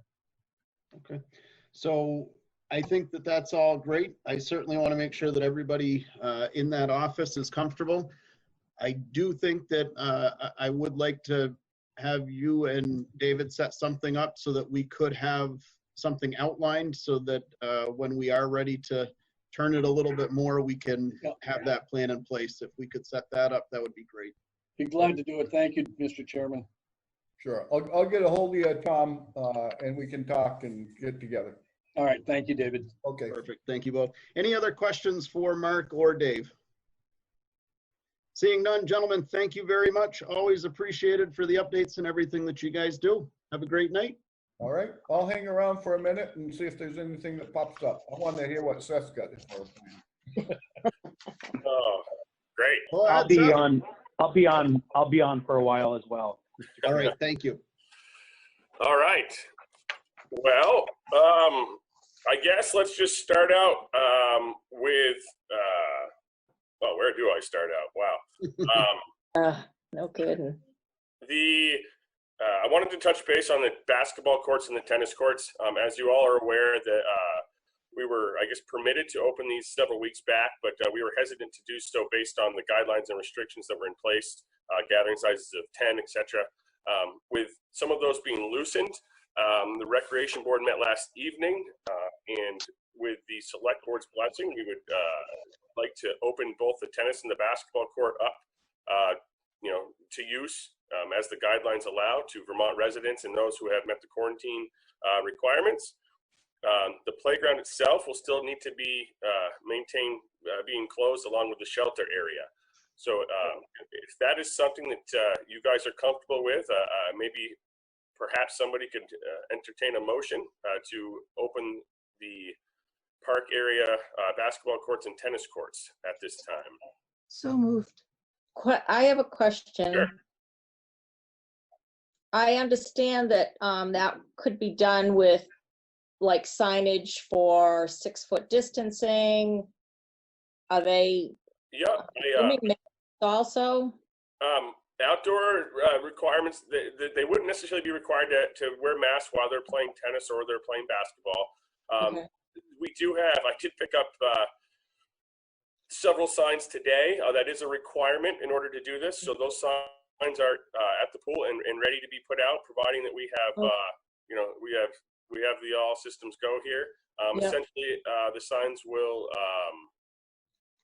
will outline the arrive, leave, play mentality that has been, requested by the state. It'll touch base on, contact games are not permitted, and we'll go from there and see how it plays out. The fact that their gathering sizes of 25 are now permitted should make the policing of, when I say policing, I don't necessarily mean specific police department. I mean policing from our perspective, recreation department, of the courts a little bit easier. The gathering sizes of 10 was something that we were pretty concerned with how we were going to. If we said, hey, basketball courts are open, we figured we were going to get kind of flooded with some people right away, and it was going to be tough to keep within that standard. So changing the gathering size, I think it'll be beneficial. Yeah, good. Sounds like you've got everything well at hand. We have a plan in place anyways, I will say that. I'm sure there will be many challenges that we have not thought of, but we will work through them. Great. We do have a motion from Ms. Carr to open. I'm sorry? That was from Sandy. I'm sorry. Yes, I'll that is from second it. Sandy. And yes, all right. So we have a motion and a second All those in favor, please say aye. Aye. Aye. Hi. Opposed? Perfect. There you go, man. I know you've been waiting for that one. Yeah, Now let's go on to the next. We'll get the basketball and tennis courts open. Like I said, playground and shelter area will remain, will stay closed. We'll move some signs. We'll put some new signs up, and we'll get some people out there. So I know that the town will be happy to hear this. Seth, can I ask you one question? I'm sorry, I had somebody pull into my driveway, so I may have missed it. Sure. The pavilion and anybody that has already given deposits for that, what's going on with that? Are we holding off calling people? No, I actually, the recreation board last evening, we made the decision to, actually I spoke with your mom today, to cancel all shelter reservations for this summer. Taking it week by week and making phone calls based on a weekly basis was going to be pretty tough, if regulations change. So we have canceled all shelter rentals. Many rentals have chosen to just take their deposit money and push it off and use it for 2021. Normally, we don't allow rentals beyond 1 year to the calendar day, so that somebody can't say yes, I'm going to take it for the next 10 years and not allow others to have opportunity.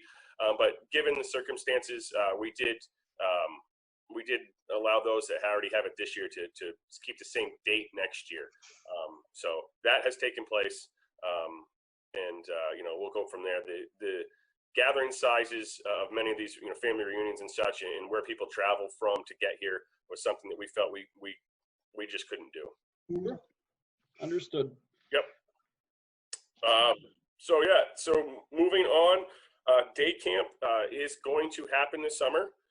We've had, we're not quite to the minimum number we had wanted to get to, but we have had strong interest, and we've had many people express additional interest as information regarding the pool became available, which we'll touch on that in a moment. With Tom's help, we've also been able to receive a stipend grant from the state Restart program. We'll receive $5,284 to go towards our day camp program, so that is a huge blessing. That will allow us a little bit of wiggle room as far as our numbers go, and provide some supplies and staffing that is much needed. So that was a huge blessing. I appreciate the help on that, Tom. That being said, camp it's not going to be an easy task. Campers will be every day. They'll come. They'll go through a health screening. There'll be lots of hand washing. There'll be lots of equipment washing. There'll be lots of disinfecting. But we will be developing policies and procedures that make this possible. The CDC's kind of outlined, what is required, and we're going to make that happen. So, Seth, how are you on PPE and things like that for that? You must be able to see my notes. I have a big circle on PPE. Because we've been so, I don't want to say behind, but we haven't been able to make any decisions until now. I wasn't going to buy a bunch of stuff and have a bunch of stuff in stock that I couldn't use. So we are behind when it comes to PPE purchases, and that is something that we will be doing, right away. If anybody has any, can point me in the right direction, I welcome that advice. I do have some masks that will be arriving for staff, but more will be needed. So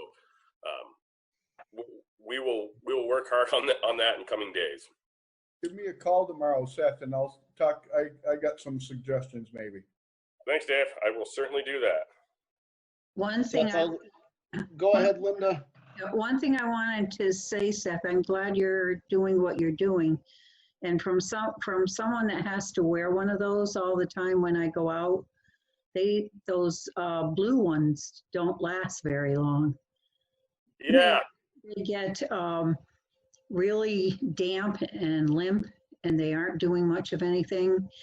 And the N95s, which we have for Eddie because he has COPD, those are difficult to wear. They're hot. They are very uncomfortable. They're hard to breathe through.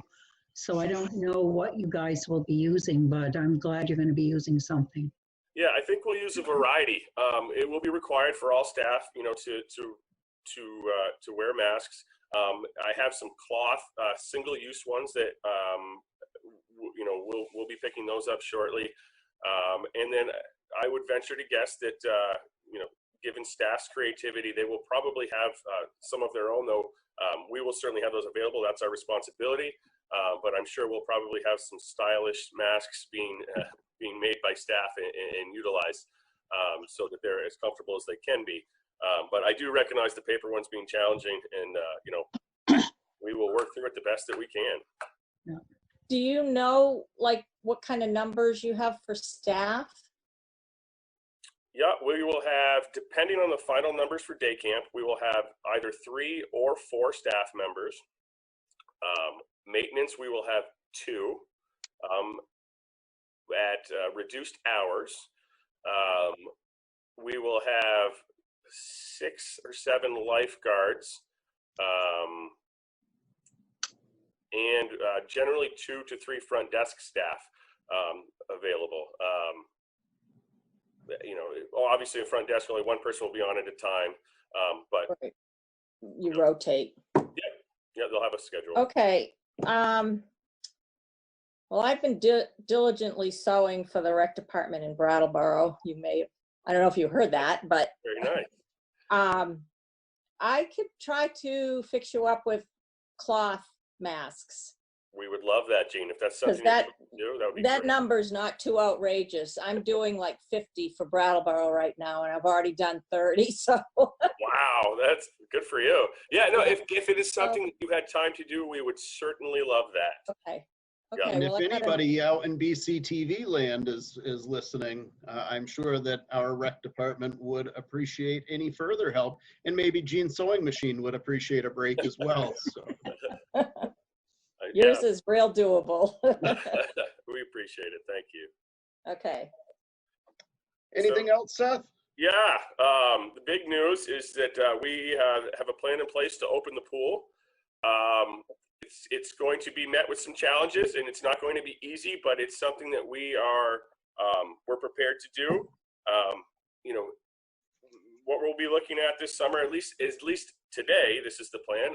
As our ever changing world evolves, we may have to, you know, adapt our plan here. But as of today, the pool is scheduled to open June 19th, as it would have normally.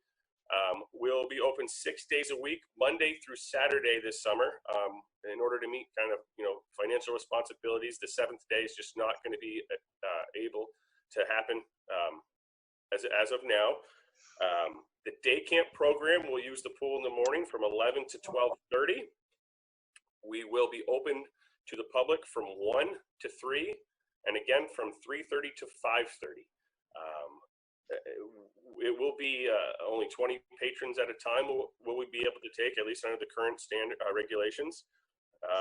And Vernon residents only, they'll be required to start. You know, they can call it starting at 10 o'clock to the rec number to essentially have a reservation for one of those time slots for that day. They won't be able to sign up for both. They can only sign up for one. That way as many people can get an opportunity as possible to use the pool.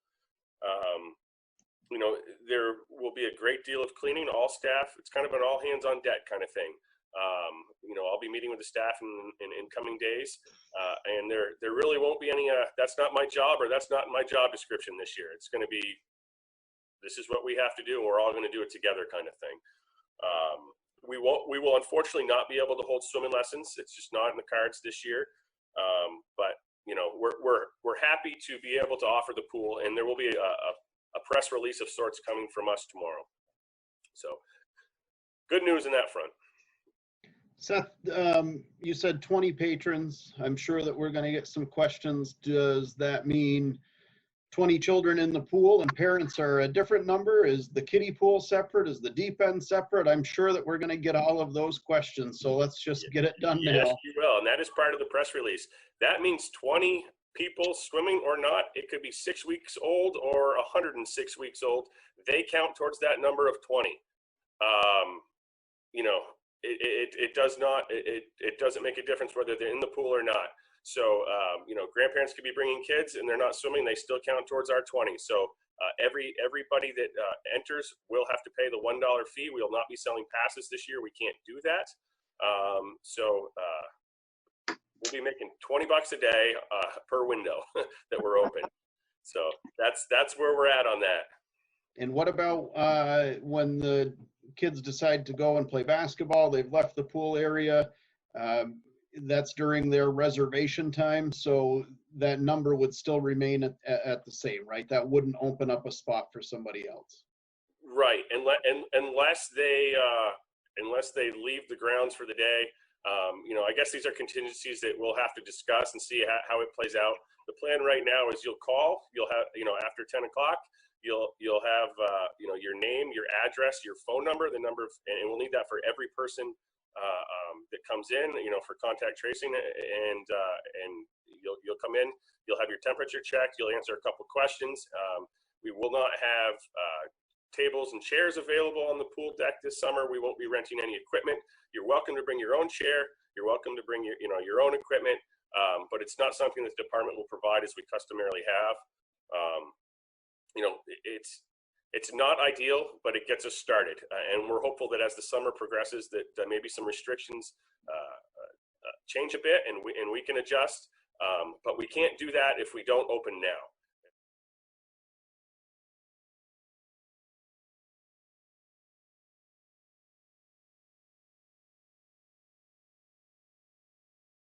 Need to vote on that?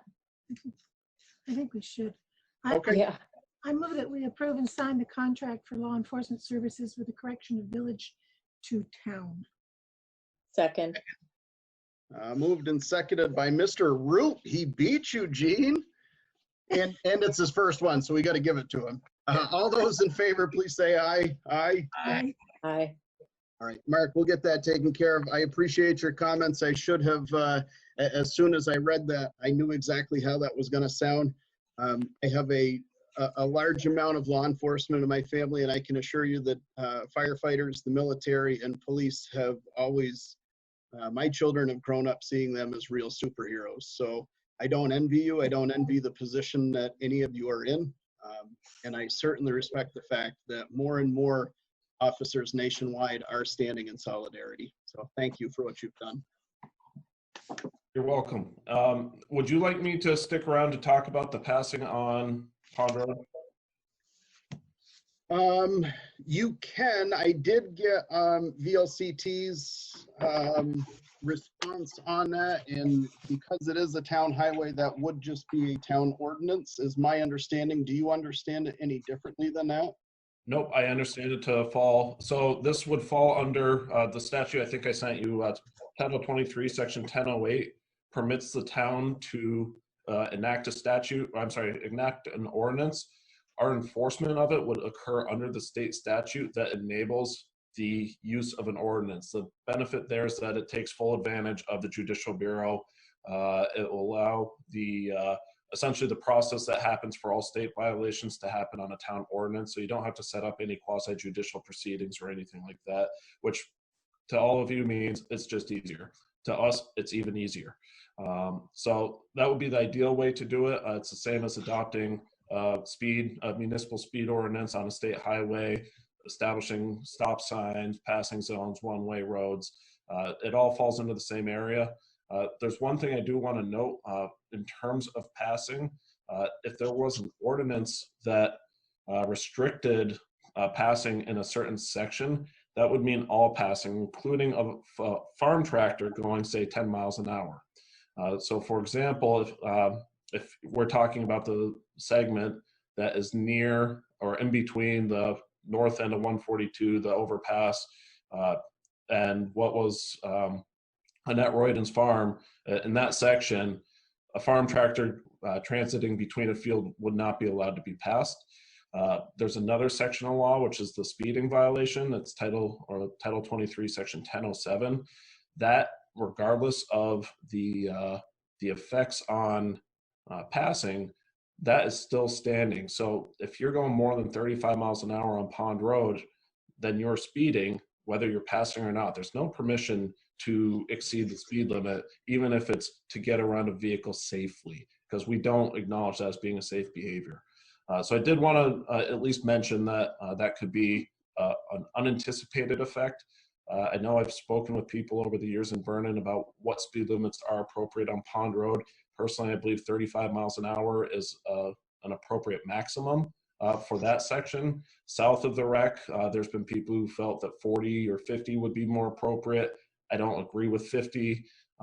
Beyond 50, I think that that would be something that would be worthy of a traffic study if we wanted to consider anything in terms of speed adjustments. But those are just a couple general statements I wanted to mention, and if there are, I'll be happy to stick around for the conversation on that if you'd like me to. Seth, do you have an extra 5 to 10 minutes if we jump into this discussion so that we can pick from the sheriff's knowledge? Yep. Okay. Go ahead. Does anybody on the board object with us continuing to bounce around and discuss the addition that we added concerning the passing issue on Newton Road? Pond Road. Pond Road, I'm sorry. Yes, yes. Yep. Let's just make it on all of them. Go for it. All right. Yes. So we've discussed it a little bit. I'm sure that there's a few people that are joining us that have no idea what's going on. So I'm gonna just read an email that we received as the select board real quickly here. So due to the fact that there is no law in Vermont that makes it illegal to pass on a double yellow line, I propose we make Pond Road from 142 to Scott Road a no passing zone. In talking to this person, that would be the north end of the north end of Pond Road to Scott Road. This is the main highway for people to walk and bike to the pool. The reason most people moved here.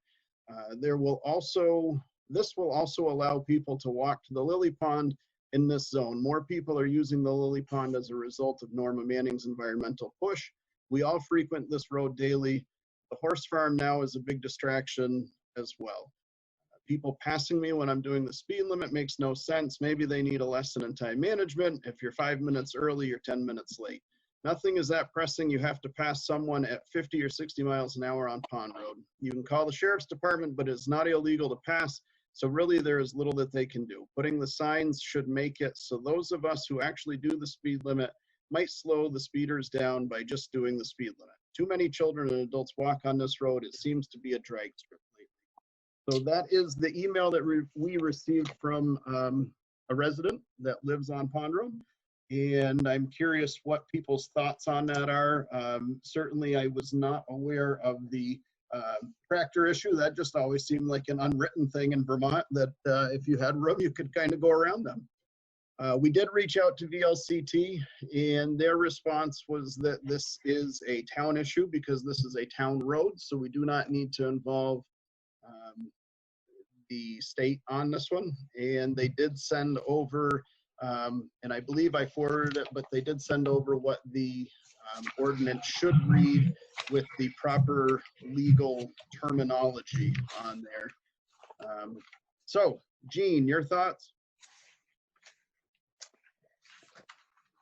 Well, it seemed like a good idea at the time until Mark spoke, because living right there, I have frequently been passed, even way before I get to my driveway. So that is quite, and I can hear the traffic is very fast. But the tractor thing is kind of, it's not for that far to follow a tractor. Usually they're turning onto West Road or something, but you always thought, oh, they pull over and they wave you to go, and you thought that's okay, we'll go by them. But Mark, does that change if the tractor was to pull over and stop and wave you by? If they are not moving, does that change things? So if they pulled over, and I mean, some of this is going to be discretionary, to be quite frank. When we're talking about law, we're talking black and white, and when we're talking about the world, it's muddy gray at best. So yeah, there is permissives within Title 23 that allow people to pass around an obstacle. I also do want to clarify, after hearing the email, there is a law about limiting passing on a double yellow line. And while Vermont is permissive in the fact that you can pass on a double yellow line, it's Title 23, Section 1035. And what it requires is I don't want to bore you reading the entire thing. It's kind of a long statute, but basically, you can't pass when approaching railroad crossing, intersection, on corners, and anywhere where you within 200 feet of any approaching vehicle or vulnerable user. A vulnerable user would be someone like a person in a wheelchair, a blind person. I'm not sure if we could extend it further. I haven't ever sought the definition to determine if a pedestrian is considered a vulnerable user versus a 5-year-old riding a bicycle is a vulnerable user.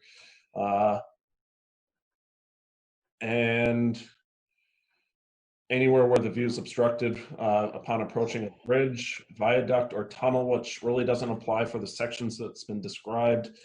So yes, a person could pass a tractor if it pulled over, but if it doesn't pull over, they're stuck. But again, I want to reaffirm that a car going 60 miles an hour to pass is already against the law. Some of this is enforceable. It's just a different section of law. So I guess the question would be if there might be something else that we can do right now that might be able to help with the problem. I'm also aware when we reduced hours from I think it was noticeable after 20 hours a day. When we reduced from that down to 8 hours a day, we did receive a large increase in complaints about speeding, especially on Pond Road. And we also saw a large increase in what we'll refer to as aggressive driving. Those are high speed, passing, chance taking. I could break those down by statutes, but really that's what we're talking about. So the dangerous driving that we then relate to motor vehicle crashes and fatalities. So we did see that. I think it kind of makes sense as people became aware that there's not policing at certain times on a consistent basis, that their risk factor increased. So. Mark, have you noticed an increase in that kind of countywide since this COVID stuff started? Yeah. Okay. So I've had several people approach me asking why we don't stop cars, which my response to them is we didn't stop stopping cars. But then as we looked into it, it turned out that some information was shared with law enforcement across the state, including in my department, which was misinterpreted by law enforcement officers as saying we're not stopping cars. We're not stopping cars for expired registrations because the DMV had extended them administratively. We weren't stopping cars for inspection stickers because DMV extended them administratively. So basically, there's a few things, what I'll refer to as administrative violations, that we just were not going to hold people accountable for because they had no resolution to what they were going to accomplish. And law enforcement across the state took it as we're not doing motor vehicle enforcement right now. So we corrected that guidance. We did explain to deputies, yes, we should be stopping cars for moving violations and driving, and that will take time for us to regain control. Generally, our rule of thumb is it takes about 3 to 6 months to gain control of any driving behavior in a location, and it only takes about 1 month to lose it. So we'll have a little work ahead of us. We do recognize that. We apologize for the oversight on that, but we're working to correct it. Michael, your thoughts? I'd like to hear what the sheriff thinks about the idea, whether he thinks it's a good idea or not for the town. I think 100% opinion, I could see value to it as a former resident of the town. I could see value to it. I could see it also being frustrating for many town members. I think that people, generally speaking, if they're going to be going 60 miles an hour and passing cars, they're going to pass whether there is or is not a passing ordinance. The effect of enforcement, so any problem, generally when we talk about highway safety, we talk about it with 3 perspectives. Perspective 1 is enforcement, perspective 2 is education, and then perspective 3 is engineering. So those 3 make a triangle that's essentially solve traffic safety problems. since I've already acknowledged that we have not really been doing the enforcement piece, I personally would like to say, let us try that and see if we can get control of the issues that are going on. I'm not sure, given we're there for 1/3 of the work week, I'm not sure that that's necessarily going to have the effect of it, but I think that's something we should offer to try first. The second part is, and other towns have looked at it, either inserting stop signs. For example, you could place a stop sign on Pond Road at the intersection of Huckle Hill, which would stop traffic coming up to the wreck. That would also have an effect of slowing traffic down instead of speeding up as they're going by the pool, which has been an issue for a long time. For those of you familiar with Cedar Street in Brattleboro, that used to be a racetrack probably 20 years ago, and they put stop signs in at every intersection, and now they have very few complaints about speeding in that area. I think that a stop sign might be more effective for the rec area. Would one make sense to put somewhere in the area of Central Park? Maybe.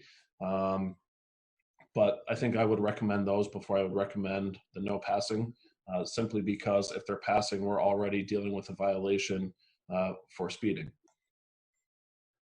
What about like our school zone where we have the flashing yellow sign that during certain times the speed limit is different? Could we do that from, say, what is that, Old Farm Road down by Eugene up to either Silver Lane or Newton Road, so that entire stretch where we see the majority of the town's kids would be an enforceable lower speed limit?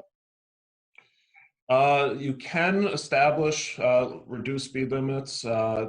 Your limit would be 25 miles per hour. The cost is something the town would have to bear, the cost of running the lights, tying it to electricity. So those are something to consider. I'm not sure what one of those lights, the equipment itself would cost. So those would be things to look into, but certainly a possible option. Mr. Chairman? Yep. Sorry, Sheriff, I'm trying to plug my computer in, but go ahead, I'm listening. Sheriff, would there be a requirement on that type of a signal that the chairman is talking about? Would you have to do a traffic study before you installed something like that? So I have never been asked that question. If you'll bear with me to read on that for just a minute. Yeah, it was just something that, if you're going to put signalization in, do you need to have a study on it?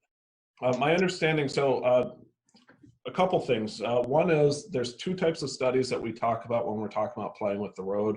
The first is a traffic study, which is something my office does. Basically, we do a traffic count. We provide you a report based on the number of vehicles that went through and the speeds they go through. And then you can do whatever you want with that. You don't have to agree with my report. You don't have to disagree with my report. It's just we have to do the step before the board effectuates a change. The second is an engineering study, and that's where you would need to bring in a civil engineer to do certain things. I'm not sure if anybody at the highway department has the credentials to be capable of doing that kind of study. That's a study that we're not involved with. So whether it is required for installing the signal lights, I do not believe so, but I've never been involved with that. And as for adjusting the speed limit, I believe you are required to do it for anything. Let's see, legislative body of a city must establish on the basis of an engineering and traffic investigation speed limit on all or any part of state highway. Let's see, that's state highways.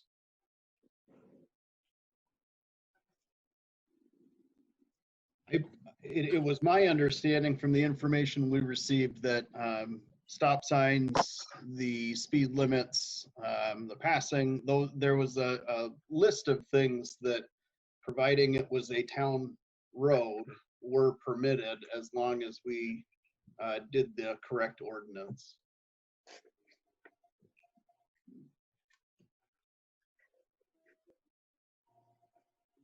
So the limitations without, where you can set a speed limit without a study is going to be between 35 and 50 miles per hour. So if you wanted to go below 35 miles per hour, you would need to do the traffic study.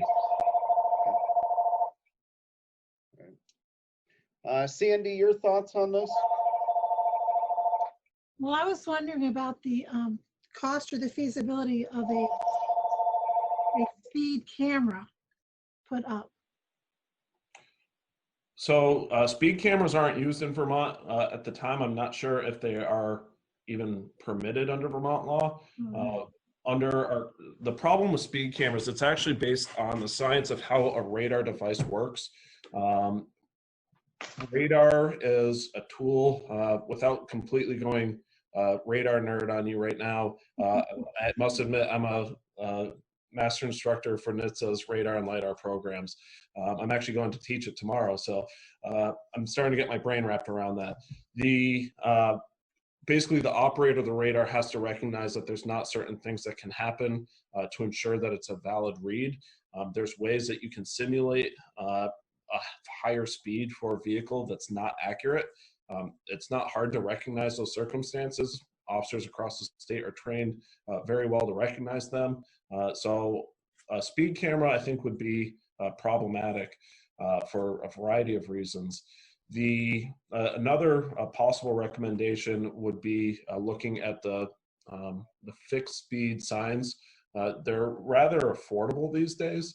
We're looking at actually buying 2 more in addition to our radar carts, which, by the way, Seth will get a radar cart out when you open the pool, or somewhere thereabouts. I'm not sure where they're floating right now, but a lot of towns are getting semi-permanent mounts for those. And so you can put them in areas where the majority of people, we'll say you're 90%, they're not paying attention. They're on their way home from work. They're in la la land. And when they see the sign flashing at them, they say, oh, whoops, I know I could get a ticket for that. The 10%, they're going to be passing. They're going to be going 60 miles an hour. They're going to do those things. And those are the ones that we're looking for to stop and have a conversation with, accomplish the education portion of the triangle, as well as potentially the enforcement, especially for the more egregious violations. Mark, where would we begin to look at signs like that to be? I can actually forward information, and if you'd like, under our contract, there's a piece about me being able to purchase equipment for, well, basically equipment purchased by the town is owned by the town, equipment purchased by me is owned by me. Long story short, if the town gave me money, we have vendors that we could have government contracts with and whatnot that we could secure a sign for the town. It'd essentially be a pass-through for you. We'd we'd find the quotes, buy the equipment, either work with the highway department on installing them or install them ourselves. It's pretty simple to do. And ultimately, it would be your property. We would just be essentially doing the work of the purchase, and then you'd reimburse us for the cost. So that might be an easier way since we already have the contacts. I'm also perfectly happy to forward along a few vendors that provide different systems, but we're flexible that way. Seth, I'm curious. Obviously, you're up there all the time, worrying about the kids crossing the road, being out by the road. What do you need? What's going to make things better, safer, more comfortable? What are things that you've seen? I drive up Pond Road. It's been a long time since I've hung out at the pool. So tell us what you're seeing up there. It's pretty common to see poor driving in that area while the pool's open. Certainly a concern that is sent our way quite often by residents. And we in kind will just call the sheriff's department and let them know if it's something that we see.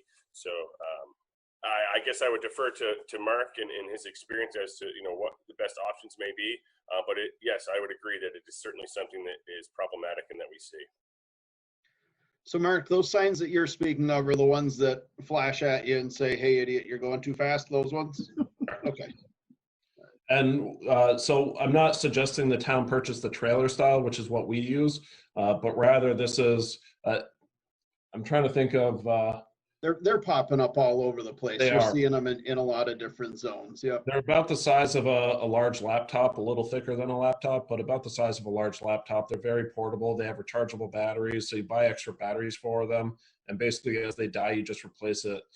Then you're not worrying about trying to tie into the electrical grid or trying to set up solar power or all the other things that things like our carts do have. So the signs I do recommend. They're roughly, I want to say I got a quote not too long ago about $1,500 for a sign. That's not including extra batteries. That's including, I think, a single mount. So somewhere around that area for the cost of one. Like I said, we're looking to purchase two, which will be something that the town could take advantage of using, but we would also be rotating it through our other towns as well. Honestly, if you want to stop cars or slow cars down by the wreck, my most sincere recommendation, even though it's probably the least popular, is the stop sign at the end of Huckle Hill. They just work.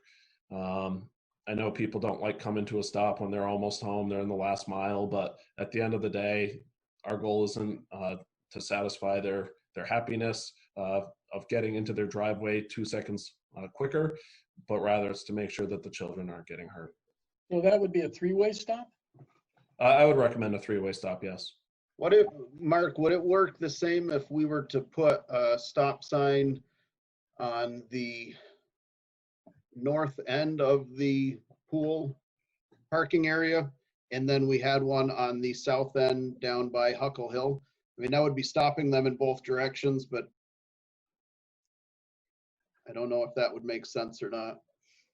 So essentially, let me think.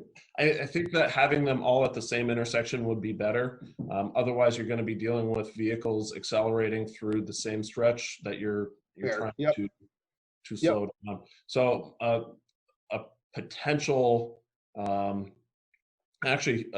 potential thought, rather than put a three-way stop at the bottom of Huckle Hill, put it right at the rec department where you already have the flashing signal, and change the signal lights from yellow to red. What does that do to the stop sign at the bottom of Huckle Hill? They're going to stop, get on Pond Road and stop again? No, so I wish I had a whiteboard. Basically, if you're traveling south on Pond Road from the railroad, you would come to a stop at Huckle Hill, then you could turn right or continue going straight. If you were coming north from Scott Road, you would come to a stop just before entering the Huckle Hill intersection, turn left or go straight. And if you're coming off Huckle Hill, then turn left or turn right. You're already stopped. I thought it was the same place the light was. Thank you.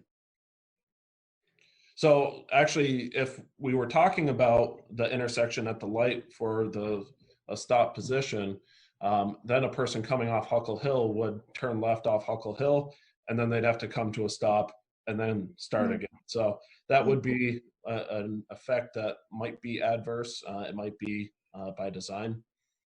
Very frustrating. I can see the frustration for sure.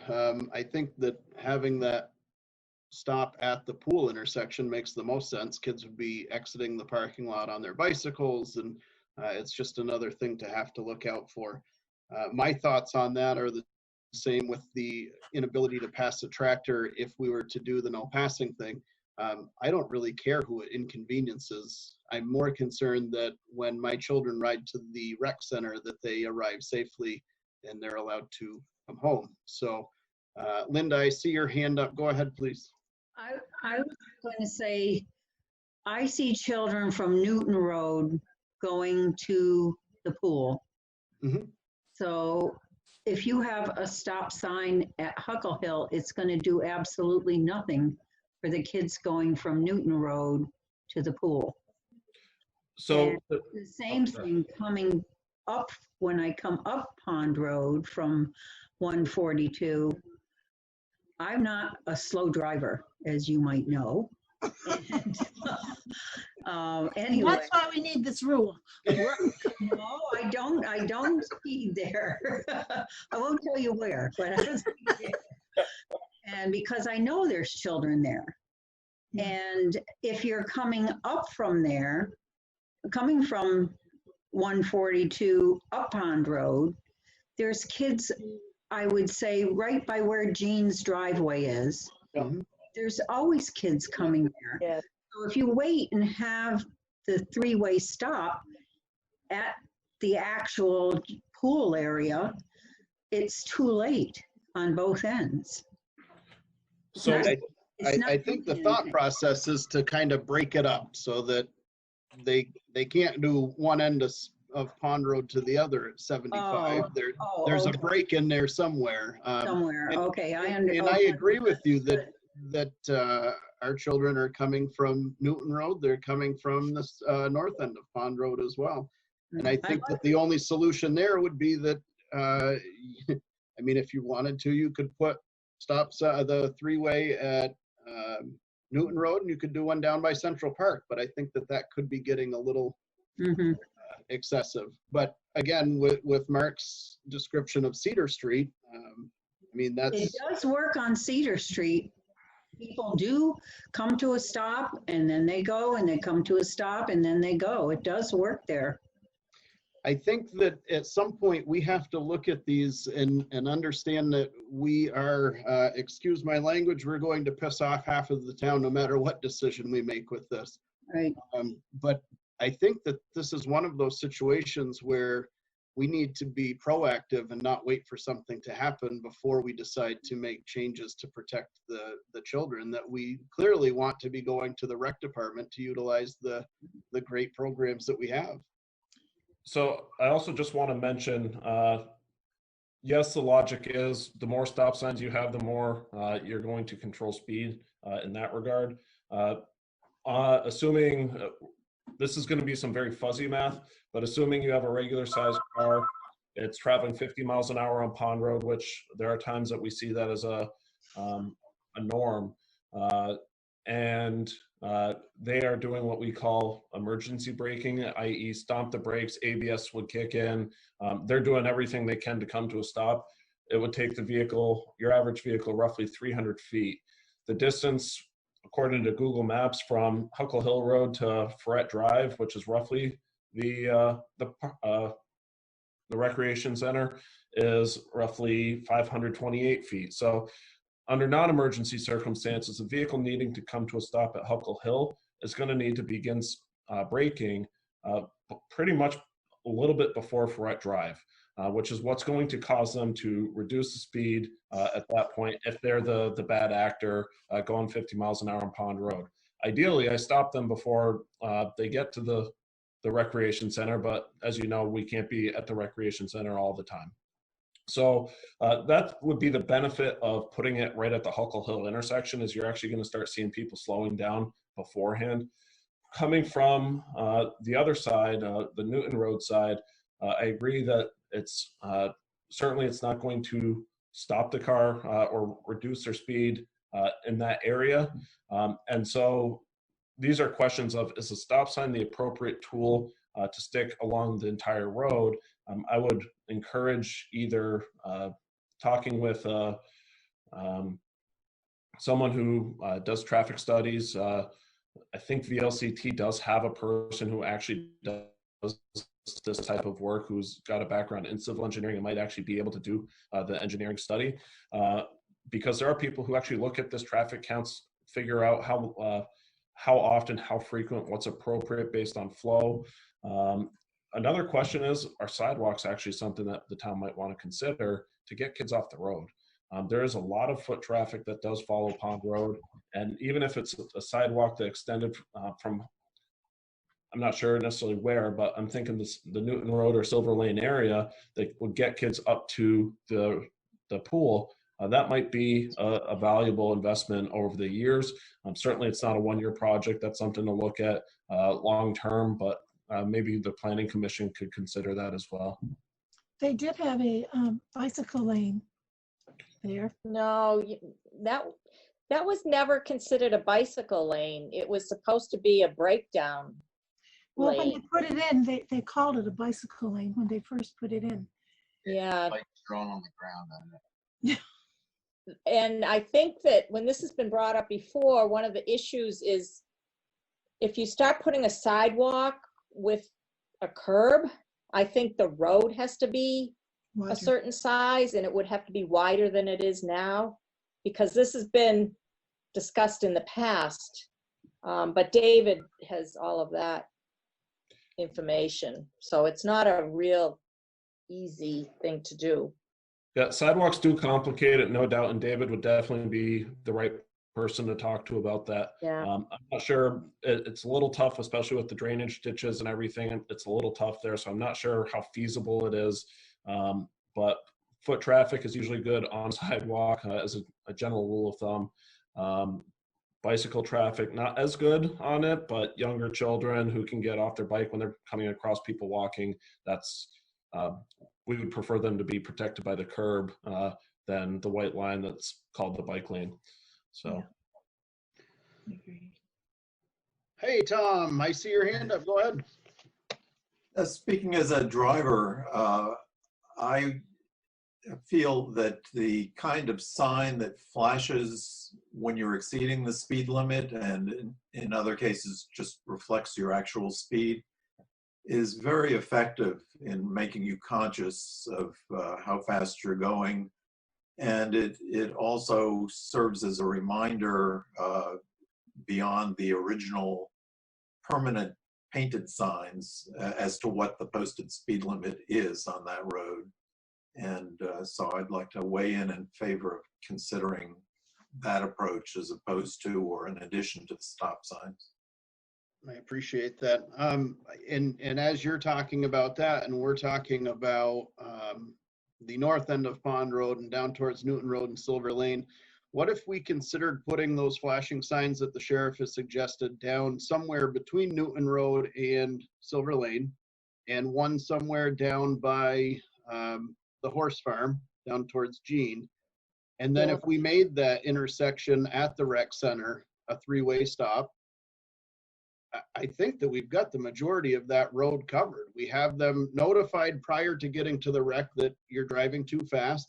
And that covers that whole span that that Linda brought up, where the kids are walking far beyond the reaches of the wreck. So we're flashing them, and then they get there, and then they have to stop and start again. So I don't know if that would be a solution. In my mind, it seems like we're covering a lot more of Pond Road that way.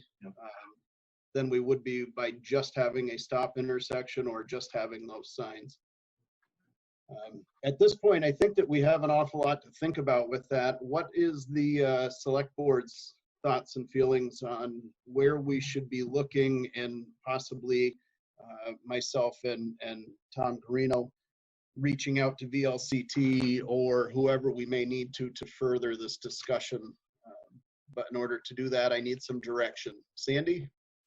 Yeah, I think you should reach out to VLCT. I like the flashing light very much, this flashing sign, especially for Linda. Jean, your thoughts? I also like the idea of the flashing sign, and perhaps getting a study or evaluation of really what they think would work in this situation. So, Michael? I like the ideas. I think we should get with the road commissioner as well and definitely get some quotes from Sheriff Anderson, because I've looked online and they're twice the price online than his idea he thought he paid for them. So going through them would save us a lot of money if we do go that route. Not everything's cheaper on Amazon, Michael.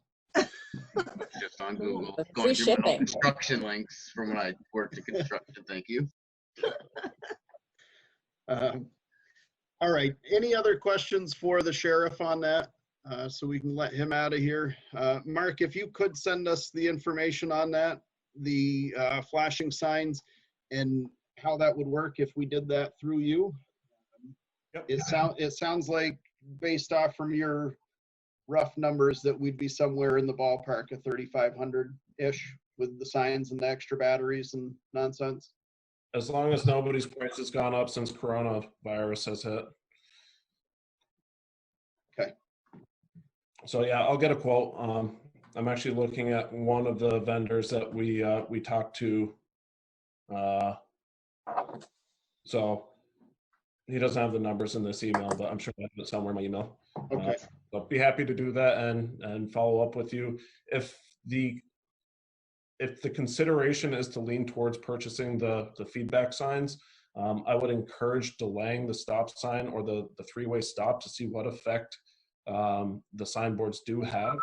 And if you don't see the impact you want, then consider either stop light or stop sign at the intersection, either in front of the rec or in front of Huckle Hill. I think that would be a very effective solution, but also measures the majority of drivers who are responsible and do want to go the speed limit and will slow down, especially when kids are present. Mr. Guarino, could I ask you to reach out to VLCT and find out if they have an engineer that could come and assist us with a traffic study on Pond Road, please? Absolutely. I'm wondering also, Mr. Chairman, does Wyndham Regional have transportation planners? I do not have an answer for you on that one. I believe they do. You believe they do, Sheriff? I believe so, because Wyndham Regional also does the traffic counters, the tubes that they'll run across the road. I believe someone's in charge of that. I'll check with both. Thank you. Okay, perfect. Any other questions for the sheriff? Mark, thank you for joining us. Thanks for sticking around and helping us through this issue as well. I appreciate it. Stay safe out there, sir. My pleasure. Have a good day, and thank you for your time. Thank you. Seth, you're up. Thanks. All right, so let's keep bouncing around. Now let's talk about the town forest. And I'm just going to say at this point, we can remove our discussion about the lily pond. We have no clear answer at this time whose property that is, who's responsible for it, any of that. So I know that Carol has been working on it diligently. Tom has been involved in it. Tim has been involved in it. I have been involved in it. Norma Manning has been involved in it. One way or the other, we're going to get to the bottom of this to figure that parcel out. Having said that, we did receive a lengthy email. I'm not going to read this whole one, but it's a very well thought out email. It has to do with potentially putting they're asking for 6 to 8 campsites in the Vernon Town Forest, some of which would be set up specifically for tents. Some of them would potentially have lean-tos that are built in. They would all have a fire pit that would be installed. The thought process behind this is that some local businesses, 2 of which have already offered funding for it, would essentially get a plaque on the campsite that says that it's sponsored by them. They would pitch in something. They would cover the costs of setting that campsite up, the installation of a lean-to or the tent area, and in turn, again, they would have a plaque there that has their business name on it. The resident that brought this forward, again, very well thought out. He has reached out to multiple citizens, the Cub Scout, Boy Scouts, the fire department, a couple of different building supply companies around us, as well as Big Guys Property Maintenance, who they have offered to fund part of this. And he even went as far to acknowledge that we would obviously have some potential vandalism, some people that would take advantage of it, some people that just wouldn't respect it. And like everything, would hurt it for some of the other ones that do want to use it. But at the same time, we have a beautiful town forest that Seth takes care of, and it would be great to see that utilized in a different way that invited people through our town and offered that service. So Seth, I know that you and I spoke earlier. You respectfully said that we should do a walkthrough of the area potentially at some point, and that we would be remiss if we did not include Mr. Miller on this discussion. So on that, I have emailed the proposal to Mr. Miller, asked him for his feedback, and we will start that conversation as well. But since we have Seth here, I would like to get his feedback. Sure. Well, I mean, I think I would just, I'd reiterate a couple of the things you said. I mean, I think that the proposal, I can appreciate the effort that went into that. It wasn't something that was just thrown together. There's a lot of time involved in that, and I can appreciate that. Anytime we do anything in the town forest, I feel it's appropriate to touch base with the Miller family. It has their name on it, and it's meant a lot to them over the years. So changing anything up there, just touching base with them is certainly something we need to do. So it sounds like you've done that. That's, we'll go from there on that. And whether or not it's something where if we do move forward with this, maybe not 6 or 8, maybe it's 3 or 4 sites and see how it plays out. I can certainly see some value in it for sure. And I think it could be a good thing if we can find a good way to do it. I was one of the ones that did voice concerns regarding vandalism with the proposal when the individual did touch base with me on it. It does cost the town hundreds of dollars on an annual basis up there. And if we're going to do this, I kind of, like you said, there's a risk of vandalism all the time, anywhere, and you can't eliminate it completely. For some reason, that area seems to invite it for some reason. I don't know if it's because it's so secluded. I'd have to guess that's probably the case.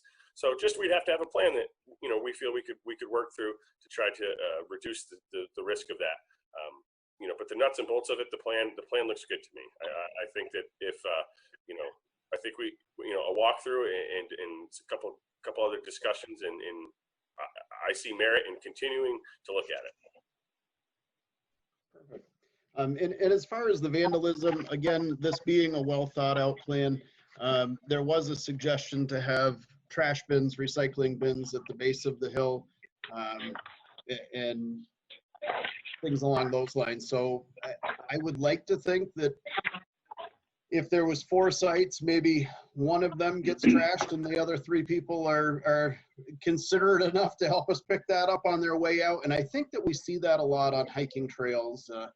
Certainly, I know when I take my kids fishing, I walk out of the edge of the stream with a heck of a lot more stuff than we brought in. So I would like to think others do that. I don't know. Yeah, and I guess my concern isn't necessarily just at the campsite. It's opening more access to the area. Right now, if you decide you want to vandalize something, you got to walk all the way up the hill to do it. When the gates open, a plan to include a gate, further up. So well thought out. Definitely worth looking further into. Okay. Jean, your thoughts? I would have to agree that maybe 6 or 8 sites is a little ambitious at first. If it happened, I'd like to see less and see how that works out, because the vandalism happens. It happens on my property only because, we find it because we're out there. We never even realized what was going on. So they find a way, and hate to encourage more of that activity, but I would go with maybe half as many sites just to see how it really worked out. Well, that's perfect, because there's only funding secured for 2. So there you go. There you go. Michael, your thoughts? I think it'd be great to have something to get people to come to Vernon. It's awesome that the citizens did all this work. I like the idea. Sandy. My question is, who would man it?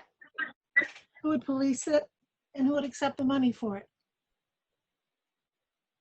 I would venture to guess that the system would include the rec department, as we are responsible for managing the town forest. The monies itself would go back into the town forest fund. That money wouldn't come to the rec department as income. The proposal would utilize using the funds that we receive for the sites. I believe the proposal has an $8 or a $15 charge, depending on which site, and that money could be used for annual cleanup or maintenance. Is how the proposal was written up. So I look up on their website and I see it's a Black Gum Swamp, and I want to bring my kids there, and I live in Michigan. Who will I contact? You would contact me. Is my understanding. It's early in the process, but I would venture to guess that is the process that would probably take place. It's not outlined in the proposal. I think that we're early in the discussions, but I would venture to guess that that's probably what would take place. Right. It's a fragile area up there. You want it protected. It is, and they're class 2 wetlands right now, so there's a 50-foot buffer around the 7 wetlands. So the town would be responsible for any damages that took place inside that buffer. So, but at the same time, we're encouraging hiking and walking, and we're encouraging people to go up there now. So, we need to continue to have the discussion and think about what all it would entail. Cool. Thanks. So at this point, because this was an addition and received relatively late in the process and it was not properly warned, I think that this was a great discussion to have. We will await Art Miller's response on this. And then we will put this back on the agenda, hopefully at the last meeting of this month, so that we can continue to have this conversation, hopefully after we've gathered some more information. Any questions on what we've discussed about this so far this evening? Mr. Chair? Yes. This is Mark Snow. Yes. I would like to be involved with the conversations about the camping sites in the town forest. I would love for you to be involved. Okay. I do have some questions and comments and concerns. So I would like to meet with the individuals coordinating this to bring those to their attention. Mark, I'm going to right now forward the email over to you so that you can have that proposal and reach out with your questions on that. Is that all right with you? That's fine. Okay. Thanks. What was that, Mark? Thank you. Okay, thank you. Any further discussion on this? Seeing none, where are we on this agenda anyway? Let's go to approval of minutes. Oh, okay. Good night, guys. Thanks, Seth. I appreciate it.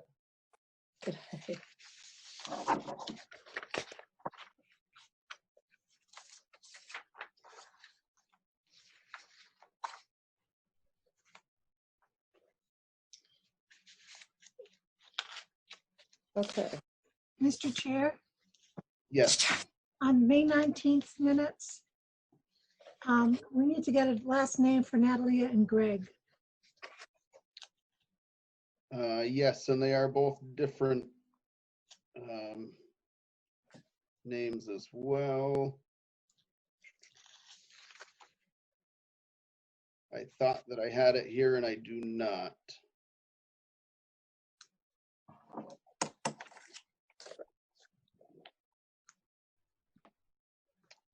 Okay. And then on page 2, under Seth Dio, 1, 2, 3, 4, 5, 6, the 7th line down,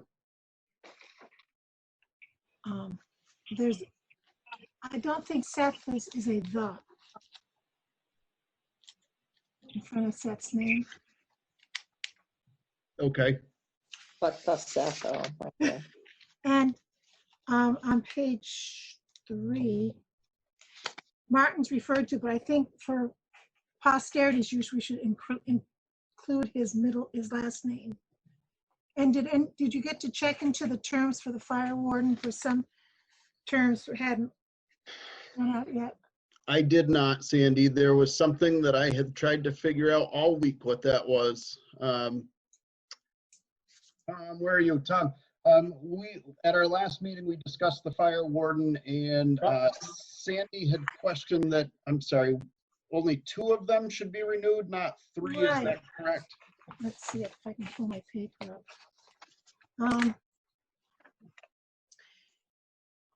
I got him here. John Wielden. Yep. Jim, Jesse Jobin. Okay, his term didn't end until 2021.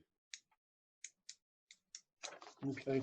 So I wondered why we were appointing him again. I will say what I didn't say on the road last time is that's because that's what the state sent to us. They only sent the state sent these 3 names, Jobin,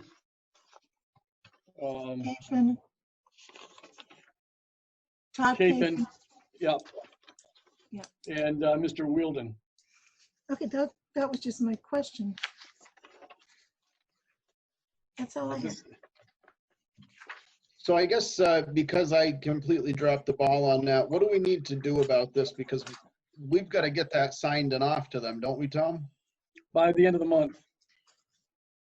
I think we could sign it, just put a letter in there Yeah. asking why. Okay. We can put a note to that. All right, Tom, if you could do that and have that with the clerk, I will stop and sign that. Well, it's asking for the majority of, at least the majority of the board on the signatures. Yeah. Okay. No, I forgot. That was the one that Gene, yes, okay. So a note on Jobin. All right, so that that'll be available for your, what's today, for the next warrants. I'll put them out with the next warrants, and you can sign them if you so choose when you review the warrants. Okay. Is that okay? Does that Sure. work for the board? Sounds Yeah. good. Sounds Okay. good. Okay. All right. Anything else on those minutes, Sandy? That's all I had. Jean was Anybody next. else? Gene? I think Jason O'Brien is also on the planning commission. Is that right? Is he on? Yeah. So I don't know where he should fall on this guest list, so.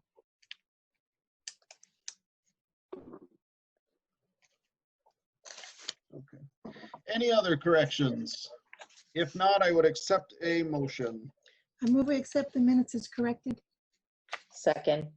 Moved and seconded. All those in favor, please say aye. Aye. Aye. Aye. Opposed? All right. Bills and warrants, please. Okay, I lost him. There we go. Mr. Chair, I move that we approve payment of the following warrant. 24T, accounts payable, $28,431.06. 20S, payroll, $7,091.03. 21S, payroll, $7,853.71. Second. Moved and seconded. All those in favor of accepting the bills and warrants, please say aye. Aye. Aye. Opposed? Perfect. All right. Smoking on town property discussion. I mean, the only ordinance we have is that you cannot smoke inside of a building. That is a town ordinance. That is a state law. My personal opinion is that there should be an ordinance that states no smoking in town vehicles, and that there really does not need to be any smoking on town property. Highway department, town garage, the rec center, the school, fire department, any of that, I don't see. So, discussion. So it's not a law that to prohibit smoking on town property? That's not a law then? Is that what you're saying? It's not a No, state? I'm saying that currently the law states that you can't do it inside of a building. Inside the buildings? I Yeah, thought it was. But I did look at our town ordinances yesterday, and there is nothing, that is the only ordinance that we have in play, is the no smoking in a town building, but nothing about town-owned. Property. But yeah, well, I was thinking the vehicles and then just the property in general. I mean, cigarettes, smoking of any, it generally leads to some type of littering or garbage, and I just don't think that it needs to be right out in front of town buildings. That is my own personal thought. And for anybody that would like to, I did smoke for a very long time in my life, so I'm just grabbing to make sure that I didn't miss the ordinance, but. I could say Sandy, from your thoughts? sorry. No, go ahead, Michael. On the Air Force bases, they made it this way where you can't smoke unless you're in a designated smoking area. but they can't control you in your own personal vehicle, so that caused more people to smoke in their cars and litter their cigarettes outside of their car. So if we're gonna do something, I would set a set location for each building just for fire reasons. But other than that, you're not gonna stop people, and you're gonna have littering all over the parking lot instead. Sandy? I agree with Michael. So if we did that, that would require us to We'd have to